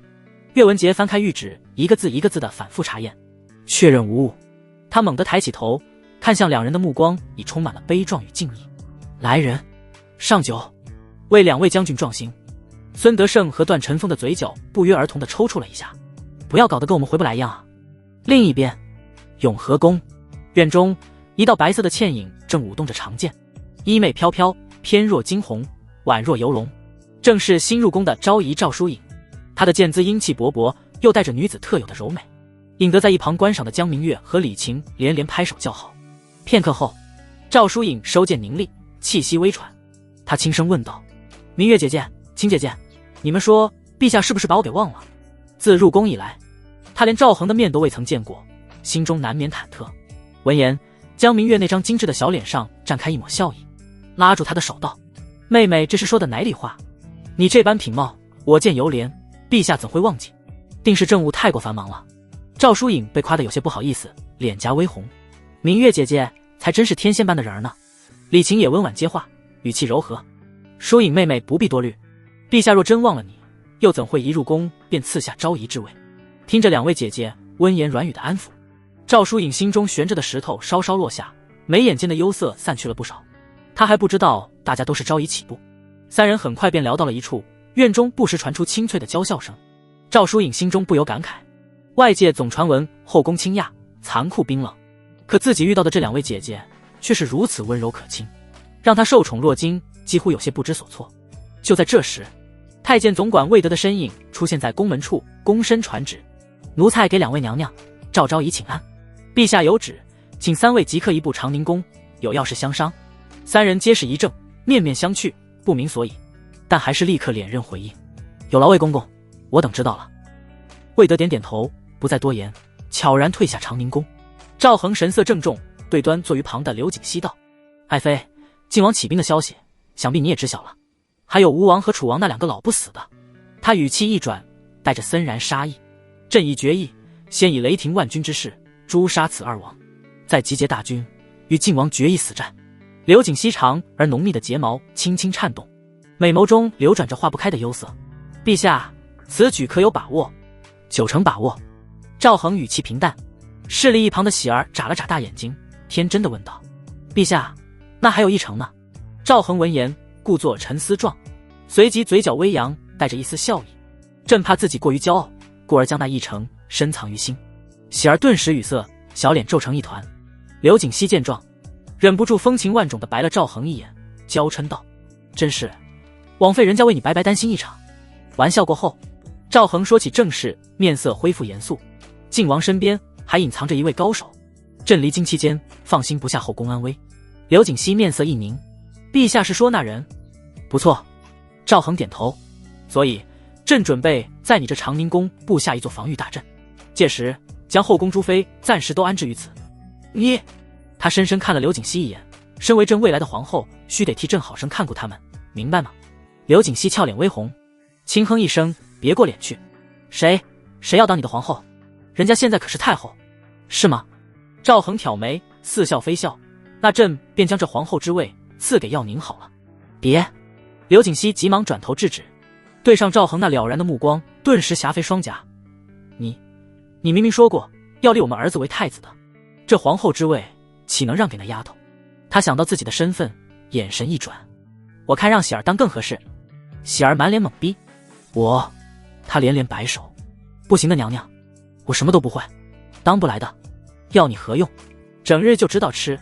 刘景熙恨铁不成钢地戳了戳他的额头，喜儿立刻像霜打的茄子般垂下小脑袋，瘪着嘴不敢吭声。赵恒失笑，伸手揉了揉喜儿的秀发，一语双关：无妨，朕就喜欢贪吃的。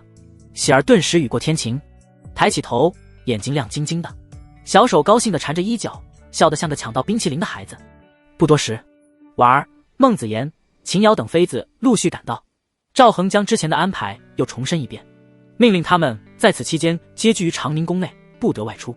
赵耀宁嘟着嫣红的小嘴，似乎不满意为什么选长宁宫，但他也知此事关系重大，终究没有多言。其余妃子自然更没有意见，他们之中一些人并不清楚赵恒与刘景熙真正的关系，每日仍按规矩向太后请安。赵恒最后将目光投向安静站在一旁的赵疏影，沉声道：疏影，你的血海深仇，朕很快为你讨回来，用不了多久，你便能亲眼看到仇人伏诛。赵疏影娇躯微微一颤，抬眸望向赵恒，眼中瞬间盈满了感动之色。他深深万福，声音哽咽却坚定：臣妾谢过陛下。原来他一直都记得自己的仇，记得自己的委屈。陛下果然是天底下最好的人。赵恒笑笑补充道：等朕回来，第一个宠幸你。其他女人听到这话，捂着红唇娇笑起来。赵疏影羞涩不已：这么多人呢，陛下真是……哪怕他英姿飒爽，此时也爽不起来了。一切安排就绪，赵恒不再耽搁，开始着手布置周天星斗大阵。他此次布阵选择的是第3种108枚灵石的阵型，直接动用了4个基础阵眼所需的数量，共计432枚中品灵石。璀璨的灵石如星子般被他精准嵌入特定的方位，勾勒出玄奥复杂的阵纹。当最后一块灵石归位，赵恒手掐法诀，低喝一声：起！嗡！无形的灵气波动骤然爆发，直冲云霄。整个长宁宫范围内空间微微扭曲，一道肉眼难辨的灵气光照，如同倒扣的琉璃碗，将宫殿牢牢笼罩。修为先天之上不可进，防御力足以抗住击境9重的修士狂攻。赵恒又取出几枚温润的护身玉符，赐予之前未曾得到的几位妃子。做完这一切，外面已经繁星点点，该出发了。第一位，楚王。2日光阴弹指而过，夜幕之下，赵恒在高空中御风而行，衣袂翻飞。他时不时从怀中掏出一张鱼图，确认着前行的方向。背后，一道神形符阵散发着断断续续的光芒，显然没劲了。这是他想出的赶路方法，调动些许龙气托，举起身升空，再贴上一张神行符，他便能跟飞机似的急速穿行于云层之间。原本还想弄把椅子坐着飞，转念一想，那样子太二逼，影响自己人皇的形象。赵恒停在空中，展开舆图略一扫视，眸中金光微闪。按照推算，楚王大营应该距离此地不超过200里，这个距离无需再浪费一张神行符。赵恒脚下一步踏出，虚空中仿佛有涟漪荡开，周身黄道龙气轰然涌动，眨眼间他便化作一道10数米长的金龙虚影，鳞甲森然，熠熠生辉。嗖！金龙身躯蜿蜒，仿佛一道流光朝前方疾驰而去。这正是人皇镇运图录中记载的化龙之术，可大可小，与仙门的生化剑光有异曲同工之妙，用于短程赶路没问题。以他目前的修为，长距离使用消耗有点大。夜色浓稠如墨，楚军大营中军帐内，楚王赵元昊正与麾下将领议事，烛火映照着他志得意满的脸庞。再有100里，云水县便唾手可得。事后可有发现大军踪迹？一员将领拱手，回王爷，各方斥候均未发现大军调动迹象。赵元昊擦拭着手中寒光凛冽的宝刀，眼中闪过讶异之色。哦，莫非赵恒那小儿自知不敌，放弃了抵抗不成？端坐一旁的大宗师雷千珏眉头微皱，沉声道：王爷，不可不防，我军距京城不过2000余里，乃是3路大军中最逼近京畿的一支。赵恒若要反击，我们首当其冲。他略一停顿，建议道：依老夫之见，明日我军占领云水县后，可暂且按兵不动，就地休整，待吴王与晋王大军赶上，再齐头并进，方为万全之策。赵元昊微微颔首，眼中闪过一丝精明。雷老所言极是，本王可不会傻到为他人做嫁衣，图耗兵力。然而他话音未落，一道冷漠的声音骤然响彻整个营地，清晰地传入每一个人耳中：楚王还不速速出来受首？什么人？帐内众人面色巨变，尤其是雷千珏，心中更是掀起惊涛骇浪。以他大宗师中期的敏锐灵觉，竟未能提前察觉有人靠近，对方起码跟他修为相当，且擅长隐匿。王爷，来者不善，老夫出去看看。雷千珏面色空前凝重，低喝一声，雄浑的护体罡气瞬间透体而出，笼罩周身。下一刻，他的身影激射而出。赵元昊脸色阴晴不定，猛地一拍暗戟：走，随本王一同迎敌，倒要看看是谁敢来送死。诺！众将轰然应诺，簇拥着楚王冲出大帐。营地之外，月光清冷，雷千珏身影凝厉，目光如电，死死锁定在半空中那道负手而立的玄色身影上。御空而立，大宗师无疑，还是如此年轻的大宗师。雷千珏心头警惕，不敢有丝毫怠慢。他脚下猛地一踏，地面皲裂，身形冲天而起，稳稳停在半空，表明自己也不是好惹的。此乃大雍楚王行营，前方是哪位朋友？报上名来。雷千珏运足真气，声音如雷，试图先声夺人。就在这时，紧随其后的楚王赵元昊借着皎洁月光，终于看清了来人的面容。他瞳孔猛然收缩，惊骇欲绝地指向空中：你是赵恒小儿？这张脸跟他那侄子差不多，不难认出。雷千珏闻言，周身澎湃的罡气猛地一滞，差点从空中跌落。什么？伪帝杀过来了？还有如此高的修为？空中，赵恒面色淡漠至极，他没有理会雷千珏，如炬的目光缓缓扫过下方黑压压的军阵，最终落在楚王赵元昊身上。朕乃人君，立刻求饶，留你全尸。赵元昊被那目光刺得一颤，随即恼羞成怒，啐了一口：呸！你不过一介卑贱替身，也配让本王求饶？他猛地扭头，对身后将领嘶吼：诸将听令，取神无弩，助雷老斩杀此僚。诺！雷千珏闻言，心下稍安，他乃大宗师中期，若在友军中利器神无弩从旁协助，即便对上大宗师后期，哪怕不敌也能从容撤退。想到方才被赵恒彻底无视的羞辱，他眼中寒光暴涨，杀意凛然。小子，你不该一人前来。噼里啪啦，细微却爆裂的蓝色电弧开始在他体表疯狂跳跃，空气中弥漫开焦灼的气息。赵恒见对方毫无悔改之意，眼中最后一丝耐心耗尽，他懒得再多费唇舌，右手随意一翻，吭！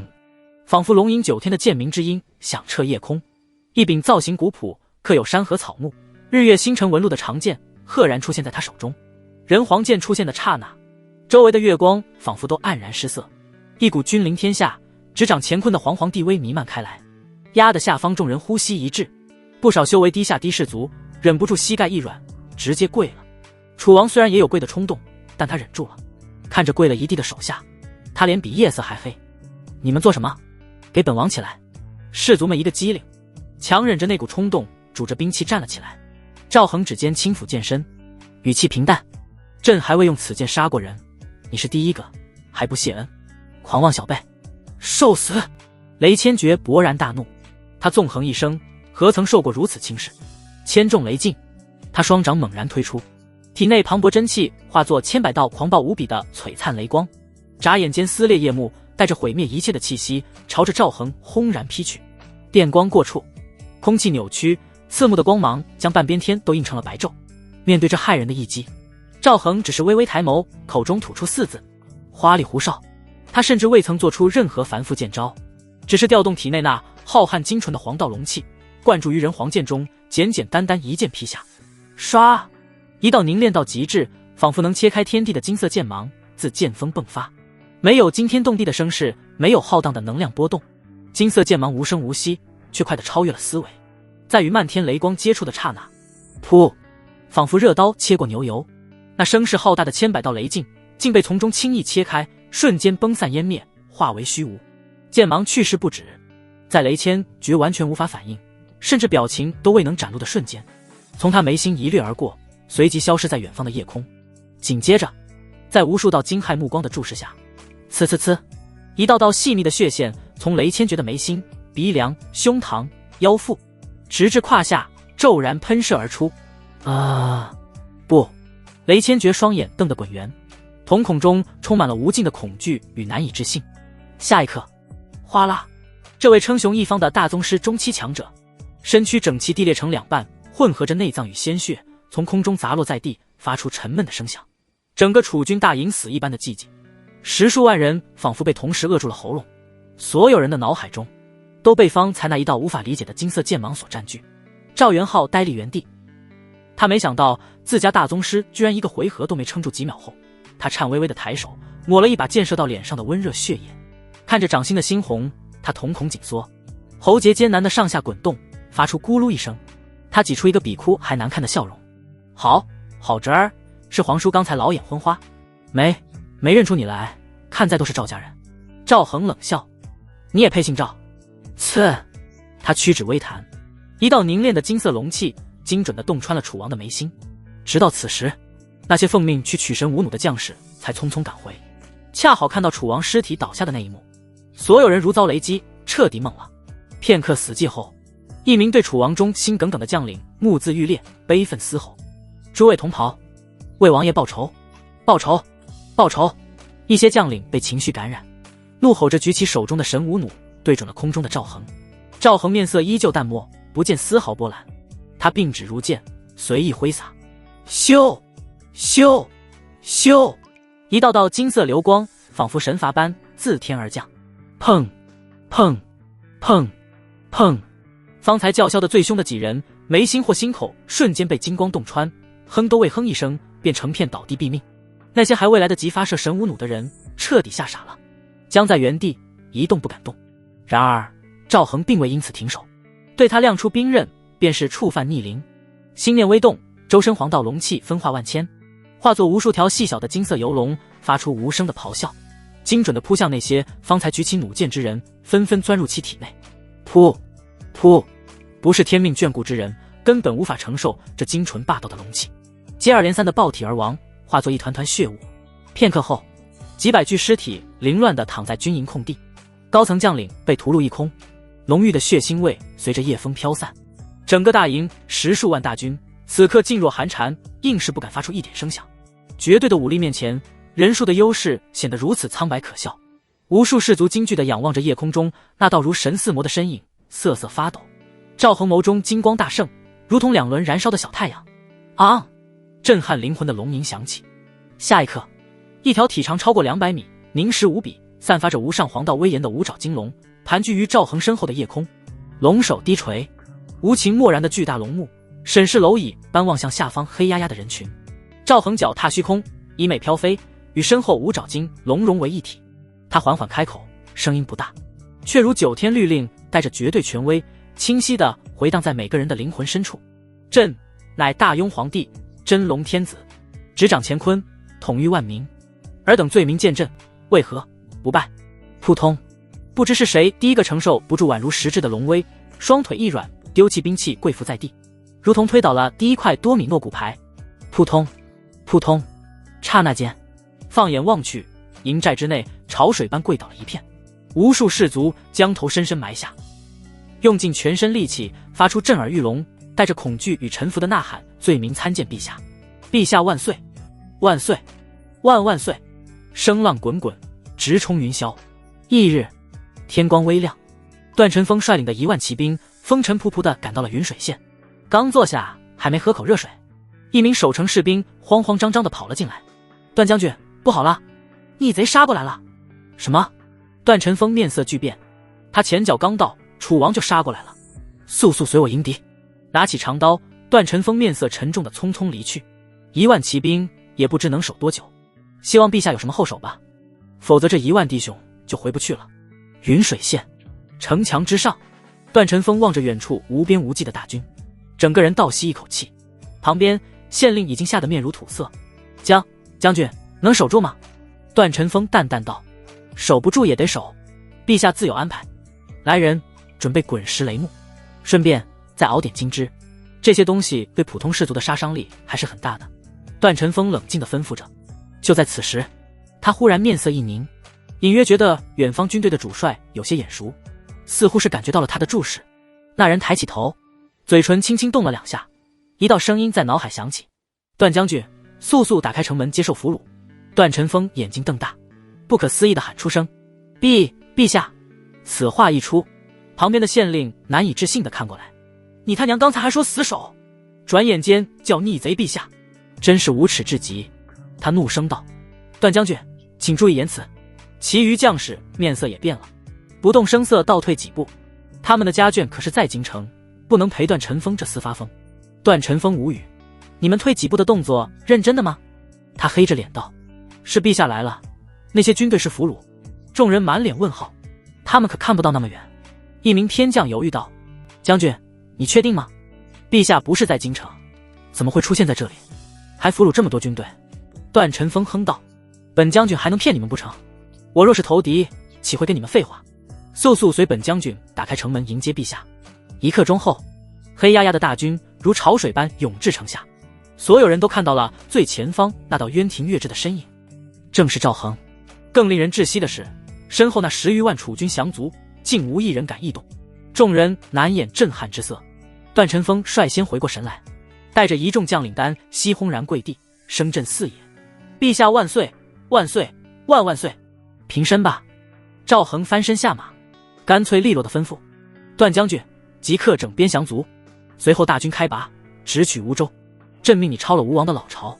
段晨风心中微动，抱拳领命：“臣遵旨。”“朕在京城等着给你庆功。”赵恒勉励一句，拒绝了县令进城坐坐的建议，转而看向身后降卒，声音传遍3军：“朕准徐尔等戴罪立功，随段将军诛杀逆贼吴王。”10数万大军跪地大吼：“戴罪立功，诛杀吴王！”赵恒微微颔首，不再多言，身形一动，便已化作流光冲天而起，唯有余音在空气中回荡：“段将军，京城再会！”众人扬手，无不心神震撼，敬畏之情深入骨髓。段晨风收回目光，长长吐出一口浊气，喃喃道：“陛下真乃神人也。他虽然也能御空，但绝对飞不了这么快，也没那么持久。传令，整合士卒，我们去梧州。”段晨风心中冷笑，吴王怕是打死想不到，他们收编了楚王的军队，杀到了梧州。3日匆匆而过，阳光明媚，微风轻拂。在接连消耗了3枚神行符后，赵恒终于在云端远远望见了吴王大军的踪迹。旌旗招展，营帐连绵，如同一条匍匐在地的巨蛇，蜿蜒10几里。终于找到你了。赵恒唇角勾起一抹冷笑，话落，他的身影消失在原地，取而代之的是一条超过100米长的金色龙影。龙影微微一顿，电射而出，朝着吴王大军猛扑而去。吴王营地中军大帐内，赵元泽正与水无伤对弈，他捏着一枚黑子举在半空已有半晌，眉头紧锁，迟迟未能落下。王爷今日似乎心神不宁，水无伤执白子，含笑问道。赵元泽将棋子丢回棋盒，叹了口气：“本王是在想，楚王那个莽夫此刻行军到何处了？”水无伤略一沉吟，依行程推算，楚王大军此刻应在云水县附近休整，再往前，搞不好要跟朝廷大军交上手了。都想保存实力，无人愿打头阵。赵元泽冷哼一声，语气阴沉，转而问道：“晋王呢？这老狐狸藏得可真深，不声不响，竟已蚕食了云海二州。”他眼底深处忌惮之色一闪而逝。水无伤道：“晋王大军估计已出庆州，进入云州境内。不过云州既已在他掌控之下，行军自然畅通无阻。依我估计，最多10日，其兵锋便可抵达沧州。10日才到沧州。”赵元泽眉毛一扬，水无伤建议道：“王爷，我军距清平县已不足50里，不如今日拿下此城，而后便就地休整，静候晋王消息，方为上策。”赵元泽闻言深以为然，本王正有此意。轰！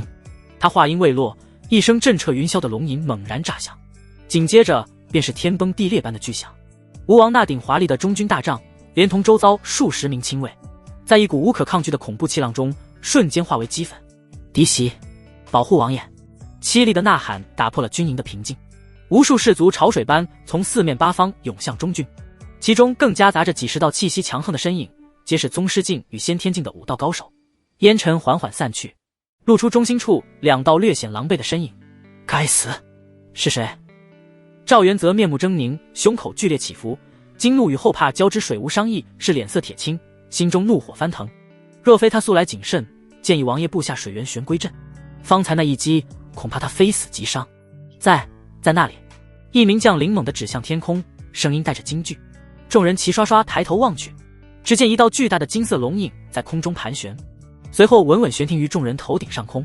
巨大的龙首带着睥睨之意，高高在上的俯视着众人，那独有的龙威让所有人腿肚子发软。这是什么啊？一些人脑海中下意识浮现出妖怪2个字。就在此时，那金色龙影轰然消散，化作一道玄色身影。居然没死，老东西，你的命倒是挺大。赵恒语气中带着一丝讶然，他方才懒得废话，直接发动了雷霆一击，没想到竟被对方挡了下来。你是赵恒小儿？赵元泽从震惊中反应过来，失声叫道：“逆贼也敢直呼朕的名号？”赵恒目光垂落，睥睨而下，如看脚边蝼蚁。你！赵元泽城府在身，也被这极致的轻蔑气得血气上冲。他猛地转向水无伤：“水先生，还请速速出手，将此僚击杀。”然而水无伤并未动作，他死死回想着方才那凝实威严的金色龙影，想到赵恒皇帝的身份，眼中闪过难以置信的金色，喃喃道：“刚才难道是黄道龙气？”叫嚣的赵元泽闻言，身躯猛地一震，目光闪烁。哦，赵恒眼神微动，落在水无伤身上。你认得黄道龙气？他忽然想起当初击杀晋王世子后，那位晋王府的大宗师也一口道出龙气，当时只以为是对方震惊于自己的实力，如今看来似乎另有隐情。水无伤深吸一口气，压下心中波澜。我5年前跟老友外出寻找机缘，在一残篇上看到过某个前辈的记载，据说上古时期皇族可借一国气运凝聚龙气，快速提升实力。你方才的招式跟残篇之上记载的化龙之术一模一样，怪不得此子年纪轻轻便有如此修为，竟是得到了龙气修行之法。若是王爷知道……想到此处，水无伤眼底掠过一丝异色。赵恒若有所思：“还有吗？”水无伤微微摇头：“是吗？朕不太相信。”赵恒冷笑，说罢就要动手。水无伤面色微变，急忙道：“陛下且慢，那残篇记录的信息不多，只说如今皇族不能凝聚出龙气了。”赵恒不说话，身后龙影渐渐凝实。水无伤心中暗骂：真是难缠的小子。他故作无奈的一笑：“陛下，真没了。”赵恒沉思片刻：“你那位朋友在哪？”水无伤面色一僵，尴尬道：“他被陛下灭杀了。”赵恒神色狐疑。水无伤解释道：“他最后投靠了晋王，坐镇京城晋王府，姓翁。”赵恒嘴角微抽。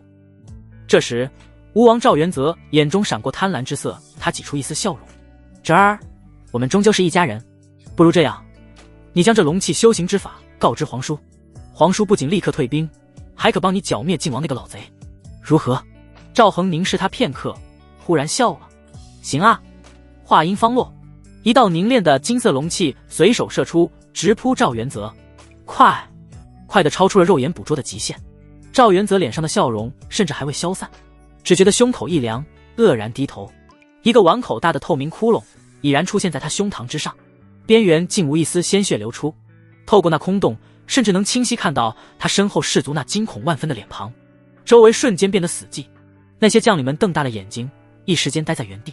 赵恒挑眉看向水无伤，声音打破死寂：“你方才为何不出手救他？”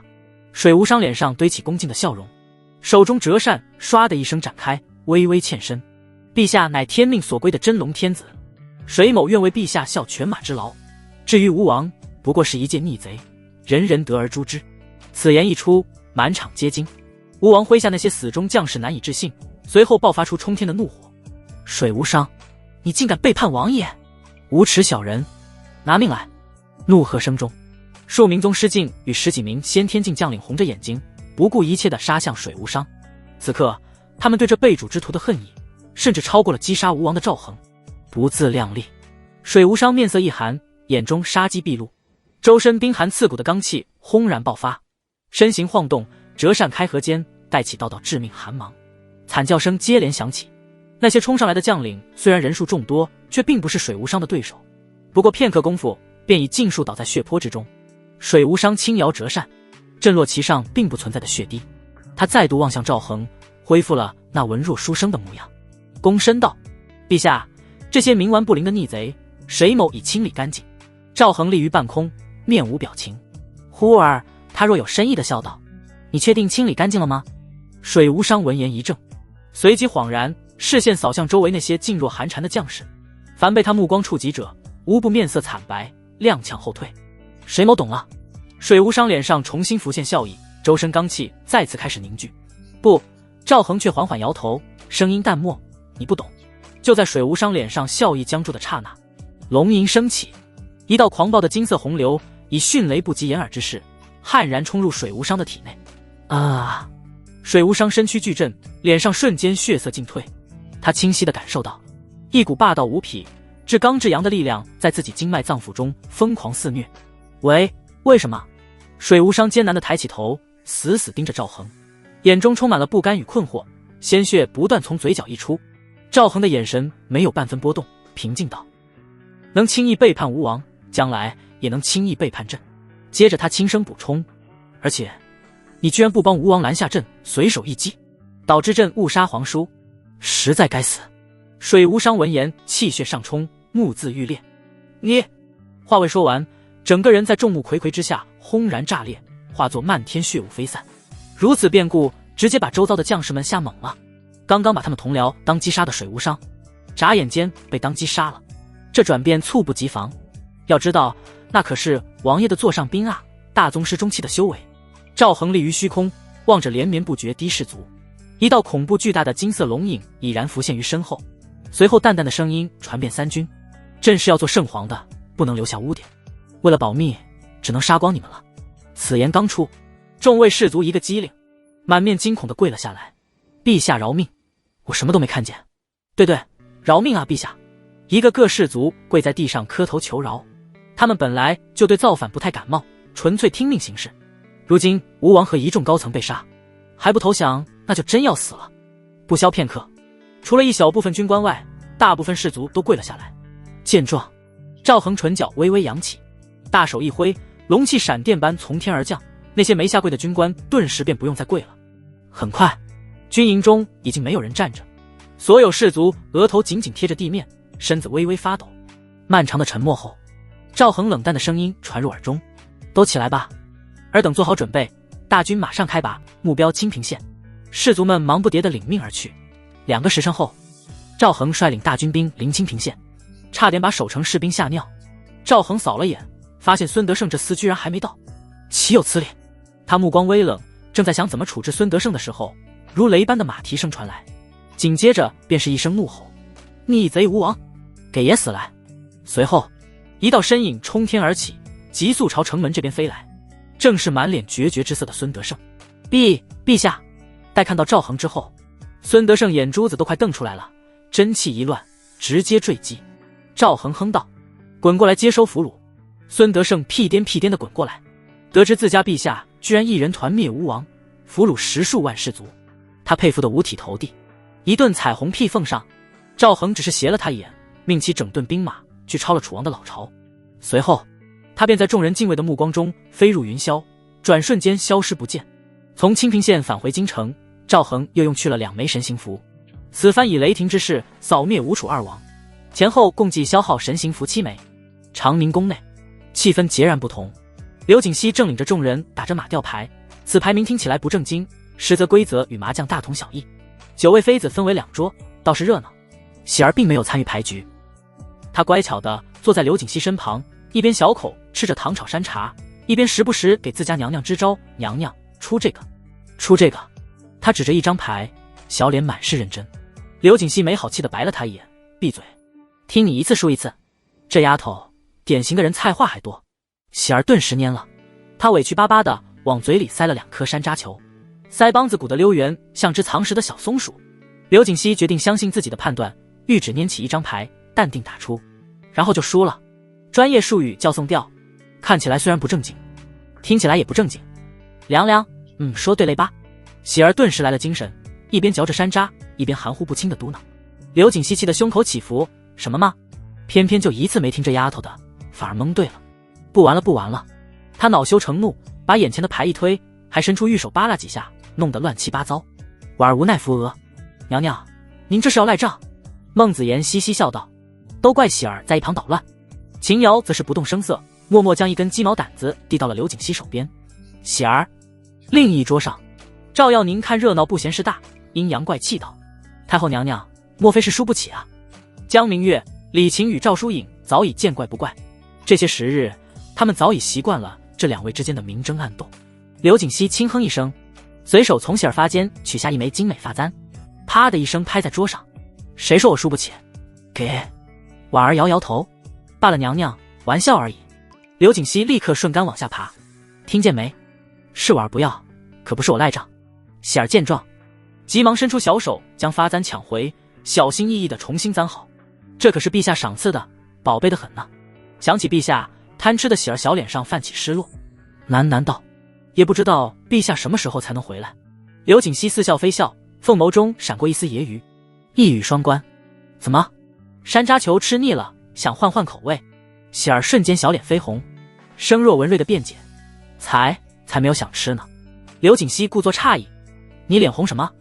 本宫是问你想不想换成桂花糕。其余人起初并未多想，但见喜儿这般情状，久经考验的他们瞬间心领神会，联想到某些不可描述之事。有人羞涩低头，有人掩口娇笑，有人眼波流转间暗藏怀念，唯有一人满脸懵逼，那便是未经人事的赵疏影。他看着众人反应，心中蓦地一紧，升起一个念头，难道我被孤立了？就在此时，一道温和爽朗的笑声轻飘飘传入殿内，诸位爱妃好雅兴，在打牌呢。声音未落，那道让众女朝思暮想的身影便已悄然出现在大殿之中。陛下！众女又惊又喜，纷纷起身围拢过来。赵耀宁更是仗着距离最近，如同树袋熊般直接挂在了赵恒身上，不肯下来。此举让赵疏影看得目瞪口呆，他们不是。环顾四周，却发现其他人对此皆是一副习以为常的模样。果然，只有我一个人被蒙在鼓里。赵疏影瞬间明了，心中五味杂陈。与众女温存寒暄片刻后，赵恒暂时关闭大阵，随后目光含笑落在局促的赵疏影身上。疏影，朕说过归来后第一个便宠幸你，今日可方便？赵疏影闻言俏脸发热，白皙的脖颈染上绯色，她低下头扭捏回道，方便的。在一行人满是笑意的揶揄目光中，赵恒牵起羞得快冒烟的赵疏影，一路来到了永和宫某个偏殿。温暖的阳光从窗外射了进来，映照在两人身上。陛下！赵疏影扬起滚烫的小脸，眸中带着一丝不解。赵恒正色道，留着吧，你穿白色素衣别有一番韵味。片刻后，纱幔垂落，疏影横斜，水清浅，暗香浮动，月黄昏。赵恒扫灭吴王和楚王，期间杀了不少逆贼，导致心理受到了创伤。此后3天，他大部分时间都在卧床休息，当然就是休息的地点不太固定，有时候在长宁宫，偶尔又在景仁宫，有时候还出现在永和宫。后宫朱妃见陛下如此，心疼得不得了，他们用女子独有的温润轻轻抚慰着赵恒受伤的心灵。此刻，永和宫偏殿内，赵疏影穿着白色素衣，眼神水润地盯着赵恒，娇声喊道：“陛下！”赵恒微微一动，抱着他笑道：“疏影啊，以后你也是贵妃了。”赵疏影听到这话，满脸惊喜：“陛下，臣妾有了。”他这段时间已经知道了，大家进宫都是朝仪起步，若是有了身孕，便会封为贵妃。赵恒微笑颔首，确认了他的猜想，巨大的喜悦涌上心头。赵疏影情难自禁，扬起俏脸，在赵恒脸颊上印下了一个唇印。然而，赵恒此刻却仿佛柳下惠一样坐怀不乱，他的心神早已沉入系统。叮！恭喜宿主成功让配偶受孕，检测到配偶所怀为双胞胎，您触发了双倍暴击奖励。您获得奖励天漏余晖星号1，您获得奖励阴阳造化生灭经元婴篇，您获得奖励保胎丹星号20，您获得奖励中品灵石星号1000，您获得奖励地缘精髓液星号2，您获得奖励人皇印修复手册星号1，您获得奖励七天玉星号1。双倍暴击居然这么多奖励，赵恒有点震惊，这比90分以上的配偶还多。随后他目光如常地掠过老朋友们，当视线落在第一个奖励上时，饶是以他如今的城府，也忍不住抓了赵疏影一把。呀！赵疏影发出一声娇呼：“爱妃！”赵恒声音带着一丝激动：“你这肚子可是给了朕一个天大的惊喜啊！”赵疏影闻言羞喜交织，红霞瞬间飞上双颊。陛下此言是很喜欢他腹中的孩儿吗？赵恒无暇他顾，目光灼灼地看向那名为天漏余晖的奖励。此物名字听起来朴实无华，甚至有些不起眼，但其来历却极为不凡。它是补天灵石炼化后落下的一粒残渣，无灵根的凡人服用可凭空补全一条灵根，若是下3等灵根的修士服用，灵根会直接蜕变为天灵根。要知道灵根这东西没有天大机缘，基本上生来就锁死了，真是瞌睡来了送枕头。赵恒眸光闪烁，修仙这个赛道终于让自己挤了进来。气运修行法虽然进展迅猛，但限制不少，容易被针对。爱妃，朕有要事需要即刻处理，你好生歇息。赵恒迫不及待起身欲走，赵疏影虽心中不舍，却极为懂事的点头：“国事要紧，陛下去吧。万物操劳过度，伤了龙体。朕的身子骨如何，爱妃难道还不清楚吗？”赵恒回头促狭的笑问一句，在赵疏影又羞又嗔的目光中，大步流星地离开了永和宫，一路急行至专属的修炼境室。赵恒立刻取出天漏余晖，当那拳头大小、通体玄黑、隐隐流动着神秘光泽的晶石出现在手中时，他瞬间愣住了。系统，赵恒忍不住在心中质问：“你管这叫灰尘？确定能吃吗？给朕一个完美的解释。”入口即化，口感微苦。赵恒嘴角微微抽搐，强忍住吐槽的欲望，掂量着手中沉甸甸的玄色晶石，一个古怪的念头忽然冒出：这算不算吃食？他旋即摇头失笑，修仙者的事怎么能叫吃食呢？此乃汲取天地之精华。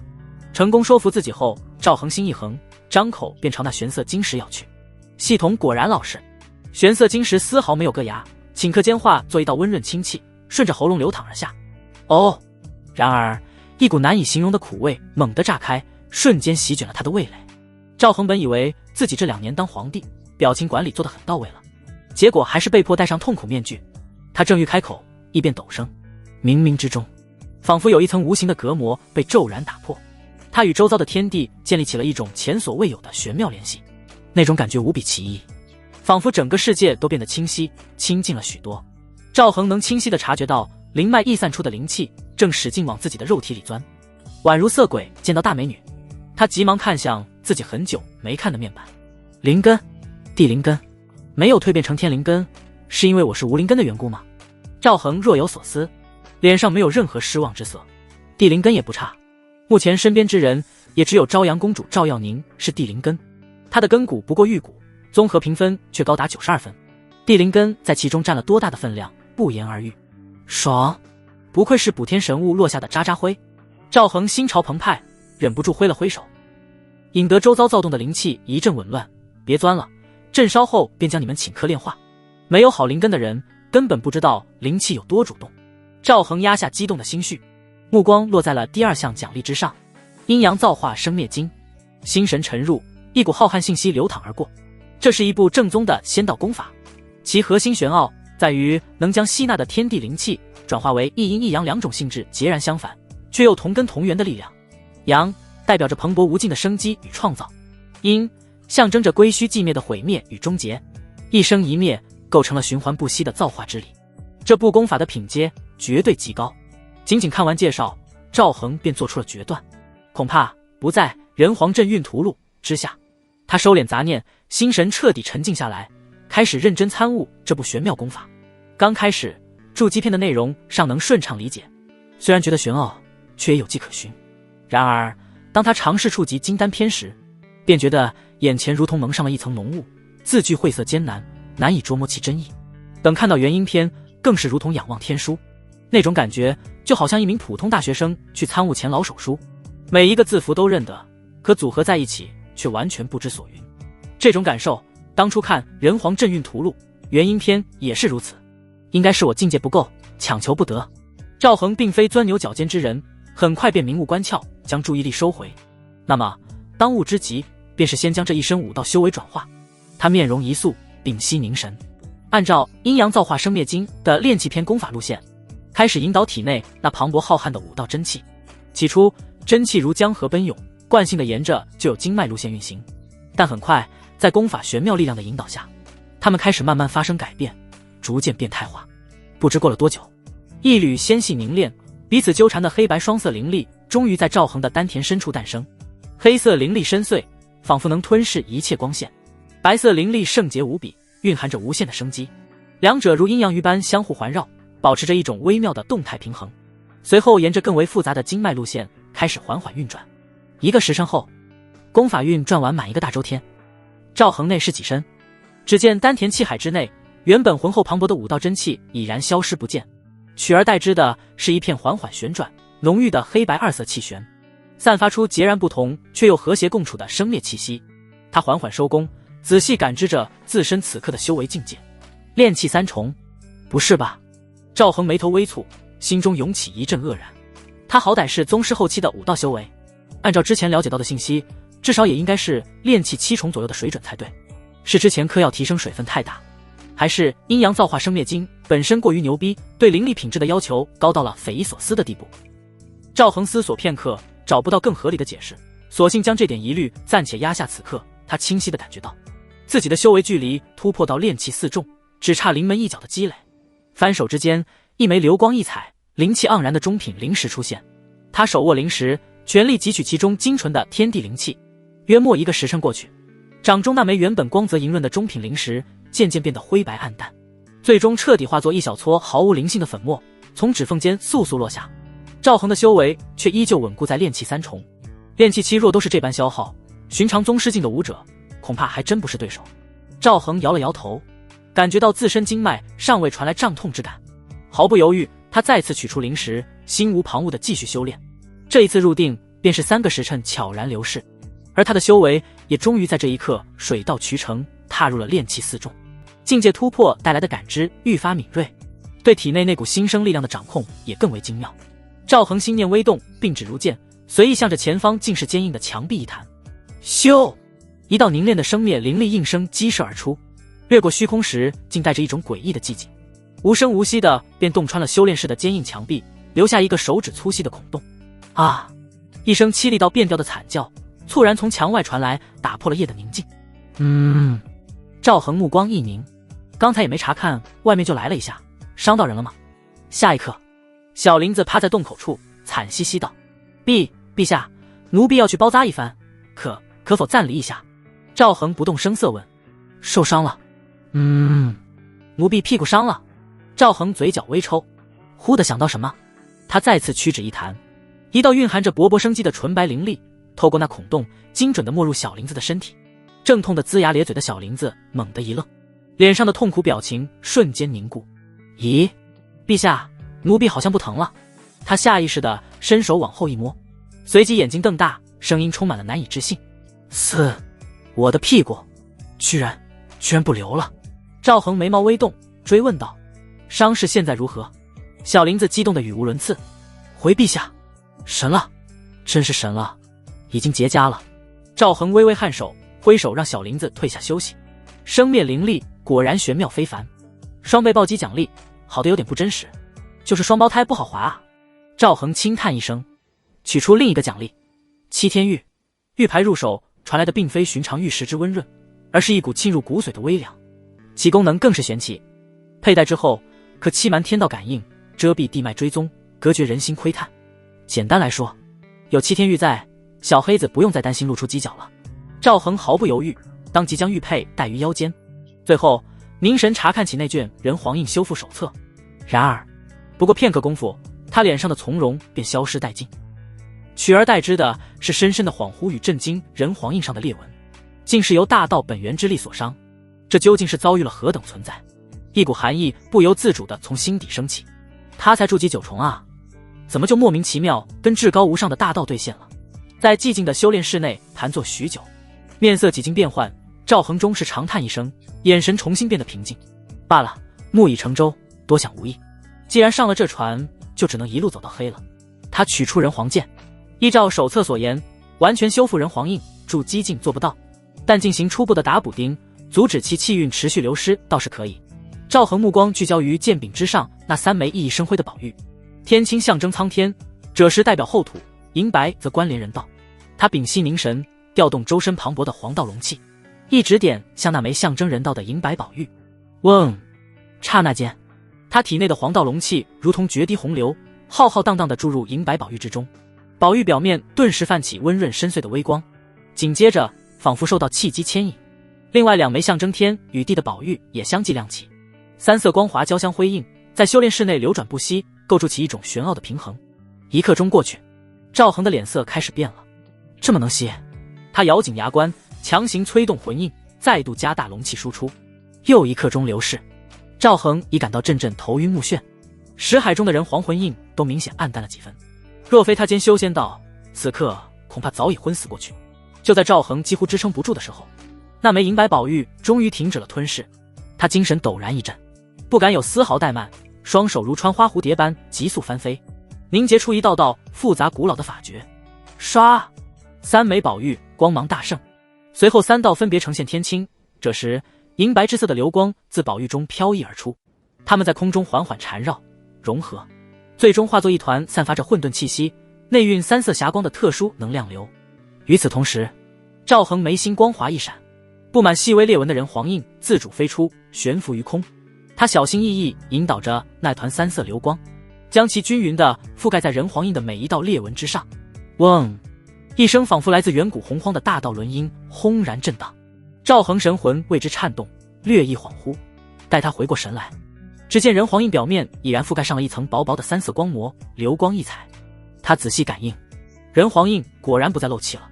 好，好啊！赵恒抚掌大笑，心中一块大石落地，只待扫平靖王，便可投入海量气运值，扩大人道领域的范围。他把玩了一番散发淡淡流光的人皇印，心念一动，将其收回眉心温养。至于人皇剑，他则提在手中。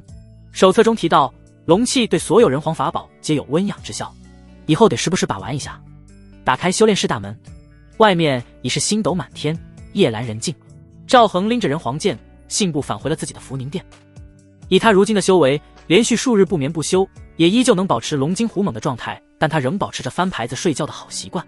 这并非是身体上的需要，而是一种心灵的休憩，只有品行高洁之士才懂。翌日清晨，福宁殿内，晨曦在光滑的地面投下斑驳光影。龙榻之上，刘景熙与喜儿一左一右依偎在赵恒身侧，青丝铺散，正沉浸在香甜的梦境之中。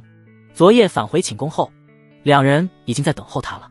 赵恒缓缓睁开眼，动作轻柔地抽出胳膊，他悄悄起身，目光落在悬挂于檀木架上的那柄人皇剑。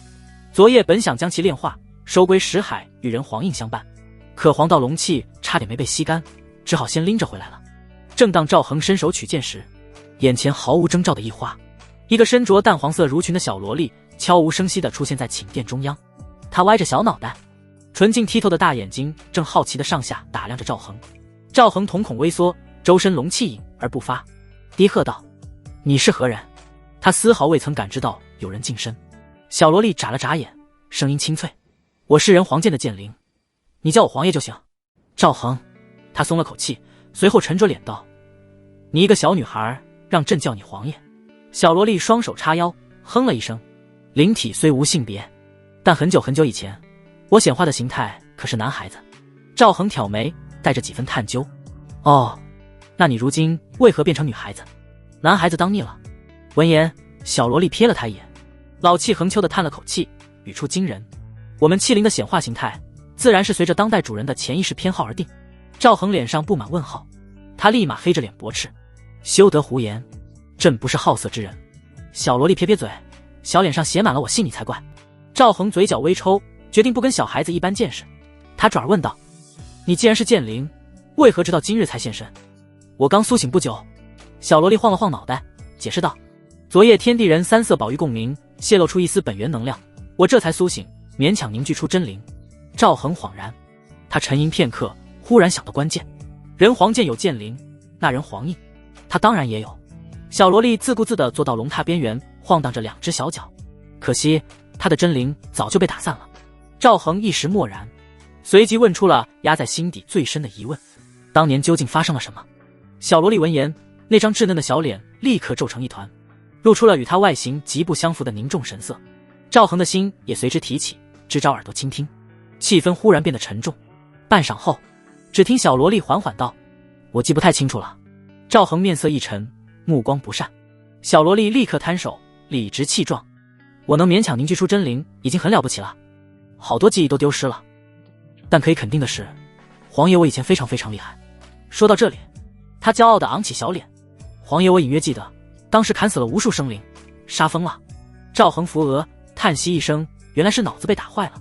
小萝莉，他立刻炸毛，大声反驳：才不是，皇爷我硬得很，你看看人皇印那个无能的家伙，差点就碎掉了。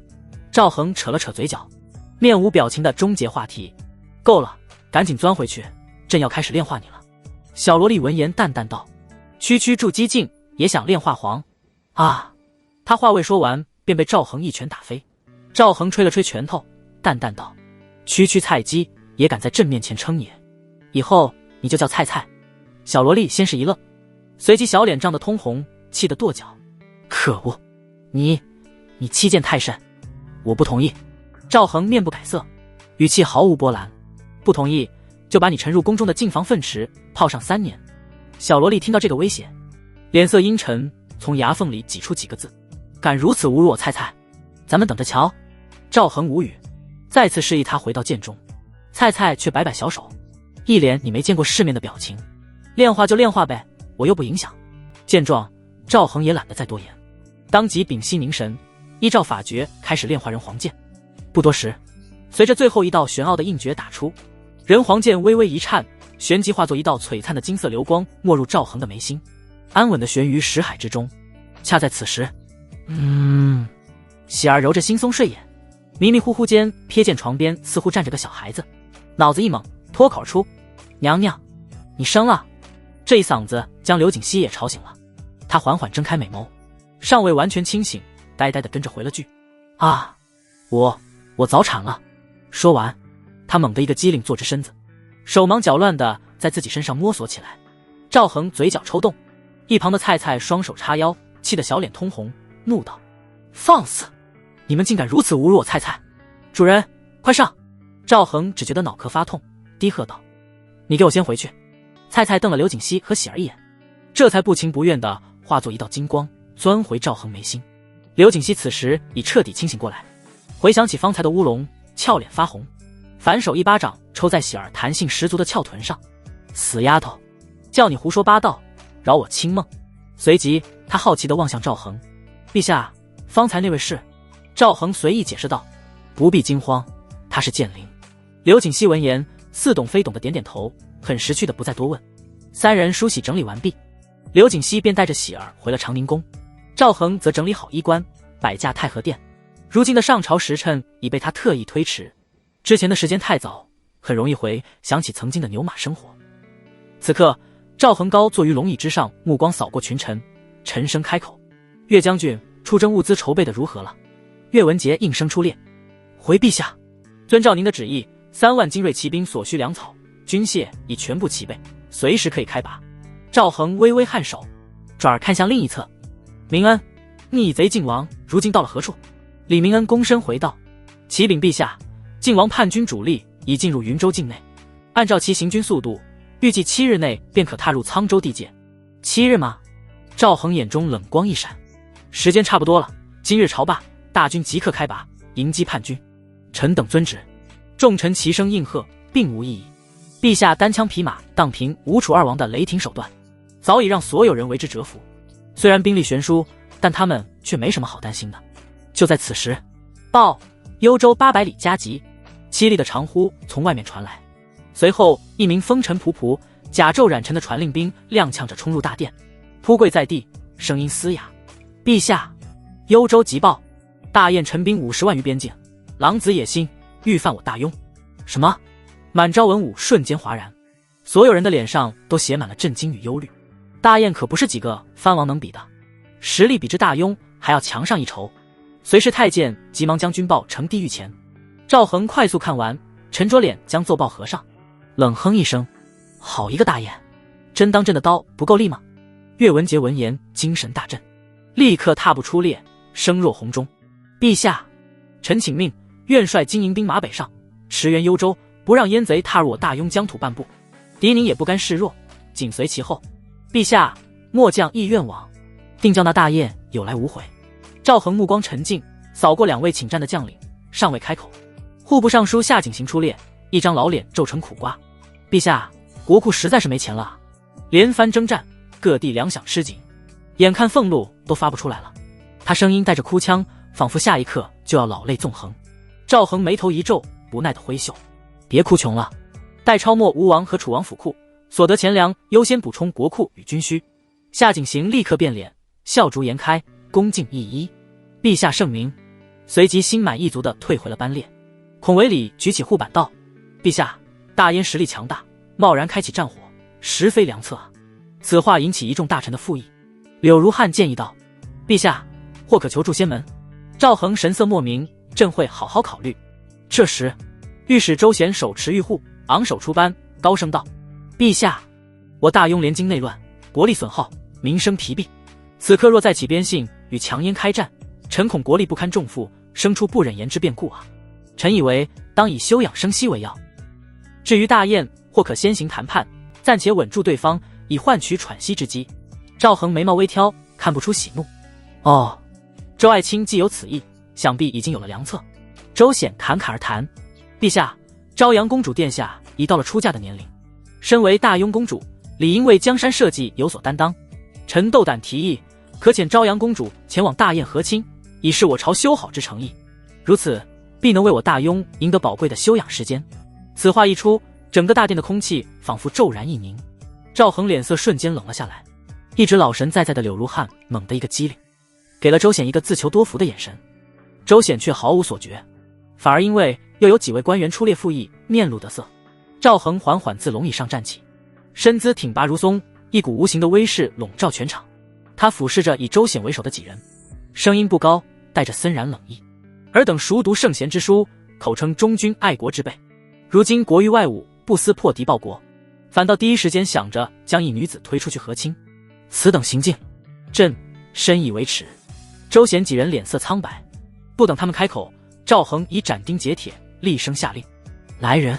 殿外值守的禁军精锐应声而入，甲胄森然，将这几个动摇军心之辈给朕带下去，严加盘查。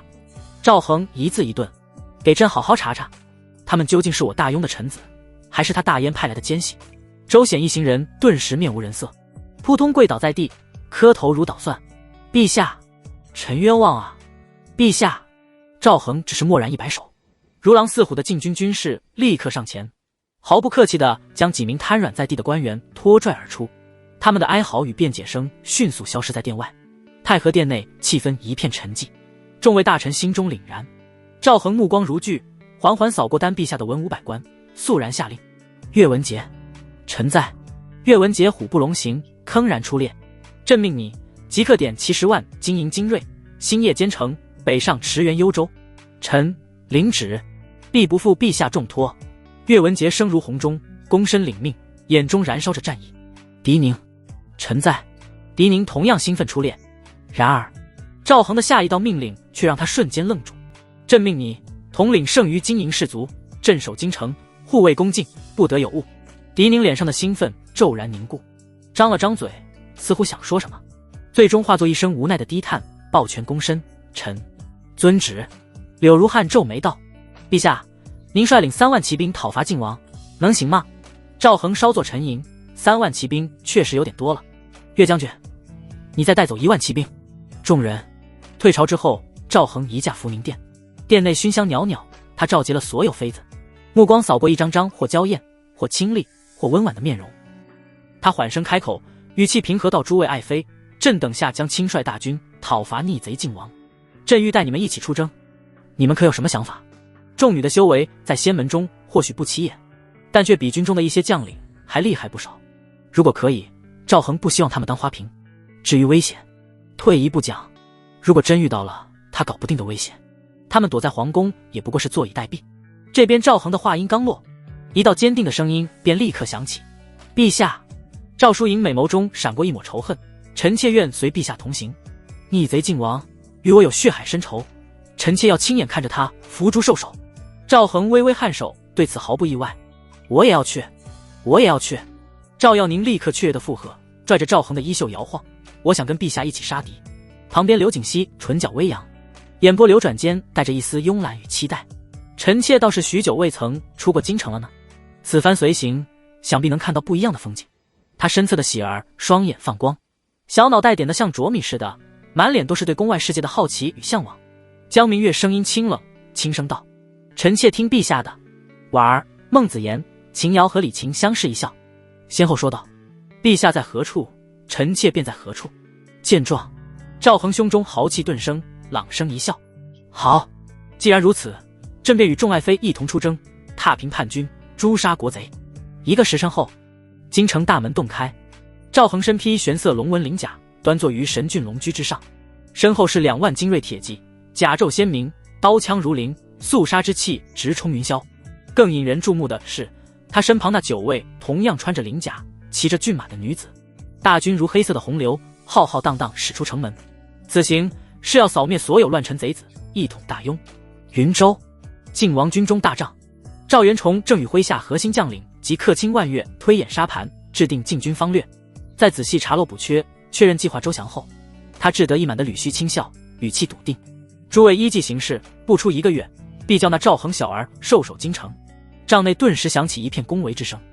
赵元崇对这些马屁早已免疫，他忽然想起一事，关切问道：派去查探吴王和楚王动向的斥候回来了吗？一位副将连忙恭敬回禀：王爷，斥候于1炷香前已然返回，正在帐外候命。哦，速唤他们进来。赵元崇挥了挥手，不多时，2名风尘仆仆的斥候快步走入，单膝跪地：参见王爷。赵元崇端起茶杯，语气淡然：说吧，吴王和楚王2部大军现今行进至何处了？一名斥候犹豫了一下，硬着头皮道：回王爷，据探查，楚王大军突然调转兵锋，杀向吴州去了。赵元崇端茶的手一顿，眉头瞬间凝紧：杀向吴州，消息可准确？千真万确。小人亲眼所见，斥候语气无比笃定。赵元崇的眉毛紧紧皱了起来，完全无法理解楚王这突如其来的昏招，难道是趁机去夺吴州的地盘？他暗自思忖，随即又问另一名斥候：吴王呢？他可知道楚王的动向？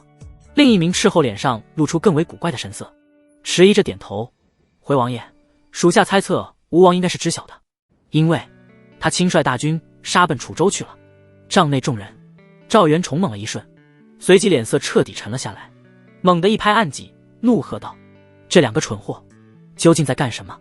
身旁的万越稍作沉吟，推测道：王爷，有2种可能，其一，2人打的本是同一个主意，都想趁对方后方空虚直取老巢；其二，便是楚王先动手后，消息走漏，吴王得知后干脆也来个互换根基。赵元崇眼角抽搐，正常的反应不该是立刻回师救援吗？岂有放任老家不管，反而去掏别人老巢的道理？万越一时语塞，无法解释这违背常理的军事行动。赵元崇不死心，仔细追问2名斥候：你们可曾探听到其他细节？他们军中可有异动？为何会行此悖谬之举？2名斥候对视一眼，齐齐摇头。他们能突破敌军斥候防线，探明大军主力动向已经不容易，更深层的内情根本无法触及。此时，一名宗师境的将领试探着开口：王爷，您说他们会不会是在故意演戏？佯装互相攻伐，实则拖延时间，想让王爷您先与朝廷大军硬碰硬，他们好坐收渔翁之利。赵元崇目光一凝，你的意思是，他们合起伙，演给本王看？万月沉思片刻，附和道：此计虽险，但若成功，确实能极大消耗王爷的实力，这个可能性极大。帐内其余将领也纷纷点头，认为这是最合理的解释。赵元崇面色阴沉，从牙缝里挤出冷笑：哼，两个蠢钝如猪的东西，拿了本王的好处，竟敢反过来算计本王，简直不知死活。他豁然起身，语气斩钉截铁：传本王命令，全军加快行军速度，本王要抢在朝廷援军抵达之前，以最快速度拿下整个沧州。他袖袍一甩，至于那两个自作聪明的蠢货，先不必理会。遵命。副将拱手领命，匆匆出帐传令。万月脸上却露出一丝忧虑，迟疑道：王爷，不管吴王和楚王，我们独自面对朝廷大军。赵元崇脸上露出一抹高深莫测的笑意：万先生不必忧心，本王自有妙计。说着，他抬手食指隐晦地指向了北方。万月先是一怔，随即恍然大悟：王爷您说服了大雁在幽州边境施加压力，以此吸引和牵制朝廷的兵力。赵元崇含笑点头，志得意满：没错，本王早就料到吴楚那两个蠢货不堪大用，岂会将希望寄托于他们身上。万月脸上露出钦佩之色：王爷深谋远虑，英明。赵元崇笑而不语，一切尽在掌握。时光荏苒，白驹过隙，眨眼6天过去。渝州地界，夜色如墨，将临时充作行在的县衙笼罩其中。连续数日的长途奔袭，随行朱飞早已从最初的兴致勃勃渐渐归于平淡。书房内烛火摇曳，一名东厂密探单膝跪地，声音低沉：陛下，孙德胜与段晨风2位将军已传来军报，其部主力已分别开进楚州和吴州州府，一切顺利。赵恒闻言略一沉思，便开口吩咐：传朕口谕，让孙德胜、段晨风2人在查抄逆王府库之后，即刻以2州州府为中心，辐射清扫所有残余叛党，务必彻底肃清，不留后患。奴婢遵旨。东厂密探躬身领命。挥退密探赵恒星神沉入系统。气运156万，各地都不太平，气运非但未跌，反而暴涨这么多，莫非是迅速收复吴楚2州之地，使得王朝气运重归凝聚？他修长的手指摩挲着下巴，若有所思。菜菜出来。嗖，金光一闪，穿着淡黄裙子的小萝莉叉着腰，仰着小脸抗议：以后能不能叫我蔡爷？回应他的是赵恒的拳头。菜菜小小的身子倒飞出去，啪叽一下贴在了墙壁上，缓缓滑落。赵恒收回拳头，语气平淡无波：就这么执着于让朕称也？菜菜揉着似乎被打得有点歪的小脸，哼哼唧唧地爬起来，嘴里不满地嘟囔：不行就不行嘛，干嘛动手呀？赵恒直接无视了他的抱怨，问出心中关切之事：凝聚人道金丹具体需要多少气运？菜菜听到这话，歪着小脑袋，伸出白嫩的手指，一本正经地掰算起来。赵恒耐心等待着，半晌，菜菜才抬起小脸认真道：我记得好像需要100万来着。赵恒，他眉头微挑，神色狐疑地盯着他：你怎么知道气运是用数值计算的？闻言，菜菜一脸天真：一直都是这样算的呀。是吗？赵恒眉毛微扬。菜菜狠狠点头。见状，赵恒淡淡问道：确定是100万吗？刚才你那语气让朕很难相信啊。菜菜摊摊小手，振振有词：不确定，我的记忆丢失了大半呀。而且，他顿了顿，黝黑的大眼珠滴溜溜乱转，区区金丹镜罢了。菜外，菜我怎么会特意去关注这种小事？赵恒嘴角微微抽动，沉默片刻道：朕该如何治治你的脑子？听到治脑子，菜菜立刻来了精神，小脸一正，故作高深道：简单，让我多吸收一些精纯的黄道龙气，有助于温养真灵，复苏记忆。赵恒稍作沉吟，如今手握150多万气运值，底气充足，即便暂时消耗掉龙气，也足以应对突发状况。他轻轻颔首：既然如此，朕便大发慈悲，赏你些许龙气。说吧，要多少？菜菜闻言，双眼发光，迫不及待地喊道：多多益善，越多越好。赵恒不再多言，伸出宽厚的手掌，直接覆盖在菜菜的小脑袋瓜上。心念一动，体内磅礴精纯的黄道龙气浩浩荡荡地涌入菜菜灵体之中。哇，好舒服，快，再快一点。你是不是没吃饭呀？菜菜眯起大眼睛，小脸上满是陶醉，嘴里还叭叭个不停。赵恒听得嘴角直抽，正欲开口让他安静些，忽然他面色微动，敏锐地察觉到门外一道倩影映在窗纸之上。婉儿，何事？他沉声问道。门外安静了一瞬，随即传来婉儿带着一丝慌乱和尴尬的声音：陛下，没事啊，臣妾什么都没听见。您先忙，臣妾告退。话音未落，便是细碎而急促的脚步声，显然是落荒而逃。赵恒的脸色瞬间黑了下来，目光不善地盯住菜菜的小脑瓜。他深吸一口气，强行压下当场教训他的冲动，决定先记下这笔账。一炷香后，一股空虚感传来，赵恒果断停止了输出，期待地看向菜菜。如何？可想起什么了？晋升金丹究竟需要多少气运？菜菜抬起小脸，此刻的表情无比笃定，斩钉截铁地说道：想起来了，凝结人道金丹需要100万气运。绝对没错。行，好歹从疑问句变成了肯定句。赵恒在心里默默安慰了自己一句，开始计算起来。100万气运，按目前趋势，应该用不了多久便能凑齐，但他仍有些疑惑。筑基之时耗费不过10万气运，晋升金丹竟需要10倍。菜菜闻言，脸上露出一丝傲然之色。凝结人道金丹之后，实力天翻地覆，打100个现在的你还绰绰有余。如此算来，你还觉得多吗？赵恒默然不语，回想起人皇镇运图录中关于人道金丹的种种玄妙，确实觉得不多。他继续追问道：除此之外，可还想起别的什么？菜菜振振有词：没啦，就这么点龙气，我能想起100万已经非常不容易了，以后多为我一点哦。赵恒的脸色慢慢沉了下去，目光在菜菜身上来回扫视，忽然狞笑一声：你想干啥？菜菜预感不妙，连连后退。啊，别打脸，救命啊！杀人了，杀剑了。翌日清晨，赵恒神清气爽地用霸早膳率领大军继续出发。另一边，自从得知吴王和楚王靠不住后，晋王赵元崇当机立断，亲率10万精锐骑兵脱离主力，急行奔袭。此刻，大军铁蹄已踏入沧州地界，烟尘滚滚，杀气盈野。远方，乐县低矮的城墙轮廓在尘土中若隐若现。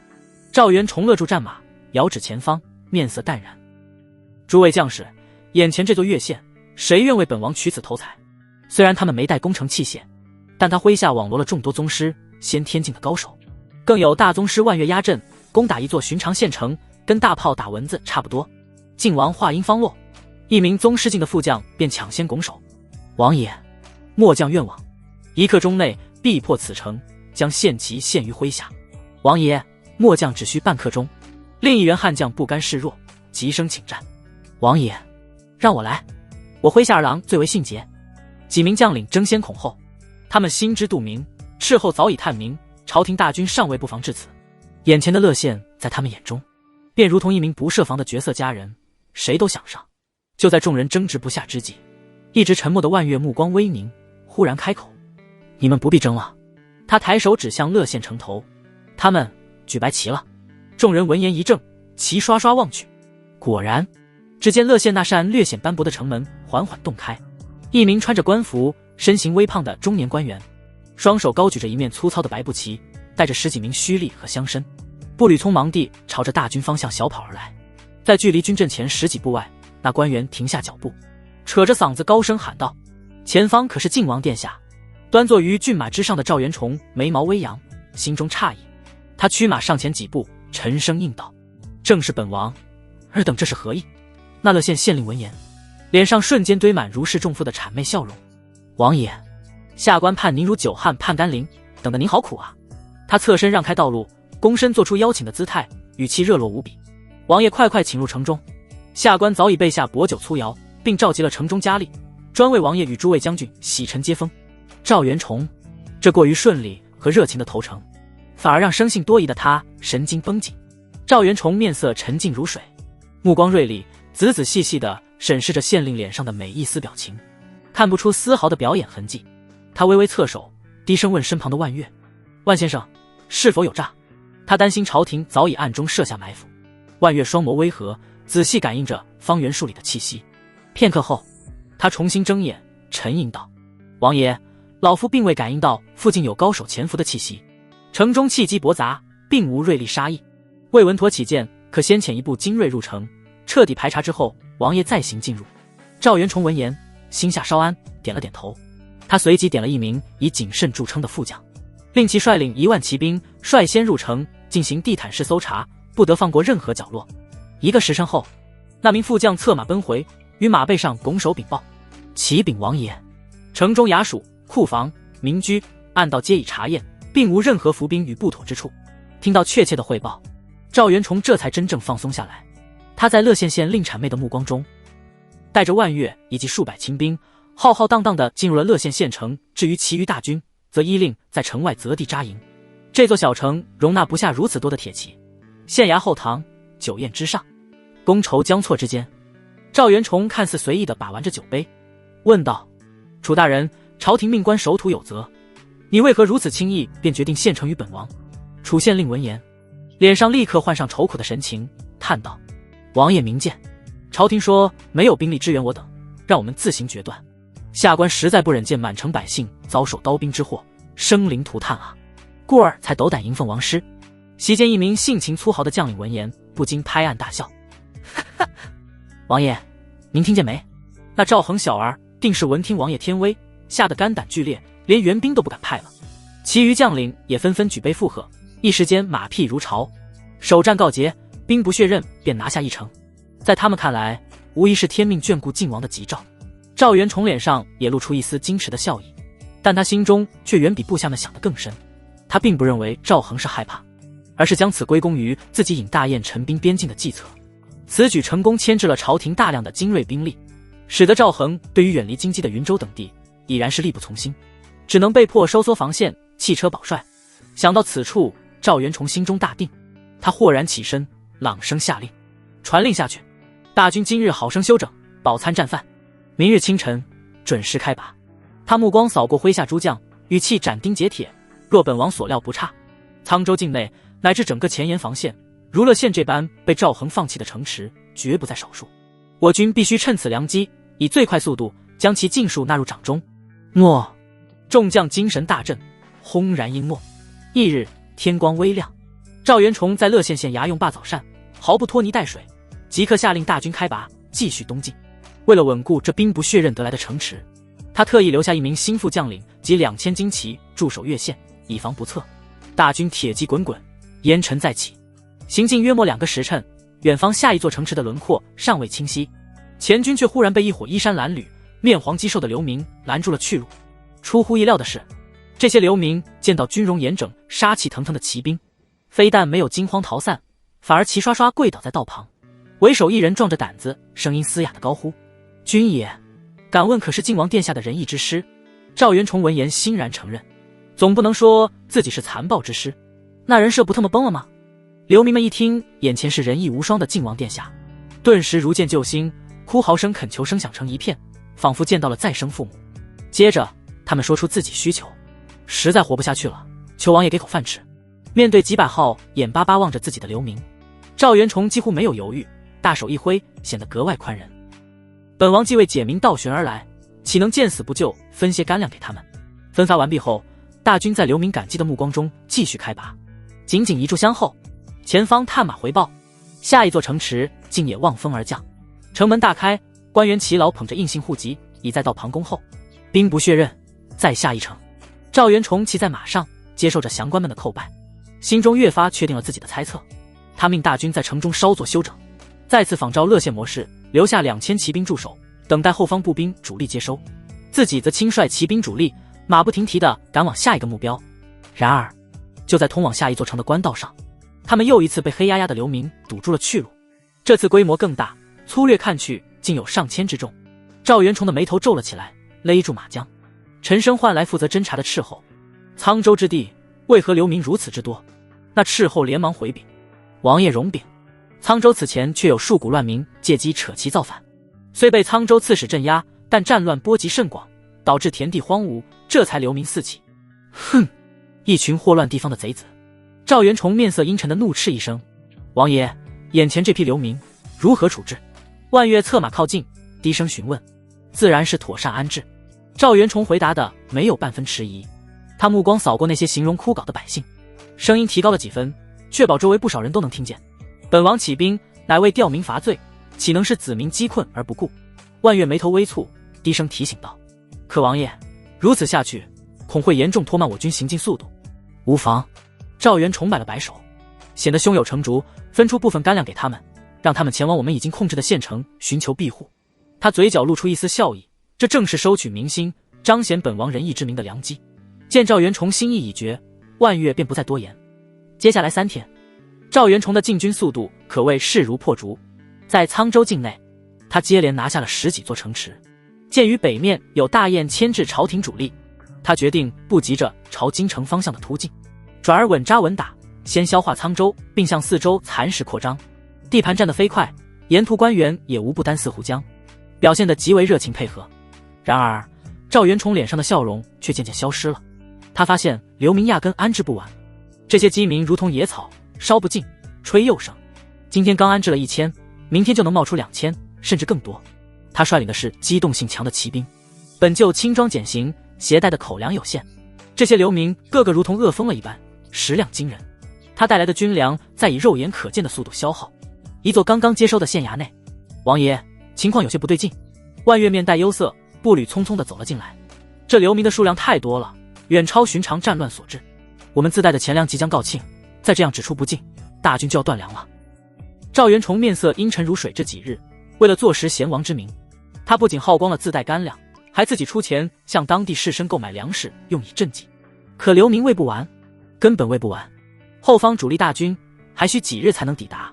赵元崇强压下心头的烦躁，转向一名副将问道：“回王爷，最快也需3日。”赵元崇眼神闪烁，面色变幻不定，最终猛地一拍桌案，下定决心：“传令，全军在此暂住，等待与后方大军会合后再做打算。”遵命。帐内诸将无不松了口气，齐声应诺。说实话，这些天一路兵不血刃虽好，但实在缺乏征战沙场的成就感，反倒像是赈灾官员。加上王爷严令要对流民温柔，不能动粗，可把他们这些粗豪武将憋屈坏了。就在这时，一名亲兵神色慌张地冲了进来，急声禀报：“王爷，不好了！城外又涌来大批流民，黑压压的一片，目测至少有数千之众，正朝县城而来。”什么？还有数千？众人闻言无不倒吸一口凉气。确定不是来攻城的吗？赵元崇只觉得头皮一阵发麻，连续多日的仁义表演已将他的贤王名头打了出去。此刻若紧闭城门，将流民拒之门外，那之前的投入与表演岂不是付诸东流？他眼珠飞快一转，立刻有了决断，沉声吩咐道：“去，让本地县令出面，打着本王的旗号，代表本王去接待安抚这些流民。”万越闻言露出了然的笑意，拱手道：“王爷英明，此乃金蝉脱壳，不是知人善任之良策。”赵元崇脸上浮现出一丝含蓄的笑意，他正欲开口部署下一步行动，帐外却传来一阵急促而慌乱的脚步声。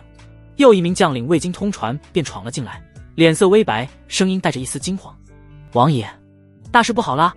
赵元崇眉头微蹙，但依旧维持着镇定，甚至慢条斯理地端起手边的茶杯，轻轻吹开拂叶，随后淡笑道：“怎么？莫非又是哪里的流民闻风而来，想要投奔本王？让县令依例安置便是。本王是不可能再自掏腰包了。”那将领却连连摇头，急声道：“不是流民，王爷，是关于吴王和楚王的消息。”他深吸一口气：“您之前命属下密切关注2王动向，方才探子飞鸽传书回报，吴王与楚王早已身死多日了。”啪嗒，赵元崇手中的茶杯应声滑落，温热的茶水溅湿了他的袍角。他浑然不觉，猛地站起身，目光死死盯着那名将领。消息可当真？千真万确。王爷。将领连忙从怀中掏出一张小心卷起的纸条，双手呈上：“此乃密报原件，上有我们独有的暗记与火漆，绝无伪造可能。”赵元崇一把夺过纸条，飞快地扫过上面的字迹，越看脸色越是阴沉。他将纸条递给身旁的万越，声音带着一种压抑的震惊：“万先生，你自己看吧，我们都被耍了。赵恒那小儿竟以雷霆手段辗转数千里，悄无声息地灭杀了吴王和楚王。非但如此，他还收编了2王的军队，更是驱使他们互相攻伐，故布一阵，将我们所有人都蒙在鼓里。”万越接过纸条，目光迅速扫过，眼皮不禁猛地一跳。此前2王大军那令人费解的诡异动向，此刻终于有了答案。那根本不是内讧或算计，而是早已易主后被人操控的提线木偶。帐内陷入一片死寂。半晌，万月才缓缓抬起头，声音前所未有的凝重：“王爷，此子心机深沉，手段狠辣，行动更是果决迅猛，若不除掉，必成心腹大患。”赵元崇面无表情，感到战局变得异常棘手。吴楚二王的兵力加起来超过20万，这意味着赵恒那小子在吞并这2股力量后，双方的兵力差距已被大幅拉近。一旦陷入消耗战，后果不堪设想。强烈的悔意再次涌上心头。早知今日，当初就该第一时间将这替身小儿扼杀。然而祸不单行，那名将领又硬着头皮，小心翼翼地补充道：“王爷，还有一事。”讲。赵元崇的声音带着不耐：“我们派往渝州的探子回报，发现了一支朝廷骑兵，约2-3万之众，打着天子龙旗，疑似是赵恒亲自统兵，正朝我军方向而来。”什么？赵元崇的眉毛瞬间凝成了一个结。2-3万骑兵，他就带着这点人马直冲本王而来。万月也面露疑惑，会不会是朝廷大军的先头部队？意在试探。不太可能。赵元崇微微摇头，语气变得无比郑重：“以那小子阴险狡诈的性格，若无十足把握，绝不会以身犯险。他既然敢来，手中必然握有我们不知道的底牌。”赵元崇不再犹豫，果断下令：“传令，全军即刻拔营，全速退回乐县固守。我们必须主动与后方主力大军尽快会合，集结所有力量，再图良策。”诺。将领不敢怠慢，匆匆领命而去。待其离开，万月才带着几分不解开口：“王爷是否过于谨慎了？即便那赵恒有些手段，以我等的实力……”赵元崇抬手打断了他，目光深沉道：“万先生，本王担心他拥有能对付你的手段。要知道，水无伤和雷千珏可是大宗师中期，能轻易杀死2人，实力可想而知。”万月闻言，神色一凛，微微颔首，但眼中困惑未消：“王爷所言有理，只是那小子究竟能有何种手段？仙门总不可能帮他吧？”赵元崇微微摇头，没有将自己的猜测说出口。他目光变幻，内心陷入了艰难的抉择之中。与此同时，沧州某座县城，一对身着素雅长袍、气质超凡脱俗的男女正漫步于熙攘的长街之上。那女子秀眉微蹙，以秀眼鼻，声音带着明显的厌弃。自从拜入宗门，吸纳天地清灵之气，方才觉得这凡俗红尘间的污浊之气如此令人难以忍受。身旁的男子闻言淡然一笑，解释道：“城池之中聚集了太多懵懂凡人，他们生老病死、七情六欲，皆会滋生浊气。师妹若不喜，暂时封闭灵诀即可。”那女子依言照做，神色稍缓，随即又流露出不悦：“也不知大庸赵氏皇族在搞什么鬼？到处烽火连天，流名遍地，脏死了。”男子面色平静无波，淡淡道：“凡间王朝无非是争权夺利的戏码罢了，亘古如此。”他话锋一转，看向女子，说起来，你跟江师妹似乎都是大庸之人。女子点头，随后玩味地笑了笑：“江师妹据说还是前皇后呢，前几天她筑基成功，不是第一时间下山了吗？”男子表情冷淡：“那位皇帝真是有眼无珠，江师妹2年便成功筑基，何等才情！”说到这里，他摇了摇头：“这样也好，否则江师妹的天赋便被浪费了。”女子笑了笑：“江师妹此次下山，怕是要出口恶气，不知那皇帝会不会求饶？”男子冷哼一声：“活该！那个昏君不仅有眼无珠，还把大庸治理成这副模样，害我们不得不跑一趟。”女子叹了口气：“事已至此，多说无益。师兄，此地距离晋王大军应该不远，我们先去询问一番，尽量早日回宗复命。”男子微微颔首，自然没有异议。下一刻，2人身形微动，化作2道流光冲天而起，瞬息间消失在云端。奇怪的是，长街上来往的百姓对此竟毫无所觉，仿佛那2道身影从未出现过。另一边，晋王率领的骑兵正在收拾东西，准备暂时撤退跟后方大军会合。中军大帐外，忽然2道流光以惊人的速度破空而来，直坠中郡。万月面色骤变，一个闪身护在赵元崇身前，低喝道：“王爷小心，有高手！”话音未落，一男一女2道身影已然出现，衣袂飘飘，纤尘不染。那男子目光淡漠，直接落在赵元崇身上，语气带着居高临下的审视：“你就是晋王？”赵元崇瞳孔微缩，心中凛然，面上却不动声色，拱手道：“正是本王。2位可是仙门使者，眼力不错。”男子语气倨傲，算是默认。一旁的万月一听仙门2字，立刻收敛了气息，蓦然垂手，退至一旁，眼中光芒闪烁，不知在思量什么。那男子不再废话，直接道明来意：“如今大雍内乱四起，烽烟遍地，违背了宗门希望凡间稳定的意愿。不过宗门原则上不插手凡间王朝争斗。他语气一转，带着不容置疑的命令口吻，故此给你1个月时间，1个月内，要么你被那皇帝杀死，要么你坐上龙椅，平息所有动乱，否则期限一过，宗门便会出手平息闹剧。听明白了吗？男子言辞颐指气使，全然未将眼前这位权倾一时的藩王放在眼里。赵元崇脸色微沉，紧抿着嘴唇，没有立刻回应。他周围的亲卫将领见此人如此傲慢无礼，脸上不禁浮现怒意，手按上了兵刃。那男子敏锐地察觉到这些蝼蚁的不满，眼中寒光一闪，冷哼道：“不知死活。”也不见他如何动作，一枚滴溜溜旋转的银色剑丸便自其袖中激射而出。咻咻咻！霎时间，剑气纵横，凄厉的破空声不绝于耳。方才那些面露愤慨之色的将士，好似被无形镰刀收割的麦草，齐刷刷倒地毙命，鲜血瞬间染红了营地泥土。一群不知天高地厚的凡俗蝼蚁，也敢对我流露不敬？男子收回剑丸，语气冰冷，仿佛只是随手碾死了几只虫子。赵元崇看着顷刻间毙命的心腹将领，拳头在袖中紧握，但他深吸一口气，强行压下翻腾的怒火，脸上迅速堆起春风般和煦的笑容，拱手道：“2位仙使息怒，是本王御下不严，冲撞了仙使，仙门的吩咐，本王知晓了。”随后他话锋一转，故作迟疑道：“可如今龙椅上那皇帝乃是替身，本王若是败了……”男子眼中闪过一丝惊讶：“皇帝是假的？江师妹知道吗？”他心里想着，嘴上不耐烦道：“宗门只要结果，至于他是真是假，宗门不在乎，懂吗？”赵元崇心中一沉，他本来觉得自己没有10分把握，无奈之下想来一招借刀杀人，结果仙门居然不在乎那小子是假的。赵元崇沉默片刻，暗中咬咬牙，内心终于做出了决定。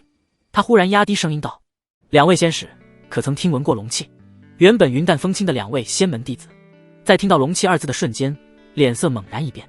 那男子眼神闪烁，最终神色淡漠道：“此等秘辛，你一个凡俗王爷从哪里听到的？”赵元崇脸上依旧堆着谦和的笑容，微微躬身，做出邀请的姿态。此事说来话长，2位仙使身份尊贵，不如移步帐内，容本王细细禀告，可否？2名弟子交换了一个眼神，神念在瞬息间已交流了数次。那男子稍作沉吟，方才微微颔首。可话音未落，他便已转身，仿佛主人般率先朝着那顶奢华的中军大帐走去。见状，赵元崇面色依旧和煦如春风，眼底深处却掠过一丝冷意。他并未动怒，只是默默跟随。大帐之内，众人依次落座。赵元崇率先开口，微笑道：“不瞒2位仙使，本王早年于深山探险时，曾偶得一株一种灵茶树。此茶颇有神意，饮之可清心涤念，于修行或有微末裨益。今日恰逢仙使驾临，正合取出，请2位品鉴一番，也好驱除这凡尘浊气。”说着，他亲自从身旁一个密封的玉盒中珍而重之地取出少许茶叶。那茶叶色泽碧绿，形态蜷曲，隐隐有灵光内蕴。他将茶叶放入备好的白玉茶盏之中，注入滚沸的泉水。顿时，一股清雅脱俗、带着微弱灵气波动的茶香在帐内弥漫开来。2位仙门弟子鼻翼轻轻翕动，这灵茶虽远不及宗门内那些真正的灵茶，但也差不了多少。那女子微微颔首，唇角难得地泛起一丝认可的笑意。灵气虽薄，却也纯净，确实尚可。见2人流露出品尝的意向，赵元崇心下稍安，不动声色地示意侍从将2杯热气袅袅的灵茶恭敬地奉至2位仙使面前。那男子行事显然极为谨慎，并未立刻饮用。他低头轻嗅其香，同时一缕无形无质的神识已悄然探入茶汤之中，如同最精细的筛子，来回扫荡茶宴，不放过任何一丝异常。片刻后，他确认无误，方才不动声色地向身旁女子传音入密，随即姿态优雅地将杯中灵茶一饮而尽。那女子见状，也随之伸出纤纤玉指，端起茶杯，优雅地轻抿了一口。赵元崇面上依旧保持着谦卑的笑容，陪着饮了一口，心中却振奋不已。龙气之事关系太大，他不敢确定全盘托出后自己是否会被仙门当作需要亲历的知情者，故而必须准备些反制的手段，方能掌握一丝主动。品尝完灵茶，那名男子放下茶杯，直接切入正题，语气带着命令的口吻：“茶已品过，现在你可以说说那龙气之事了。”赵元崇闻言神色一肃，郑重点头：“仙使垂询，本王自当知无不言。本王之前曾提及，如今龙椅上那位皇帝，实则是个替身，想必二位还有印象。那女弟子秀眉微蹙，疑惑道：“是又如何？这与龙气有何干系？”“大有干系。”赵元崇目光沉凝，语气带着难以置信。那替身之前分明只是个手无缚鸡之力的普通人，身份卑贱。然而就在这短短数月之间，他却莫名拥有了击杀大宗师的能力。他刻意停顿片刻，这才继续道：“根据本王多方查探与推测，那小子实力如此突飞猛进，唯一的解释，便是他不知以何种途径得到了早已失传的龙气修行之法。”说着，赵元崇从怀中取出一个材质非凡的锦盒，小心翼翼地在两人面前打开。盒中铺垫着明黄丝绸，上面静静躺着一片残破不堪的古籍碎片。两位仙使请看，此物乃是本王早年于一处古遗迹中无意所得，其上便有一些关于龙气的残缺记载，跟那小子使出的招式极为相似。两位仙门弟子目光如电神识，瞬间扫过那片残页，顿时两人心中波涛汹涌，再难保持平静。黄道龙气修炼之法竟然真的存在过，而且被一个凡俗替身皇帝所掌握。那名男子强压下心中的震动，面上依旧维持着淡漠，声音听不出喜怒：“若你所言非虚，那替身皇帝当真修炼出了黄道龙气，届时我们会出手帮你处理掉此人。”赵元崇听到这话，心中一喜，仙门果然对此极为重视，但旋即一股更深的忧虑涌上心头。仙门的反应更印证了龙气的敏感与重要，如此一来，自己这个知情者事后想要全身而退的概率恐怕又小了几分。赵元崇面色微微变幻，强忍住追问龙气具体详情的冲动。现在还不是时候，知道的越多，处境反而越危险。他爪儿露出一副急切的模样，询问道：“不知两位仙使准备何时出手？本王怕迟则生变啊。”两位仙门弟子对视一眼，嘴角揭露出一丝尽在掌握的笑意。那名女子淡然开口，语气带着几分超然：“王爷不必过于焦虑，实不相瞒，我宗门内有一位师妹，已于前几日率先下山。她此行正是为了去找那位皇帝，了结一段旧日恩怨，一雪前耻。”他瞥了赵元崇一眼，继续道：“说不定此刻师妹已经找到了那皇帝，我们只需以秘法传讯于他，让他顺手解决此事即可。”赵元崇神色微动，脸上恰到好处地露出关切之色：“敢问两位仙使，您那位师妹修为如何？”“并非本王多虑，实在是那赵恒小儿的实力至今成谜。贵师妹若是贸然前往，只怕……”那男子闻言，嘴角勾起一抹傲然的弧度：“你大可放心，我那师妹虽入门稍晚，如今修为只有筑基一重，但她天赋异禀，所铸道基极为特殊，一身实力便是比你身旁这位。”他目光扫过万月，恐怕还要强上几分。万月听到这话，脸色一沉，纵横大庸江湖数十年，居然被当作参照物了，筑基一重，比我这大宗师还强，简直荒谬。他心中冷哼，若非顾忌对方身份，几乎要出声反驳。赵元崇心里也不太相信，生怕仙门弟子因傲慢而轻敌，导致功亏一篑。但他心念电转，忽然想到，若是这位师妹真的在赵恒手里吃了亏，甚至陨落，那岂不是更能激起仙门的雷霆之怒？想通此处，赵元崇心中反而安定下来，脸上迅速堆起恭维的笑容，赞叹道：“原来如此，贵师妹想必定是一位惊才绝艳的奇女子，以筑基一重媲美大宗师巅峰之境，真是令人神往啊！”他话锋一转，带着几分试探与讨好：“不知本王可否有幸结识一番这位仙子呢？”那男子玩味地笑了笑，目光带着一丝戏谑看向赵元崇：“别说，你估计还真认识我这位师妹。”“哦。”赵元崇面色惊讶，男子缓缓道出：“她名为江映月，曾是你这大庸王朝的皇后。”赵元崇，他脸上的表情瞬间僵住，足足愣了好几息，大脑仿佛才处理完这个爆炸性的信息。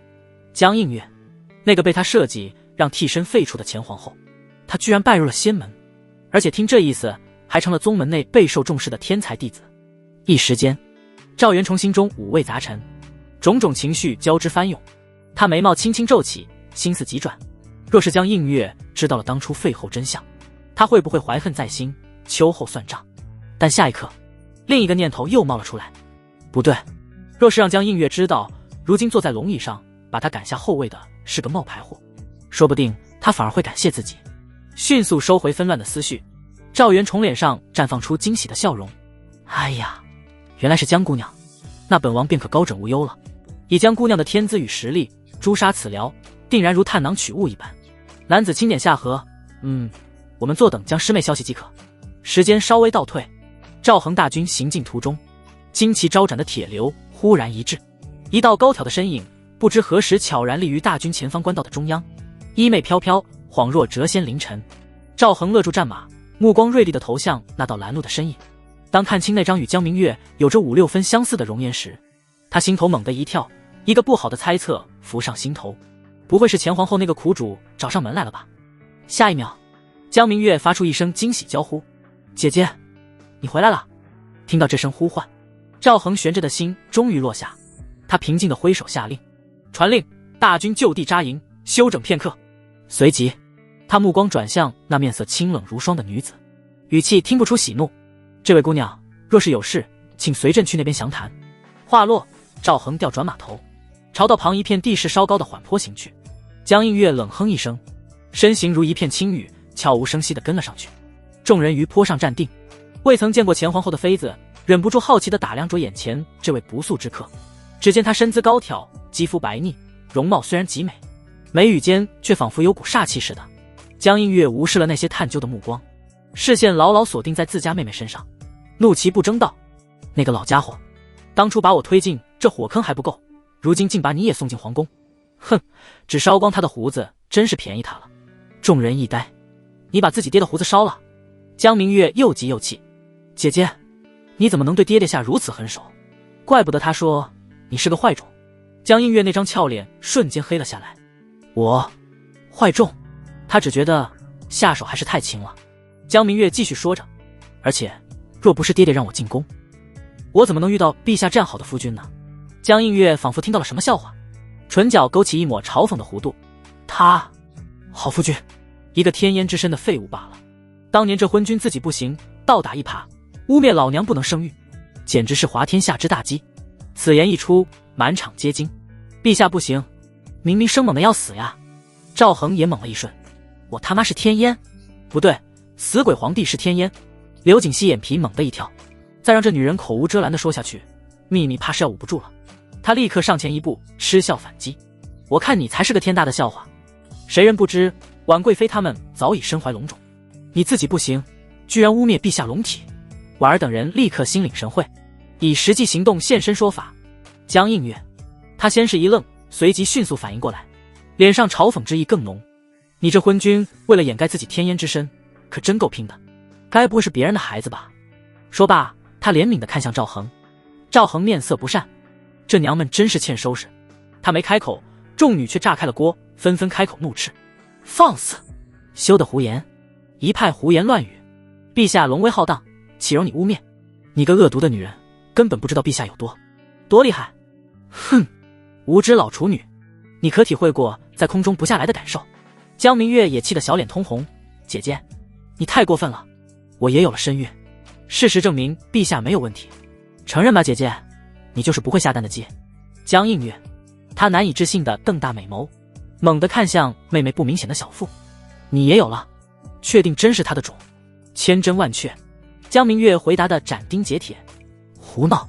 江映月胸口剧烈起伏：“你忘了你自幼体弱，身有暗疾吗？等等，你的修为！”江明月自豪道：“都是陛下宠幸的。”这时，赵恒有些不耐道：“江姑娘，朕还要率军去铲除逆贼靖王，你今日拦驾所为何事？”江映月深吸一口气，沉着脸看向赵恒：“我要带明月回宗门。”赵恒闻言眉毛微挑，转向江明月，语气温和地问道：“明月，你可想随你姐姐去仙门？”江明月乖巧道：“臣妾听陛下的。”赵恒了然的点点头，转而认真的看向江映月：“你妹妹不想回去？”江映月先是一愣，随后冷笑道：“看来你是不打算放人了。既然如此，就休怪老娘不客气了。”话音方落，轰！一股灼热的气息猛然自江映月体内爆发开来，赤红色的灵力如燃烧的火焰般升腾缭绕。赵恒眼神微动，果然有点东西，就是不知道这位前皇后的评分如何。他心念微动，系统界面悄然浮现：姓名江映月，年龄21，身份紫阳宫弟子，灵根中品灵根，根骨道骨赤炎神皇体，综合评分92。同样的灵根和根骨，分数居然比妹妹要高一点。是因为当时江明月的体质没完全开发出来的原因吗？感受着周遭越来越灼热的气息，赵恒眼珠微转，轻笑道：“江姑娘稍安勿躁，朕倒是有一个两全其美的法子。”江映月俏脸紧绷：“什么法子？”赵恒面色肃然：“江姑娘，你再嫁给朕一次，证明自己能生孩子，在宫里跟明月也有个照应。不过先说好，若是你真不能生孩子，皇后之位是别想了。”此话一出，不知真相的几位妃子轻轻松了口气，就怕陛下念旧情，直接把皇后之位给出去了。但这话落在江映月耳中，却是直接把他气笑了。狗皇帝，你想的倒挺美，同样的坑，我怎么会踩2次？老娘今日就为大庸百姓狠狠教训一下你这位昏君。说罢，一声清越的凤鸣之音骤然响彻云霄，紧接着在江映月身后无穷的火光汇聚，一道巨大的火红凤凰虚影缓缓伸展出它那完全由烈焰构成的华丽双翼，恐怖的热浪如海啸般向四周席卷，众女汗如雨下，脸颊被烤得发烫。赵恒皱着眉头，大手一挥，磅礴的黄道龙气汹涌而出，化作一道无形的屏障，将他们牢牢护住。他目光微冷，看来要以德服人了。心念至此，低沉的龙吟声开始在他周身隐隐回荡。然而就在这剑拔弩张之时，江映月面色忽然一动，仿佛感应到了什么。他玉手一翻，一枚正散发着微弱光芒的传讯玉符出现在掌心，他迅速将神识沉入其中。几息之后，他猛然抬头，那双美眸死死地盯着赵恒。忽地，他毫无征兆地大声笑了起来，胸前硕果摇摇欲坠间，一道玩味的声音从粉嫩的唇瓣中轻轻飘出：“原来你是个替身啊！”江映月轻飘飘的一句话，令周遭空气骤然凝固。赵恒目光幽邃，唇角勾起一抹似笑非笑的弧度。江姑娘看来是稍迷糊了。李晴与赵淑莹等不知内情的妃子闻言暗暗点头，方才这女子便胡言乱语，污蔑他们清誉，此刻又将矛头直指陛下，实在可恨至极。而像刘景熙这般知晓内情的几人，脸色却不由得微微一变。江映月不慌不忙，唇边浮起一抹成竹在胸的浅笑：“我原以为是那狗皇帝治好了天烟之症，没想到是你李代桃僵顶替了他。”他目光如炬，锁在赵恒身上。方才你身上流转的那股气息，便是龙气吗？确实有些与众不同。赵恒闻言，眼神微凝：“你方才收到什么消息？”江映月倒也爽快，直言不讳：“是我师兄师姐的传信，他们此刻正在靖王那里。靖王说你疑似得到了黄道龙气修行之法，让我调查一下。”赵恒丝毫不意外，水无伤和那位翁老都知道，靖王没理由不知道龙气。仙门调查龙气，意欲何为？赵恒问出心中疑惑。江映月语气平淡：“龙气修行被视为邪修一端，但凡出现，必须第一时间出手清理。”赵恒，邪修？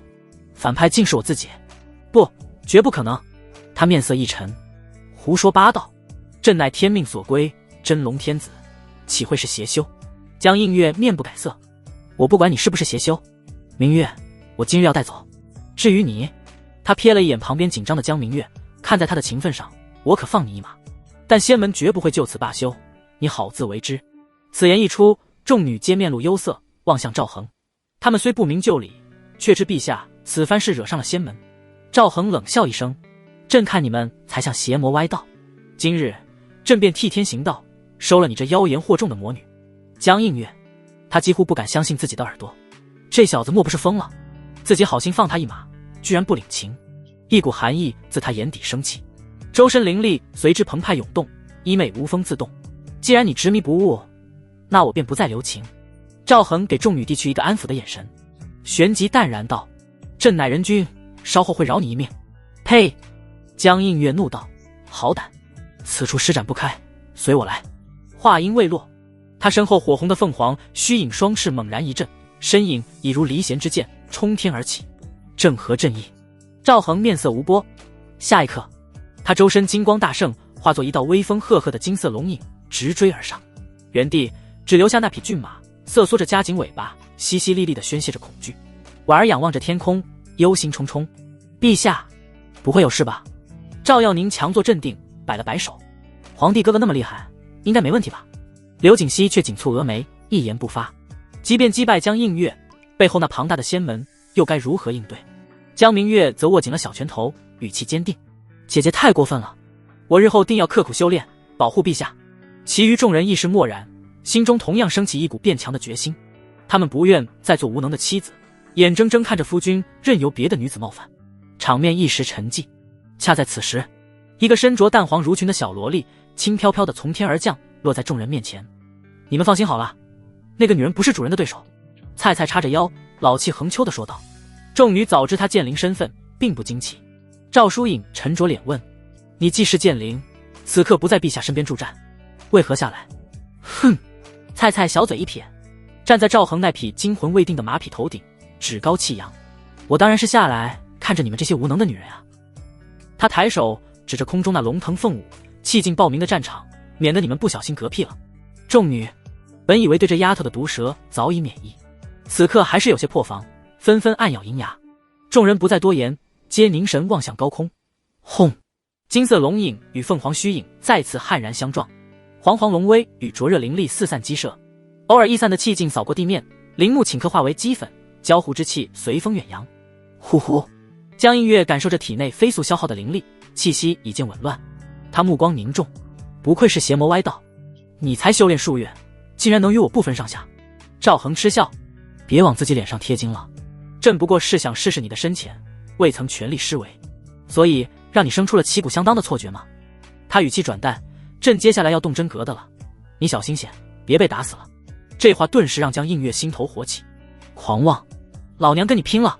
万火流明，他手掐法诀，原本略显暗淡的凤凰虚影骤然光芒万丈，双翼展开猛地一闪，霎时间，无数赤红炎流如流星火雨，铺天盖地朝赵恒席卷而去。炽热的高温扭曲了空气，下方山林轰然腾起烈焰，化作一片火海。赵恒目光微凝，这娘们发起火来还挺热。心念一动，一道长达数百米的金色龙影盘旋而出，散发出浩瀚龙威。天龙吞日，他淡淡开口。下一刻，那威炎龙手对着漫天赤炎流星猛然张开巨口，呼！狂风呼啸，形成一股庞大的吸力。那无数赤炎流星虽说借助风势燃得更旺，却身不由己，纷纷偏离原本轨迹，如同百川归海，尽数没入那深不见底的龙口之中。江映月脸色难看，不信邪地催动更多灵力，炎流愈发狂暴。可那金色龙影仿佛无底深渊，来者不拒。片刻之后，江映月灵力消耗过巨，再也无法维持凤凰虚影，火光轰然溃散。再看那空中龙影，已从灿金转化为灼目的赤红之色，周身散发着恐怖的热浪。赵恒微微一笑，并指如剑，向前一点，朕请你看场烟花。话音落下，赤红龙影发出一声震天龙吟，撕裂长空，拖曳着绚烂的火红尾焰，朝江映月急冲而去。江映月面色巨变，急忙祭出一方古朴阵盘注入灵力。轰隆！赤红龙影在他身前轰然炸裂，天穹之上火光如血，将云霞染成一片赤红。无数团赤炎如末日流星，带着尾焰向四面八方溅射。灼热的气浪扭曲了空气，场面既恐怖又壮丽。地面面对着漫天流火，菜菜小小的身躯站得笔直，他负着一双小手，白嫩的小脸上满是睥睨天下的神色，对着天空淡淡喝道：剑来！内心同步疾呼：主人主人，快快让剑下来，求求了！嗡！一声低沉的剑鸣响彻四方，金色流光应声破空而至，正是人皇见他稳稳悬停在菜菜面前，剑身微颤，菜菜化作一道流光，咻地钻入剑中。下一刻，剑身之上刻画的山川草木纹路逐一亮起，散发出煌煌神光。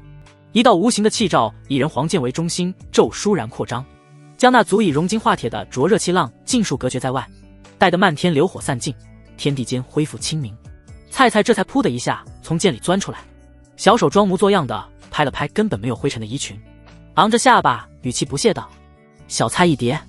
首次见识菜菜出手的众女，眼中不禁流露出惊奇与几分崇拜，这让菜菜本就高昂的下巴翘得更高了。半空中，应接了赵恒一击的江映月模样狼狈不堪，她原本飘逸的仙裙多处破碎，露出下面被灼烧的焦黑的痕迹，发髻散乱，脸上还沾着烟尘。奇怪的是，唯独裹着胸前饱满弧度的衣料却完好无损，在破损的衣物中格外显眼，显然不是凡品。你，江映月心有余悸，若非阵盘抵消了大部分的爆炸威力，加上他的体质对赤炎的亲和度高，恐怕下场不容乐观。赵恒目光严肃，不愧是邪魔歪道，皮糙肉厚，硬接朕一击居然没事。说罢，他五指微张，周身龙气涌动。过来吧！龙吟再起，来不及补充灵力的江映月，身体不由自主地被那股磅礴的吸力拉扯着，朝赵恒飞去。啪！赵恒大手一探，精准无比地扼住了他纤细的后颈，如同拎起一只不听话的小野猫。随后指尖龙气流转，迅速没入他身上几处要穴，将其经脉封禁，无法调动灵力。无视江映月几乎要喷火的美眸和徒劳踢的，赵恒拎着他，身影缓缓飘落地面。看到自家姐姐这副惨兮兮的模样，江明月犹豫片刻，还是上前柔声求情：“陛下，是臣妾姐姐不懂事，冲撞了您，陛下能否宽宏大量，饶她一次？”赵恒不置可否：“那就看你姐姐的表现了。”江映月身子很软，但嘴却硬得很：“是我技不如人，明月你别求他，要杀要剐，悉听尊便。”哼，反正你蹦跶不了多久。赵恒懒得跟他斗嘴，直接开门见山：“你们靠什么联系的？传音符？不告诉你。”江映月梗着脖子，一副英勇就义视死如归的模样。赵恒眼神一扫，突然伸手，哧啦一声扯下了他腰间看似普通的小袋子：“还给我！”江映月见状大急，身体剧烈扭动，双腿在空中徒劳地蹬了几下。赵恒捏着袋子，若有所思：“看你急的，难道这就是储物袋？”江映月沉着脸，咬紧嘴唇，一言不发。赵恒对旁边正在看戏的菜菜喊道：“小菜，来啦，主人！”菜菜立刻屁颠屁颠跑过来：“这玩意儿怎么用？”菜菜闻言，小手托着下巴，陷入沉思，一副该治脑子的模样。赵恒眼神一冷，菜菜瞬间老实，乖巧答道：“主人，很简单的，抹除他的神识印记，再刻上您自己的就行了。”你敢？江映月真的急了，修行界规矩，储物袋乃私密之物，神圣不可侵犯。赵恒嗤笑一声：“谁跟你们这些邪魔歪道讲规矩？”他按照菜菜的指导，轻易抹除了江映月的神识印记，转而打上了自己的烙印。神念往储物袋中一插，顿时来到一处约莫3立方米大小的奇特空间，里面东西放得乱七八糟，几件法器，瓶瓶罐罐的丹药，一些草药、灵石，还有几件材质特殊、绣着花纹的肚兜。赵恒收回神念，目光有些微妙的上下打量着江映月：“你们这些修仙的真变态，居然把肚兜练成法器！”江映月的俏脸以肉眼可见的速度红温，他恼羞成怒道：“无耻之徒，你懂什么？那地方当然得重点保护啊，万一斗法的时候伤到或者不小心爆衣了怎么办？”赵恒轻蔑一笑，不再纠缠这个话题。很快，朕就发善心，让你们师兄妹团聚。江映月冷笑：“哼，他们的修为比我还高，我劝你现在放了我赶紧跑，或许还能留个全尸。”赵恒懒得再理会他的嘴硬，利落的翻身上马，沉声道：“我们走，尽快去干掉靖王那个老东西。”众女微微颔首。一行人回归后，大军再次浩浩荡荡开拔，朝着靖王所在的方向涌去。10天后，靖王大营，中军大帐。此时，后续的军队早已赶了上来，数十万大军营帐连绵不绝，旌旗招展，一眼望不到尽头。赵元崇亲自为2名仙门弟子奉上灵茶，恭敬问道：“2位仙使，不知江仙子可否擒下赵恒那小儿？”那名男弟子微微摇头，语气淡然：“江师妹尚未传来讯息，难道是出了什么岔子？”赵元崇心中暗喜，面上却堆满了担忧：“应该不会吧？”男子语气有些捉摸不定。另一位女弟子见状，拿出自己的传讯玉符：“我再询问一下师妹。”片刻后，她手中的玉符突然一阵急促的抖动，那频率，酒矿的寡妇看了都得流口水。江师妹回了。女子欣喜道。见状，那名男弟子不动声色地松了口气，笑道：“看吧，我就说江师妹精才绝艳，捉拿一个伪帝还不是手到擒来。”赵元崇眼神里的喜色几乎隐藏不住，连忙奉承道：“不愧是江仙子，果然非凡。”实际上，不管江映月成功还是失败，他都是赢家。成功的话，他除去心头大患；失败的话，仙门必定震怒，赵恒那小儿死得更惨。那名女弟子将神识探入玉符读取信息，随后眉头却缓缓皱起。怎么了？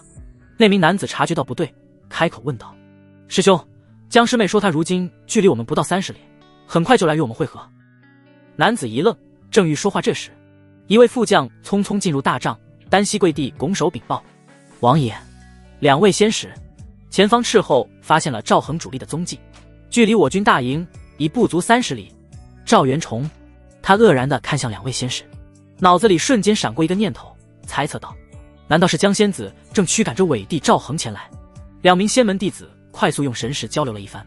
最后那男子淡然起身，拂袖道：“八成如此，师妹，我们去外面迎一迎。”说罢，率先朝着外面走去。望着两位先使离去的背影，赵元崇和万月对视一眼，也跟了上去。他已经迫不及待想看到赵恒小儿那惊惧交加、面色灰败的模样了。江映月震惊地看着正在把玩他传讯玉符的菜菜，内心翻起惊涛骇浪。他万万想不到，这世上居然有人能轻易破除宗门传讯玉符的禁制，还能仿照他的神识波动给师兄师姐传递消息。菜菜表情淡淡，摆摆小手：“小菜一碟。”赵恒神色惊讶，他只是随口一问，没想到菜菜真能破解。你仿照的神识波动，确定能瞒过他们吗？菜菜沉吟道：“只要不是金丹真人，就能瞒过。”赵恒目光沉思，这样自己后续的计划就得改变了。菜菜神色疑惑，话说干嘛要如此麻烦？主人又不是打不过他们。赵恒笑摸菜菜狗头，正考虑的不是眼前，而是以后。看来你还有点用处。菜菜笑嘻嘻，嘿嘿，都是主人喂养的好，能量足了，我才想起来这种小手段了。随即他眼珠咕噜噜一转，伸出白嫩的小手只戳了戳自己平坦的小肚子，故作娇羞状：“那个人家好像又饿了哎。”赵恒，他面上的笑容瞬间僵住，不动声色地收回手掌，抬头望天：“改日再说。”顿了顿，赵恒又道：“朕准备把仙门弟子引诱出来。”菜菜歪着小脑袋，直接冲上去干不就得了？赵恒微微摇头，他们目前在靖王大营之中，杀他们倒是简单，到时仙门报复，你能抵挡吗？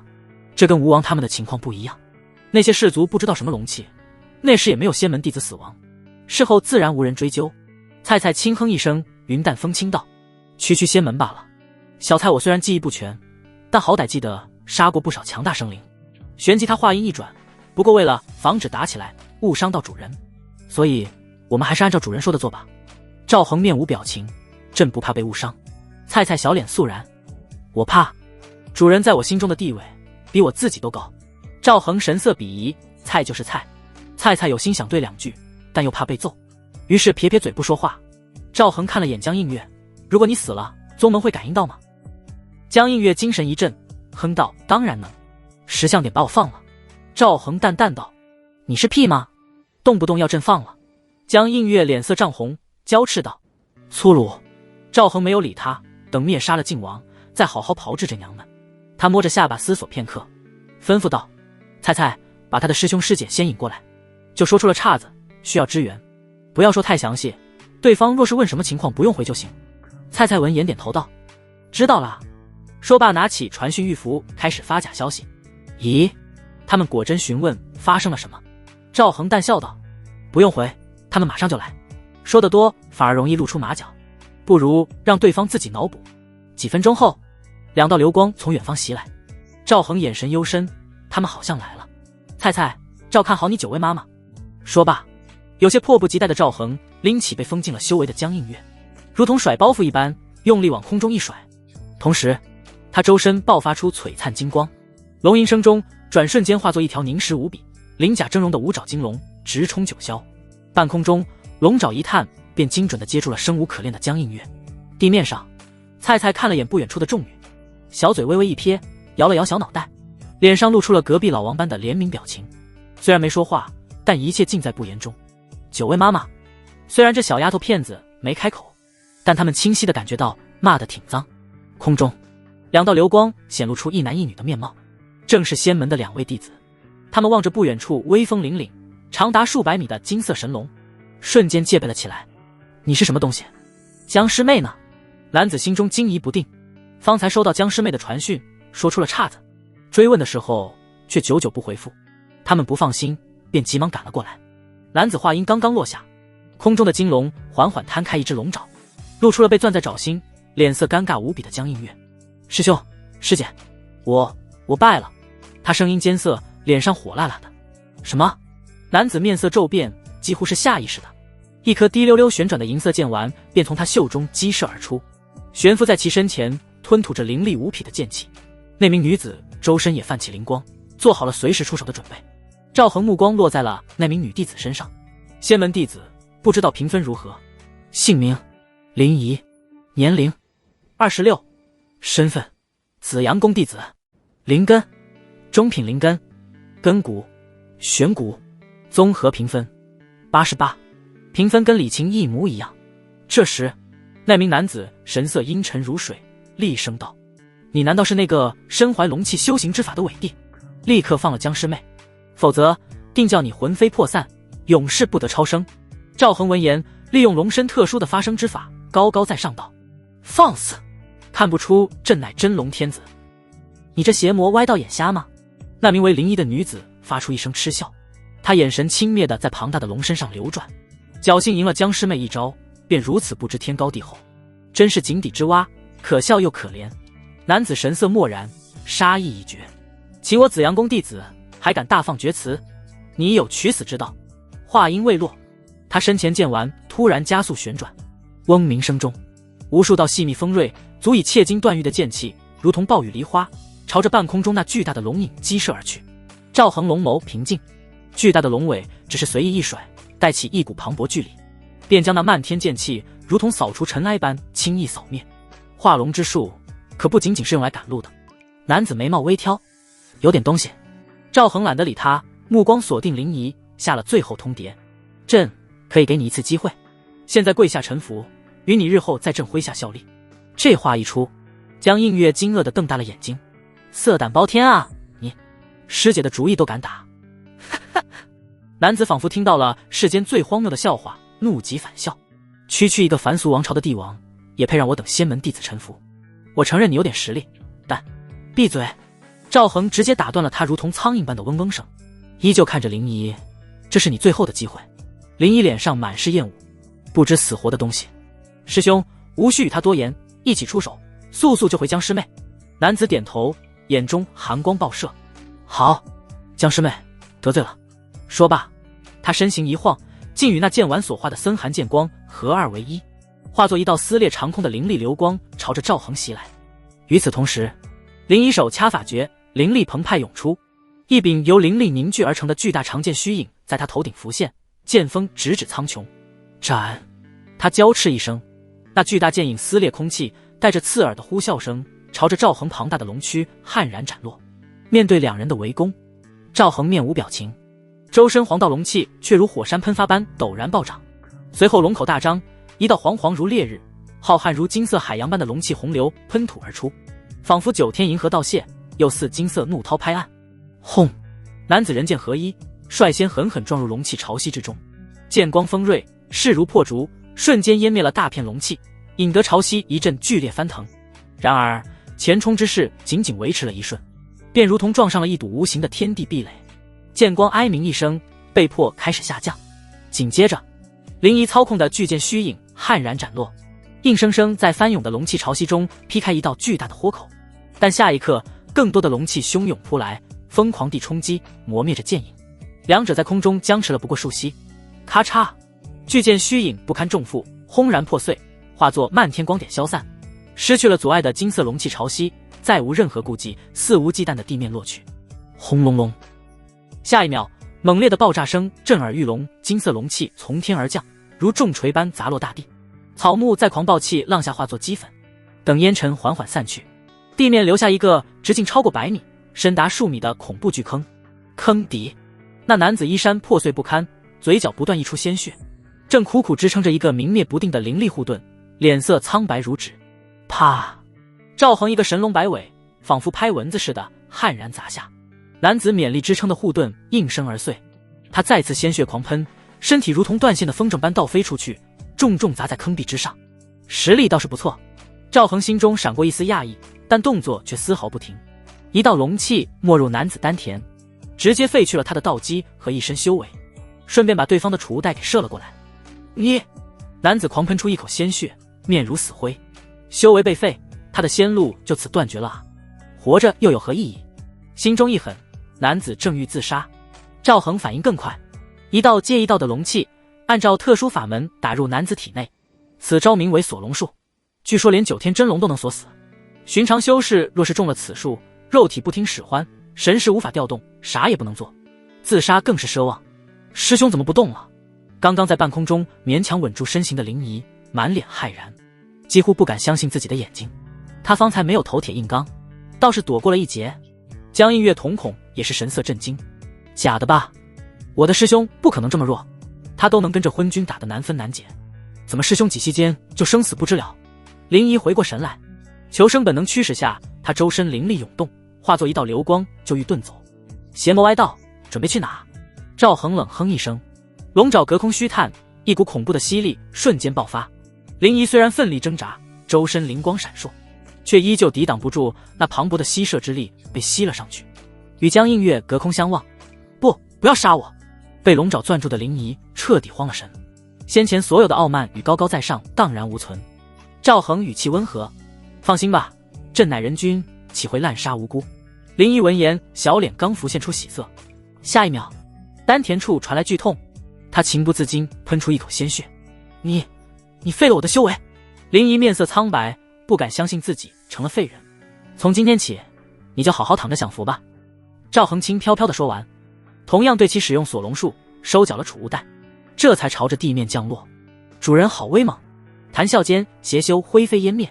菜菜跟个狗腿子似的，上来就是一顿马屁。赵恒随手把林仪丢在一旁，把那男的给震带过来。菜菜小脸严肃，对副将喝道：“听到没？把那男的给震带过来。”副将直接懵了，下意识看向赵恒。赵恒一拳打飞菜菜，无语的摆摆手，示意副将快去快回。片刻后，男子被拎了过来，他满脸怨毒道：“你完了！我师尊若是知道，定然不会放过你。”赵恒淡淡一笑：“你猜朕为什么把你们引出来？”听到这句，林仪两人顿时一愣，他们看向江映月。江映月尴尬道：“传讯玉符被破解了，讯息不是我发的。”两人面色难看，连带着江映月也恨上了。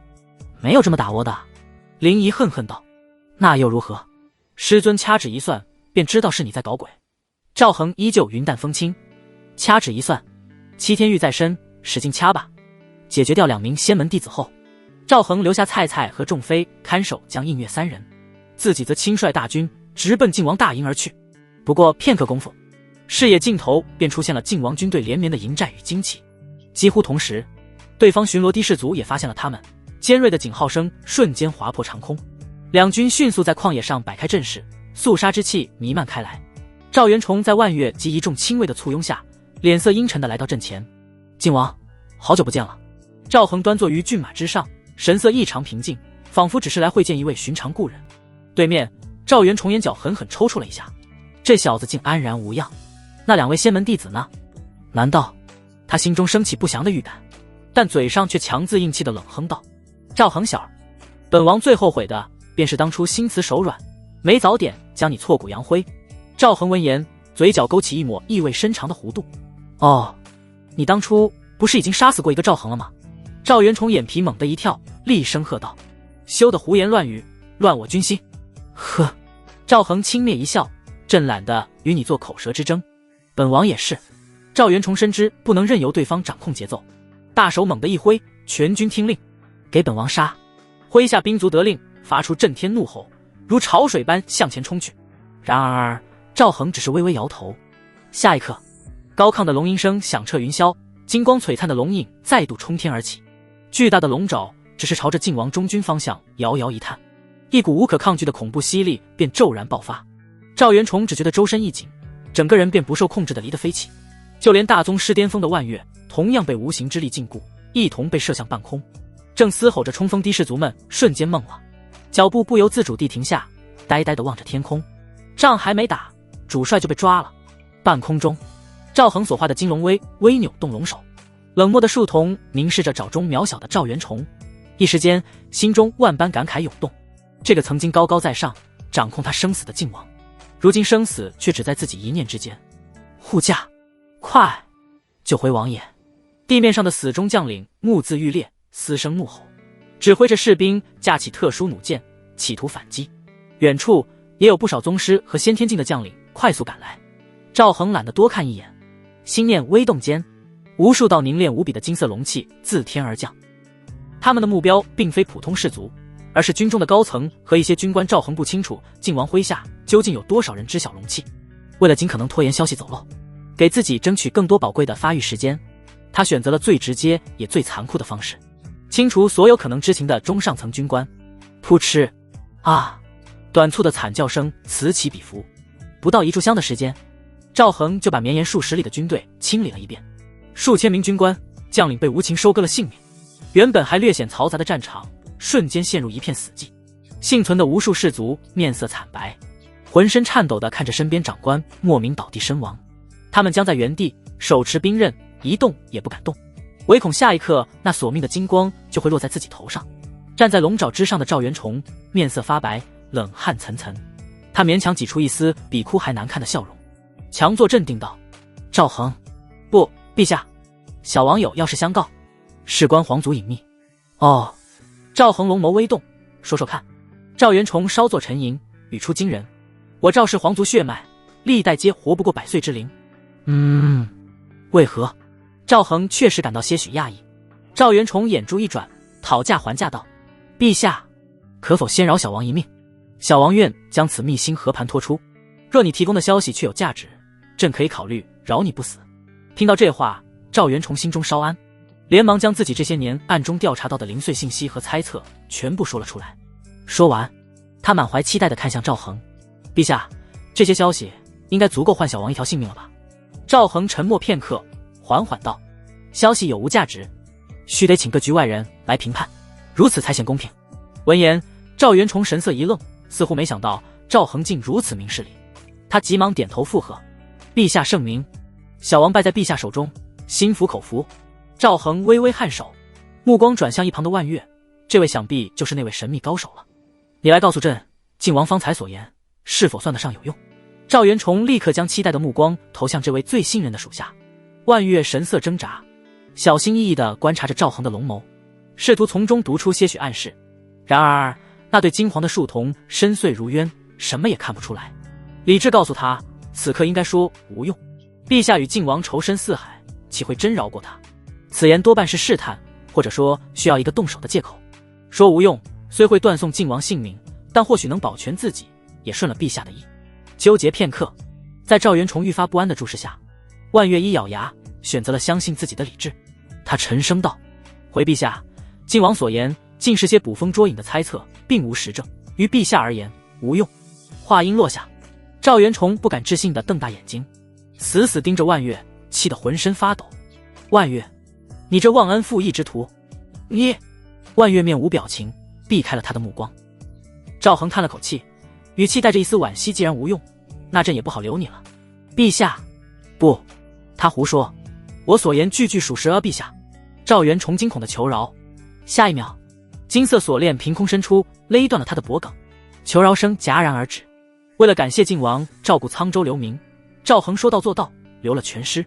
至此，大雍曾经最有权势的靖王，于数十万大军面前死在了曾经视作蝼蚁的替身手中。看到靖王的尸体被丢掉，万月眼皮狂跳，连忙躬身道：恭喜陛下铲除逆贼，大仇得报。赵恒却冷哼一声：喜从何来？朕此刻心痛得很。万月，他愣住了，不明所以。赵恒语气沉重，带着几分痛心疾首：朕本念在宗室之情，又见他提供消息，心中已经有饶他一命的念头。之所以问你，便是想着你与他相熟，能给出公正评价，也好让朕顺水推舟，饶他不死。哪知你这厮居然说出如此违心之言，陷朕于不义。万月瞠目结舌，难以置信。陛下，您不是与靖王有深仇大恨吗？怎会？赵恒龙目微严，淡然道：朕乃人君，胸怀四海，岂会因往日些许私怨，便肆意戕害宗室亲王？况且朕若真想杀他，刚才直接捏死便是，何必多此一举问你？万月张了张嘴，彻底无言以对。一股巨大的恐慌攫住了他的心。这时赵恒悠悠道：你让朕不得不杀了靖王，背负了戕害亲族的污名，朕岂能再留你？万月惊怒交加：庶子，安敢如此戏耍于我？说罢，武道真意狂涌，一股霸绝毁灭的刀意从他身上升起。万月目光狠厉：你可别太小看我啊！赵恒龙爪收缩，死死捏住他，神色平静：哪来那么多血？话落，龙目之中刺目的光亮升起，如同两道激光射在万月身上。啊！给我死！第一秒，万月大吼；下一秒，万月出手；第三秒，万月死了，还挺扎手。赵恒如此评价道，随手把尸体丢掉。他声如9天惊雷，滚滚传遍整个军营。逆手靖王已然伏诛，跪地乞降者可活，负隅顽抗者立斩无赦。幸存低士族们听到这话，齐刷刷跪伏在地，山呼海啸般的声音响彻云霄。陛下万岁！万岁！万万岁！一众高层将领被杀，普通低士族们根本不敢对那道恐怖的身影出手，只有深深的跪伏于地，大声呼喊着宣泄自己心中的恐惧。这个世界的战争就是如此简单，高端战力无比重要，人数已经没了意义。当然，要是大家都不投降，或许能有一丝胜利的希望。累死敌人！片刻之后，大地传来隆隆蹄声，蔡蔡一马当先，率领着2万精锐骑兵，浩浩荡荡地赶到战场。他昂首挺胸坐在马上，时不时得意地挥一挥小手，享受着统帅千军万马的威风。赵恒已恢复人身，他命令副将立刻开始收将残兵，整编队伍。随后，他牵起赵疏影的手，缓步走到晋王赵元崇的尸体前。疏影，赵恒面色平静道：“朕兑现了对你的诺言，恭喜你，大仇得报。”赵疏影看着地上那具再无声息的仇敌尸身，眼圈瞬间红了，他喜极而泣，情不自禁地扑进赵恒怀抱里，哽咽道：“臣妾多谢陛下，谢谢。”此刻，他对这个男人的感激与爱意攀升到了顶点。其余妃子见状，相视一笑，皆有默契地停下脚步，没有上前打扰这温馨的时刻。温存片刻后，赵恒目光转向一旁面无表情跌坐在地的江映月：“跟朕来，去见一个人。”江映月神色微动，似乎猜到了什么，眼神复杂的闪烁了一下，从地上爬起身，默默跟在他身后。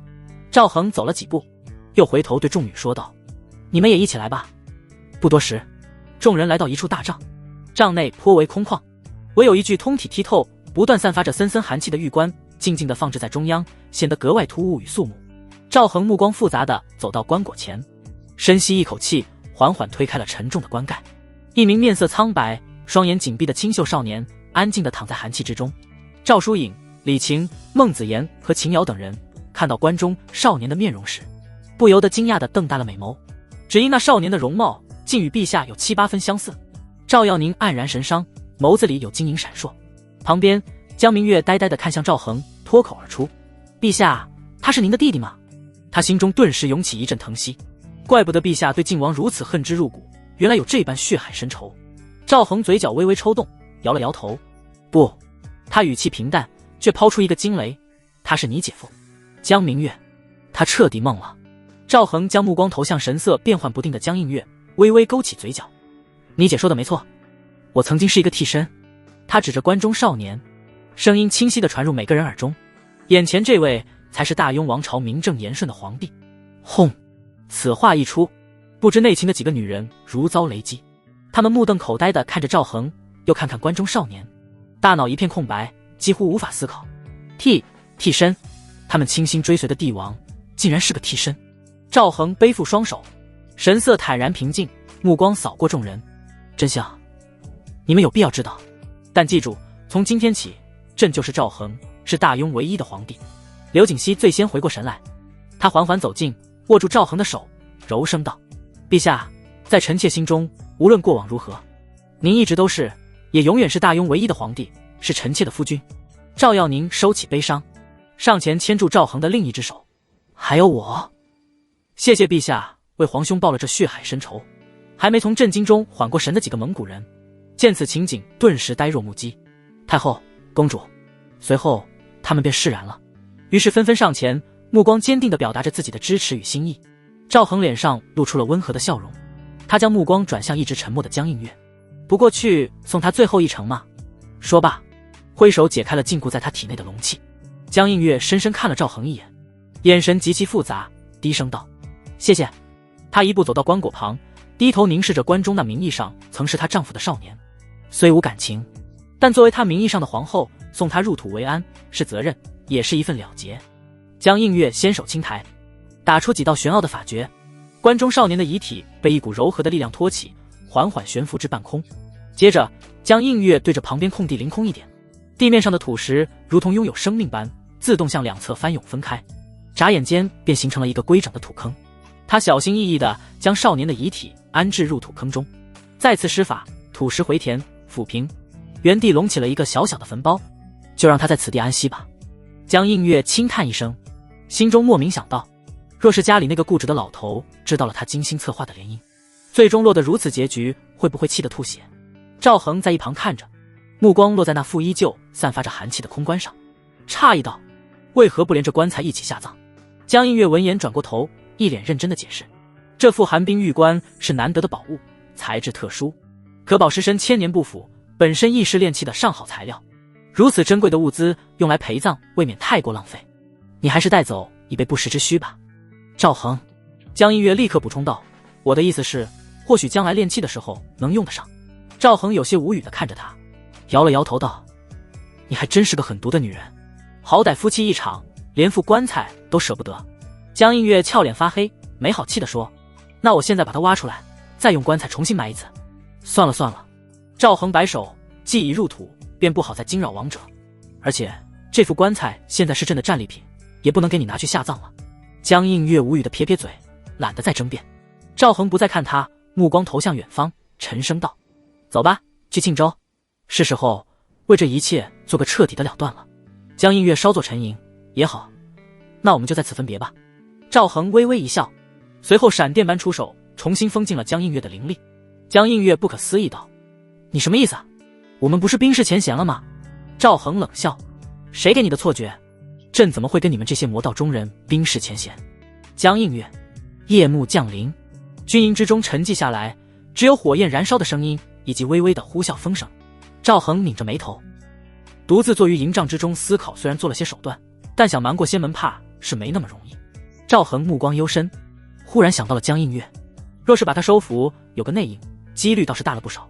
随后想起江映月那宁折不弯的火爆性格，用死亡威胁压根行不通。菜菜一声呼喊，菜菜立马溜了出来：“主人，我来了。”赵恒认真问道：“如何说服江映月？你有好的建议吗？”菜菜满脸诧异：“说服还需要建议？直接睡不就行了？你他娘真是个人才！”赵恒沉声道：“再三强调，朕不是好色之人，而且朕的意思是说服江映月当我们的内应，不是睡觉的睡。”菜菜恍然大悟：“嗨，早说啊！”赵恒一愣：“难道你有办法？”菜菜摇头：“没有。”咻！下一秒他便飞了出去。“哎呀，主人你怎么又动粗？这样不好。”菜菜飘过来嘟囔道。看到赵恒再次抬起拳头，他急忙道：“说服一个人无非威逼利诱，晓之以情，动之以理。被这么一打岔。”赵恒眸光微闪，有了。他随即把自己的计划告诉了菜菜。嘶！菜菜怒抽一口废气，由衷敬佩道：“主人，你真是太硬。”赵恒目光一冷，菜菜急忙改口：“太英俊潇洒，机敏聪慧了，滚回去睡觉吧，关键时刻还得靠朕。”赵恒嫌弃的摆摆手，菜菜并没有第一时间回去，反而绞着小手指扭捏道：“主人，能不能帮我找找剑鞘呀？不穿衣服睡不着。”赵恒眉毛微挑：“剑鞘丢哪了？忘了。那找个什么？改天朕给你做一个。”菜菜撇撇嘴：“普通剑鞘如何配得上我？”赵恒面无表情：“那你继续光着，让纠结无比的菜菜回去。”赵恒派人召来江明月，开门见山道：“明月，朕有一事需要你去帮忙。”“陛下请说。”“朕准备让你演一出戏。”江明月闻言一愣：“什么戏？”“苦情戏。”赵恒眸光闪烁：“朕本来准备让你姐姐帮我们做事，但她有点不配合。朕看在你的面子上，未曾与她过多计较。”顿了顿，赵恒面色严肃：“这样下去不行。要知道，我们已经招惹了仙门，若不及时想好对策，我们的孩子怕是没机会见到爹娘了。”听到这话，江明月面色微变，小手下意识地捂住肚子：“陛下，需要臣妾做什么？”赵恒满意点头，在他耳边低语起来。江明月时而皱眉，时而恍然，时而面露阴险之色。片刻后，赵恒说完了自己的计划：“朕不会逼你，具体如何选择，全凭你的意愿。”江明月唇角微扬，露出一抹柔顺的笑容：“臣妾听陛下的，还是爱妃深明大义啊，有国母的风范。”赵恒神色感慨，江明月心中一喜，谦虚道：“陛下过誉了，臣妾这就去找姐姐。”说罢匆匆告别赵恒，独自一人来到了江映月的营帐前，遣散了看守人员，酝酿一番情绪，这才踏入营帐之中。“你来干什么？”江映月没给他好脸色，自己这个妹妹算是废了，不知被那昏君灌了什么迷魂汤。江明月苦笑道：“姐姐，我也是身不由己啊。”“什么意思？”江映月眼神微动，目光直直地看了过来。江明月悠悠一叹，目光恍惚道：“实话告诉姐姐，入宫不是我自愿，他拿父亲威胁于我，无奈之下，我只好委身于他。”江映月面色微变，怒道：“无耻之徒，怪不得是邪魔歪道。”嘘，姐姐你小声些。江明月谨慎地看了眼外面，虽然我暂时支开了外面的看守人员，但保不准他们什么时候就回来了。江映月闻言，情绪平缓下来，有些皱眉道：“可我怎么看你跟他很是恩爱？”“哎，姐姐啊。”江明月神色忧伤：“你不知那暴君私下里多残暴，我如果不假装跟他恩爱的样子，事情的时候，他手段会非常不堪。”说到这里，他有些难以启齿地垂下头。江映月哑口无言，事情什么的涉及到了他的知识盲区，实在难以想象何等不堪。沉默片刻，他满脸怒容道：“亏我还差点被骗了，以为他是个好人来着，真是人面兽心啊！妹妹，你别担心，师尊若是发现我久久不归，肯定会下山来寻。”江明月神色落寞，目光空洞无神，就怕我撑不到那个时候了。见妹妹这副生无可恋的样子，江映月心头一紧，急忙安慰道：“妹妹，你要坚强啊，千万别想不开。1个月，不，半月，再坚持半月，姐姐一定救你出来。”话音刚落，营帐外便传来一道声音：“娘娘，陛下召你过去侍寝。”听到侍寝2个字，江明月娇躯一抖，面色发白道：“知道了，你先回去吧。”听到脚步声远离，江明月不舍道：“姐姐，你好自为之，我先去了。”妹妹，江映月急忙拉住她，仿佛一个无能的丈夫哀求道：“能不能别去？就说身体不舒服。姐姐，没用的，前些时日我来了月氏，还不一样被召去侍寝了，都怪他们太大了，那个暴君爱不释手。”江明月痛恨地看着胸前。江映月闻言神色震惊，一股邪火直冲脑门：“来了月氏怎么可以？我要去杀了他！”江明月悠悠后庭，江映月俏脸微微一热，旋即破口大骂：“这个荒淫无道的暴君，今日咱们就不去，只要他敢来，我拼上性命也要护你周全。”江明月凄婉一笑：“我怎么会让姐姐因我而死呢？况且家中只剩父亲一人，我们都死了，他怎么办？九泉之下，如何面对母亲？”听到这话，江映月沉默了。虽然嘴上老东西的叫着，但对于从小把他们拉扯大的父亲，他内心还是很敬爱的。“姐姐，就这样吧，我先去了。”江明月给姐姐一个拥抱，依依不舍地离开了大帐。江映月伸出手欲言又止，最终沉默了下来。不行，他实在不放心，万一妹妹不堪虐待，想不开怎么办呢？想到此处，江映月快步走出营帐，意外地发现居然没人看守，肯定是明月把他们支开后还没来得及回来。江映月眸光微闪，隐隐间看到妹妹拐入了另一个大帐，她猫着身形，敏捷地悄悄靠了过去。好在路程不远，并没有被发现，大帐居然没人看守。江映月惊讶地扫视一圈，旋即冷笑低语：“8成是怕外人发现自己的真面目，若是有人把守，那暴君岂不是露馅了？”想通一切后，江映月悄咪咪从大帐的缝隙中看了过去，只见里面除了妹妹跟那个暴君，居然还有一名女子。她隐约记得那名女子也是贵妃之一，像是叫李晴。忽然，一双冷漠的双眸看了过来，江映月吓了一跳，还未有所反应，便被拖了进去。砰！江映月痛呼一声，摔在地上。“姐姐！”江明月急忙跑过去将她扶起来。赵恒在旁边冷笑道：“居然敢靠这么近，生怕朕发现不了你。”闻言，江映月神色懊恼，真是关心则乱。他一时间忘了这个暴君也是助姬境的修士，靠这么近发现不了自己才不正常。“陛下，都是臣妾的错，你不要怪罪姐姐。”江明月拦在姐姐面前苦苦哀求。“哼，你在教朕做事？”赵恒嘲讽地笑了一声：“呸，暴君，有种冲我来，别欺负我妹妹。”这时李晴不客气地讥讽：“骚蹄子，怕是早就想爬上陛下的龙床了吧？”江映月闻言气结：“我呸，你才骚！”赵恒轻蔑地看了他一眼：“想让朕宠幸你，求朕！”江映月怒道：“你想得美，自荐枕席已经够下贱了，他怎么可能主动哀求？那就在一边别扫兴。”说完，赵恒给江映月种下锁龙术，然后不再理会他，转而开始跟李晴一起给江明月用刑，各种手段层出不穷。江明月配合得惨呼起来，他刚开始还有点不适应，可随着时间推移，仿佛觉醒了什么属性，让赵恒看得嘴角直抽。演戏而已，没必要带入这么深吧？旁边，江映月目眦欲裂，脸色涨红，死死盯着赵恒。如果目光能杀人，赵恒已经死了10000次。畜生！住手！住手啊！赵恒无动于衷。李晴变本加厉，狠狠抽了江明月几巴掌。你个小贱人，让你不听话！江映月杀气腾腾。贱婢，你该死！李晴心头一突，有些头皮发麻。妈呀，早知道让输赢来了。这时赵恒嘲讽的声音传来，你什么都做不了。说罢继续摆弄江明月，甚至当面演奏了一曲2泉映月。看着妹妹满是伤痕的身体，江映月痛苦地闭上眼睛，求你放了明月，我来替她，我来替她，求你了。见状，赵恒起身走到她面前，解开她的锁龙术，正如你所愿。说罢对李晴吩咐道，把她妹妹带下去。臣妾遵旨。李晴松了口气，穿好衣服给江明月裹了件袍子，将其搀扶起来。臣妾不走。江明月俏脸发白，有些虚弱道，陛下，我可以，你放了姐姐。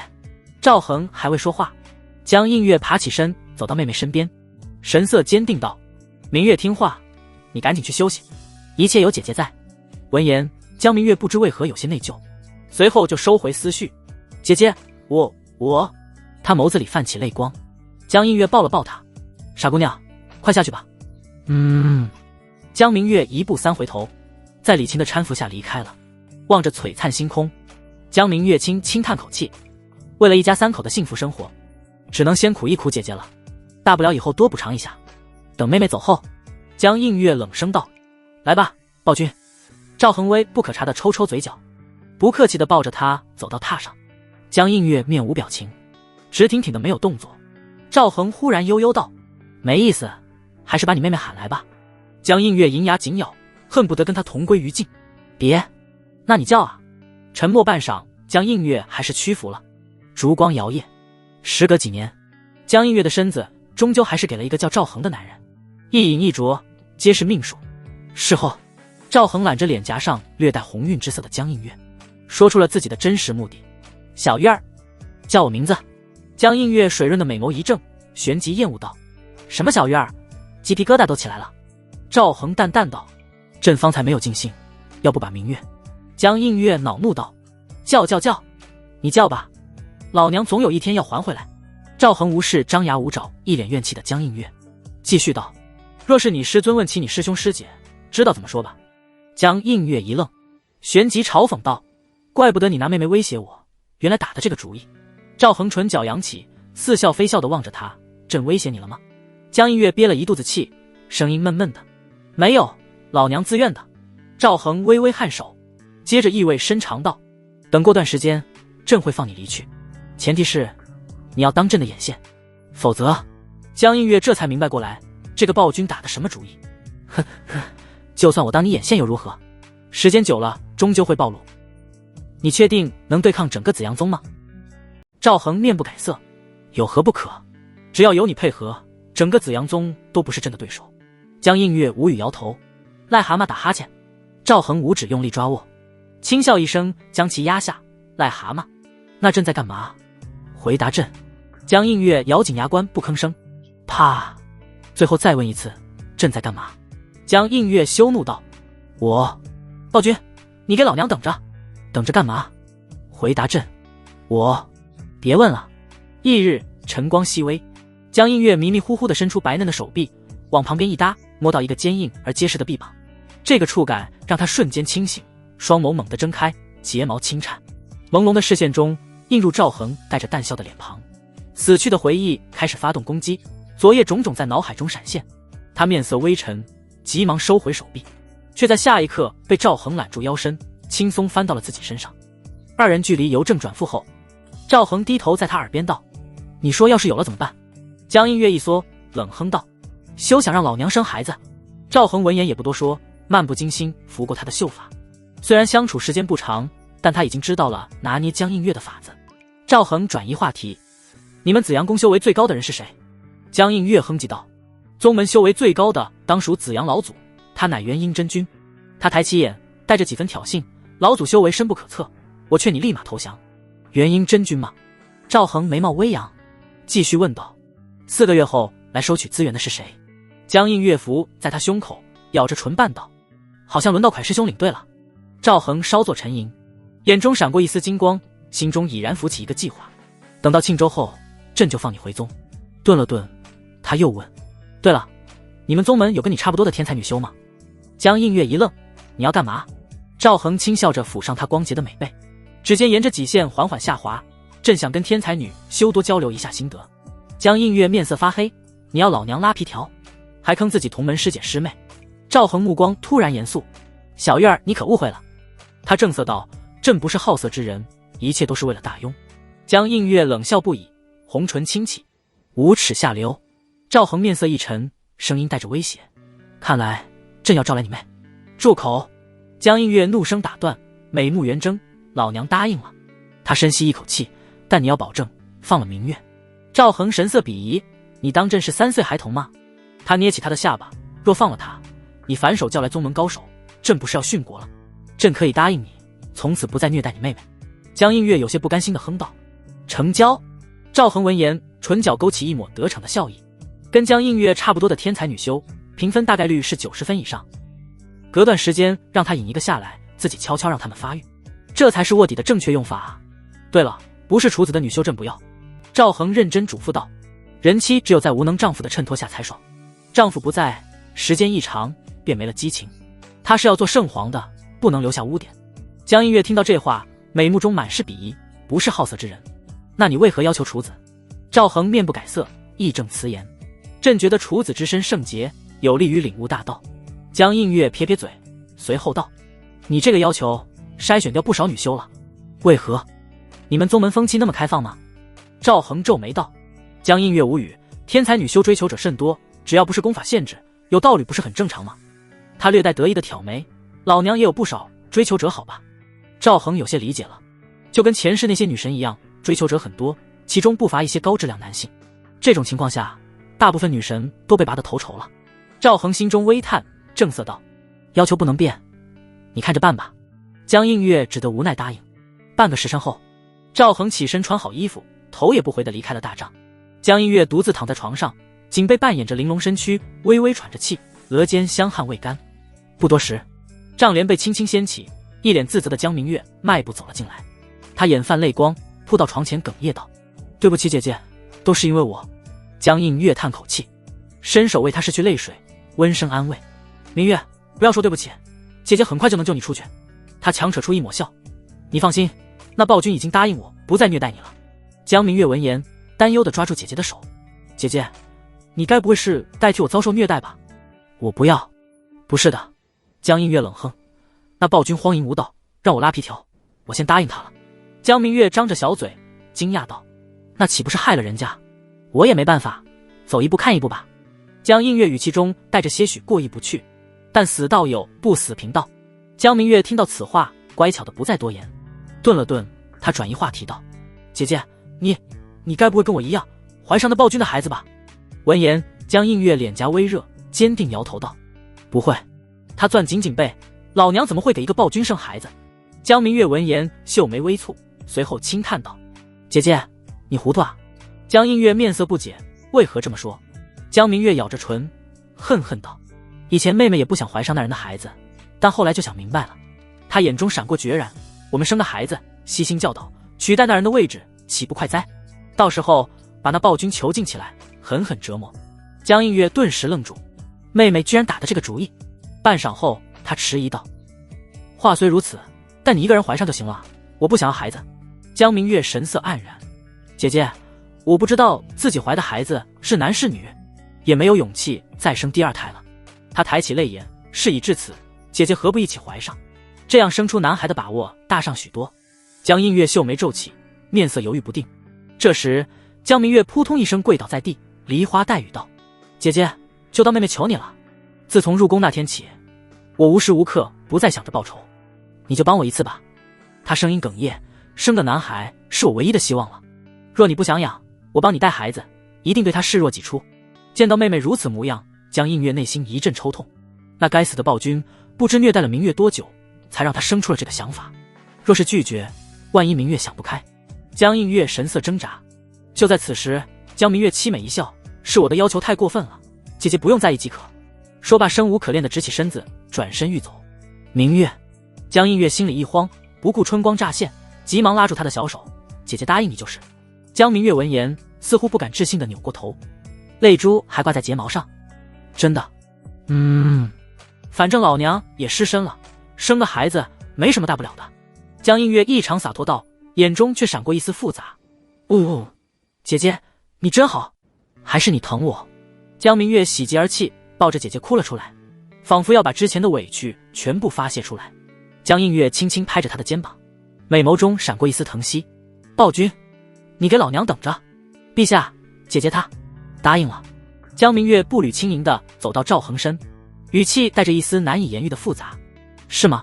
赵恒神色淡然，看来倒省了朕哪里去威胁他了。他确实有备用方案，无非是用家人安危胁迫，法子虽然老套，却往往行之有效。江明月闻言轻轻叹了口气，臣妾心里有些乱，不知这么做究竟是对是错。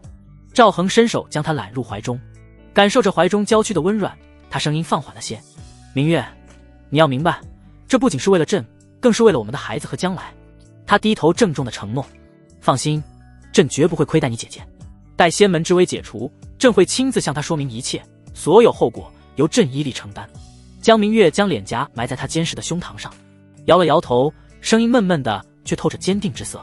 陛下不仅是为好皇帝，在臣妾心里更是顶好的夫君。臣妾姓名。他顿了顿，继续道：日后臣妾会亲自向姐姐赔罪，他要打要骂我都认着，怎能劳陛下屈尊呢？赵恒听着心中触动，轻抚着她如云的秀发，感慨道：能得明月如此，是朕的福气。江明月在他怀里蹭了蹭，声音更低了：是明月三生有幸，才能遇见陛下。赵恒没有再说话，只是环抱着他的手臂，无声地收紧了些。3天时间一晃而过，靖王麾下的大军已被初步整编，名册清点完毕，结果让赵恒有些无语。这号称50万的大军，刨去空饷和虚数，满打满算也就40万左右，水分比之前的吴王、楚王还大。赵恒没多耽搁，很快做出部署，任命自己的副将丁浩率领10万骑兵即刻北上支援幽州，其中有8万骑兵是降卒。岳文杰北上幽州时，带走的骑兵也就1万左右，剩下的全是步兵。这是因为京城的骑兵本来就不多，段晨风和孙德胜一共带走2万，他自己带出来2万，京里就剩下1万出头的骑兵。赵恒倒不担心8万骑兵会反水，或者丁浩压不住场面。之前一阵龙气洗地，军中的军官将领几乎被杀得断层，剩下的人群龙无首，不过是一盘散沙。丁浩有着宗师境的武道修为，足以镇住场子，更何况这些骑兵的家眷大多在庆州，而赵恒下一步的目标正是那里。只要脑子没坏，没人想着造反。剩下的30多万大军，赵恒大刀阔斧地提拔了几名副将，他直接划出10万人马，命令他们开赴沧州各地，主要对当地那些曾与靖王眉来眼去的官员士绅进行杀人抄家一条龙服务。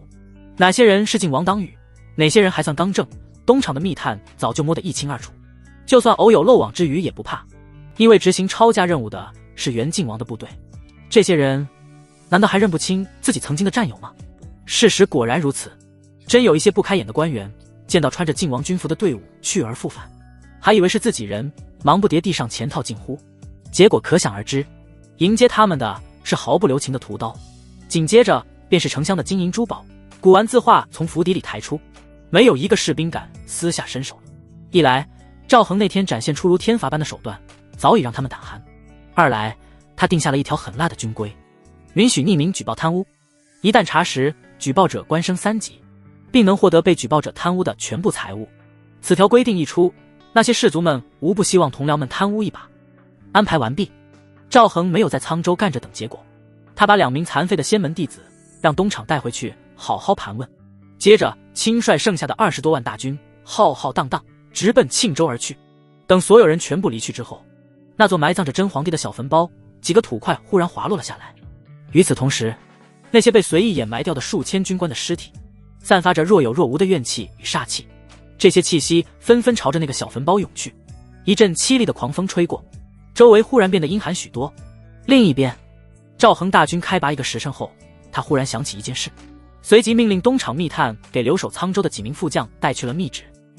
待清理完沧州境内思想出了问题的官员士绅后，便让部队伪装成靖王败兵，向周边州府流窜，继续对其他地方的官员士绅下手。这是为以后的改革提前扫清障碍。为确保不杀错人，东厂密探将全程提供情报支持。等到这些靖王余孽帮他把潜在的钉子拔得差不多了，赵恒便会恰好率军赶到，以救世主的姿态登场，轻松收获一波感激涕零。随着时间一天天过去，当赵恒率领着军队押运着无数财货的庞大队伍途经云州、海州时，还闹出了不小的动静。两地的官员起初看到这支义甲鲜明、气势雄壮的队伍，还以为是王爷凯旋归来，纷纷准备盛大的迎接仪式。可等到看清帅旗之下那张年轻冷漠的面孔时，所有人都吓得魂飞魄散，肝胆俱裂。回来的哪里是王爷，分明是那个传说中的伪帝赵恒。而他们寄予厚望的王爷早已成了一具冰冷的尸体，躺在那副寒冰玉棺中。那里本来该躺着疑似真皇帝的尸体，如此戏剧性的惊天逆转，让所有人都懵了，大脑一片空白。他们很想跪地求饶，但赵恒根本没给他们这个机会，命令一下便是雷霆手段，全部抄家，酒足消消乐，流程熟练的令人心寒。赵恒一路走一路抄，由于押送的抄家财物实在太多，队伍行进速度大受影响。等到大军终于踏入庆州地界时，距离他离开沧州已经过去整整1个月了。这天夜里，营帐中烛火微摇，赵恒盘膝坐在榻上，双目微合，手中握着一枚晶莹剔透的中品灵石，正进行着每日雷打不动的修炼。帐内灵气氤氲，在他周身形成细微的漩涡。不过片刻功夫，他掌中那枚价值不菲的中品灵石便以肉眼可见的速度暗淡下去，最终噗的一声轻响，化作一撮毫无灵气的粉末，从他指缝簌簌滑落。与此同时，一股奇异的气息自他体内溢散开来，那气息既带着万物寂灭的沉木死意，又诡异地蕴含着一缕勃发的生机。生死交织，玄奥难言。赵恒缓缓睁开双眼，眸底似有黑白二气一闪而逝，又突破了炼气6重。地灵根果然非同凡响，这是他1个多月来的第2次突破。无论多么繁忙，他每晚必定会抽出时间潜心修炼阴阳造化生灭经，修为从最初的炼气4重踏入了炼气6重。当然，这惊人的进境背后是同样惊人的消耗。每日修炼差不多要耗去2块中品灵石。要知道，将映月那3位仙门弟子搜遍他们的储物袋，找到的也全是下品灵石，连1块中品灵石的影子都没见着。江映月前些日子在得知赵恒修炼用的中品灵石后，美眸瞬间瞪圆，羡慕嫉妒的都充血了。他当场就忍不住直呼天道不公，凭什么他堂堂仙门弟子都用不上的中品灵石，这个被他视为凡俗暴君的家伙竟然能如此奢侈的拿来日常修炼。当时江映月气急之下试图翻身农奴把歌唱，结果被轻易镇压，喉咙都唱哑了。陛下。这时一道身影做贼似的钻了进来，正是江明月。他有些委屈道，陛下，都1个月没宠幸臣妾了，这些天那些不知情的姐妹们还以为自己失宠了。赵恒把她抱进怀里，轻笑道，朕也没办法，做戏做全套，你姐姐不放心朕，生怕你遭了虐待。江明月闻言有些后悔，他跟赵恒在姐姐那里是仇人，无法主动，这些天属于他的恩泽全被姐姐吸收了。对了，你姐姐身体确定没问题吗？赵恒有些疑惑道，他就怕一语成谶，江映月真不能生孩子，那就完犊子了。江明月脸色诧异，陛下说的是，按理说这么多次的恩宠，你姐姐应该怀上了。听到这话，江明月沉思道，姐姐身体应该不会出问题吧，她从小身体壮得很。赵恒无语，他怀疑是不是特殊体质的原因，但江映月的体质也不会导致宫寒，总不能是宫热，全部烧死了。赵恒忍不住脑洞大开，罢了，朕多加努力便是，哪怕铁杵磨成针也不能放弃。江明月眨眨眼，陛下别提姐姐了，臣妾。顿了顿，他脸红红道，想了。赵恒闻言笑道，既然爱妃要求，朕便允了你，不过我们得换个地方，免得你姐姐来截胡。说罢抱着江明月，身影仿佛一阵清风掠出，消失在浓浓夜色之中。密林之中，赵恒清理出一片空地，江明月羞涩一笑，天为被地为床，还没试过呢。他缓缓拉开腰带，露出滑嫩白皙的香肩，在月光下泛着玉润的光泽。赵恒不由暗赞一声，可惜不是画家，否则肯定把这幅明月松间照给画下来。他笑着迎了上去，虽然没有画家资深的画技，但简单的涂抹还是会的。不久后，地上的明月唱着天籁，天上明月泼洒着光芒，两者交相辉映，组成了一幅完美的画卷。7日后，庆州城晋王府，昔日煊赫的王府，如今被一片愁云惨雾笼罩。赵荣在厅内来回踱步，急得像热锅上的蚂蚁。钱大人，这可如何是好？如何是好啊？他声音发颤，几乎带上了哭腔。探子刚传回消息，说那个替身竟然打败了父王，大军恐怕不日就要杀到了。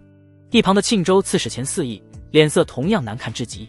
他不久前才被晋王破格提拔，正是春风得意之时，哪想到转眼间就面临灭顶之灾。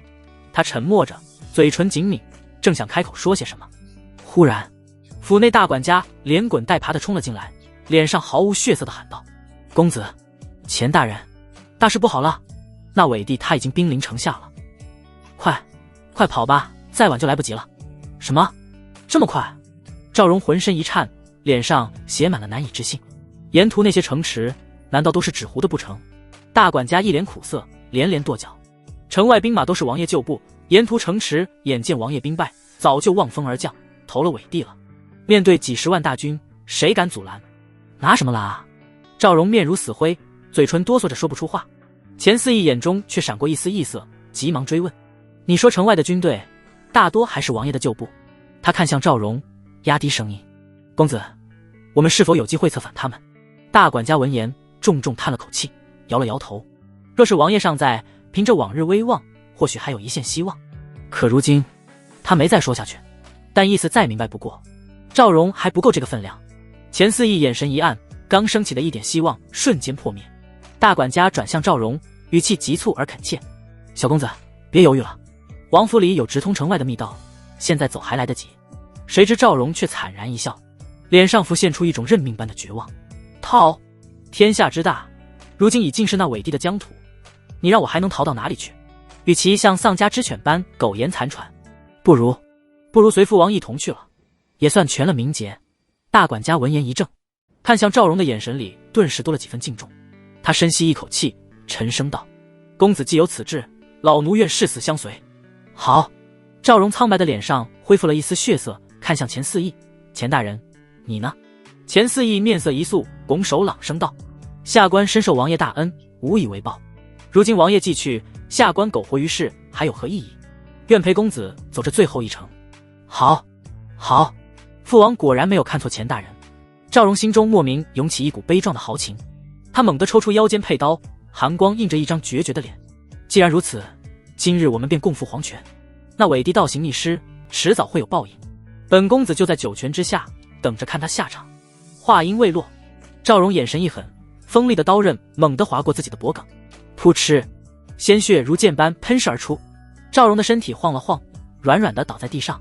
大管家见状，眼中含泪，悲呼一声：公子，老奴来了。说罢，他毫不犹豫地拾起染血的长刀，一样抹过自己的脖子，重重倒在赵荣身旁。转眼间，厅内只剩下钱四义一人站着。他缓缓弯腰，捡起地上那柄带着血迹的佩刀，冰凉的刀锋缓缓贴在脖颈的皮肤上，粘稠的血迹带来一种湿滑的触感，这感觉让他不由自主地打了个寒战。一股源自本能的恐惧袭来，钱四义猛地一个机灵，像是被烫到一般，慌忙将手中的刀扔了出去，长刀哐当一声落在地上。地上尚未完全断气的赵荣和大管家竭力扭过头，用尽最后力气死死瞪着他，喉咙里发出模糊不清的呵呵声，眼神里充满了难以置信的不解。钱四义被他们盯得面皮发烫，尴尬地扯了扯嘴角，干巴巴地解释道：公子，这刀身太过冰凉，下官一向最是怕冷。他清了清嗓子，努力让自己的声音听起来真诚一些：不如等天气暖和些，下官再来追随王爷与公子吧。呵呵。赵荣与大管家死死瞪着这个临阵退缩的懦夫，眼中尽是滔天的怒火，最终在一阵剧烈的抽搐后彻底咽了气，双目却仍然睁着，死不瞑目。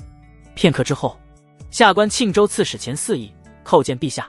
钱四义深深躬下身，姿态谦卑的几乎要伏到地上，声音里带着刻意压制的激动：逆贼晋王次子已然伏诛，首级在此，请陛下过目。刚率兵包围晋王府，踏入庭院的赵恒闻言，眉峰微微一挑，他目光扫过那托盘上血淋淋的头颅，与东厂密探呈上的画像仔细比对，看来确实是赵荣无疑。你杀了他。赵恒的声音听不出喜怒，钱四义精神一振，以为抓住了表忠心的良机，立刻挺直腰板，带上了几分慷慨激昂。正是微臣所为。陛下，臣忍辱负重，等您王师到来，等得好苦啊！如今终于拨云见日，得见天颜。赵恒嘴角牵起一丝若有若无的弧度，不置可否。他的视线缓缓扫过院内跪伏一地、瑟瑟发抖的王府仆从，那些硬骨头的死忠早已被清理干净，剩下的不过是些丫鬟、婆子和普通护卫。忽然，赵恒面色一沉，语气冷漠：“谁给你的胆子，竟敢擅自处决皇室宗亲？”他目光锐利，直刺钱四义：“在你眼里，可还有朕，还有我大雍皇室？”钱四义被这突如其来的诘问打得措手不及，脸上血色刷得褪去，脑中一片轰鸣。你不是替身吗？赵氏皇族不是你的敌人吗？难道陛下是真的？靖王当初是在骗我们？无数念头瞬间闪过，钱四义吓得魂飞魄散，扑通一声重重跪倒在地，额头抵着冰冷的地面，颤声求饶：“陛下息怒，陛下息怒啊！臣是一时除贼心切，被怒火冲昏了头，臣知罪，请陛下治罪。”到了这个地步，他绝不敢承认自己没杀赵荣，那等于罪上加罪，眼下只能硬着头皮认下，盼着陛下能看在他主动请罪的份上网开一面。赵恒居高临下盯着他看了许久，直看得钱四义后背衣衫都被冷汗浸透，这才忽然轻笑一声，语气竟带上了一丝奇异的温和：“既然爱卿言辞如此诚恳，主动请求朕来治罪。”他顿了顿，在钱四义升起一丝微渺希望时，缓缓道：“朕若是不治你的罪，反倒要辜负爱卿这片忠君爱国的心意了。”钱四义猛地抬头，满脸懵逼。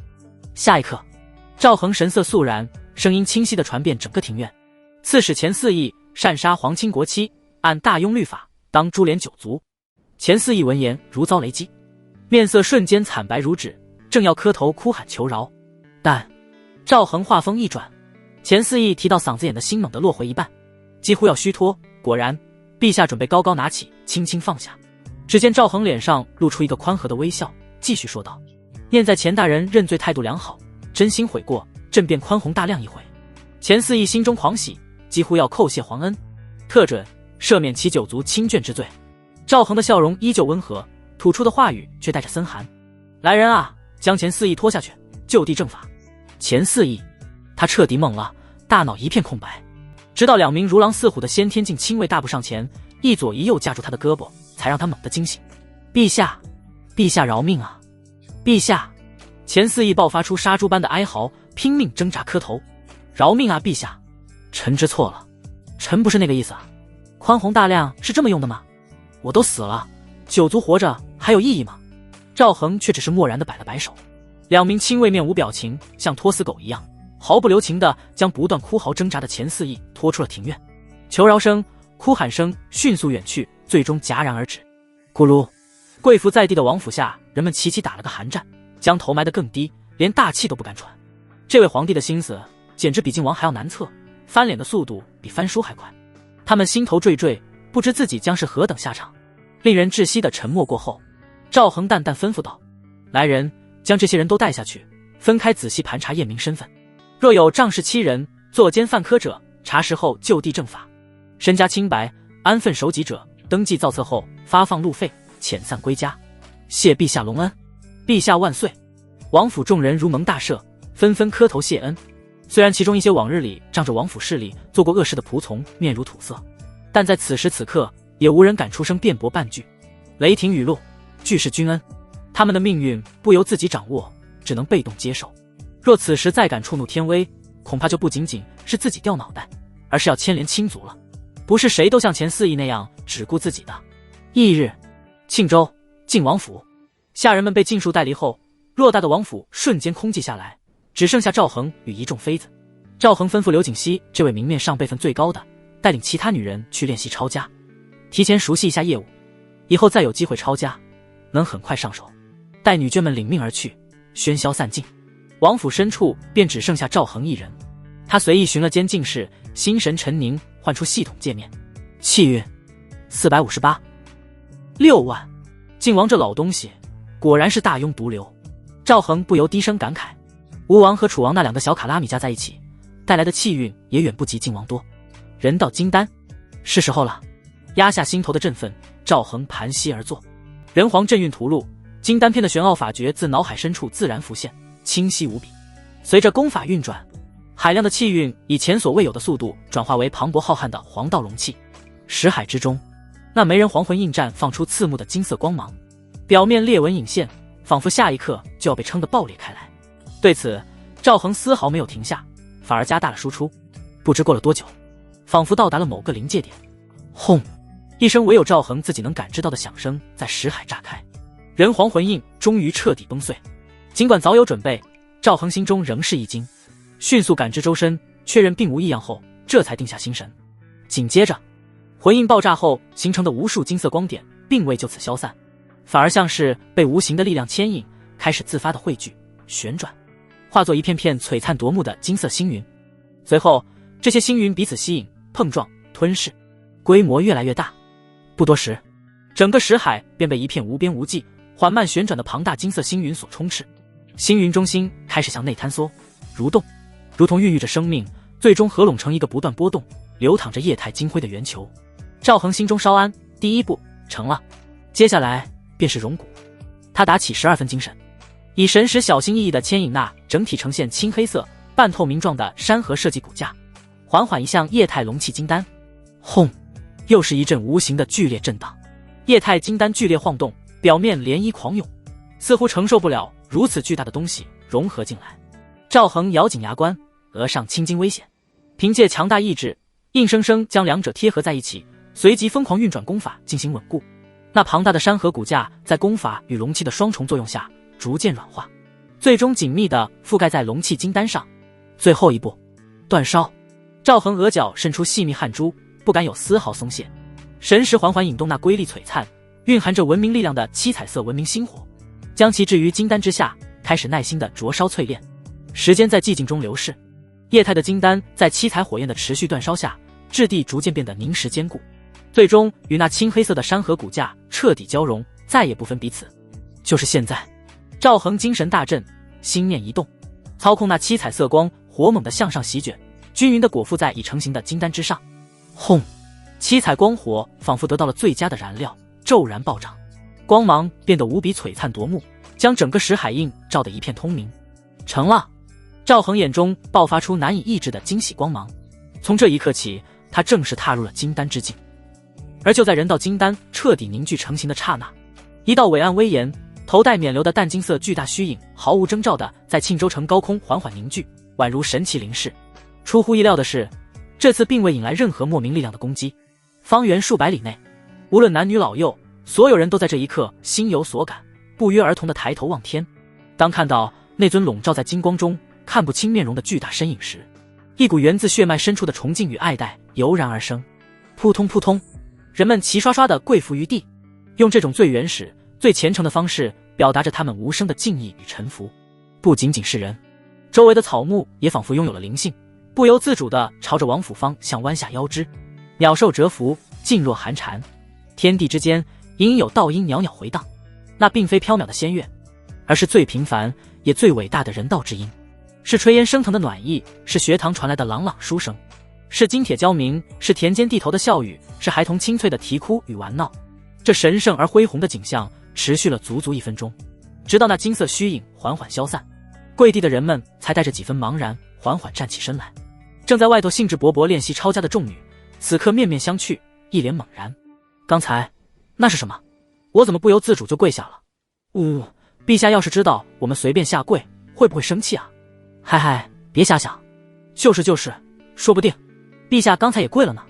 江明月眨了眨美眸，看向身旁见识最广的江映月。姐姐，你知道那是什么吗？然而他失望了。江映月面色凝重地摇了摇头。我也不清楚，但感觉很强，非常强，让我有种跪拜的冲动。江明月闻言，用一种看傻子的眼神看着他，贴心提醒道：姐姐，你刚才已经跪了。江映月俏脸瞬间绯红，羞恼之下，伸手就在妹妹那对过于瞩目的丰盈上狠抓了一把。就你眼尖。哎呀，姐姐你干嘛啊？江明月娇呼一声，不好意思地护住胸口。两姐妹关系如今极为融洽，只是不知这般和谐的光景又能持续多久。就在赵恒的人道金丹凝聚成型、引动意象的同一时刻，遥远的紫阳宫，云雾缭绕，灵气几乎液化的隐秘进室内。一位身着皎洁白袍、容颜看似年轻的修士，毫无征兆的猛然睁开双眼，他眸中不见少年人的清澈，反倒沉淀着数百年岁月积累下的沧桑与深邃。此刻，这双古井无波的眼中闪过一丝难以掩饰的惊容。天发杀机，究竟发生了何事？白袍少年面色惊诧，他刚从一位老友那里归来不久，结果就感应到此地天发杀机。好在那杀机不是针对自己的，到底是哪位存在？白袍少年心中好奇，正想着推演一番，随后果断停下，微微摇头。算了，天发杀机，对方很难存活。况且能引发天道杀机的存在，因果极重，本座就不沾染了。进室之内，赵恒缓缓收工。气运358，6万。他看了眼气运值，随即内视己身，只见识海之中，一枚龙眼大小、浑然天成的金丹正静静悬浮。金丹最外围，一层七彩光火静静燃烧，瑰丽如梦，如同保护着整个世界的大气层。金丹表面，淡金色的气运长河栩栩如生，缓缓流淌。青黑色的山川骨架作为脉络隐隐浮现，清晰可见。无数更细微的淡金色气运根须，如同纵横交错的道路，遍布金丹的每一个角落。赵恒凝视着人道金丹，脸上渐渐浮现出震撼之色。这是把整个大雍九州的地形地貌完美复刻在了金丹之上。他低声喃喃，恍然大悟，怪不得人道金丹的另一种称谓便是内景神国。这枚金丹除了暂时没有生灵气息，其山川河流、地势走向俨然就是一个微缩的完整的大雍世界。根据功法记载，神识沉入金丹，也就是内景神国，可用气运凝聚一缕化身，同步投射到大雍疆域的任何角落。赵恒眸光闪动，心中涌起一阵波澜。这个能力堪称神迹，这意味着从今往后，他心念所至，无需亲身跋涉，只需将神识沉入金丹，气运化身便能瞬息万里，出现在大雍境内的任何地方，并能调动气运发动攻击。赵恒按捺不住内心的冲动，决定立刻尝试。一缕神识悄然沉入那枚覆盖着七彩光火、蕴含着微缩山河的人道金丹，心神在金丹内景那细致入微的九州地形图上掠过，略一思忖，赵恒选择了幽州。目前而言，唯有这片与异国接壤的边境最让他放心不下。锁定其中一座边境城池后，他心念一动，将附着神识的气运化身投射而去。幽州，北风凛冽，天空不知何时已飘起细雪。此地靠北，寒意远比大雍其他州府更甚。岳将军，大燕军队撤退了。丁浩带着一身寒气，急匆匆先连入帐禀报。哦，岳文杰闻言微微一怔，随即脸上露出笑容。看来他们已然知小静王兵败身死的消息了。仔细算来，1个多月过去，大燕方面只要不是太蠢，定然已获知了具体消息。丁浩也笑着附和，全赖陛下神威，以雷霆之势平定靖王之乱，否则大燕恐怕真会趁机动手。岳文杰冷哼一声，他们想趁火打劫的算盘落空，此刻想必憋闷得很。那将军，我们要不要趁机追击？丁浩关切地问。不必。岳文杰神色一怔，眼下尚不清楚敌军是否隐藏了后手，贸然追击恐遭埋伏反击。丁浩点头称是。将军考虑周全，我大雍历经内乱，也确实需要休养生息，不宜再起大规模战端。他率领10万骑兵北上途中，亲眼所见流离失所的百姓，民生亟待恢复。传令下去，严密监视大燕军队动向，待他们完全撤离边境，我军也可准备班师了。末将遵命。丁浩抱拳领命，转身离去。岳文杰不再多想，低头重新审阅其手中的军报。就在这时，他感觉到有人再度进入营帐，以为是丁浩去而复返，便头也未抬地问道：丁将军，还有何事？岳将军，别来无恙。一道奇特的带着些许空灵回响的声音传来。岳文杰觉得这声音有些耳熟，猛地抬起头。陛下。他急忙起身行礼，眼中却充满惊愕与疑惑，下意识脱口而出：您怎么变得如此之黄？赵恒闻言一阵无语，他这具身体乃是由气运凝聚而成，通体呈现出一种淡金色。这是金色。他纠正道，随即转移了话题，眼下战况如何？回陛下，大燕已然退兵，想来是知道无机可乘，捞不到什么便宜了。岳文杰恭敬的回答，顺势送上赞誉，皆仰仗陛下天威。赵恒神色坦然，接受了这份功劳。朕本还想亲手斩杀几个犯境之敌，看来是没机会了。他的气运化身无法主动越界进入大燕领土。岳文杰眼珠一转，立刻表忠心。陛下若真想杀敌，臣即克点其兵马，杀入大燕境内，定让陛下杀个痛快。闻言，赵恒淡淡的扫了他一眼：朕乃人君，岂会无故兴兵，滥杀无辜？岳文杰面色一僵，讪讪笑道：陛下圣明，是臣失言了。罢了，既然敌军已退，朕便回去了。你处理好幽州事宜后，火速赶往庆州整编降卒。说罢，赵恒不再多言。那具淡金色的气运化身随之轰然消散，化作点点金芒融入空中。岳文杰惊愕地愣在原地，看着空无一人的前方，心中骇然。陛下这又是练成了何种仙家妙法？附着在气运化身上的那一缕神识，几乎在化身消散的瞬间便回归本体。赵恒缓缓睁开双眼，脸上流露出满意的神色。此术玄妙，甚合朕心。往后若大燕再敢犯边，他只需心念一动，便能亲临幽州，调动北疆气运，杀他个片甲不留。不，或许等休养一段生息，他就会出动出击。赵恒起身，信步走出静室。没过多久，江映月便寻了过来。他面色平静，语气淡然道：你既已抵达庆州，诸事已定，我也该回去了。赵恒闻言眉毛微挑，伸手便将他揽入怀中，笑道：回去自然可以，不过总得先承接一番朕的恩泽再走。事实上，这娘们不怀孕，她是不会放人的。江映月闻言娇哼一声，这个暴君果然是迷上自己的身体了。1个多月来，硬是没有一天不让自己接受恩泽的。他心中有些自得，随意瞥了眼四周，在这里。当然，赵恒笑容不变，又不是没有在外面过。行，江映月爽快点头，催促道：那你快点。经过这段时间的调整和教学，他跟赵恒的默契感十足，拍2下都知道用什么姿势。朕快不了一点。赵恒低笑，熟练地解开他的衣衫，将他深深地拥入怀中。半个时辰后，异变陡生，赵恒周身毫无征兆地爆发出炽烈光芒，整个人仿佛化作一轮人形骄阳，刺目的光晕瞬间铺满四周。啊，好烫！江映月被这突如其来的强光刺得闭上双眼，紧接着便感受到一股滚烫的热浪包裹全身，两人的散落的衣物直接化作飞灰。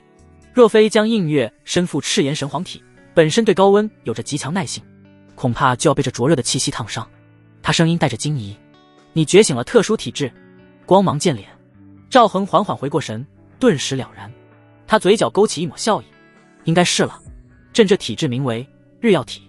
江映月听得一愣，随即俏脸上泛起难以置信的神色，在这种荒唐的时候觉醒，该不会是什么不正经的体质吧？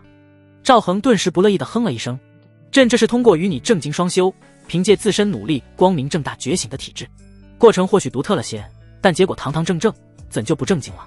江映月哑口无言。这叫正经吗？赵恒不再与江映月争辩，当下分心二用，一边继续运转功法，借助双修之力巩固着新生的日曜体，一边在脑海中唤出许久未关注的个人面板。姓名：赵恒，年龄19，寿命星号，身份：大雍王朝皇帝，灵根：地灵根，根骨：灵骨，修为：金丹1重，黄道，炼气6重，仙道，体质：百毒不侵，日曜体，灵骨就能觉醒特殊体质。赵恒心中闪过一丝疑惑，他清楚地记得刘景熙也是灵骨，却并无特殊体质。李琴和赵疏影的根骨更是达到了灵骨之上的玄骨级别，同样没有特殊体质。反倒是江明月、江映月姐妹，根骨达到了道骨级别，才各自拥有特殊体质。赵恒原本以为自己至少需要将根骨提升至道骨，才有可能觉醒日曜体，如今看来，这个想法似乎有误。莫非是江映月的赤炎神皇体起到了催化作用，还是日月同辉照世经的功效？赵恒暗自思忖，他觉得赤炎神皇体的概率大一些，毕竟日曜体也是火属性体质。就在这时，他的目光猛地定格在某一栏上。等等，这寿命一栏怎么变成马赛克了？赵恒心中立刻呼喊：系统，给朕一个完美的解释。定，您彻底掌控了国家，成为真皇，只要王朝不灭，您便与国同修，与天地同寿。这妖牛逼！赵恒轻吸一口气，心头巨震。他原本预估自己晋升金丹期，寿命怎么也能有个几百年，谁曾想竟是直接一步到位，近乎永生。不过几息之间，他便冷静下来。这逆天的永生有个绝对的前提，大雍王朝不能灭亡。这个条件说起来简单，实则有很大的不确定性。万一哪天有2个修为通天的大能修士，恰好在附近打出了真火，不行，必须继续努力耕耘。打铁还需自身硬。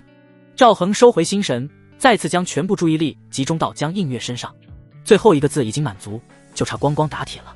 此刻他周身依旧散发着淡淡的光晕，体温维持在40度左右，如同一尊人形暖炉，而这温度似乎恰好对了江映月的胃口。他目光迷离，下意识地更贴近了些。又是一个时辰在旖旎风光中悄然流逝。赵恒眼中忽然闪过一抹喜色，终于怀上了，恭喜宿主成功让一名配偶受孕。您获得奖励中品灵石星号500，您获得奖励3阶灵脉种子星号1，您获得奖励龙鳞马精血星号1000，您获得奖励聚灵阵，您获得特殊奖励人皇幡。朕刚觉醒日药体就怀上，难道之前就是太热的原因？如今两者温度差不多，所以立马结合上了。赵恒脑洞大开，总之无论什么原因，怀上就好。此刻他的心情活像一位在田埂上辛苦耕耘的老农，见到自己亲手栽下的种子颤巍巍地顶破泥土，探出那抹象征希望与收获的新芽，一股难以言喻的感动与成就感瞬间涌上心头。赵恒也顾不上与身旁的江映月温存片刻，迫不及待地将心神沉入系统，清点起此番收获。首先按照惯例，目光直接掠过老朋友中品灵石3阶灵脉种子，此物需回到京城再行使用。赵恒心中已有计较，除了使用地缘精髓液提升灵脉品阶外，2股同阶灵脉融合也有几率提升灵脉品阶，即便运气不佳未能晋升，融合后的灵脉规模与灵气产出也必然远超以往。总之这笔买卖不是太亏。随后他的目光落在了龙鳞马精血上，紧接着嘴角便忍不住微微抽搐。别人家的精血是一种东西，他这系统出品的精血是2种东西。使用方法倒也直白，先将龙鳞马之血注入普通母马体内，将其改造为后天龙鳞马，随后再进行人工受孕，最终诞下的便是血统纯正的龙鳞马。此马属于低级妖兽范畴，不仅智商比寻常马匹高出些许，其速度、耐力、体型更是全面胜出。一旦成功建立龙鳞马族群，日后大军远征完全无需再被双马轮换，机动性将得到质的飞跃。朕得此精血，犹如……赵恒沉吟半晌，一时想不出词，索性放弃。罢了，还是看看下一个奖励吧。聚灵阵，顾名思义，乃是汇聚灵气的阵法。此阵伤人和，不伤天和。若在皇宫内布下此阵，灵脉所产生的灵气将被极大程度地锁在阵中，难以外泄。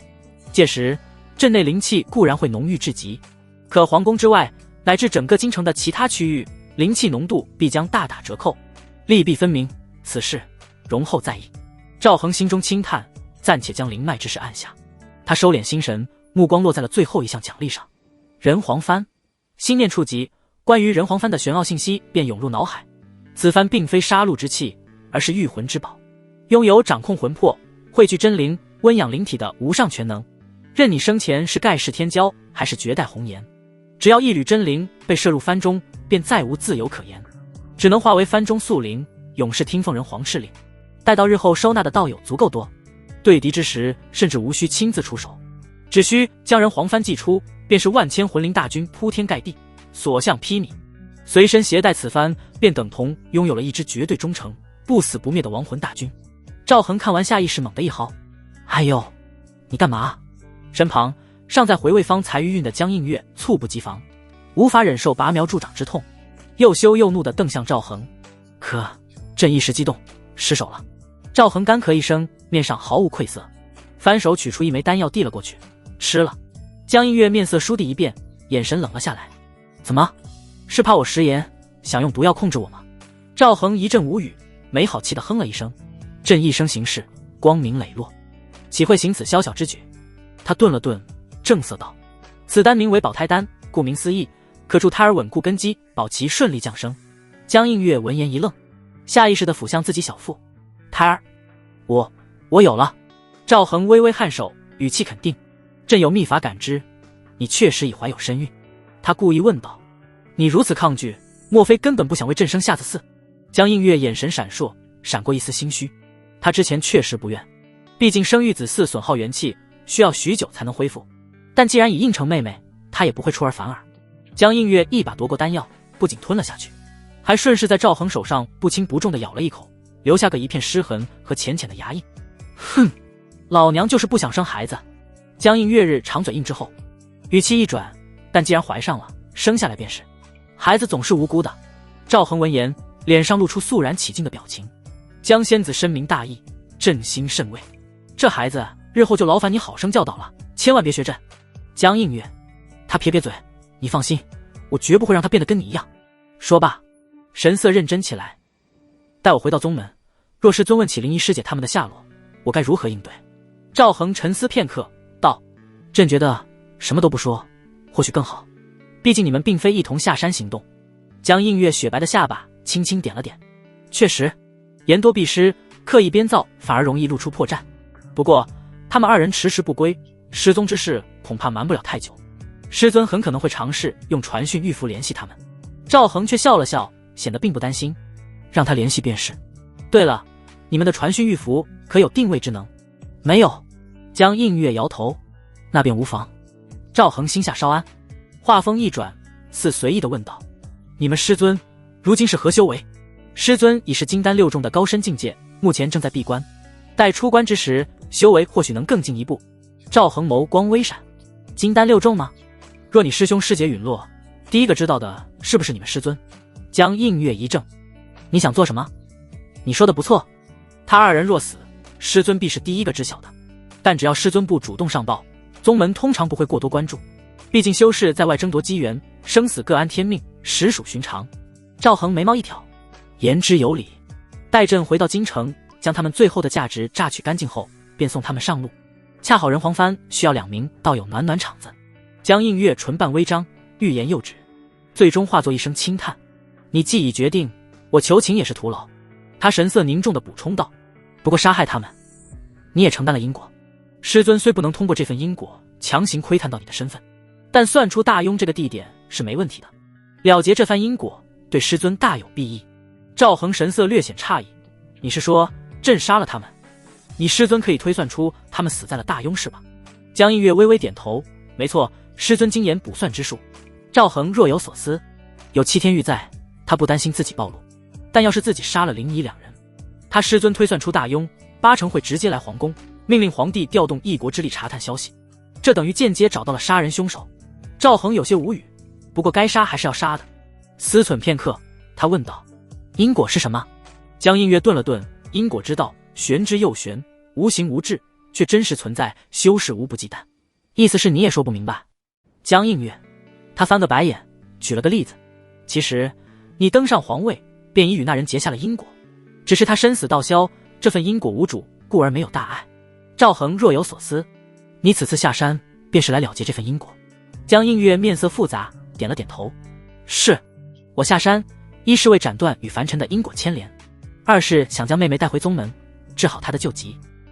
他说到这里，语气中带着浓浓的郁闷，结果2件事一件也没能办成。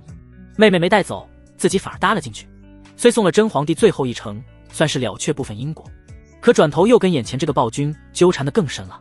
赵恒闻言笑着安慰道：无妨，来日方长，以后慢慢办便是。至于因果，走一步看一步。翌日，赵恒解除江映月的封印，并把储物袋抹去自己神识烙印，重新还给了他。熟悉的灵力重新运转起来。江映月惊讶地发现自己居然筑基2重了，他非常无语，被这暴君亵玩1个多月，怀了孩子，修为不仅没落下，还涨了。难道跟那些姿势有关？江映月微微摇头，神念探入自己的储物袋。咦，这是中品灵石。赵恒神色平淡，这50块中品灵石是朕给你的拉新酬劳。江映月沉着脸，你当我是老鸨？不要还给朕。哼，不要是傻子，毕竟这可是5000下品灵石。江映月神念扫了一圈储物袋，确认没丢失什么。老娘肚兜怎么少了一条？他下意识看向赵恒，却见赵恒眉头轻皱，神色诧异。肚兜少了？他沉思片刻，说道：除了朕接触过储物袋的只有那些妃子，是不是你妹妹拿走了？你们俩身段差不多。江映月直勾勾盯着他，是吗？赵恒面不改色，朕等下就去询问。不用。江映月摇摇头，你还是少跟明月接触，只要你办好朕交代的事情，答应你也无妨。哼，一言为定。赵恒微笑道：君无戏言。就在这时，江明月等人得知消息赶来，你一言我一语的挽留，他们言辞恳切，神情真挚，倒让江映月心头泛起一丝复杂滋味。那暴君固然不是什么好人，可眼前这些女子却与他想象中勾心斗角的后宫妃嫔截然不同，相处起来意外的轻松融洽，彻底颠覆了他对深宫高墙内的残酷认知。然而他去意已决，一一告别众人后，江映月终究还是踏上了返回宗门的道路。山风拂过他的衣袂，他回头望了一眼那渐行渐远的城池轮廓，心中暗暗决定，他日若有机会，定要将这些深陷魔爪的可怜女子全都救出苦海。午后，离别的淡淡感伤渐渐散去，众女重新打起精神，再次投入到热火朝天的抄家大业之中。与此同时，赵恒独自盘坐于静室之内，心神沉静。他手掌一翻，掌心之中便凭空多出一物，那是一面造型古朴的淡黄色帆布。只是此刻，帆布周遭正不受控制地向外溢散着缕缕漆黑如墨的气息，仿佛有无数亡魂在其中哀嚎、挣扎、怒吼，散发出一种令人心悸的阴森与不祥。这是人皇帆。赵恒看得眼角微跳，人有点懵。方才在系统界面中看到的形象分明是庄重威严、宝光内敛，怎么实际寄出来竟是这般鬼气森森的模样？系统给朕一个完美的解释。定，奖励并无异常，请放心使用。赵恒神色一凝，沉声唤道：菜菜，出来说话。嗖的一声，菜菜应声而出。他第一眼就锁定了那面正在酷酷冒着黑气的帆布，小脸上非但没有惊惧，反而瞬间绽放出惊喜的光芒。哇，主人你找到他了。赵恒闻言眉毛微挑，捕捉到了他话中的熟人。你认识此物？当然了。菜菜双手叉腰，小脑袋昂得高高的，骄傲道：我们可是一伙的。一伙？听起来就不正派。赵恒面无表情。你给朕解释一下，为何这人黄帆往外冒黑气？难道里面有亡魂？里面的亡魂全被吃掉了。菜菜大眼睛咕噜噜地转了转，随后面色严肃道：主人，这很可能不是黑气。赵恒神色微动，难道自己认错了？下一秒，菜菜认真的声音响起：8成是鸿蒙紫气。之所以看起来发黑，是鸿蒙紫气太多了。紫的发黑？赵恒忍无可忍，一拳干飞菜菜。放你娘的屁！菜菜可怜兮兮地飘了回来。赵恒冷笑道：给朕重新组织一下语言。菜菜撅着小嘴道：感觉有点熟悉，但想不起来了。主人，会不会是你杀人太多了？赵恒稍作沉吟：朕乃人君，杀的都是乱臣贼子，应当不会吧？顿了顿，他笃定道：肯定是上代人皇杀孽太重。菜菜咂咂小嘴，望着赵恒不善的眼神，他果断点头：是的呢，上代人皇真不是个东西。唉，剑在江湖，身不由己啊。菜菜小脸上变得沧桑起来。赵恒轻点下颌，搞清楚人皇帆发黑的问题后，他接着问道：菜菜啊，你就不好奇朕究竟是如何得到你以及这些人皇至宝的吗？菜菜眨巴着乌溜溜的大眼睛，一脸理所当然：主人您乃当代人皇，天命所归，拥有菜菜我还有这些无能的宝物，不是很合理吗？赵恒一时语塞，竟无言以对。他皱着眉头，换了个方式追问：你在朕的识海中栖息这么久，就没发现过什么异常之处吗？他一直很好奇，系统究竟藏身于何处，自己里里外外查探好几遍，一无所获。菜菜听到这话，把小脑袋摇得像拨浪鼓。主人的识海非常非常健康。他挺起小胸脯，骄傲地保证：有菜菜帮忙镇守，什么妖魔鬼怪都不敢来。再加上人皇印那个废柴，现在还有专门摄魂的人皇帆，总之一切可防可控。主人您就放100个心吧。赵恒，我他娘的更没法放心了。他目光悠悠：菜菜，你还记得你上一个主人叫什么名字或者长什么样吗？菜菜闻言歪着小脑袋，小手摸着下巴，乌溜溜的眼珠偷偷瞄着赵恒。旋即他一本正经地开口：他英俊潇洒，身材高大，高大健硕，健硕挺拔，挺拔。砰！赵恒面无表情，一个暴力敲在他的小脑袋上。哎呦，主人你怎么又打剑？菜菜抱着头，嘟着小嘴大声抗议。赵恒语气平淡：打你不是因为你夸朕，而是你词汇量如此贫乏，让朕感到了冒犯。菜菜沉默半晌，赵恒问出了最关键的问题：那你上一个主人最后怎么样了？菜菜的小脸上忽然浮起一抹清晰的忧伤：死得老惨了。赵恒，他神色悠悠，半晌试探性地问道：那朕现在能把人皇之位提前禅让出去吗？菜菜，他立刻把小脸一板，严肃道：主人，请打起精神来，我觉得您最后成为人道至尊的概率非常大。赵恒精神微微一振，哦，何以见得？蔡蔡握紧小拳头，一脸认真，因为您是我见过最阴险啊！话未说完，赵恒已经面无表情的一拳将他打飞出去，然后开始祭炼人皇幡。一切非常顺利，并没有因为黑气缠绕影响功能。把人皇幡收进石海后，又让蔡蔡滚了进去。赵恒起身看了眼外面天色，是时候去靖王的密室看一看了。赵恒想起靖王临死前为求活命，确实吐露了不少秘密，其中就包括了这间密室的具体位置。他步入书房，转动了一个毫不起眼的机关，随着一阵轻微的击破声，一道暗门缓缓开启。赵恒并未贸然进入，而是先行放出神识，如无形的触手般向内探去。片刻后，他收回神识，嘴角勾起一抹冷笑。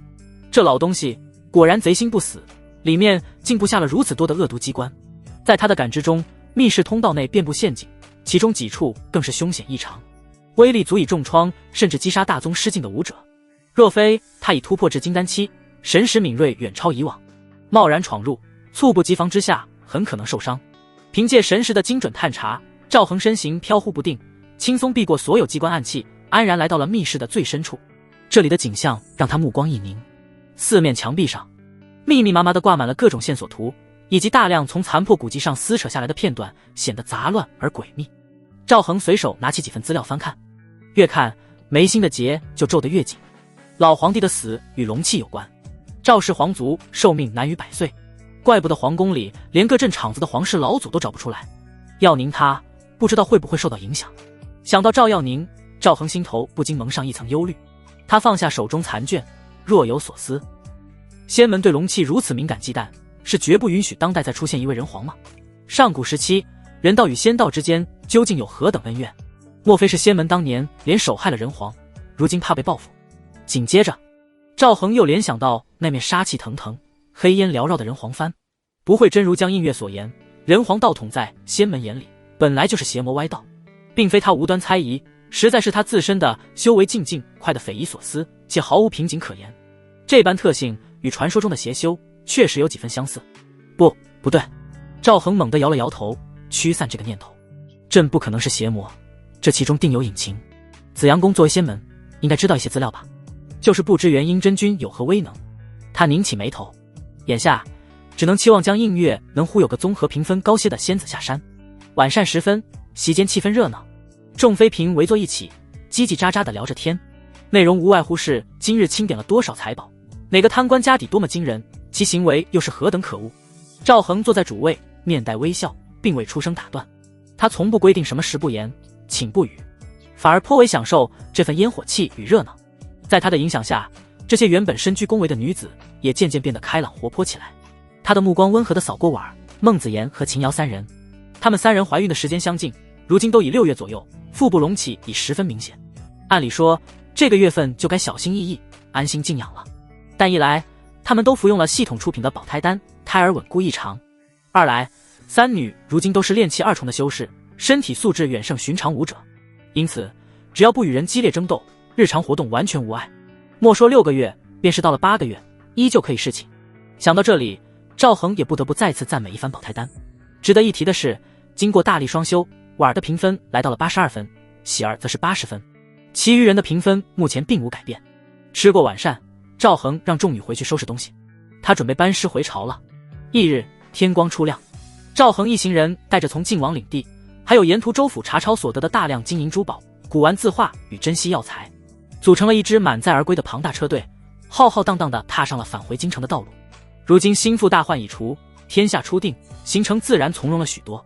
赵恒索性与众女共同乘坐一辆犹如移动行宫般的超大型马车，此车由8匹神骏非凡的高头大马牵引，内部宽敞舒适，一路缓配而行，倒有几分巡游踏青的惬意。随行护驾的仅有1万士卒，其余部队则奉命留守当地，等待岳文杰前来接手整编。至于那座气派的晋王府，则被暂时封锁起来，以备日后之用。车队一路走走停停，当远方地平线上终于浮现出京城那熟悉而巍峨的轮廓时，时光已在车轮的辗转中悄然流逝了2个月。那些之前被赵恒故意放出去假扮晋王余孽搅乱视听的部队，也在他途经时被顺手降服，随后被勒令返回庆州，等候后续的正式整编。经过这2个月的旅程，马车上的众位妃嫔孕态愈发明显，身形已见丰腴，尤其是婉儿、孟子言和秦瑶3人，孕期已达8月，腹部的隆起已十分可观，距离分娩之期已然不远。车厢内，赵恒随手将一枚灵气耗尽、化作粉末的中品灵石丢掉，眼眸深处一缕生灭之力悄然隐没。仙道修为已然升至炼气7重。他目光扫过车内正在静修或闲谈的众女，赵耀宁资质最佳，已达炼气5重，刘景熙、李晴与江明月紧随其后，为炼气4重，赵疏影则是炼气3重，其余诸女境界都在炼气2重。由此便可见地灵根的资质是何等优秀。众人同修经单级功法，万元归灵诀，赵耀宁的境界却遥遥领先。若非赵恒所修的阴阳造化生灭经更为神异，此刻境界恐怕也与赵耀宁相仿。当然，这飞速提升的代价也极为惊人，所获得的中品灵石如今仅剩下900枚左右。那2名仙门弟子储物袋内的资源也被用个精光。与此同时，紫阳宫某间被阵法笼罩的静室之内，江映月缓缓睁开双眸，眼底一抹赤色流光转瞬即逝，周身摇曳升腾的灼热灵力也随之尽数敛入体内。2个月了，他轻轻叹了口气，一只手下意识地抚上自己依旧平坦的小腹。当初回宗后，他只对师尊含糊地交代了一句，便匆匆开始了闭关。修为倒是得偿所愿，突破至筑基3重，可眼下却有比修炼更棘手的事情需要面对。罢了，是福是祸，总要面对。他深吸一口气，似是下定了决心，反正师尊早晚都会知道。江映月硬着头皮推开了静室的大门。片刻之后，静室外的庭院中异象呼声，周遭的花草无风自动，微微摇曳间，点点晶莹的绿色光华自枝叶间飘散而出，于半空中汇聚。一位头戴百花冠、明眸善睐的少女随之显现。她赤着一双白嫩的玉足，姿态轻盈。仔细看去，她的双足并未真正触地，而是由一朵朵无中生有的娇艳花朵稳稳托举着。师尊，江映月轻声唤道。这少女模样的修士，正是紫阳宫金丹真人之一的文人无双。文人无双纤细的足尖轻点，脚下便自然生出一朵新的鲜花承接，步步生莲，缓步走到江映月面前。她歪着头，脸上带着毫不掩饰的惊讶。小月，你的修为怎么精进得如此之快？回宗时刚突破筑基2重已经够惊人了，这闭关2月竟又突破了1重，难道赤炎神皇体还有不为人知的加速修行之效？江映月嘴唇微动，正想解释，文人无双却猛地瞪大了眼睛，像是发现了什么不可思议的事物等等。你身上怎会有新生命的气息？他小手迅速亮起温润的绿色光芒，在江映月身前细细感应片刻，语气愈发肯定，没错，就是新生命的气息。他抬起头，满脸的难以置信。小月，你这闭的是哪门子关？怎么还闭了个孩子出来？江映月面颊瞬间泛起尴尬的红晕，垂下头，声如文瑞。师尊，我下山历练时遇到了一位心仪的男子。文人无双呆呆地眨了眨眼，然后我们就有了孩子。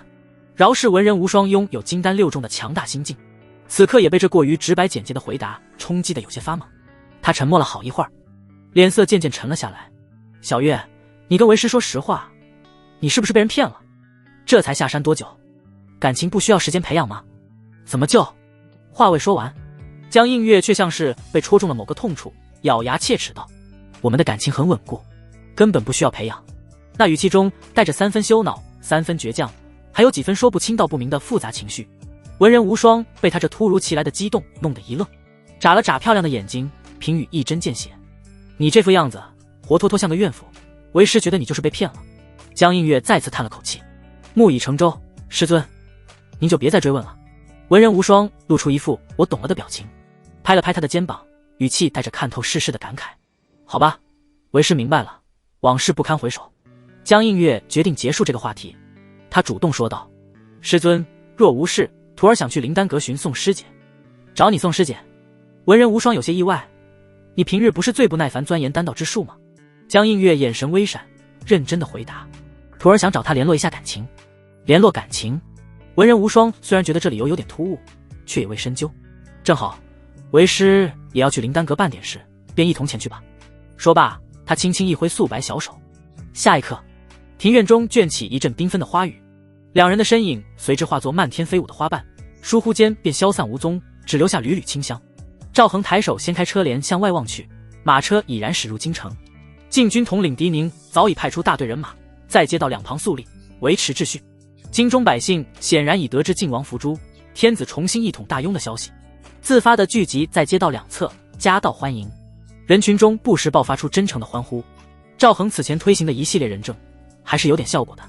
臣柳如汉恭迎陛下凯旋而归，恭迎陛下凯旋而归。马车缓缓停稳，赵恒先连不出。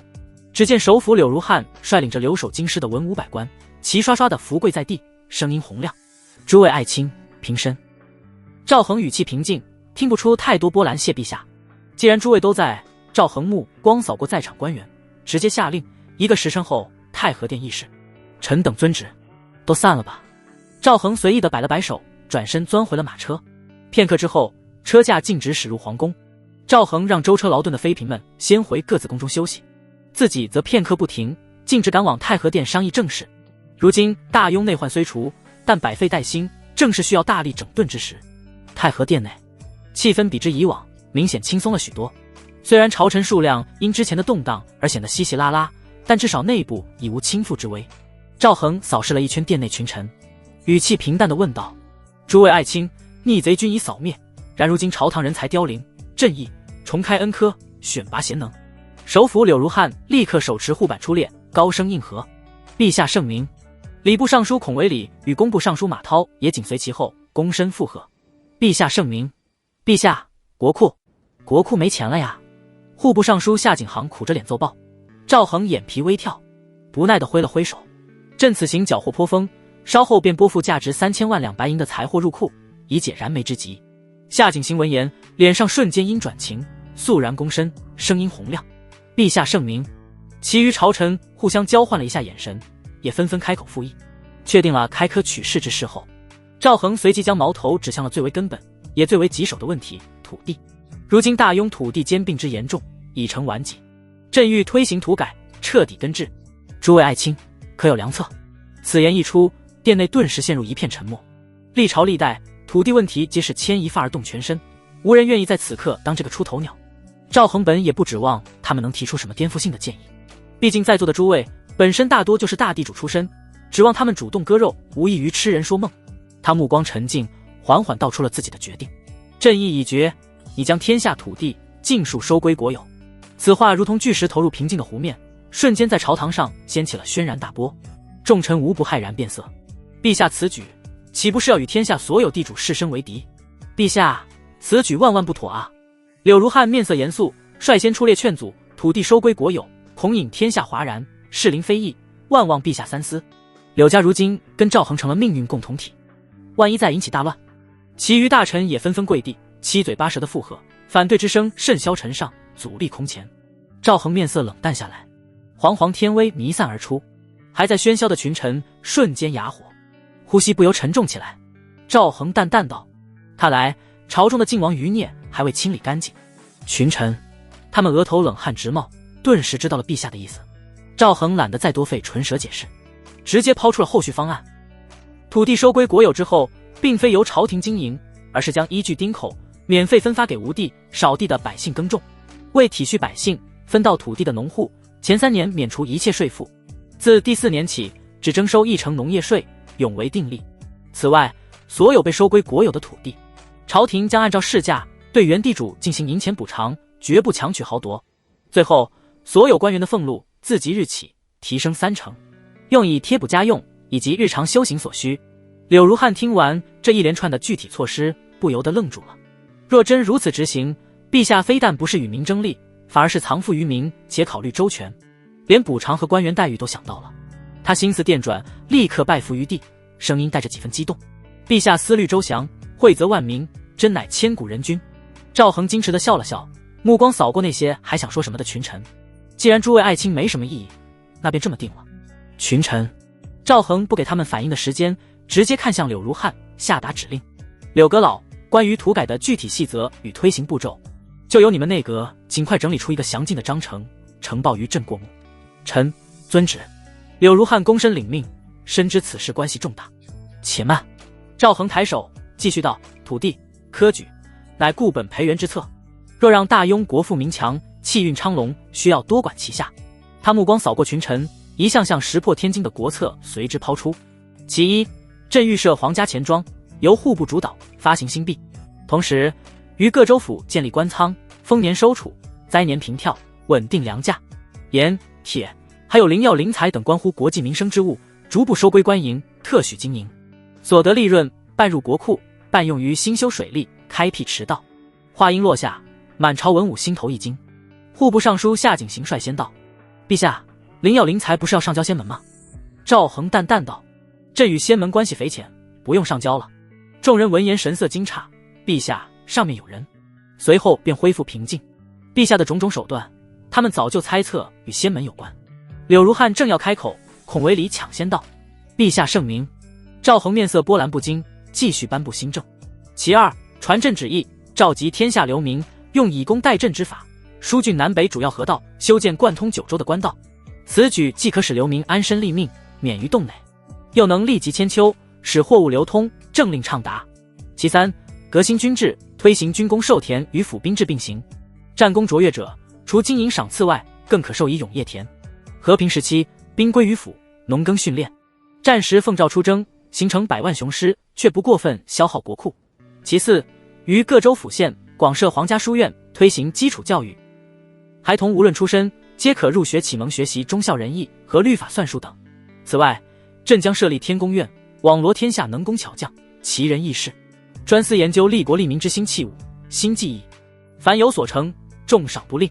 其五，一道道前所未闻的国策，如同九天惊雷，在太和殿中轰然炸响，勾勒出一幅远超想象的宏伟蓝图。起初被震得心神摇曳的群臣，渐渐从骇然中平复，转而陷入深沉的思索。一些目光敏锐的有识之士，眼底更是难以抑制地闪烁起兴奋的光芒。他们隐约察觉到，陛下所图绝非仅仅止于平定内乱、稳固江山，而是要开创一个前所未有的煌煌盛世。柳如汉立于文臣前列，心中五味杂陈，复杂难言。如此周全、环环相扣的政策体系，绝非朝夕之功。陛下当初作为一个身处险境的替身，竟在暗地里筹谋了如此之多。一想到此节，他内心便涌起一阵难以言喻的感慨，甚至暗暗对被害死的先帝道：“陛下，您早逝或许也好，眼前这位才是真正能带领大雍走向极盛之人。”随着赵恒将一项项石破天惊的国策公之于众，他冥冥之中感受到自身与大雍亿万子民的联系变得更加紧密。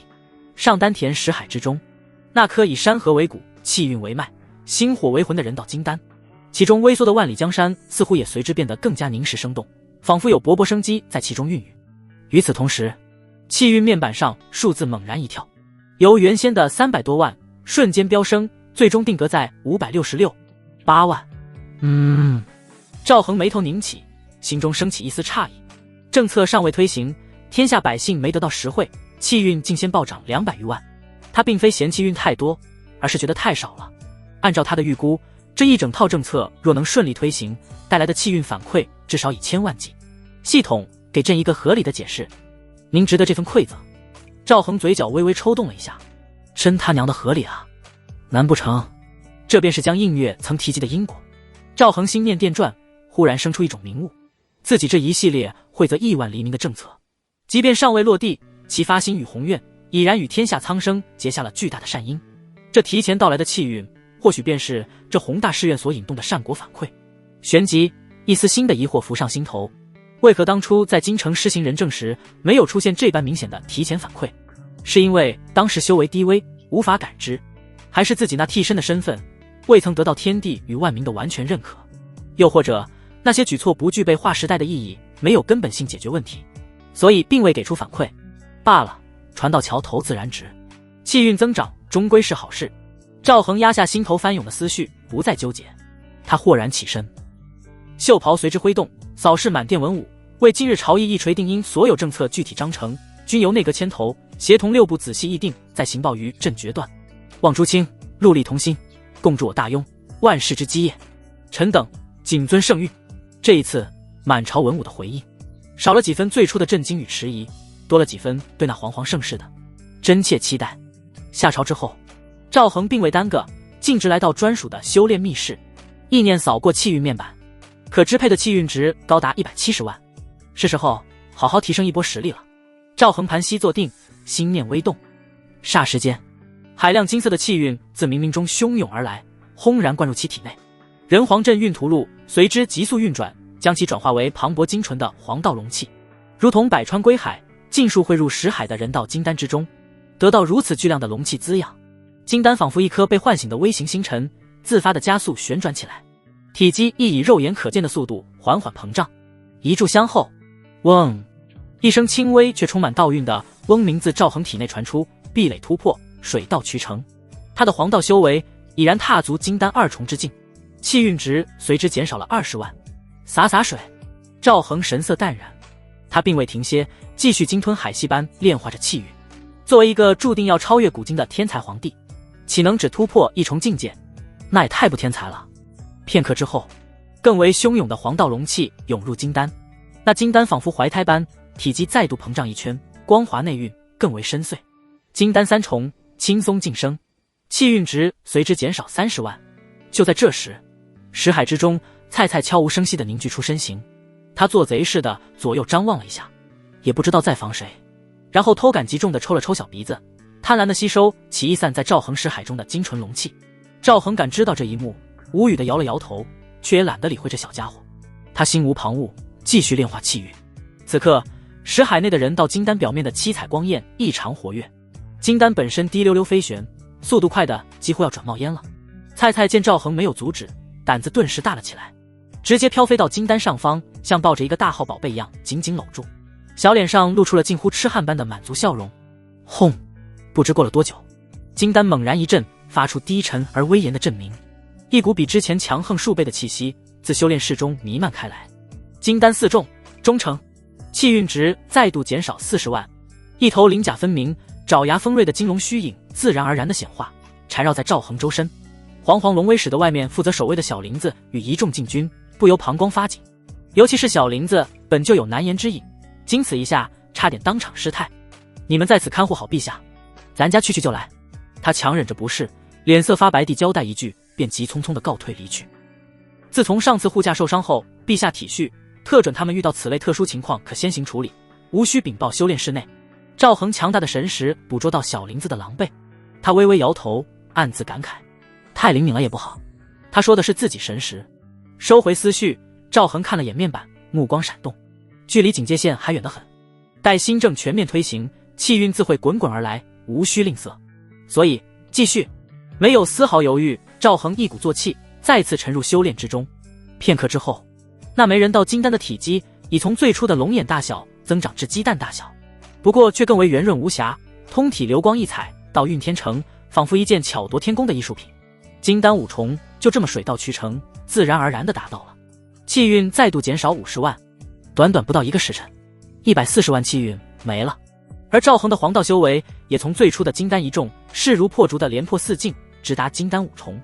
天才是这样的，他感受着体内远超从前的力量，心中涌起阵阵喜悦。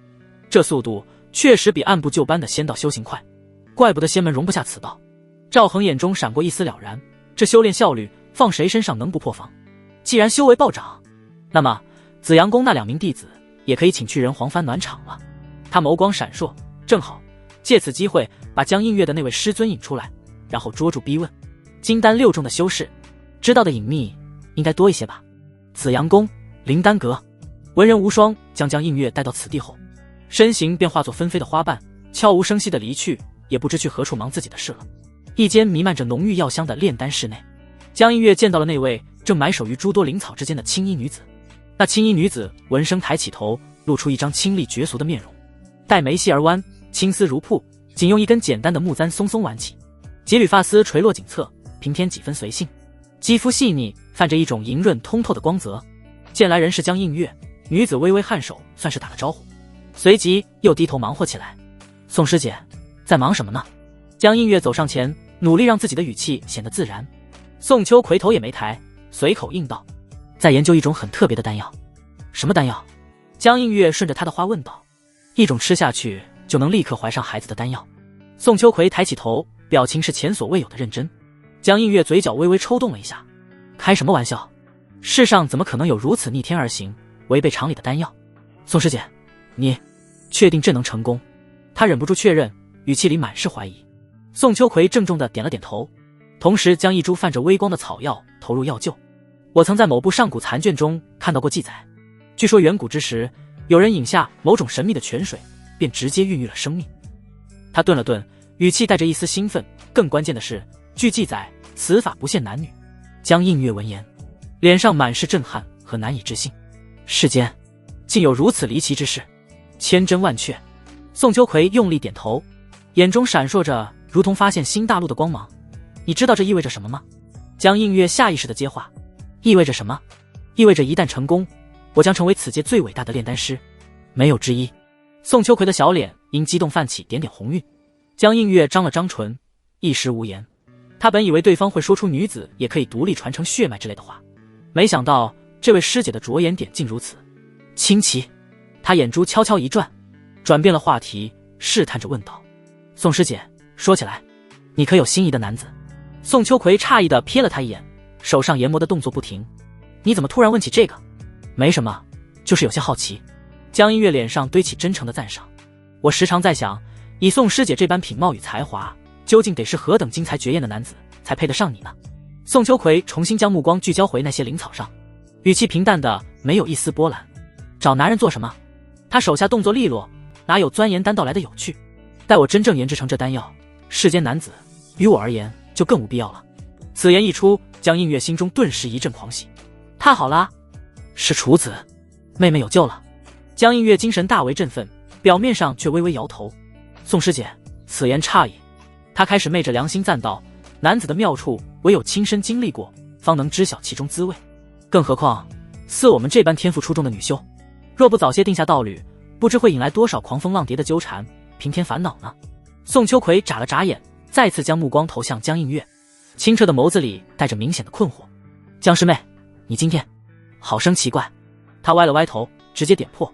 我记得你以前不是一直宣扬女子当自强，何须依靠男子吗？江映月顿时语塞，昔日自己射出的飞镖，如今不偏不倚，正中自己的眉心。他脸上迅速闪过一丝尴尬，随即抢笑道：可我们女人不是本就善变的吗？宋秋葵显然不接受这个说法，坚定地摇了摇头。不可能，至少我对丹道的感情就永远不会变。江映月感到一阵无力，人有点麻了。看来此事急不得，只能徐徐图之了。反正距离宗门例行下山收取资源的日子还有2个月时间，他在心中暗暗对眼前的师姐道：宋师姐，对不住了，为了妹妹只好苦一苦你了。江映月面上重新露出亲和的笑容，凑近了些，语气热络地说道：师姐说的是。对了，我近来对丹道也有些兴趣，此处药性似乎颇为玄妙，师姐可否为我讲解一二？他决定先从投其所好开始。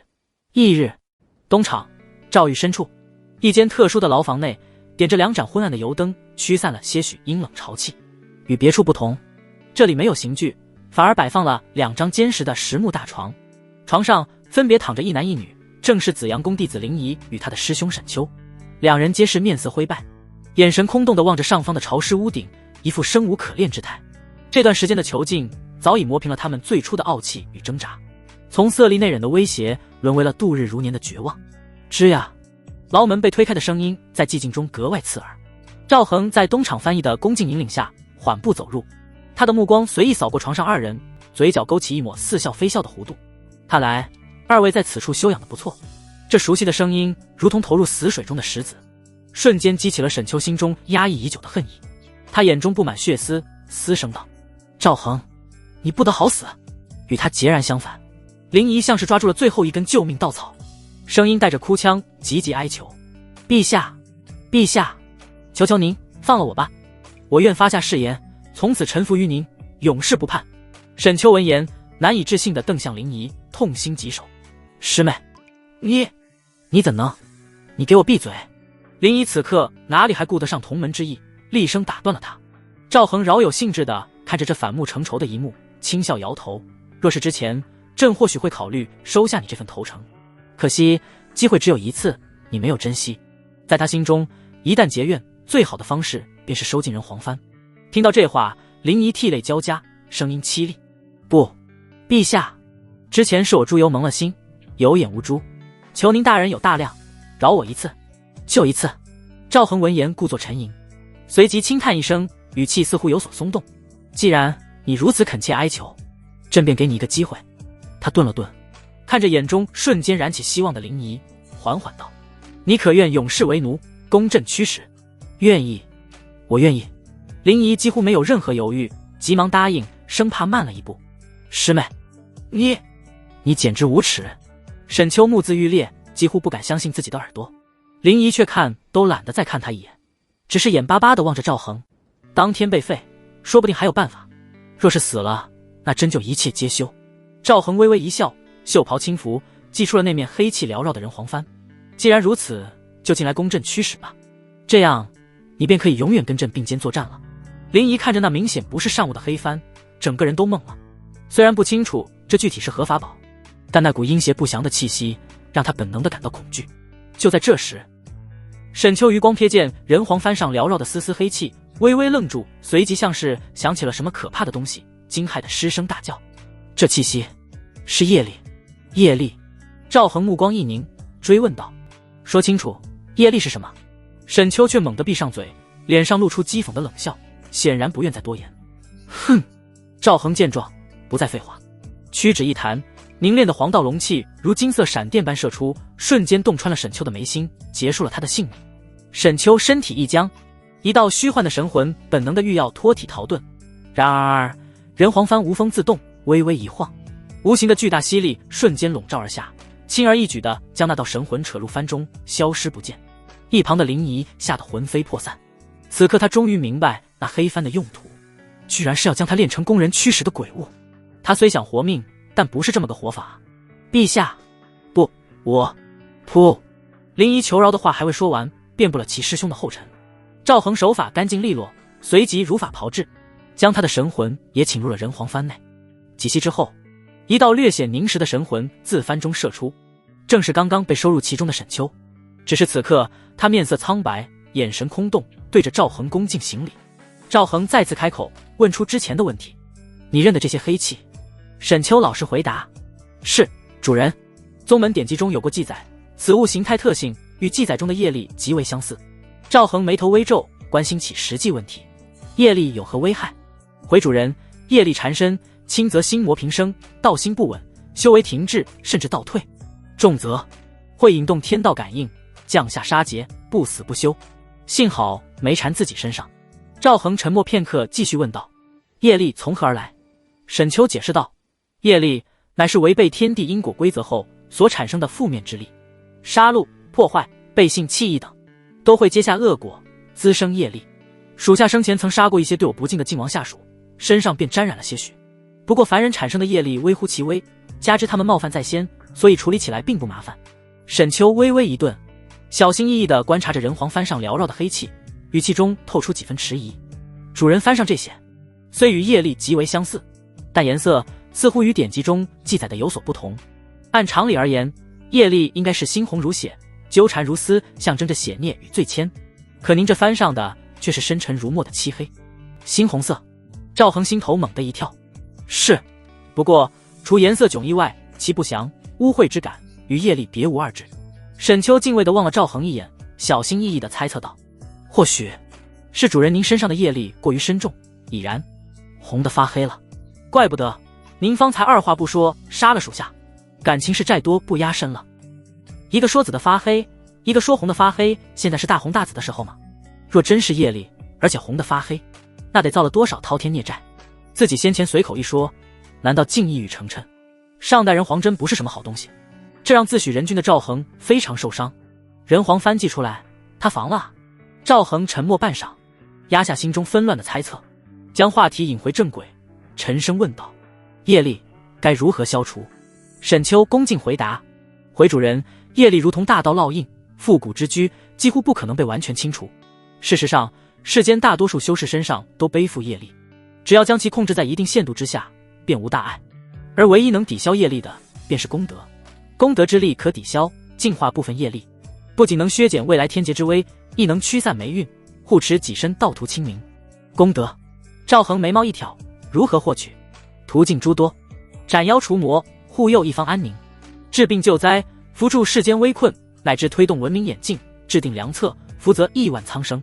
凡有益于天地众生之举，皆可获得数量不等的功德。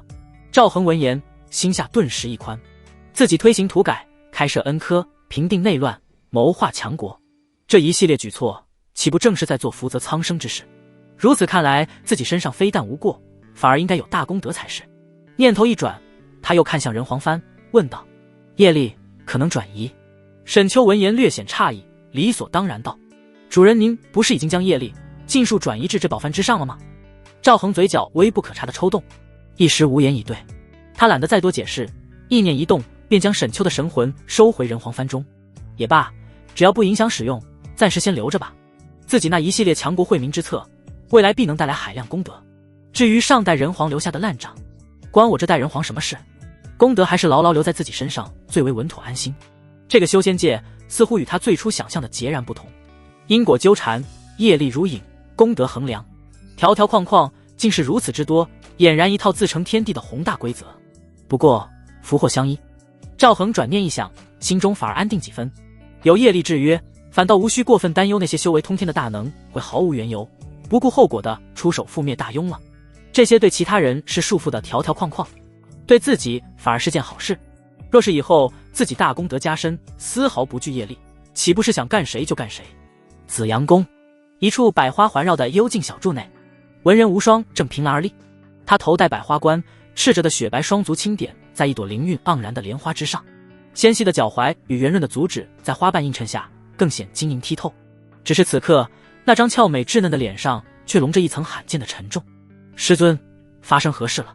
江映月走近，语带关切。似乎因为怀孕的原因，她的身段更加丰腴曼妙。文人无双转过身，明澈的眼眸看向弟子，轻声道：“小月，你沈师兄和林师姐陨落了。”江映月闻言，娇躯微不可察的一僵，瞬间明悟过来，定然是那暴君干的。他心念电转，脸上却迅速涌起悲愤与难以置信，贝齿紧咬红唇，声音带着一丝颤抖，用尽毕生演技交斥道：“是谁？是谁害了师兄师姐？此仇不共戴天。”见他如此反应，文人无双心中稍感宽慰，语气也柔和了几分：“你能有这份同门之意，为师很是欣慰。”他话锋一转，据宗内知情的弟子所述，他们是调查大庸内乱的事情。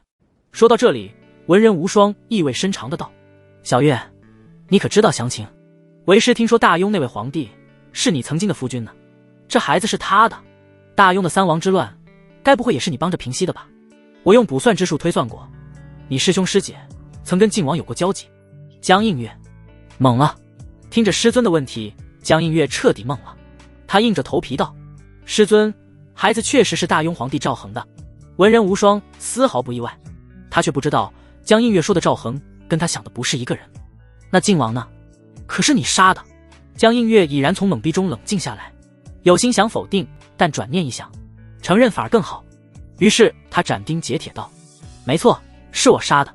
当时我还碰到了师兄师姐，经过我的请求，最终他们离开了靖王大营。”文人无双微微点头，大致跟他想的差不多。但我之后并没有再见到师兄师姐。平息靖王之乱后，我便回宗闭关了。江映月可不想背上同门相残的锅，为师信你。文人无双笑了笑，他并不觉得江映月是杀人凶手，一来时间对不上，二来打不过。江映月放下心来，不知师尊可算出凶手是谁？文人无双微微摇头，赤足下的莲花随之轻轻摇曳，为师怀疑是有外来修士与他们起了冲突，以致遭了毒手。江映月眸光一闪，向前微倾身体，曲线毕露，提议道：“师尊，既然如此，何不请宗内援殷真君出手，推演天机，窥得一丝线索？”听到这话，文人无双稚气未脱的脸上浮现一丝无奈，他摇了摇头：“推演天机，代价非同小可。宗内的真君恐怕不会为了2名内门弟子轻易出手，毕竟死的并非真传。”江映月顿时默然，话已至此，意思再明白不过。师兄师姐的分量还不够，他心底悄然松了口气，面上却显出不甘与愤懑。难道就这么算了？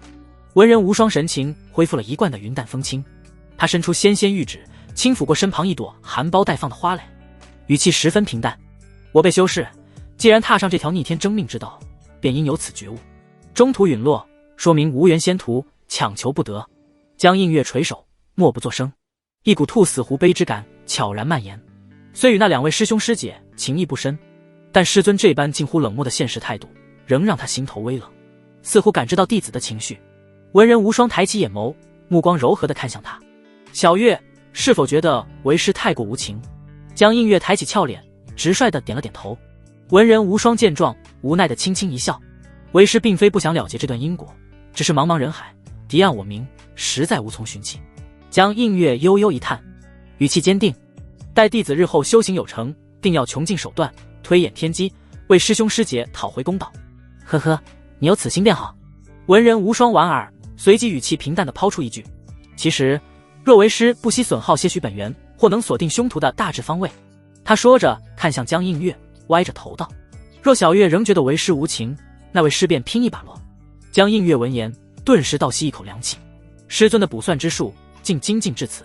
他可是对暴君信誓旦旦说过，师尊只能模糊推算到大庸，这不坑了吗？那暴君万一被师尊发现是凶手，妹妹怎么办？我爹怎么办？想到此节，江映月急忙抓住文人无双的衣袖，言辞恳切道：师尊不可。他仰起脸，眼中满是真挚的担忧。逝者已矣，弟子不想再看到身边亲近之人再受伤害。想来师兄师姐在天之灵，也绝不愿看到师尊您为他们付出如此沉重的代价。文人无双静静地看着他，片刻后伸出白皙小巧的手，轻轻抚了抚江映月的发顶，动作温柔。好。他收回手，语气恢复了平静，那便等为师晋升元婴真君之后，再行推演天机，找出真正的凶手。江映月这才如释重负，能拖一天算一天吧，自己可是尽力了。他将眼底的一丝复杂心绪深深掩藏，跟师尊说了声，便回自己住处去了。目送江映月远去，文人无双静静矗立，清澈的眸子定定望着远处云海。良久轻轻的呢喃从唇齿间溢出，念头不通达，大庸，还是亲自跑一趟吧。话音方落，漫天花瓣飞舞间，他的身影眨眼便消失不见。大庸，内阁的动作雷厉风行，围绕着陛下颁布的新政纲要，诸位阁臣挑灯夜烛，逐条推敲，补充细则。短短3日后，一份更为详尽周密的新政总章便呈递到了赵恒的案头。赵恒仔细翻阅，见其中思虑周全，并无疏漏，满意的点点头，随即朱笔御批，吩咐6部以最高效率推行天下。至于苟日的司礼监，他早就撤掉了，以后都不会有。政务方定，赵恒召来了东厂厂工李明恩，御书房檀香袅袅。赵恒看似随意地问道：明恩啊，你觉得如今的东厂如何？李明恩心中猛地一凛，陛下此问绝非无的放矢。他脑中电光火石般闪过诸多念头，面上却愈发恭谨，小心翼翼地回道：回陛下，东厂能有今日之气象，全赖陛下天威笼罩，英明指点，奴婢不过是遵照圣意行事罢了。赵恒闻言轻笑一声：你倒是说了句实在话。他语气稍顿，面色随之平肃下来，淡淡道：东厂发展的确实很快，短短数月，成员遍布大庸9州，触角甚至已开始向大燕延伸，这很好，你功不可没。李明恩面色一喜，正要开口称颂，却听赵恒话锋陡然一转：朕自然信你的忠心，但朕忧不在你，而在旗下。机构庞大，难免藏污纳垢，若有那不长眼的东西仗着东厂权势欺上瞒下，蒙蔽圣听，日久天长，必生祸端。此言一出，李明恩脸色骤变，急忙扑通一声跪倒在地，声音带着惶恐：陛下明鉴，奴婢对陛下忠心天日可表，万万不敢行此大逆不道之事。朕不是怀疑你。赵恒目光平静，看不出喜怒，起来说话。李明恩这才稍稍松了口气，却不敢全然放松。他心念急转，已然明了圣意，遂低着头主动奏请：陛下圣虑深远，为防微杜渐，奴婢恳请陛下另立西厂与东厂互为掣肘，共效陛下。赵恒眼中掠过一丝讶然，旋即摇了摇头：西厂想法不错，但没有必要。他站起身，负手而立道：朕决定成立锦衣卫，所属皆服锦衣，新政推行之监督，官员风闻之监察，乃至部分原属东厂之权责，今后皆由锦衣卫与东厂协同办理，互相监督，执秉于朕。帝王心术，重在平衡，一家独大，绝非长久之计。李明恩闻言心领神会，连连叩首：陛下圣明，如此安排可谓万全。赵恒笑骂一句：行了，滚起来吧。李明恩如蒙大赦，陪着笑脸在地上滚了起来。朕是让你站起来。赵恒看着他这副模样，简直是哭笑不得此刻。他倒是有些理解历史上那些帝王为何身边总少不了这等弄臣宦官了。李明恩嘿嘿干笑2声，这才利索地爬起身，恭敬地侍立一旁。赵恒不再多言，随手从袖中取出一卷早已抄录好的帛书丢了过去，其上所载正是人道引气术，不过名字已被他稍作修改。此乃朕偶然所得的一门仙家功法，玄妙非常。你身具灵根，可转修此法。虽然系统主要针对女性，但以赵恒如今金丹期的修为与地灵根的感知，已能探查他人是否身具灵根。李明恩双手接过帛书，刚听说是仙门功法，眼睛就已瞪得滚圆。待他凝神看去，只见5个大字赫然映入眼帘：第一引气术。他顿时倒抽几口凉气，眼神中爆发出难以抑制的惊喜。好生霸道的功法，竟敢以第一为名，奴婢叩谢陛下天恩，赐下如此仙法。说罢便是砰砰砰几个响头，情真意切。赵恒嘴角微不可察地抽动一下，淡淡道：起来吧，此法你稍后令东厂上下尽数抄录一份。李明恩神色一愕，抬头茫然道：陛下，这仙法不是独赐奴婢一人，是赏给整个东厂的。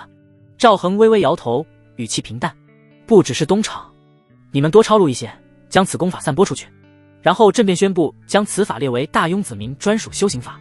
李明恩微微一愣，旋即明白了陛下的深意，他压下心中波澜，躬身领命：奴婢遵旨。先去办吧。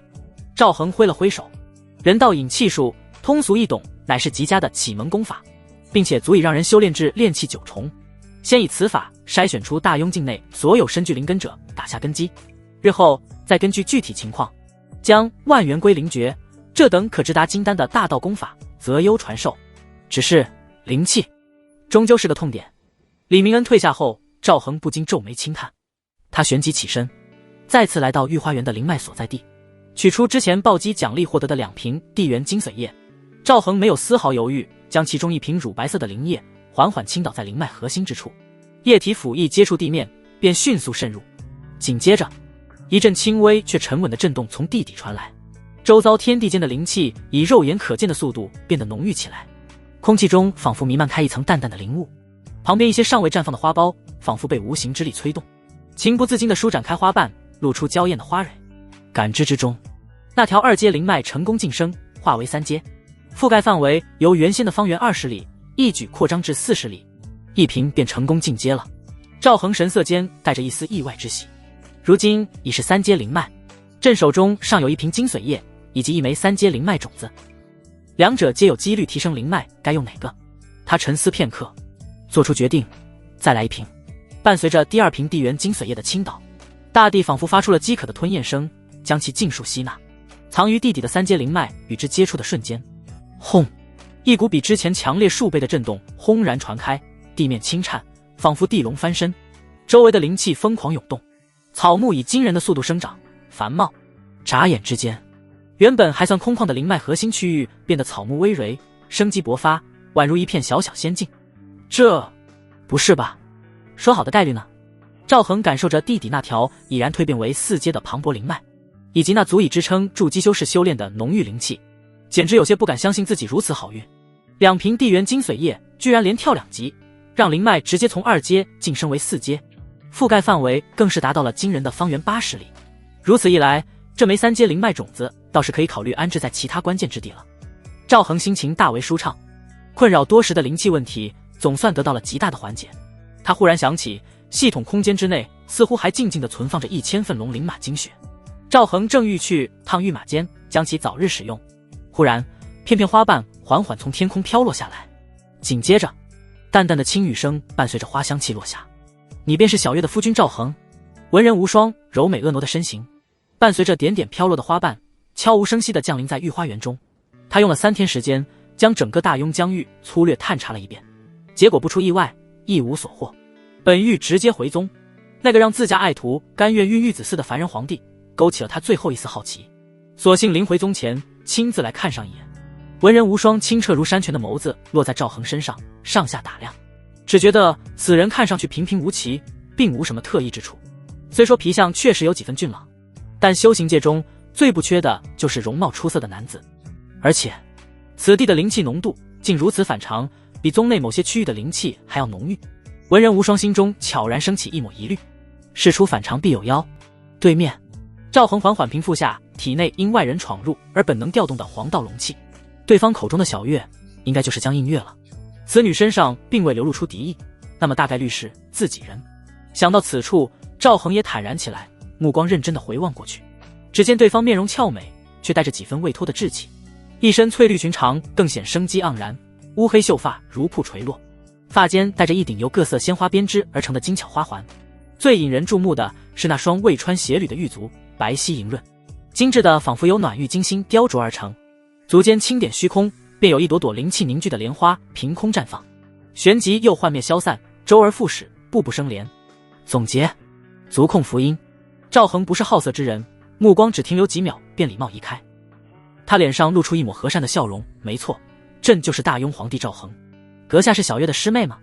话音未落，他一心二用，暗中查看起眼前女子的信息。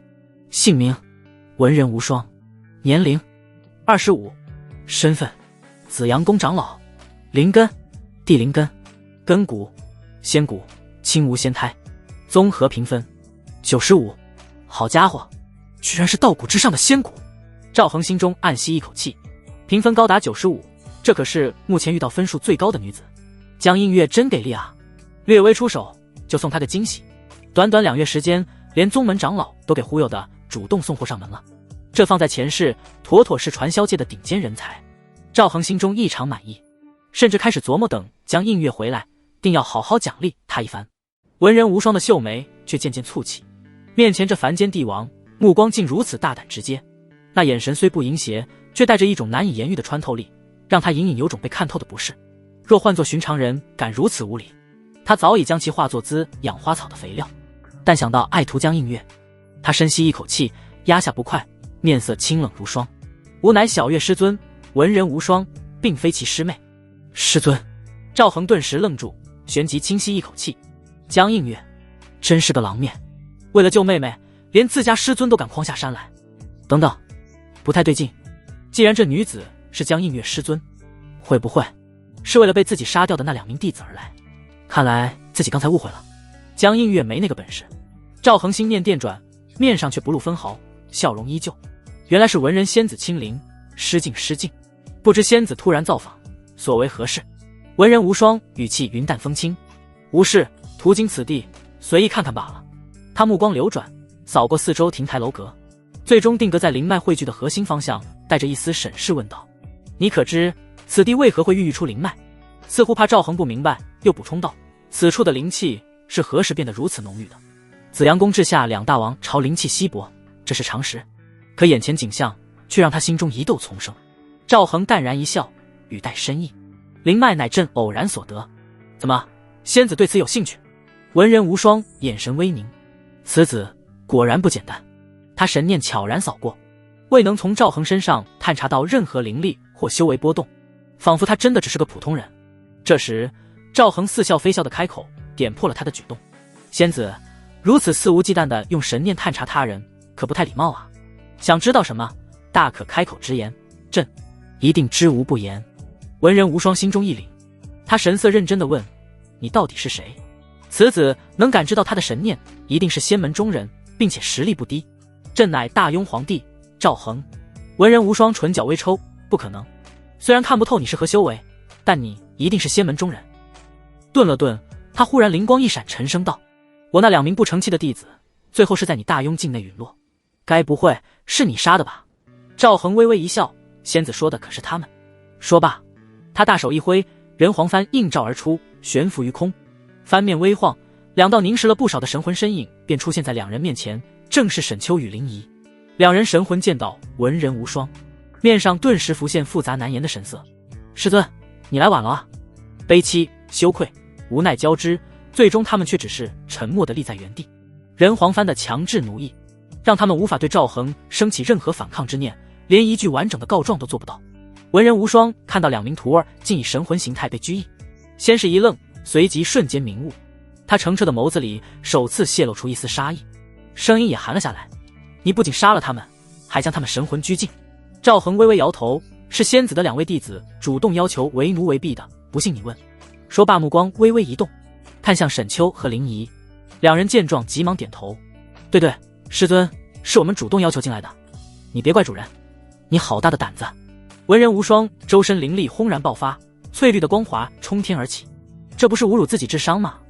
御花园内，本就茂盛的花草树木仿佛被赋予了狂暴的生命力，开始疯狂扭曲生长。粗壮的藤蔓与狰狞的根系震破土石，如同无数巨蟒从四面八方朝着赵恒绞杀而来。赵恒看着，瞬间变得一片狼藉，仿佛原始丛林般的御花园，嘴角微抽。等拿下了这女人，定要让她现的赔款加倍还回来。枪，剑鸣响起，人皇剑化作一道金色流光，瞬间出现。嗖嗖嗖，凝练无匹的黄道剑气纵横交错，如同热刀切牛油般，瞬间将所有袭来的藤蔓枝干搅成漫天碎屑。这道气息，你竟得到了上古邪皇的道统传承。文人无双感受着四周溢散的龙气，俏脸色变，他眼中闪过一丝惋惜，旋即化为决然，叹息道：糊涂啊，安安分分做你的凡间帝王不好吗？如今你既然入了歧途，看在小月的面子上，本座网开一面，只废除你一身邪功，留你一命。赵恒，他沉下脸，声如雷霆：什么邪皇邪功的，妖言惑众，今日朕便替天行道，收了你这不识好歹的妖女。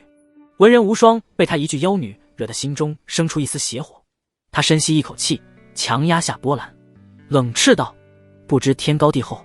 赵恒不甘示弱，收起人皇幡，手持金光闪耀的人皇剑，身形冲天而起。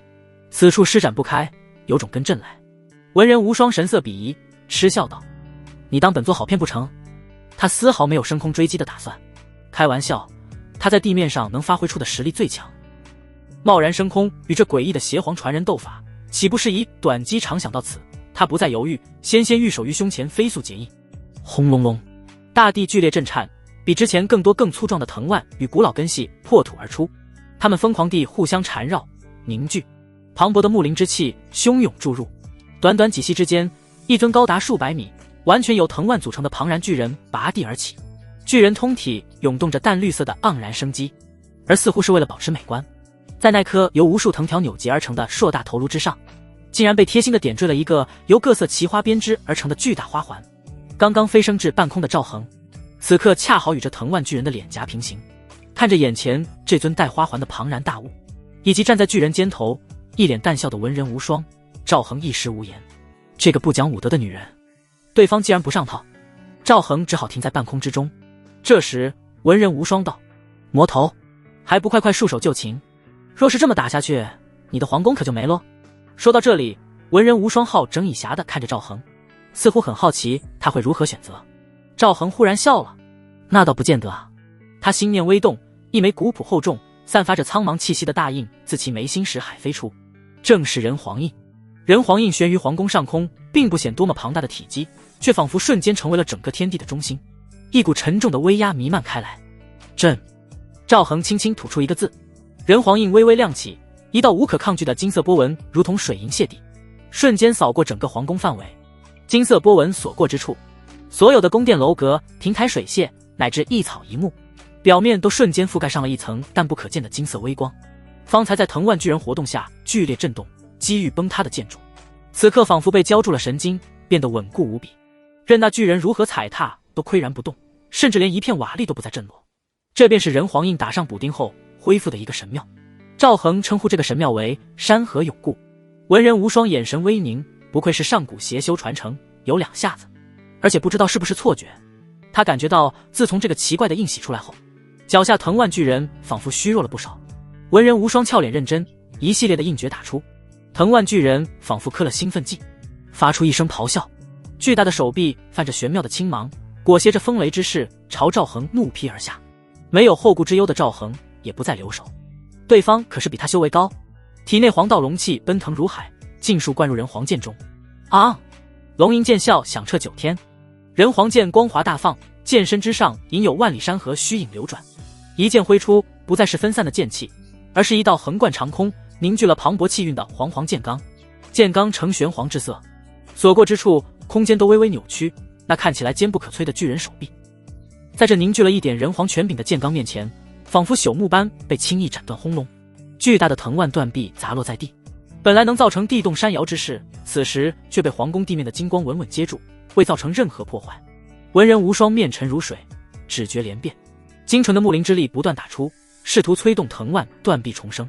然而他很快惊愕地发现，藤蔓断口处仿佛萦绕着一股奇特的力量，在阻隔灵力的滋养与渗透，修复过程变得极其缓慢而艰难。好生诡异的邪剑，他不禁低声惊呼：“你才邪剑！诡异的老女人！”一个清脆的声音突然响起，菜菜猛地从剑身中跳了出来，叉着腰对着文人无双怒目而视。文人无双的脸色瞬间黑了下来，他暗暗咬紧银牙，不再多言。但那双纤纤玉手却以更快的速度接出复杂印诀。赵恒不给他喘息机会，一道道煌煌剑气斩出，但都被他躲了过去。忽然，只听砰的一声巨响，那庞大的藤蔓巨人自行轰然解体，化作漫天闪烁着生命光泽的淡绿光点。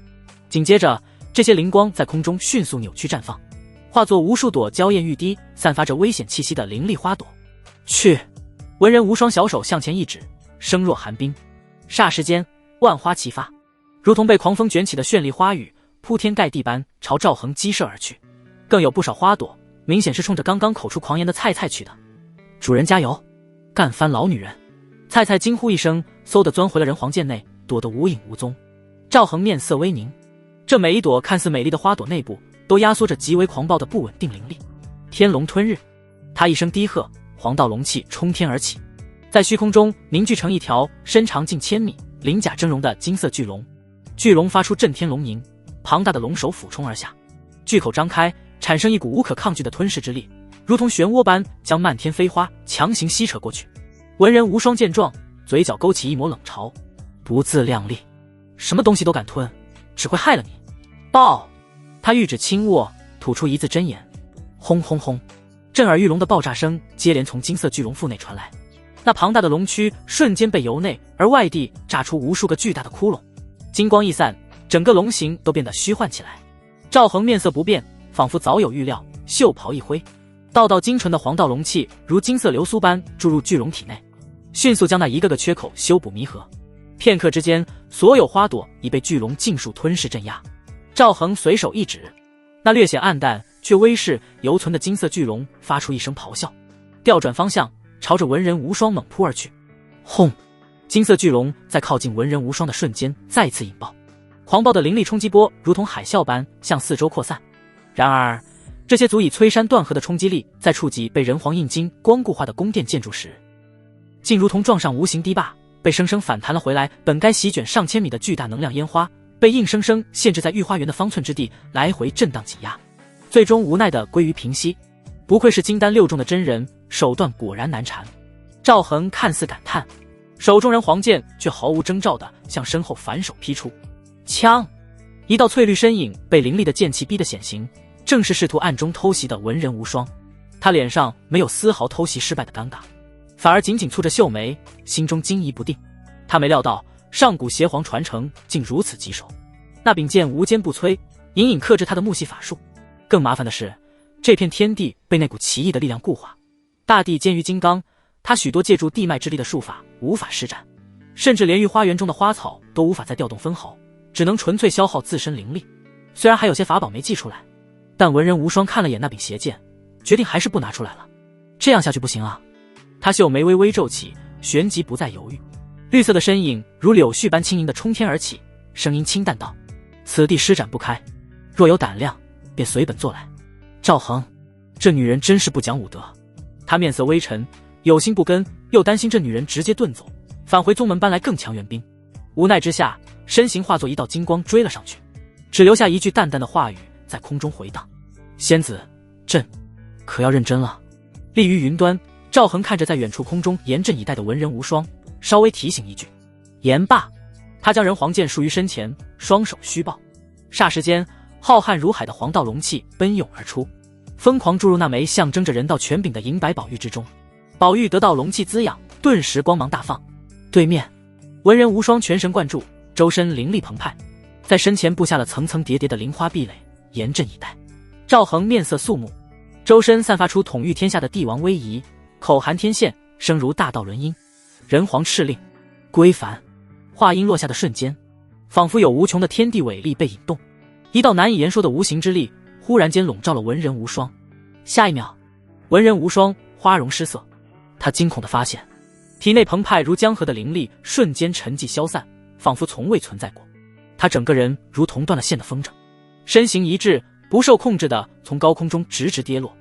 赵恒心知肚明，对方修为远高于自己，人皇敕令持续时间不长，恐怕只有短短几息，但对于金丹修士而言，一息之差便足以决定生死胜败。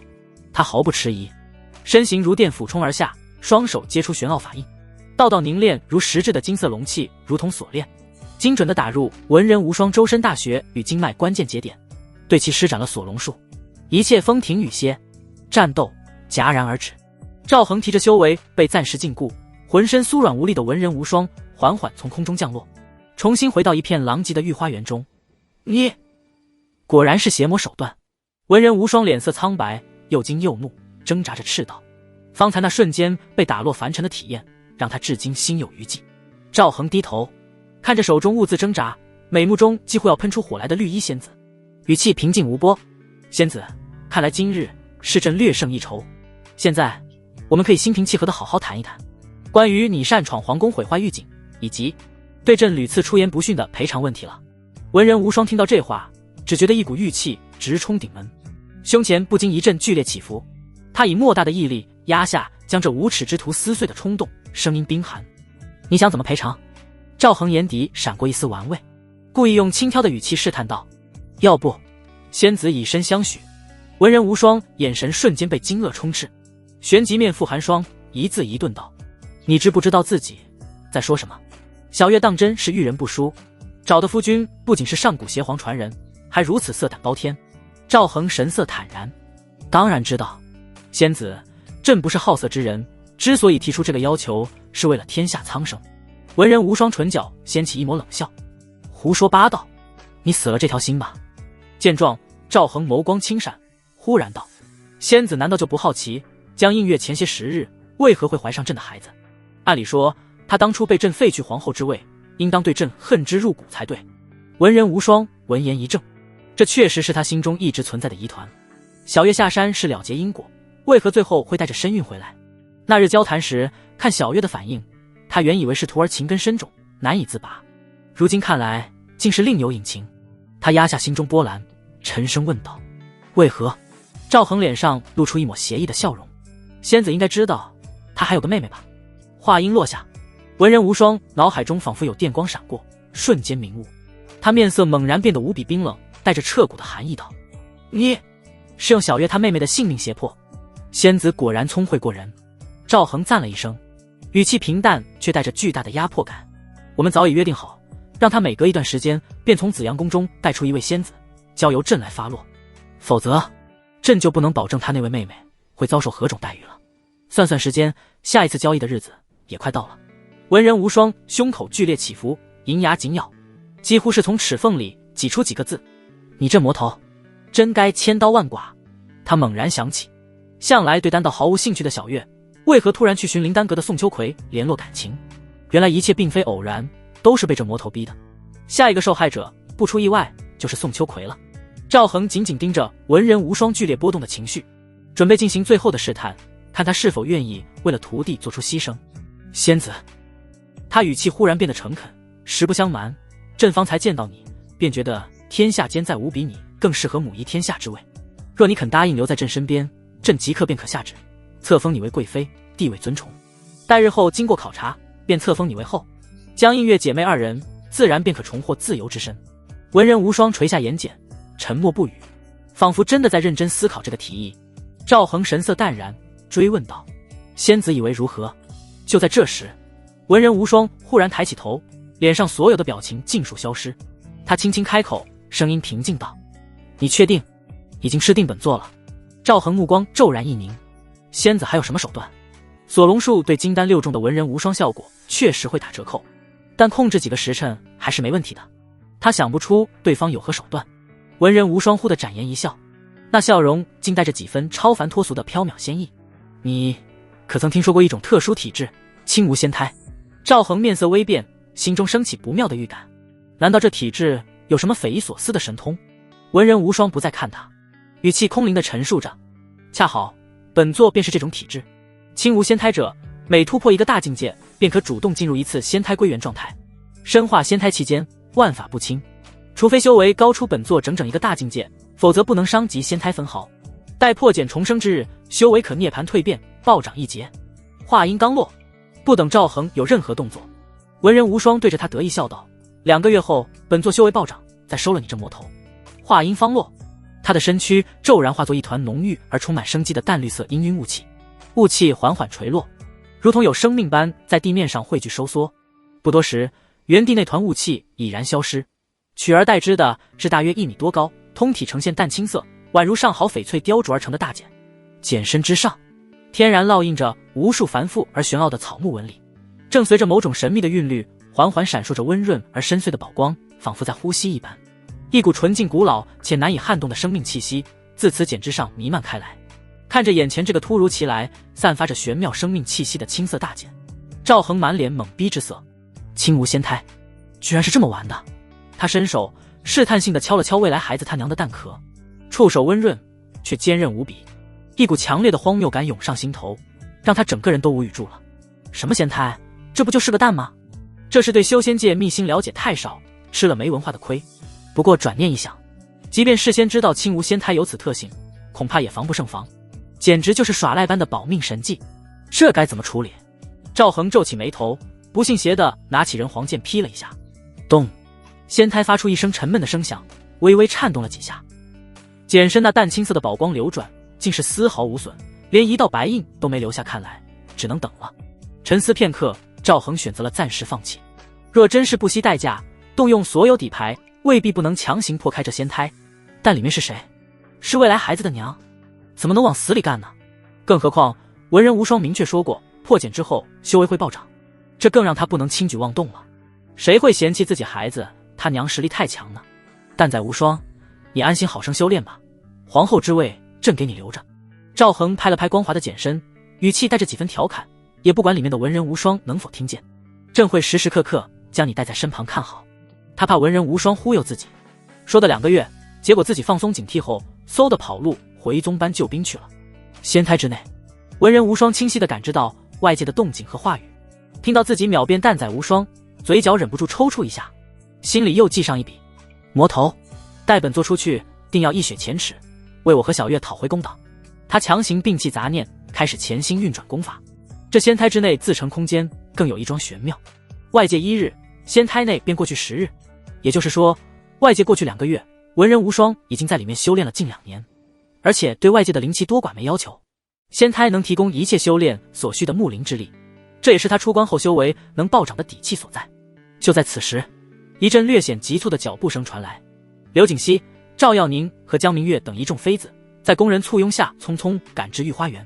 他们原本正在宫中打牌，被先前剧烈的灵力波动惊动。陛下，发生了何事？您没事吧？走在最前的刘景熙快速扫视了一眼狼藉的远景，目光最终落在赵恒身上，美眸中满是担忧。赵恒摆摆手，语气轻松：无妨，朋友来访，切磋了一下而已。这时，好奇心最盛的赵耀宁已经凑到了那淡青色大茧旁边，伸出仙指好奇地戳了戳。皇帝哥哥，这个漂亮的大蛋是什么啊？他啊，赵恒面不改色，一本正经地介绍道，就是朕方才说的那位朋友。众妃，朋友，一颗蛋，陛下跟蛋怎么切磋？他们面面相觑，皆从对方眼中看到了茫然与古怪。赵恒没有过多解释，转而关切道：朕不是让你们安心静养吗？下次若再感知到动静，不必急着赶来，若是连朕都解决不了的麻烦，你们来了也无济于事。江明月闻言柔柔一笑，上前一步道：臣妾们是来给陛下助威的呀，若真到了万不得已之时，臣妾也能陪在陛下身边同进退。他巧妙地将那个不吉利的字眼略去，但话语中的决绝与深情，在场所有人都听得明白。其余妃子心中皆是一动，暗叹着江明月不仅自身乖巧可人，还拉上了姐姐，竞争后位的势头当真强劲。刘瑾熙面上不动声色，心中却警铃大作。她与喜儿的联盟优势，在江氏姐妹面前似乎没有丝毫优势，脑海中不由飞速思索起来，是否也该再寻一位可靠的盟友。可若非亲近信任之人，盟友关系又如何能牢靠？不仅是他，在场其他几位妃嫔也或多或少感受到了压力，心中开始盘算着该如何提升自己在陛下心中的分量。赵恒并不过多关注众女暗中较劲，此乃人之常情，个个无欲无求，他反而不放心了。卷起来才好啊！安抚完众妃，让他们各自回宫休息后，赵恒便亲自将进入仙胎状态的文人无双搬回了自己的福宁殿，妥善安置。随后让蔡蔡盯着他一步御马监，吩咐监正挑选出1000匹体格健壮、正值繁育巅峰期的上好母马，取出系统奖励的龙鳞马精血，亲自出手。耗费一番功夫后，将它们一一改造为后天龙鳞马。待忙完这一切，天色已然暗淡。接着赵恒下达了让御马监宦官们开始进行人工受孕准备的指令。这场面看起来似乎有些不太正经，实际上也确实不太正经。赵恒也没眼看，交代太监们精心照料这匹宝贵的龙鳞马后，便果断转身开溜。夜晚，福宁殿，在蛋仔无双旁边盘膝坐下，开始运转仙道功法阴阳造化生灭经。得益于御花园内已晋升4阶的灵脉，龙域的天地灵气源源不断涌来，让他无需再消耗中品灵石，可以放心大胆的吸。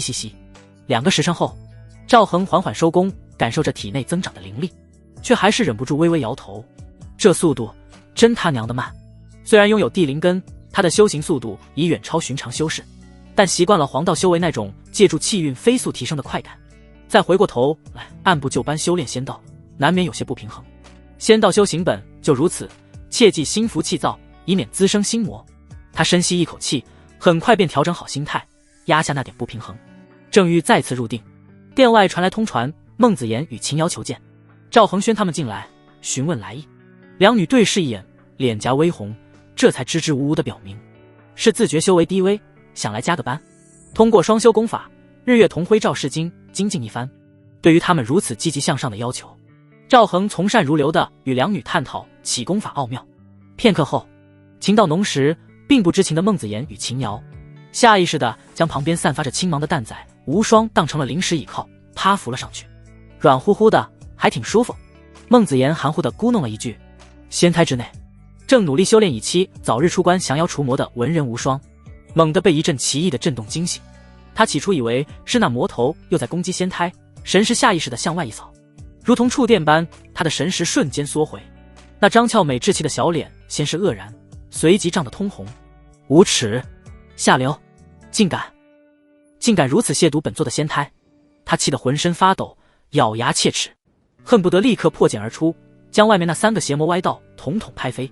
眼见外界的动静非但没有停歇，反而有愈演愈烈之势，文人无双又羞又怒，最终无可奈何，彻底封闭了自身五感6识，眼不见心不烦，强行进入了更深层次的闭关状态之中。赵恒在某一瞬间敏锐地捕捉到了那一闪而逝带着羞愤情绪的神念波动，他先是微微一愣，随即看向身旁的蛋仔无双，脸上露出了意味深长的笑容。原来这仙胎状态下，他并非完全隔绝外界，而是能感知到周围信息的吗？陛下，温度太高了。孟子言忽然娇声呢喃。他们都知晓赵恒身负日曜体，每次亲密接触，陛下的体温会随着时间推移逐渐升高，如同一个小太阳。朕知道了。赵恒正色回应，心下却也无奈，这破日曜体名字真他娘的没叫错。次日，御书房，赵恒召见了数月未见的贾三思。不过短短几月，这位农事官看起来沧桑了许多，眼窝深陷，但一双眸子却异常明亮。陛下，贾三思声音沙哑，却带着难以抑制的激动。臣幸不辱命，新型道种已成功培育收获，共计收获600万斤。饶是赵恒心有准备，此刻也不由得心中震撼。几个月时间，从无到有，竟能培育出高达600万斤的道种。按照亩产600斤来算，贾三思骑马带着团队开垦了上万亩试验田，简直是顶级牛人。这种脚踏实地、吃苦耐劳的人，才谁不喜欢？爱卿辛苦了。赵恒神色动容，语气异常和蔼，朕心甚慰。他走到大雍江域图前，指向南方。如今天气转寒，多地已不宜耕种，然而洛州地处我大雍最南，气候温和，雨量充沛，可1年3熟。他转过身，目光灼灼地看向贾三思。贾爱卿，朕欲成立农政司，专司天下农桑之事，便由你担任首位农政使，全权负责统筹大雍全国农业播种与改良。你可有信心替朕，替这天下百姓担起此等重任？贾三思闻言，身体因激动而微微颤抖。他深吸一口气，脸上满是郑重之色。陛下信重，臣万死不辞，必鞠躬尽瘁，以报君恩。好。赵恒龙颜大悦，如此国事，当有厚赏。他当即将可以修炼至金丹期的万元归灵诀传授于贾三思，并额外赏赐了50枚中品灵石以供其修行。听闻陛下竟以仙法相赐，贾三思感激涕零，再次叩首，方才告退。贾三思退下后，赵恒又立刻召见了狄宁，没有丝毫拖沓，他直接任命狄宁为锦衣卫指挥使，令其即刻率精锐人手先行奔赴洛州，首要任务便是以雷霆手段协助地方推行土地改革，扫清障碍，并为贾三思后续推广新稻种保驾护航。同时命令狄宁在大雍各州建立锦衣卫卫所，构筑起一张覆盖全国的监察网络，为后续的新政提前做出准备。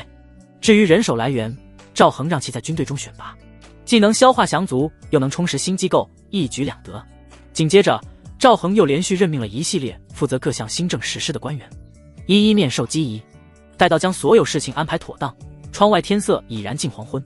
忙碌一天的赵恒信步前往后宫探望诸位妃嫔，结果刚进殿门，便看到一群大着肚子的美人又凑在了一起，正围着桌子站得酣畅淋漓，赫然又在打马吊牌。赵恒目光扫过明显显怀的婉儿、孟子言与秦瑶，悄然放出神念，小心拂过3位爱妃的腹部，准备探查一下孩子们的发育情况。这神念比前世的 X 光不知灵敏多少倍，且温和无害，不仅能感知生命律动，甚至连胎儿性别也能清晰洞察。赵恒早已知晓诸位妃子所怀是男是女，只不过没说出口罢了。脉搏强健，生机勃勃，很好。赵恒满意的微微颔首，正欲收回神念，忽然他察觉到了一丝不对劲。等等，这3个小家伙在娘胎里的动作怎么如此同步且富有节奏感？赵恒的目光疑惑地转向正在牌桌上的婉儿3人，看着他们摸牌、看牌打出的娴熟动作，他瞬间恍然大悟，这3个小家伙居然在模仿母亲打马吊牌的动作。赵恒整个人顿时无语凝噎，僵在原地。这投胎算是废了，还没出生呢就先染上牌瘾了，唉，没做好胎教啊。时光在恭维的嬉笑与牌局中悄然流逝。半月之后，洛州清河县，当北方各州已渐染秋凉时，地处最南方的清河县依旧烈日炎炎，田垄间的泥土被晒得滚烫，水田反射着刺目的白光。老农张老三和其他佃户一样，赤着上身，佝偻着不再挺拔的脊背，沉默地将一株株秧苗插入泥水中，汗水顺着他们黝黑结痂的皮肤不断淌下，滴入浑浊的水田，瞬间便没了踪影。田埂上，穿着绸衫的王员外悠闲地摇着折扇，身旁的家丁捧着冰镇的凉茶。他眯着眼扫视着田里劳作的佃农，不时尖声呵斥：“都手脚麻利点儿，误了农时交不上租子，仔细你们身上的皮。”就在这时，一阵急促而整齐的脚步声打破了田间沉闷的节奏。众人循声望去，只见县衙的护房汪书立领着几名差役，正陪着一位气度森然的警服男子快步走来。那男子身后是一对身着玄色飞鱼服、腰配绣春刀的军士，他们神情冷峻，目光如刀，周身散发着一股令人心悸的肃杀之气，一看就见过血，杀过人。王员外眉头微皱，心中莫名一紧，脸上迅速堆起谄媚的笑容迎了上去：“哎呦，汪书立，今日是什么风把您给吹来了？这几位官爷是……”汪书立轻咳一声，侧身让开，语气带着恭敬介绍道：“王员外，此乃天子亲军锦衣卫百户王猛王大人。”王猛目光锐利，看都未看凑上来的王员外，直接唰地展开一卷皇陵公文，声音洪亮如钟，传遍四野：“奉旨宣谕，维固国本，惠泽万民，即日起推行土地新政。自查清河县乡绅王富贵名下田亩，依新政律令，由朝廷按市价强制征购，不得违逆。”王富贵脸上的笑容瞬间僵住，血色褪尽，他像是被踩了尾巴的猫，尖声叫道：“强购？凭什么？这田产乃我王家祖辈辛苦积攒所得，凭什么你们说买就买？我不卖，不卖！”王猛眼神一寒：“新政乃陛下钦定之国策，岂容你区区一乡绅抗命？拿下！”诺！身后2名锦衣卫如猛虎出闸，瞬间扑上，一左一右，干脆利落地将试图挣扎的王富贵反剪双臂，死死摁倒在地。“你们这是强盗，无法无天！我要去州府，去京城告你们！”王富贵被摁在泥土里，犹自不甘地挣扎嘶吼。一旁的汪书立眼观鼻，鼻观心，一言不发。王猛面无表情，声调甚至没有一丝起伏：“尽管去告，尔等兼并土地，隐匿田亩，逃避税赋，过往罪证，东厂与锦衣卫早已记录在案。来人，查抄其家，一因人等依大雍新律论处。若查实有罪，家产充公，本人严惩不贷。不过半日功夫。”王富贵历年所犯之罪行便被查得一清二楚，强占民田，逼死人命，贿赂官吏，桩桩件件，铁证如山。最终他被一律收押，名下所有田产尽数抄没充公。事情并未结束，县衙官吏与锦衣卫再次来到了田头。王猛跨上田边一处较高的土坡，运足中气，声音清晰地传入每一个惴惴不安的佃户耳中：诸位乡亲父老，陛下仁德，体恤百姓耕种艰辛，特颁行此土地新政。自即日起，所有回购或抄没充公的田亩，将按各家丁口均分于无地、少地之农户。前3年免除一切赋税，第4年开始，每年上交1成农业税即可。此田即为尔等之永业田，可传于子孙后代，受朝廷律法永世保护。人群陷入了一片死寂。张老三张大了嘴，手中的秧苗掉进水里，他都毫无知觉。免费分田，3年不交税，还能传给子孙。他感觉自己一定是被太阳晒晕了头，产生了幻觉。旁边一个年轻后生不敢相信的狠狠掐了自己大腿一把，剧烈的疼痛让他撕得倒吸一口凉气，随即无与伦比的狂喜瞬间冲上了他的脸庞。不是做梦，是真的，官爷说的是真的。陛下，陛下给我们分田了，老天爷开眼了啊！陛下万岁，皇帝陛下万岁！不知是谁先带的头，田埂上水田里黑压压的跪倒了一片。张老三老泪纵横，用尽全身的力气，和无数同样激动的浑身发抖的乡亲们一起，朝着京城的方向一遍又一遍的叩首。嘶哑的欢呼声与喜极而立的声音汇聚在一起，直冲云霄，震撼四野。新政率先在洛州打响了第一枪。紫阳宫、灵丹阁，缕缕丹香萦绕在雕梁画栋之间，氤氲如雾。江映月步履轻快地行走在廊下，唇边不自觉地哼着悠扬的小曲，眉眼间流转着许久未见的明媚。这半月以来，他与宋秋葵的关系进展神速，照这个势头，1个多月后，他就有十足的把握将其诓下山去。哎，师姐，对不起。这念头一起，江映月眸中的光彩稍稍暗淡，神色复杂难明。解救妹妹的迫切希冀与对同门师姐的丝丝愧疚，在他心中交织缠绕。若他看过《无间道》，此刻肯定狠狠共情了。这卧底真不是人干的事。正当他心绪翻涌之际，一道炽热流光自天边疾驰而来，唰地落在院中，现出一位身着火红长袍的中年道人。他面容肃穆，周身隐有热浪翻涌，正是执掌灵丹阁的金丹9重长老云丹生。见过云长老，江映月心头一凛，迅速敛去杂念，恭敬行礼。云丹生微微颔首，目光扫过四周，开口询问道：你师尊去哪了？前段时日，他特意邀请文人无双帮个忙，到了约定之时，人却不见踪影。江映月闻言，面上浮现出一抹疑惑：师尊，我不知道啊。奇怪，我们明明约好了的。云丹生眉头紧锁，心中有些不悦。见状，江映月心思急转，试探着猜测道：兴许师尊是临时有事出门了呢？那本座给他传讯，为何石沉大海，连只言片语都不回？云丹生的语气带上了几分质问。江映月被他看得有些紧张，伸手微垂，小心翼翼道：师尊或许只是不想回你。他顿了顿，感受到对方瞬间凝滞的气息，连忙补充道：云长老勿怪，弟子是瞎猜的。他抬起眼帘，师尊或许此刻正身处秘境之中，隔绝了内外讯息。这种情况，弟子之前也遇到过几次。待师尊探查完毕，平安出来后，定会第一时间给您回信的。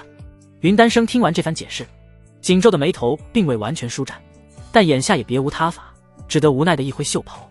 罢了，那本座便再等上一等，希望他能快点回来吧。